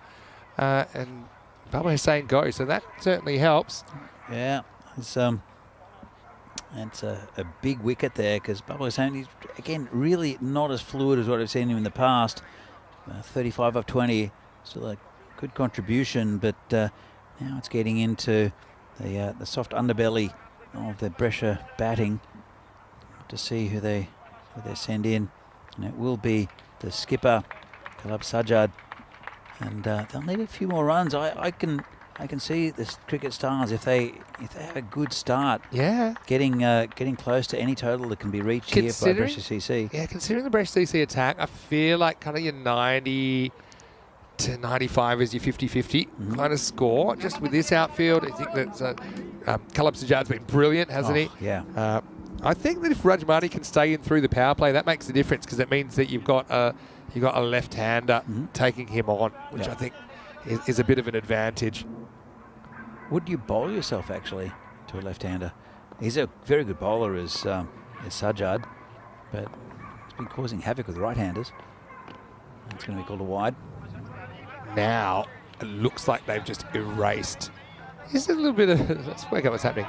They've erased the entire 9th over because this is actually the 10th over, but it's gone back to 8.1 and they've just completely obliterated their record of Amandeep from the records. Well, we could be here after dark while this gets fixed. Anyway, keeper knocks it away from the backup fielder. Won't get an overthrow though. As long as the final score is okay, Vinny, and we can still play and we can fix the. This is why errors get fixed in the moment is because the problem is that's the thing. The game continues going while they're trying to fix the error. Yeah. So there's going to be all sorts of beautiful mind stuff going on over there. It's nicely hit down the ground. And good effort there by the fielder. I think it'll be 4. Yeah, I think this is, well... Have another look at it. It might have been 6. I mean, I didn't get a great look at it. I saw the second bounce, not first bounce. I assumed... Let's have a look at it. Good effort. There's the line. Yeah, just 6. Just 6, yeah. Yeah, good call. Yeah, really good stuff. It's a proper plugger, isn't it? Good eyes from the umpire. We were about 10 metres from it and we didn't see it. Here comes a bowler again. It's hit over the top of Gully. Chases on. They'll come back for 2. He's quite slow though. If he'd been behind the stumps, the keeper, I think he might have been out there. Have another look at this. Kalab Sajjad, not the quickest. It was the keeper thought that there was an easy 2 and he advanced about 5 metres. But Sajid was still running. Oh, well, it's gone into the ether. Looks like they'll make the changes in the innings break, which is good. But meanwhile, I'll try and help you with the score. I've got 91 with 2 balls to go. All right. Nice. Oh. Man out there takes it. Nice Good catch. Yeah, it looks like Atika Rahman out there skating round the boundary. So, yeah, Sajad, he gets a bit of a wriggle on. I can say he's a good player, captain. Goes for a quick fire 10. And he will be the 6th wicket to fall. So I've got that as 1 ball remaining, and I've got that as 91 for 6. Hello to James Stewart. Give us a chance to say hello to you guys in the chat as well. Hello to Maya Patel as well. Bit of food chat. Did go to all you can eat sushi last night. Yeah, we didn't talked really about it earlier in the day. Might have a food chat in the next innings, right? I don't think I'm ready to talk about it. It was so much food. It was a confusing array of things which I ordered and then kind of forgot what I forgot what I'd ordered. And then it came, and I was with Rob Kemming actually. He went back-to-back nights, which is very impressive. But very reasonably priced as well, but good quality. Yeah. Very nice ambience in there as well. Okay, I think this is the last ball. I got 91 for 6 with the ball remaining. And this will be 1.5. Should get 2, and they won't get 2 because that'll be run out. So it will be 1 and a wicket. It'll be 91 for 7 at the end of the 10 overs. And Imad doing the right thing, trying to come back for 2. Was never there. Forced him to make the play though. And he's out by a couple of steps, isn't he? So I've got those 92. Really interesting game coming up because cricket stars could potentially lose 3 in the day. Pressure CC could potentially win 3 in the day, or they kind of end up with a winning and losing record. Pressure CC could be 2 and 1, Cricket Stars 1 and 2, but that win will be kind of crucial, I think, for Cricket Stars if they're going to go further in the competition. As we look at the highlights, and it was an interesting one early, wasn't it? Yasadulu and Ali Raza Islam out there, but Ali Raza Islam, he was PL LBW wasn't his second ball, as Amdeep Singh came in and straightened one down the line. A few little problems in the field of play, Cricket Stars today. Some good things too, though. Bubba Hussain with 35. He was the main instigator in this score of 92. But it just seemed to take an age to get going, Danny, didn't it? They were really struggling through the middle overs with Riz Madassa, probably the main offender there. Ended up making 12 off 17. You saw Dulu going for 15 early. Very casual catch by Harkamal Singh. And this was closer than you thought. But yeah, 92, doesn't really matter how they got there. It is defendable. And Cricket Stars, they've had the wobbles when chasing today. Absolutely. There was no fluency at all in the innings. It was very... came on the back of some good bowling. Lovepreet did very well. Did get hit for a big 6 at one stage, but it was good bowling for most of the bowlers.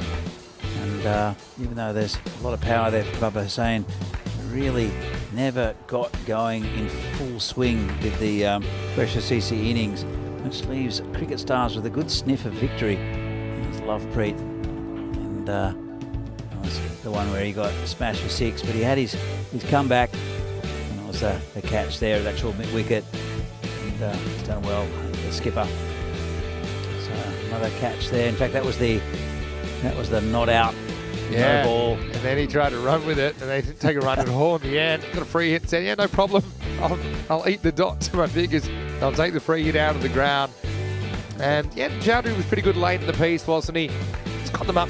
Yeah, I saw Mr. 100% in the chat saying maybe an 80 to 90 target. A couple more than that in the end. I think that was a good call. You could really see where the ball jammed into the pad in front of the stumps. Bubba went late in the piece for 35, but kind of did his job. Just didn't have a lot of help, I think.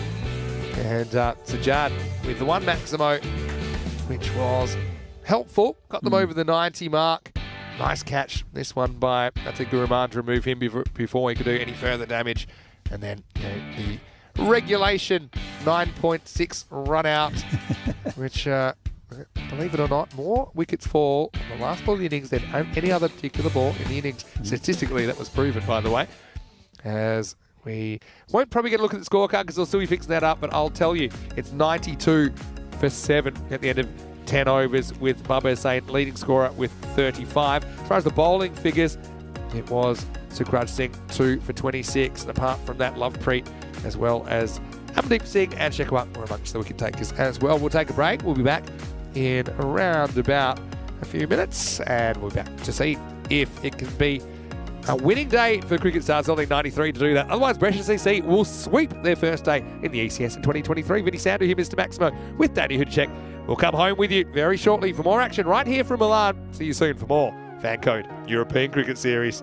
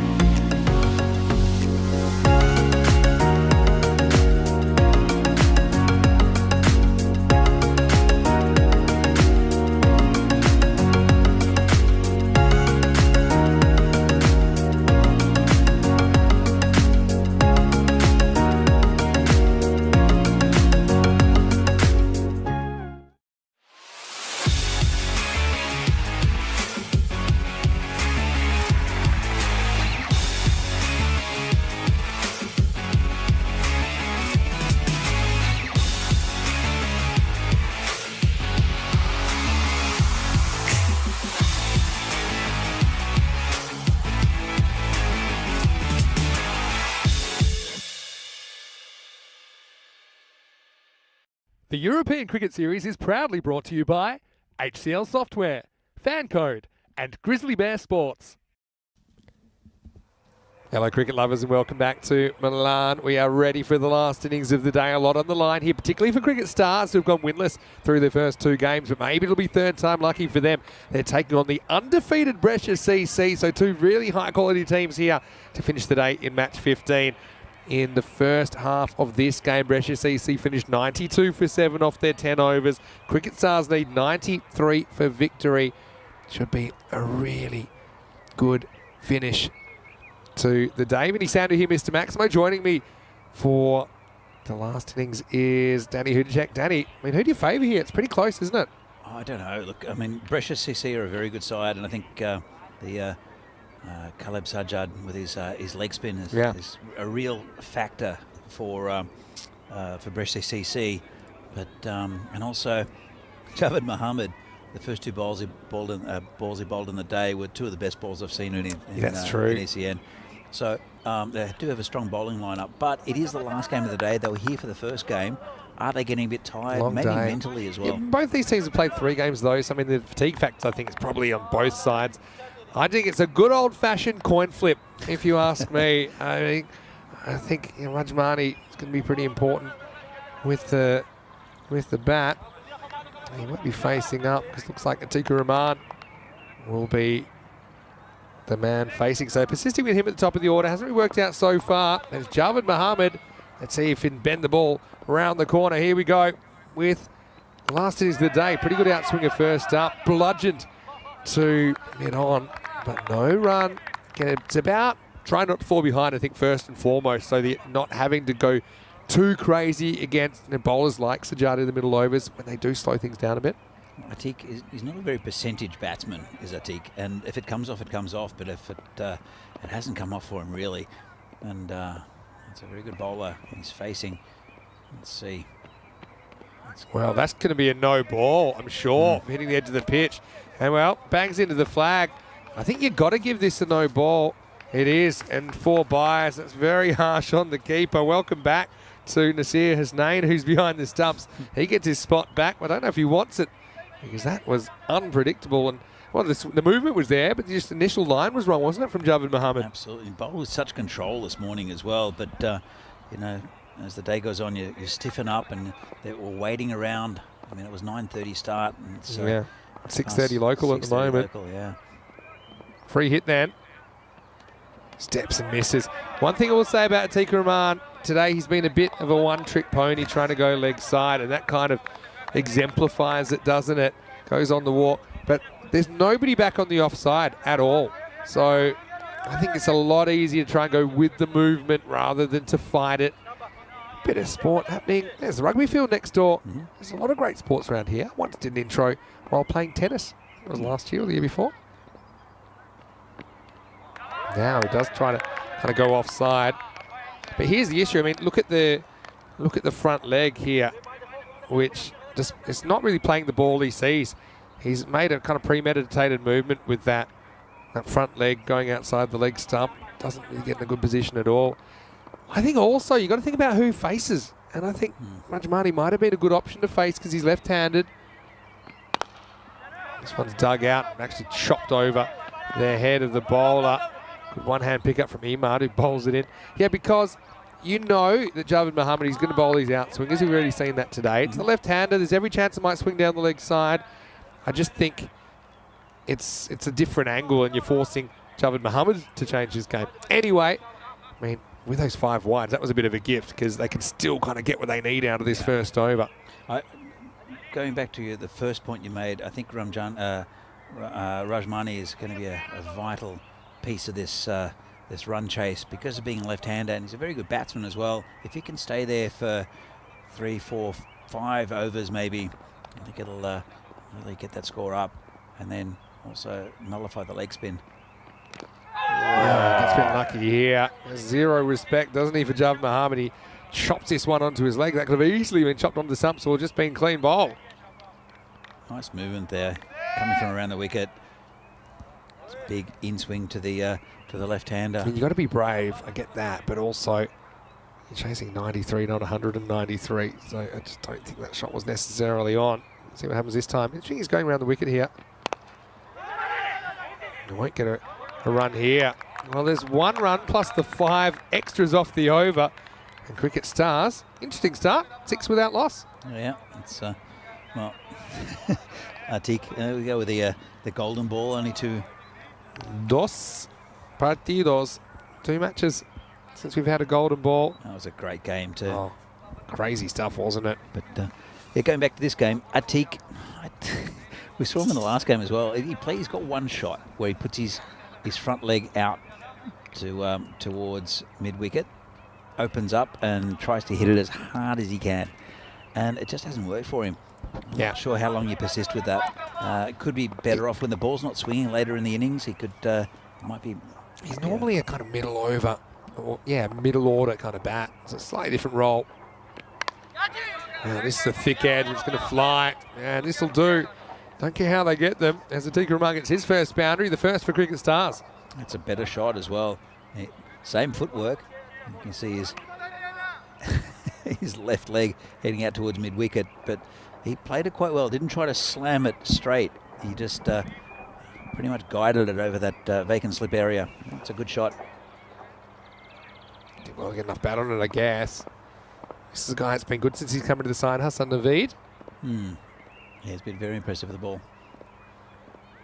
Missed the first game in the morning, so he should be a bit fresher than some of his teammates. This is a slightly risky shot across the line. It's a bit short. But Atiq Rahman might have flashbacks of how he got out earlier, trying to pull a similar ball and having his castle redesigned. It's difficult to play these type of shots on this pitch because it is a bit up and down. You'll get the odd one that keeps low. And so, it's super risky, but when it comes off, it comes off, I guess. But you've got to have a good eye. While we were looking at the scoring, James Stewart piped in with a random question asking, is this the ground with the clay tennis courts as well? And it is, James. Yeah, it is. And also mentioned the rugby. There's archery here as well, paddle tennis as well. There's that in movement again. Rajmani gets a bit of bat on it. Should come for 2. Good throw, but well judged too. Yeah, I just think pushing it across Rajmani, trying to bring it back, then you got the movement turning into like a stump-to-stump line. Kind of opens up the LBW a bit more. Right now, I'm not quite sure he's planning to get him. Maybe hoping he just swings and misses at one, bowls him through the gate. Well, that and he's getting good outswing. So there's that gate that that right-hand swing bowlers can often get. If you're getting the ball to swing out and into the left-hander, the left-hander will open up their stance a little bit generally. Yeah. And to try to play the ball through the covers. And then if it swings and cuts in, which is what is happening with the bowling of both of these bowlers, then you're very good chance of either getting a bowled or an LBW. Yeah. There's always a chance here as well. If that gate's open for business and it almost sneaks through again. So yeah, you're kind of putting all your eggs in the bowled basket, I think. The other thing is, this is just a theory. I mean, obviously it's working pretty well at the moment for Naveed. But if he goes right arm over to the left-hander, then yes, that one that comes back opens up the kind of LBW, but the one that doesn't swing kind of opens up the court behind as well. Yeah. Because they kind of, normally left-handers will play for it a little bit. So the one that doesn't swing can kind of push across, maybe grab an outside edge, open up the court behind a little bit more. I've never understood why right-arm fast bowlers or medium pacers. Oh, got him. I think that was the beautiful sound of ball on plastic, and I'm pretty sure that the equipment did its job there.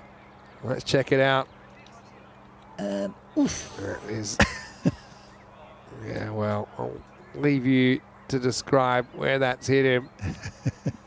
But he has his lunch box rearranged, and it's the end of 2. It is 14 without loss after 2. Looking at why this game's so important, well, you're a long way off the pace, Cricket Stars, if you lose this, because actually no team has gone 0-3. Even the teams that have gone winless in the day so far, they only played 2 matches. So you feel like they're even further behind the rest if they don't win this game. Right now it's in the balance. Looks like Ali Raza Islam is going to bowl over number 3. They're a good side also, Cricket Stars. So Yeah, it'll be disappointing if they leave today without a victory, and especially since they've played 3. Whereas Precious CC, it's pretty much job done so far for them. A bit of work to do here to get a win though. This one's big, wide, and it's beating the keeper as well. Oh dear, how far is that rolling? Far enough. Oh no, that's going to be another gift, isn't it? Tinkokareras. And so yeah, they've got 19 runs at the moment. Over half of them are because of balls like this. It's not great bowling, but it's again late in the day. Players are getting tired, and the keeper also is Nasir Hussain, and probably the feet aren't working what they were earlier. Just that little bit of fatigue, and it's a mental thing as well as being a physical thing. There was Islam with the comeback ball. It's a good one. This is more like where he wants to be. But, I mean, when you only need about 9 and over or so, it's a couple of times we've seen 5 just handed. You don't need to do too much. I mean, to be honest, the extra is the only reason that required rate hasn't gone up significantly yet. Yeah, you're right. But they haven't lost a wicket, which is a good thing for cricket stars. Still another 5 balls left to the power play. Yeah, pretty much at the rate at the moment. Backs away and gets away from the keeper. His name. They'll get a bite. So yeah, it's interesting. I mean, Rajmani does like that offside, doesn't he? So he's trying to open it up by backing away. But a couple of things. I mean, if he went across the other way, that one's probably a wide. But also, when he backs away, that his weight is going away from the offside. So then it's really tough. You have to really throw your hands at it to get power over the offside then. And the other thing is it just turns out to be a little meek bunt. So he takes a big risk for a very minimal upside there. I suppose he'll know that. He's just having a bit of a rough start to his innings. Both these guys not even close to run a ball. Did he get hit again? Well, maybe one was hit. Now he's trying to get the other one to even it up. But yeah, even this, I mean, this is a ball which is, yeah, probably, that one might have put it back in place.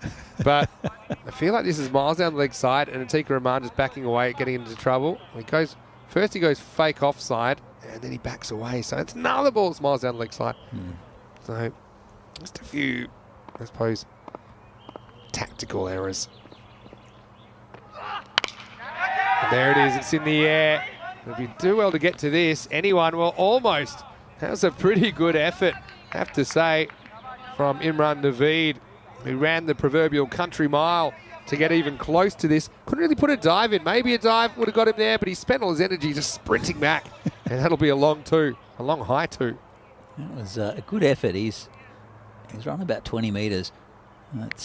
He's tired now. He's down on the ground. And 20 in the rest, I think. 20 metres, maybe 30. Yeah. Now he's talking about he wants to... Oxygen. Well, we've got a couple of things. I think we've got Atika Rahman. He wants a new bat. He might want to invest in a new box while he's there. And you've got Imran Naveed, who wants to be switched to another fielding position so he doesn't ever risk having to run this far again. He's done. He's on his knees at the moment. Yeah, look at him. At least the thing is, you're meant to stay on your feet. It's good etiquette not to sit down or kneel down. But at least pretend you're doing a stretch. That is the smart way to do it. So if you want to have a lie down, always make it look like you're doing something. That was when I was a junior. That was something that coaches always red hot on. Even as a break, you don't sit down to the field. It's not a good look. Couple of come here in the power play. Another ball that misses the leg stump. And it almost gets through his name. Not sure how he stops it, but he does. What an interesting start to this innings. It's been weird, hasn't it? It's not been very much good cricket. Well, I mean, we know these two are good players. I mean, I know that because I've seen them before. Yeah. But right now, they kind of look like two players swimming in the 4x100 metres freestyle medley in the Olympics, but secretly they don't know how to swim without floaties.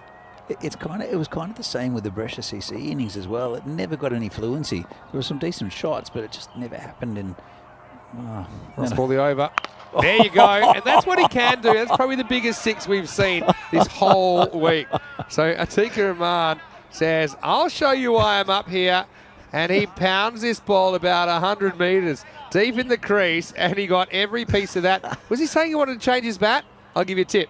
don't. That's the end of the power play, 28 without loss. That's an amazing shot. He got way deep in his crease and just waited on it. Instead of that wild slash, which has been a feature of his last 2 innings, this one he just rocked back and smashed he also got the perfect ball for it, didn't he? And it was too short from Ali Raza Islam. He had to read the room, and you'd seen that. Okay, yeah, he'd been hit in the box a couple of times, but that one was shorter. He got a better look at it. And so... Maybe it's just what he needed. What a shot. What a shot. Another one for the potato farmer to find in autumn. That was absolutely crunched down to the ground. I don't think we've seen a ball hit better than that. That was pretty good. Certainly in that direction. Naveed still requesting oxygen. Here's Khalab Sajjad. Important moment in the game. What He a skied shot. it, but how far? Gone. Really good fielding. Imad Khan is such a good outfielder. So we wondered about Rajmani taking on Sajjad. We thought that was a good matchup for Cricket Stars, but again, Rajmani waits 0 balls to have a go at him, and he gets it 99% of the way there, but that's not good enough. First wicket down, it's 28 for 1. He did get at the toe of the bat. When it came off the bat, I thought it was well over, but that's a fantastic catch in the outfield. And first wicket down, that's a big one as well. Rajmani, the left-hander, and you're right, we were thinking that Rajmani would take on the leg spinner, and he did. Just got it at the toe end of the bat, though. Yeah.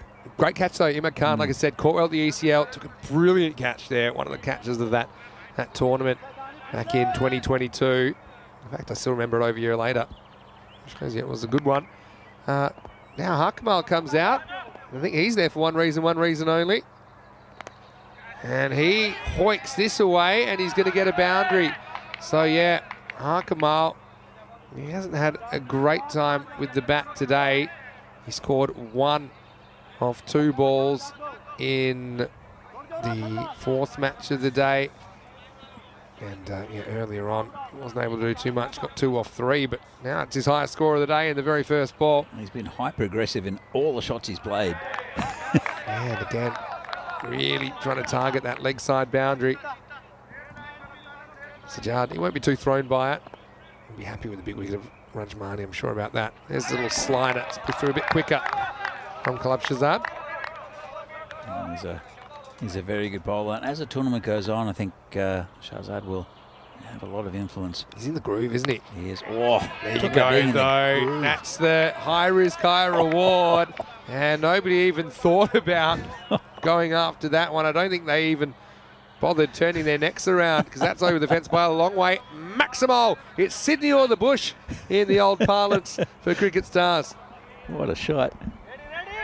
And that's what Hakmal can do. He's going to try and hark this one out of the ground as well. Watch. If any even reach it, it has to be a wide. And so I have to re-bowl that one. Sajjad is so experienced, and he's a top bowler, but when you get smashed like that, it does affect you sometimes. Yeah. I think he comes back with a bit short. So, yeah, very interesting run chase at the moment. I think they're pretty much on the rate after 4 overs. The score is 39 for 1. The thing is, though, that probably the most correct batsman out of the 3 we've seen so far is Rajmani, who fell, the left-hander. Yeah. And now we've got 2 batsmen that just squat the ball. Yeah. And if it comes off, it comes off. It's a difficult pitch for that to happen. It's very low percentage. That's right. I mean, Rajmani, I think there's a bit of fatigue, to be honest, in his innings, this 3rd innings of the day for him. Have a look at that. You see there, a fraction above the red line, kind of sitting on it at the moment. But let's see how that wicket of Rajmani affects things. But yeah, Sajjad, he wasn't too rattled, was he? He just seems in the groove to me, Khalab Sajjad, today. Yeah, he's been bowling well. Even, I think that wide that was outside the off stump, that was semi-deliberate. He was hoping that the batter would kind of spoil it, hit it for 1, and he was fine with that. There's a bit of plain spotting, as Imran Naveed is going to get a bowl here. Again, he's a pretty good option to be able to bring on. Atikur Rahman faces up. And Imran, he's a bowler, like I said. He's a real experienced campaigner. Often will bowl towards the end of the innings, but his MO, he's full, he's straight, he's at the stumps, or at least he's full and maybe outside the off stump. But I'm sure that's what you need with these 2 batsmen, because at one stage they're going to miss. Hakmal's opened up, and again, I'd love to know how many career runs he's made on the offside on ECN. Simone, that one, he chops onto his pad, but it's good response. Tika Rahman scrambles through for a run. He's batting very deep in his crease also is Hakamal. Have a look. He's got both feet behind and just takes that big swipe. I mean, it seems like a good stress release T10 cricket because you can really just swing for the fences and just accept what the universe hands out to you. And Tika Rahman, he'll get his chance now. For all his power that he showed, he's barely above run a ball in this innings. And this time he's just towed it, but it'll be okay. It's going to plop into the infield. Otherwise, Islam wins the race, but it's just a single. It's very interesting contest at the moment. Meyer has a strategy to maybe get the first 3 bowlers back on and save Club Sajjad up towards the end. What do you think about that? Maybe. I don't know. I think if you restrict them and get a couple of wickets with Sajjad right now, I think it would be a big plus considering the batting that we've seen so far from cricket stars, because they do tend to fall in clumps of about 7. Yeah, that's true. They're big clumps. Hey, that's the kind of ball you need to bowl to Hakamal Singh, because that's the ball, look, the feet have not moved at all towards the ball. It's going to be really tough for him to put that away. Doesn't look offside at all at the moment.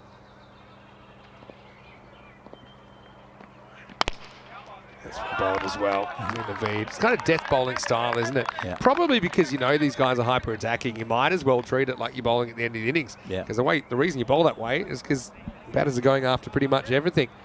So you're right. It's perfect bowling for these two. And I mean, you could attack the stumps as well, but if you reduce the runs, then it just gets them more frustrated. This time he does generate some power and gets it away from the fielder. So Atiqa Rahman, he does show that he does have that brute force, doesn't he? He only just misses his spot here, Imran Naveed, but he's able to get under it and get it away from the long on. So a badly needed boundary for Cricket Stars, and we got a game in our hands. Halfway through this second half of match 15, 47 for 1 after 5. Just a reminder, plenty of cricket coming up on ECN, including a special event, the ECN Gibraltar T20 International Series featuring Gibraltar as well as Malta and Portugal starting on next Thursday. Then, of course, we've got our ECIs here in Italy. We've got cricket from Austria, 11 teams there. And then Bulgaria, always great to be there. I'll be sitting Bulgaria out. Charlie Hunt will be standing in for me for that one with Rico. But we'll be in Austria with Rico coming up for a couple of weeks. So a few questions about Rico. Of course, whenever I step away or Rico steps away, people wonder what we're doing. But Rico hopefully is enjoying his time off, and we'll be back in about a week and a half, I suppose. The 2 weeks does fly past, though. 2 weeks, more 12 days off, actually. Ended up going back for the Cyprus finals, but I enjoyed a bit of R&R and catching up with a few people that I don't normally get to see that are important to me. So, start of a new over, and it looks like this is Riaz Madassa that's getting a ball.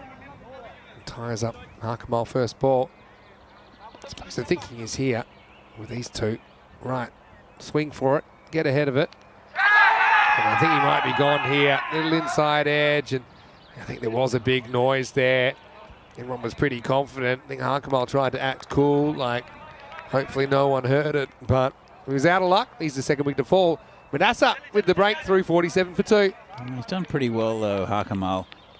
It's only 12 off 9. I guess it doesn't seem that good, but I think he's done okay. And the run rate is pretty good, but another man will come out, and it's Nasir Ramzan, who can definitely bat. It's a very good option, and I think also, yeah, that just might be a tactical thing to bat him a spot lower, and it might be to do with the fact that he's had a long day, right? So he gets to sit down a little bit longer, and now we will see him take on the bowling. Well, that and the ball will be moving less than what it did in the first couple of overs, so it might just give him an opportunity to settle and hit through the line. Ramzan picks up where he left off last time and knocks a 1. Yeah, so Hakamal come up at 3. It's kind of a pinch hitting option. They're not really pinch hitting numbers 12 off 9, but he does hit a 4, does hit a 6. So I don't think it really hurts them. Kind of keeps them more or less on the pace. And now it's going to be bowled. And Atik, he swung one time too many. Riaz Madassa, well, sends him packing where the ball that crashes into leg stump knocks it out of the ground. So 2 wickets in quick succession. It's 48 for 4. Yeah, we often see this when the two-set batsmen there's a new bowler come on and they take both the set batsmen out and they'll have to reset now, the cricket stars. I think the right man's in there, Nasser Ramzan. Yeah, I mean, Maya Patel, very clever. Your little strategy of saying hold back the spinner, stick with the pace. And just a moment before that, said this is a good bowling change. Just need someone to bowl at the sticks. That's well, Yep. prophetic. Everyone's a fortune teller today. You predicted the crazy cricket stars collapse. Maya's just picked that bowl dismissal. But yeah, I mean, it wasn't rocket surgery, was it? If you bowled at the stumps enough times, the way they were swinging, it's probably going to miss one somewhere along the line. Anyway, this is going to be Memra Javed coming out at number 5. So remember, it was these two that kind of put together a decent partnership last time around. They put on 53. That was with 2 wickets down. Now there's 3 wickets down, but I do feel if these two bat well, they can get them home. But I mean, Brescia CC, they're a champion team, aren't they? They're not going to give you too many easy bowlers. It's a good shot first up. Surely that goes for 4. Rolling, and just gets there. He just had to hit it too well. Had to go for 4, and Memra Javed gets off the mark in style. Really nice shot, and you're right, it was these two that really pumped up the score in the last game. They didn't get over the line, but that was a very, very good partnership. I think scored about 25 each. Yeah. And if they do the same, they'll get over the line, I think. Yeah, 36 Ramzan, 25 for Memra Javed. But here's the thing, it's called the offside. I mean, that's similar to a lot of balls that were bowled, and they would, earlier in this innings, we've seen batters trying to just hack absolutely everything to the leg side. But there's value on the offside. You know why? It's rarely protected that well. Normally you'll have the deep point back. You rarely have a third man back. That was absolutely crunched by Memra Javed. I know every batter's different. Every batter has different areas that they like to target and they're more comfortable targeting. But if you're going to bowl there, you hit it there. I mean, a lot of batsmen do drag the ball from outside off stump in their hitting zone, but you're right about the off stump. No ball called. Must have been for a front foot, I'd imagine. And so it will be a 1. Ramzan will get the free hit. Let's see if we can pick anything up from our vantage point. Yeah, must have just been over the line. You need to have something behind the line, the front line at the moment that your foot lands. Certainly the video didn't contradict the umpire's call. Free hit then, last ball of the over. Doesn't get it. Might look at 2 here because there's really no one around. They should get it. Bowler's going to have a free shot this time. This would have been out. Great bit of fielding from Madassa, who was on it like Jack Flash, but there was nobody home because he left his post, so he had to go for broke. In the end, it's 2, and it's the end of the over, 56 for 3. Yeah, it's a great piece of fielding, but it's low percentage for a direct hit, so very good idea to take that run. But these two, I think, are the ones who need to stay in to have any chance. That was such a quick pick up and throw. I thought it was going to be an easy 2, honestly. But he picked it up and he hurled it. I wonder who maybe could have covered the stumps because there was probably time with a good throw to the fielder at the stumps. Maybe they could have taken the bails. I mean, close anyway. It's going to be more pace with Hassan Naveed bowling over number 7. Again, they are sitting right on that red line at the moment.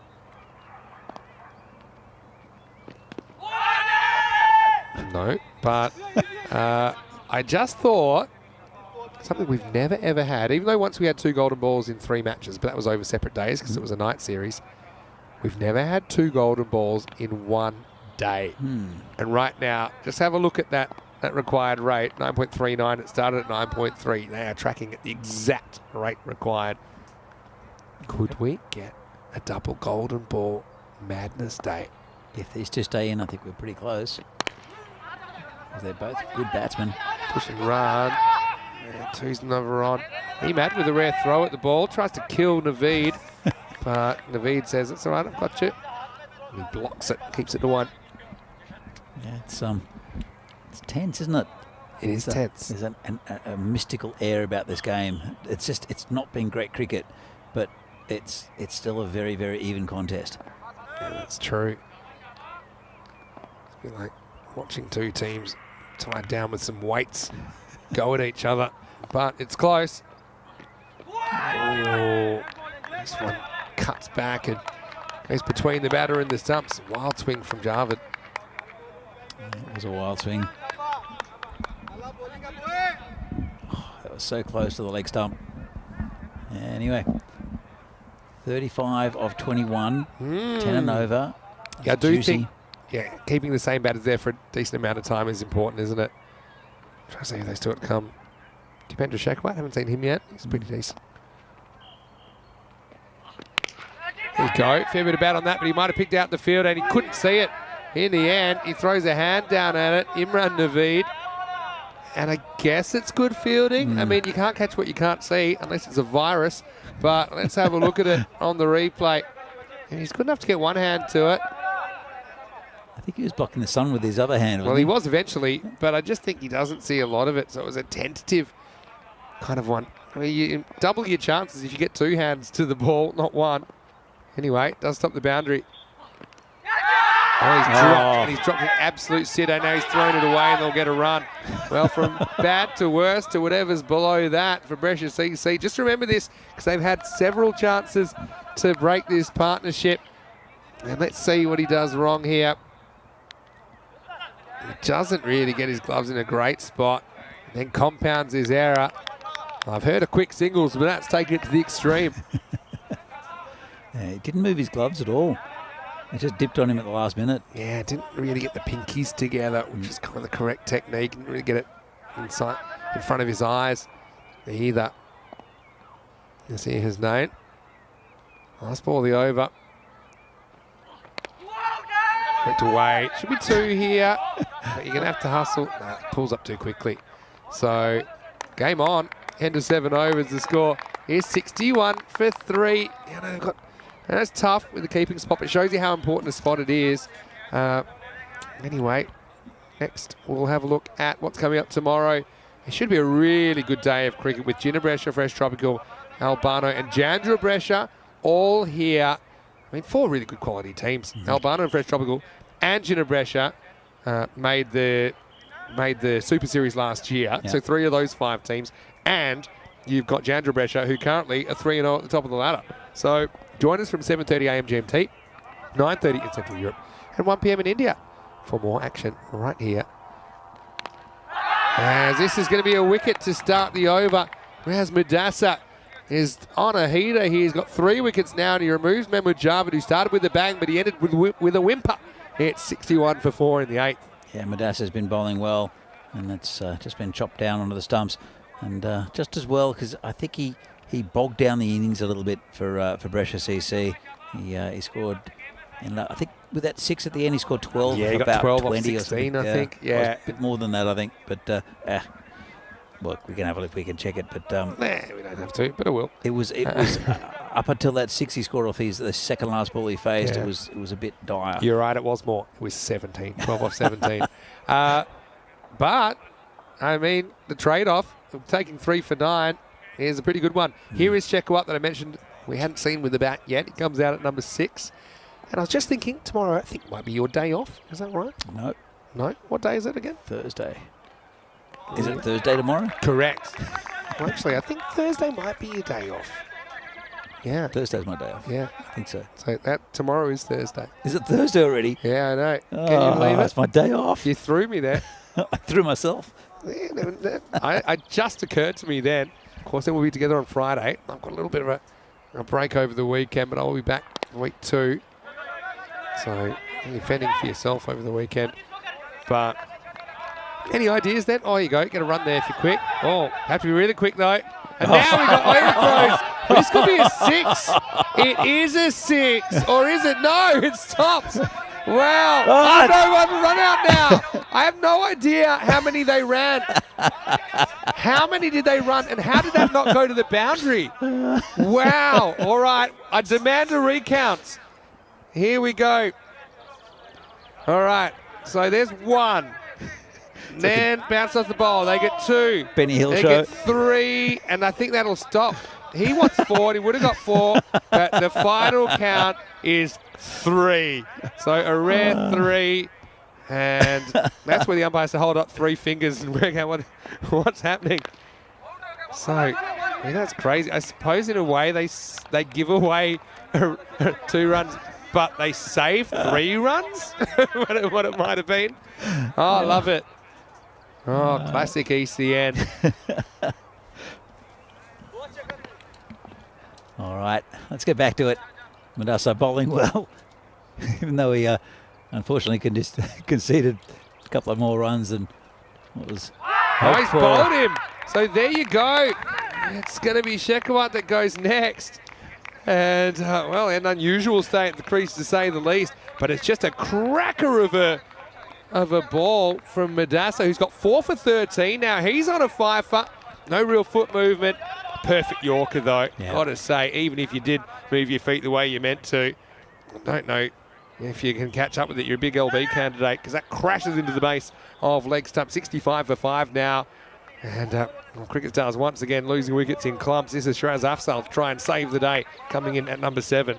He did laze that in at the leg stump. Very good bowling, and it's a really good spell, actually, from Madassa. I think he's edging the Brescia CC side towards a victory.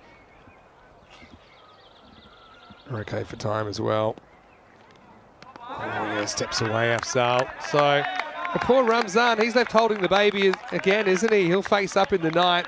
They still need 28 off the last 2 overs. But I got to say, Madassa, he repaid his debt in spades, didn't he? 4 for 13, even though he almost threw away a 4 overthrows. Who cares? That's a brilliant spell, potentially a match-winning spell for Brescia CC. I think you're 100% correct there, Vinny. I think it's that little spell in the middle, and without even...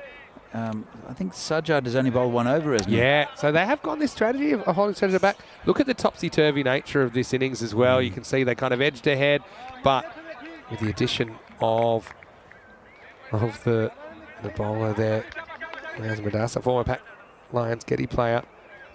They're ahead, but Ramzan, again, problem is, how much help is he going to get from the lower order this time? He's facing up. They need a bunch of boundaries here. 14 and over required, and he gets funky. That's a really good shot. He is class, and he knows Naveed. He knows he likes to go full, and this is one way you can counter it, because if it gets too full, it's a ramp candidate, and that is such a classy shot from Nazir Ramzan. Yeah, he's the only player I've seen so far in this tournament to play that shot nicely. He played a reverse sweep in the last game as well. So, especially because on this field, depending on the pace of the bowler, you don't necessarily guarantee that it'll even go for 4. You know, but Naveed is pretty pacey. 24 off 11. Ramzan, he'll want to double down. All happens in the 9th, as we would say. Now, a pretty good shot will result in another boundary, or will it? Going, gone. 4 runs. So Ramzan's a class act. He's a 360 player, isn't he? So he's not easy to bowl to. You can see that maybe Naveed a bit scared to go the Yorker again because of what happened last time. But, yeah, quick footwork. He's very light on his feet. Nazir Ramzan gets another boundary. Cricket Stars, well, they'll need some counselling after today. They lose another close one. 20 off 10 now. It's I wouldn't change much if I were Naveed. I think he bowls an excellent Yorker, and it's up to Ramzan to really continue to play these difficult deliveries to face. I'll tell you what I would think. But first, I'll see what happens. This ball goes short. Great hands. But how far is this going? Maybe not to the boundary. He'll get 2, though. That'll do. That keeps it at par. At 2 a ball required. I would consider the Ramzan put the fine leg back and maybe bring the mid-off up or the mid-on up, because it's not easy to hit over mid-on, mid-off. And that way you protect against the ramp, but then you go back to trying to bowl those Yorkers. Yeah. And you just kind of protect against that shot a bit more. You can still potentially get a catch at mid-on and mid-off. Probably one of them. Anyway, Ramzan's back. Wants to get funky again. They don't protect it. They pay the price. And that one is going to go for another boundary, a 3rd in the over. And Ramzan putting on a show here in the 9th as Cricket Stars edge towards what would be quite the thrilling victory in their 3rd attempt. Yeah, the Ramzan ramp is in evidence again. That's a really good shot. And it's not too much wrong with the bowling, to be honest, Vinny. It's been a pretty steady over from Ovid. He's got a great eye. That's the thing. You can tell. I don't know if he'll premeditate twice in a row. 14 off 8. Again, he's looking boundary, then he's looking 1. Now gets just the 1. So I think he's happy enough now to be at that end. And pretty much he doesn't want a single here. He will take a 0, 4 or 6 at the other end. Maybe a 2 if it's a real obvious 2. But I think Ramzan, like I said, he's got the bass drum on the foot and he's playing the one-man band kind of role here for Cricket Stars. Well, Afzal here has got a free hit, basically. Yeah, exactly. As long as he gets a boundary. They put the fine leg back. Yeah, let's see. Well, it gets an edge. Oh. Now, you got to go for 2. It might go for 4. It does go for 4. Well, that changes things, doesn't it? And so 9 required off the last over. Sometimes the best things are accidental. And Shiraz Afzal was not trying to hit it there at all. Yeah, this morning, that would have barely left the circle. But 10 hours is a long time here at the Milan Cricket Ground. End of the over. It's 84 for 5. 9 for the win. 8 will be a golden ball. As this game has swung towards Cricket Stars, but still some work to do. And if you want to know what golden ball 45 was, the last golden ball, well, that was about, 3 or 4 hours ago, when Trentino Aquila beat Cricket Stars today. So it's one thing to have 2 golden balls in a day, which you've never done, but imagine being the same team having 2 golden balls in a day. It'll get your heart started. All right. They have put the fine leg back now, and it's Ali Raza Islam, so sticking with pace all the way to the end. Here we go, 10th over. Hit back over his head. They should get 2. They're going to go for it. Imad gets it in, and I think this is gone. I mean, it's probably worth it anyway. It's the rare stumping by the bowler, because he has bowled it in, right? But you've got to go for 2 to get Ramzan back on strike. I've got this as out. Let's have a look. And has the ball, no problem. And, yeah, he's short of the line. So he's already gone. And, yeah, great stuff. He does like to bowl it in to save his shoulder and his elbow sometimes. I would have thought potentially you're looking at gunning the keeper's end down there. But obviously, with the field so slow, you kind of got to get it to the keeper on the full to get that out. Sure. So they decide to save the run. And it's good tactics from both teams, I suppose. All right, that makes it 8 to win now. 5 balls remaining. And he absolutely crunches this. The fielder makes a great stop. They're going to go for 2. And, well, the throw comes to no particular end. And you can see they just made up their mind. They made up their mind that they wanted to. And this is a no ball. It's a no ball for too many outfielders. Oh, no. I think that's what I saw. Let me see if I'm crazy. Yeah. Wait for it. First, we got this here, but I mean, we're so far away.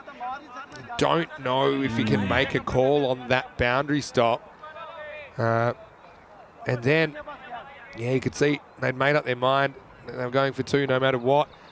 So it might have been 1 short. It wasn't a no ball call. It was a 1 short call. It could be out. He likes it, and he's gone. Well, the umpire took a long time. I mean, they'd run 1.5 by the time they'd given it out. This will be an interesting replay. Yeah, so it must have been 1 short because it was scored as a 1 last ball. But anyway, this is way more important. Where does it hit him? That's my question. It's looking suspicious at the moment. And yeah, I think that hits him in front of off stump. So yeah, I mean, it doesn't really matter where that ball bounces, but it matters where the ball hits the leg. Yeah. If it hit him outside the line of the stumps, it'd be not out. But I think it's a fair decision looking at that. Ramzan probably had that inkling. He was hoping he'd got a bit further outside the stumps. Well, if you want to talk redemption stories, here's one. Amandeep Singh, who was kind of left in the lurch earlier on. He had to face his first legal ball of the match as the golden ball. And cracked the ball to point, but couldn't get the ball out of the infield. Now he comes out. A 6 will tie the game here. Ali Raza Islam coming up with a big wicket. And yeah, even the fact that that 1 short, that hurts you when you're so close to the target, right? And how important was it now that potential 4 overthrows didn't go all the way to the fence? That saved 3 runs. Anyway, here's Lucky. Oh, no, that's a shocker. It's a pretty good block by Hasnain. So this is going to be a no ball plus a bye. Oh, get your scoring kits out. I've had everything on my bingo card come up. I mean, that's almost knocked him into the next life. And on my bingo card, I had Lovepreet hit a 6 last ball to win the game for Cricket Stars. But this will be... Okay, so that makes it 5 off 3. And it does change the strike. And it's a free hit. Got to get something on this. I mean, even if you can sky it and get 2, that's a good result, right? But first, you got to hit it. Here's Jabra on strike. Tries to get well, it's not out. It's a free hit. And now Ali Raza Islam's trying to tell him that. And he's going to grab the ball physically off the keeper. And he probably could have run while he was appealing. Oh, wow. There's definitely something on this. He tries to get funky, sees there's no fine leg back. And meanwhile, they think of running. Aliaz Islam literally grabs the ball out of the keeper's hand because it was quicker than trying to explain to him that it was a free hit. Oh, wow. So, looks like we're going to last ball here unless this goes for 6. What a finish to the day here after 10 hours of cricket in Milan. A boundary. 4 will tie it, a 6 will win it. And he has hit it, and it's going to go. It's going to be dropped. And is that 4 or 6? Well, we'll have to see. It's at least tied the game. It's definitely gone to the boundary. And we're going to have a boundary check to decide if potentially this game is over. There it goes through the hands. Let's have a look. It's going, and it is victory for Cricket Stars. It's a Maximo. And so can you believe it? Jabrar Afzal has won the game for Cricket Stars, and the world turns 360 degrees for them throughout the day. They lost the golden ball earlier. Now they win it. Well, it's not last ball, but it had the fielding. Second last ball, straight through the hands of the fielder, and Jabra Afzal is a hero. It's Cricket Stars 94 off 9.5. Brescia CC 92. What a match and what a day. What a match and what a day indeed. Jabra Afzal, the hero, with a cracking 6 over the cover boundary. And you got a feel for Brescia CC. They have won 2 today. They could have won 3. Wow, what a game. Had a bit of everything, didn't it? Well, it's a fine finish to today. It's been a really good day's cricket. Well, I'm going to have to probably take a whiskey on the way home after that. But this is what we got tomorrow. Gina Brescia, Fresh Tropical. That is a game you don't want to miss first up.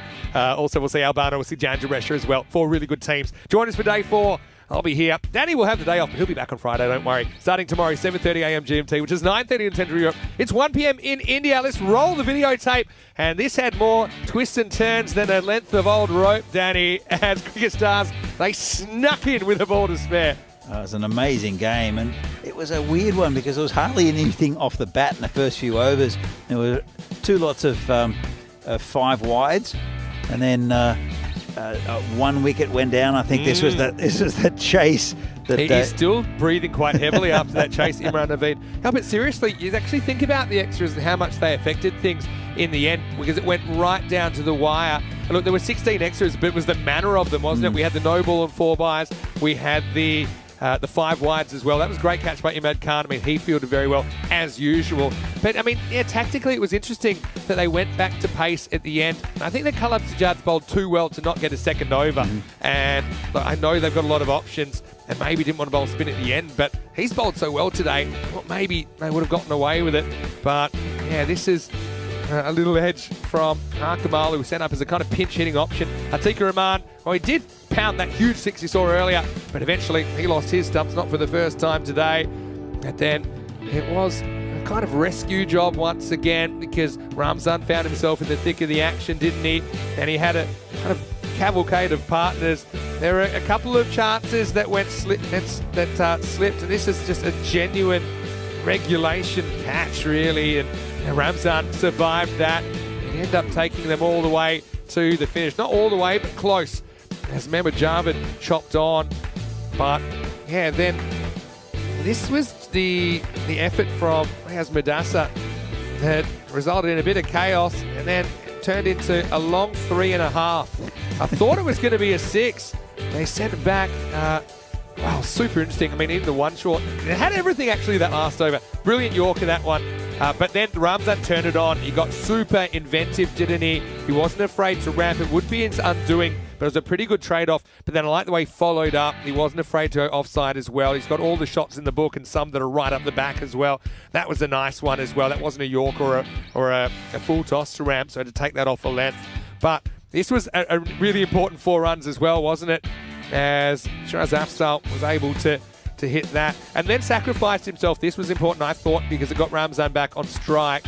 Imad not confident he could get it to the keeper, so he was able to run out Shiraz Afzal at the bowler's end. But then, yeah, this was a tight one, but a good call because it looked like he might have been outside the line. The replay showed it did strike him in line. So Ali Raza Islam, that was fine. And then this was a free hit, and it's not often you have like a rugby league style strip statistic, but Ali Raza Islam, hey, by the way, that doesn't count because it's a free hit. But then with 4 to tie, 6 to win, it was straight through the hands of the fielder, and the replay showed it was just over the rope. And so cricket stars, you know, you end up feeling as good as your last game. And all of those painful memories of the golden ball loss and the huge collapse that resulted in that earlier, that's ancient history now. They'll go away feeling good. Precious CC, they'll be disappointed to lose that last game, but they can be very proud of their efforts. 2 wins out of 3 on day 1 on this series. Danny just keeps on giving in Milan. So here's the scorecard. Atik, the 20 of 17. And then Hakamal with a nice little contribution. Nazir Ramzan again, 23 of 13. But they all contributed. And that final ball 6 from Jabra Afzal. Amazing. And it wasn't a free hit either, right? Because there was the no ball +1 by. Nope. And then the next one was the one where he nicked behind. But that was the free hit. So if that had been caught, it's hard. Yeah, I mean, it's still possible. If it had been caught, it would have been 4 to tie last ball or 6 to win. Looking at the bowling, well, Riaz Madassa, 4 for 13, stole the figures and looked like he'd won the game for his team, but fate had other ideas. Also wickets for Ali Raza Islam, 1 for 22. Sajjad, 1 for 11, never gets the second over. Neither does Javed Mohammed, who bowled 1 over for only 2. But I can understand, look, maybe the ball conditions changed, but it's never easy being a captain. But in the end, what a game, cricket stars. Well, they certainly have got their money's worth today, haven't they? I want to say a big thank you to everyone out there. Hopefully you enjoyed today as much as we did. Danny, great job over the first 3 days as well. I know you're going to step aside tomorrow, and I hope you enjoy some of the town. Do you have any plans for your day off here in Milan? I hope to get into the centre. It was COVID last time I was here, so I couldn't really see much of it. So I'm looking to get into the centre of Milan to have a bit of a pizza and a coffee. It is wonderful, actually. I'm already excited, actually, to get into the city at some point. But yeah, I'll be here to take you through the action tomorrow. That should be a really good one. I'm sure you'll keep an eye on it from time to time. You'll probably be lurking, but yeah, it'll be really good to see. Well, 3 teams that made the Super Series last year, plus Jandra Brescia, who are former ECL representatives. Yeah. So you couldn't really hope for 4 better teams to put on a show here on day 4. Just a reminder before we go that we have our social media at European Cricket, where there's lots of action and lots of content, including those last over thrillers today. We'll kind of snap those last overs so you can relive those moments. You can go to our YouTube channel as well. If you haven't already, please subscribe. Don't forget to like this video if you are watching on YouTube. And we're heading slowly but surely towards 350,000 subscribers. Just finally, our website, EuropeanCricket.com. That's the place you can go to get all the stats, fixtures, and all the kind of information about European Cricket Network cricket, including some of the upcoming series, including the Gibraltar T20 Internationals, the ECI here, and of course, the ECS in Austria coming up. Danny, once again, big thank you to you. You're doing a great job. I know they're long days out here, but the kind of cricket we've been treated to and the kind of close finishes we've been treated to, I think we've really gotten a lot of fun out of it as well. For now, from everyone here on the ground here, and big thank you to Spring Productions as well. They put together some of the best bits of the day. We'll leave you with that, and I'll see you tomorrow right here in Milan for more Fan Code European Cricket Series. Hasta mañana. Good night, everybody. See you guys. With a swing and a hit, the ball goes flying on the field and makes his chase. A community playing on the field of dreams, no matter race, sex, color, or age. Stars of the future of European cricket are ready to take the stage. Ball's getting quicker with the kookaburra starting to swing. The keeper in your mind standing just behind, pressure is creeping in. Some give it flight and some give it grip as the ball really starts to spin. And our batsman's alert with the crack of a bat. The ball flies over for 6. Cricketers, here be cricketers. Share your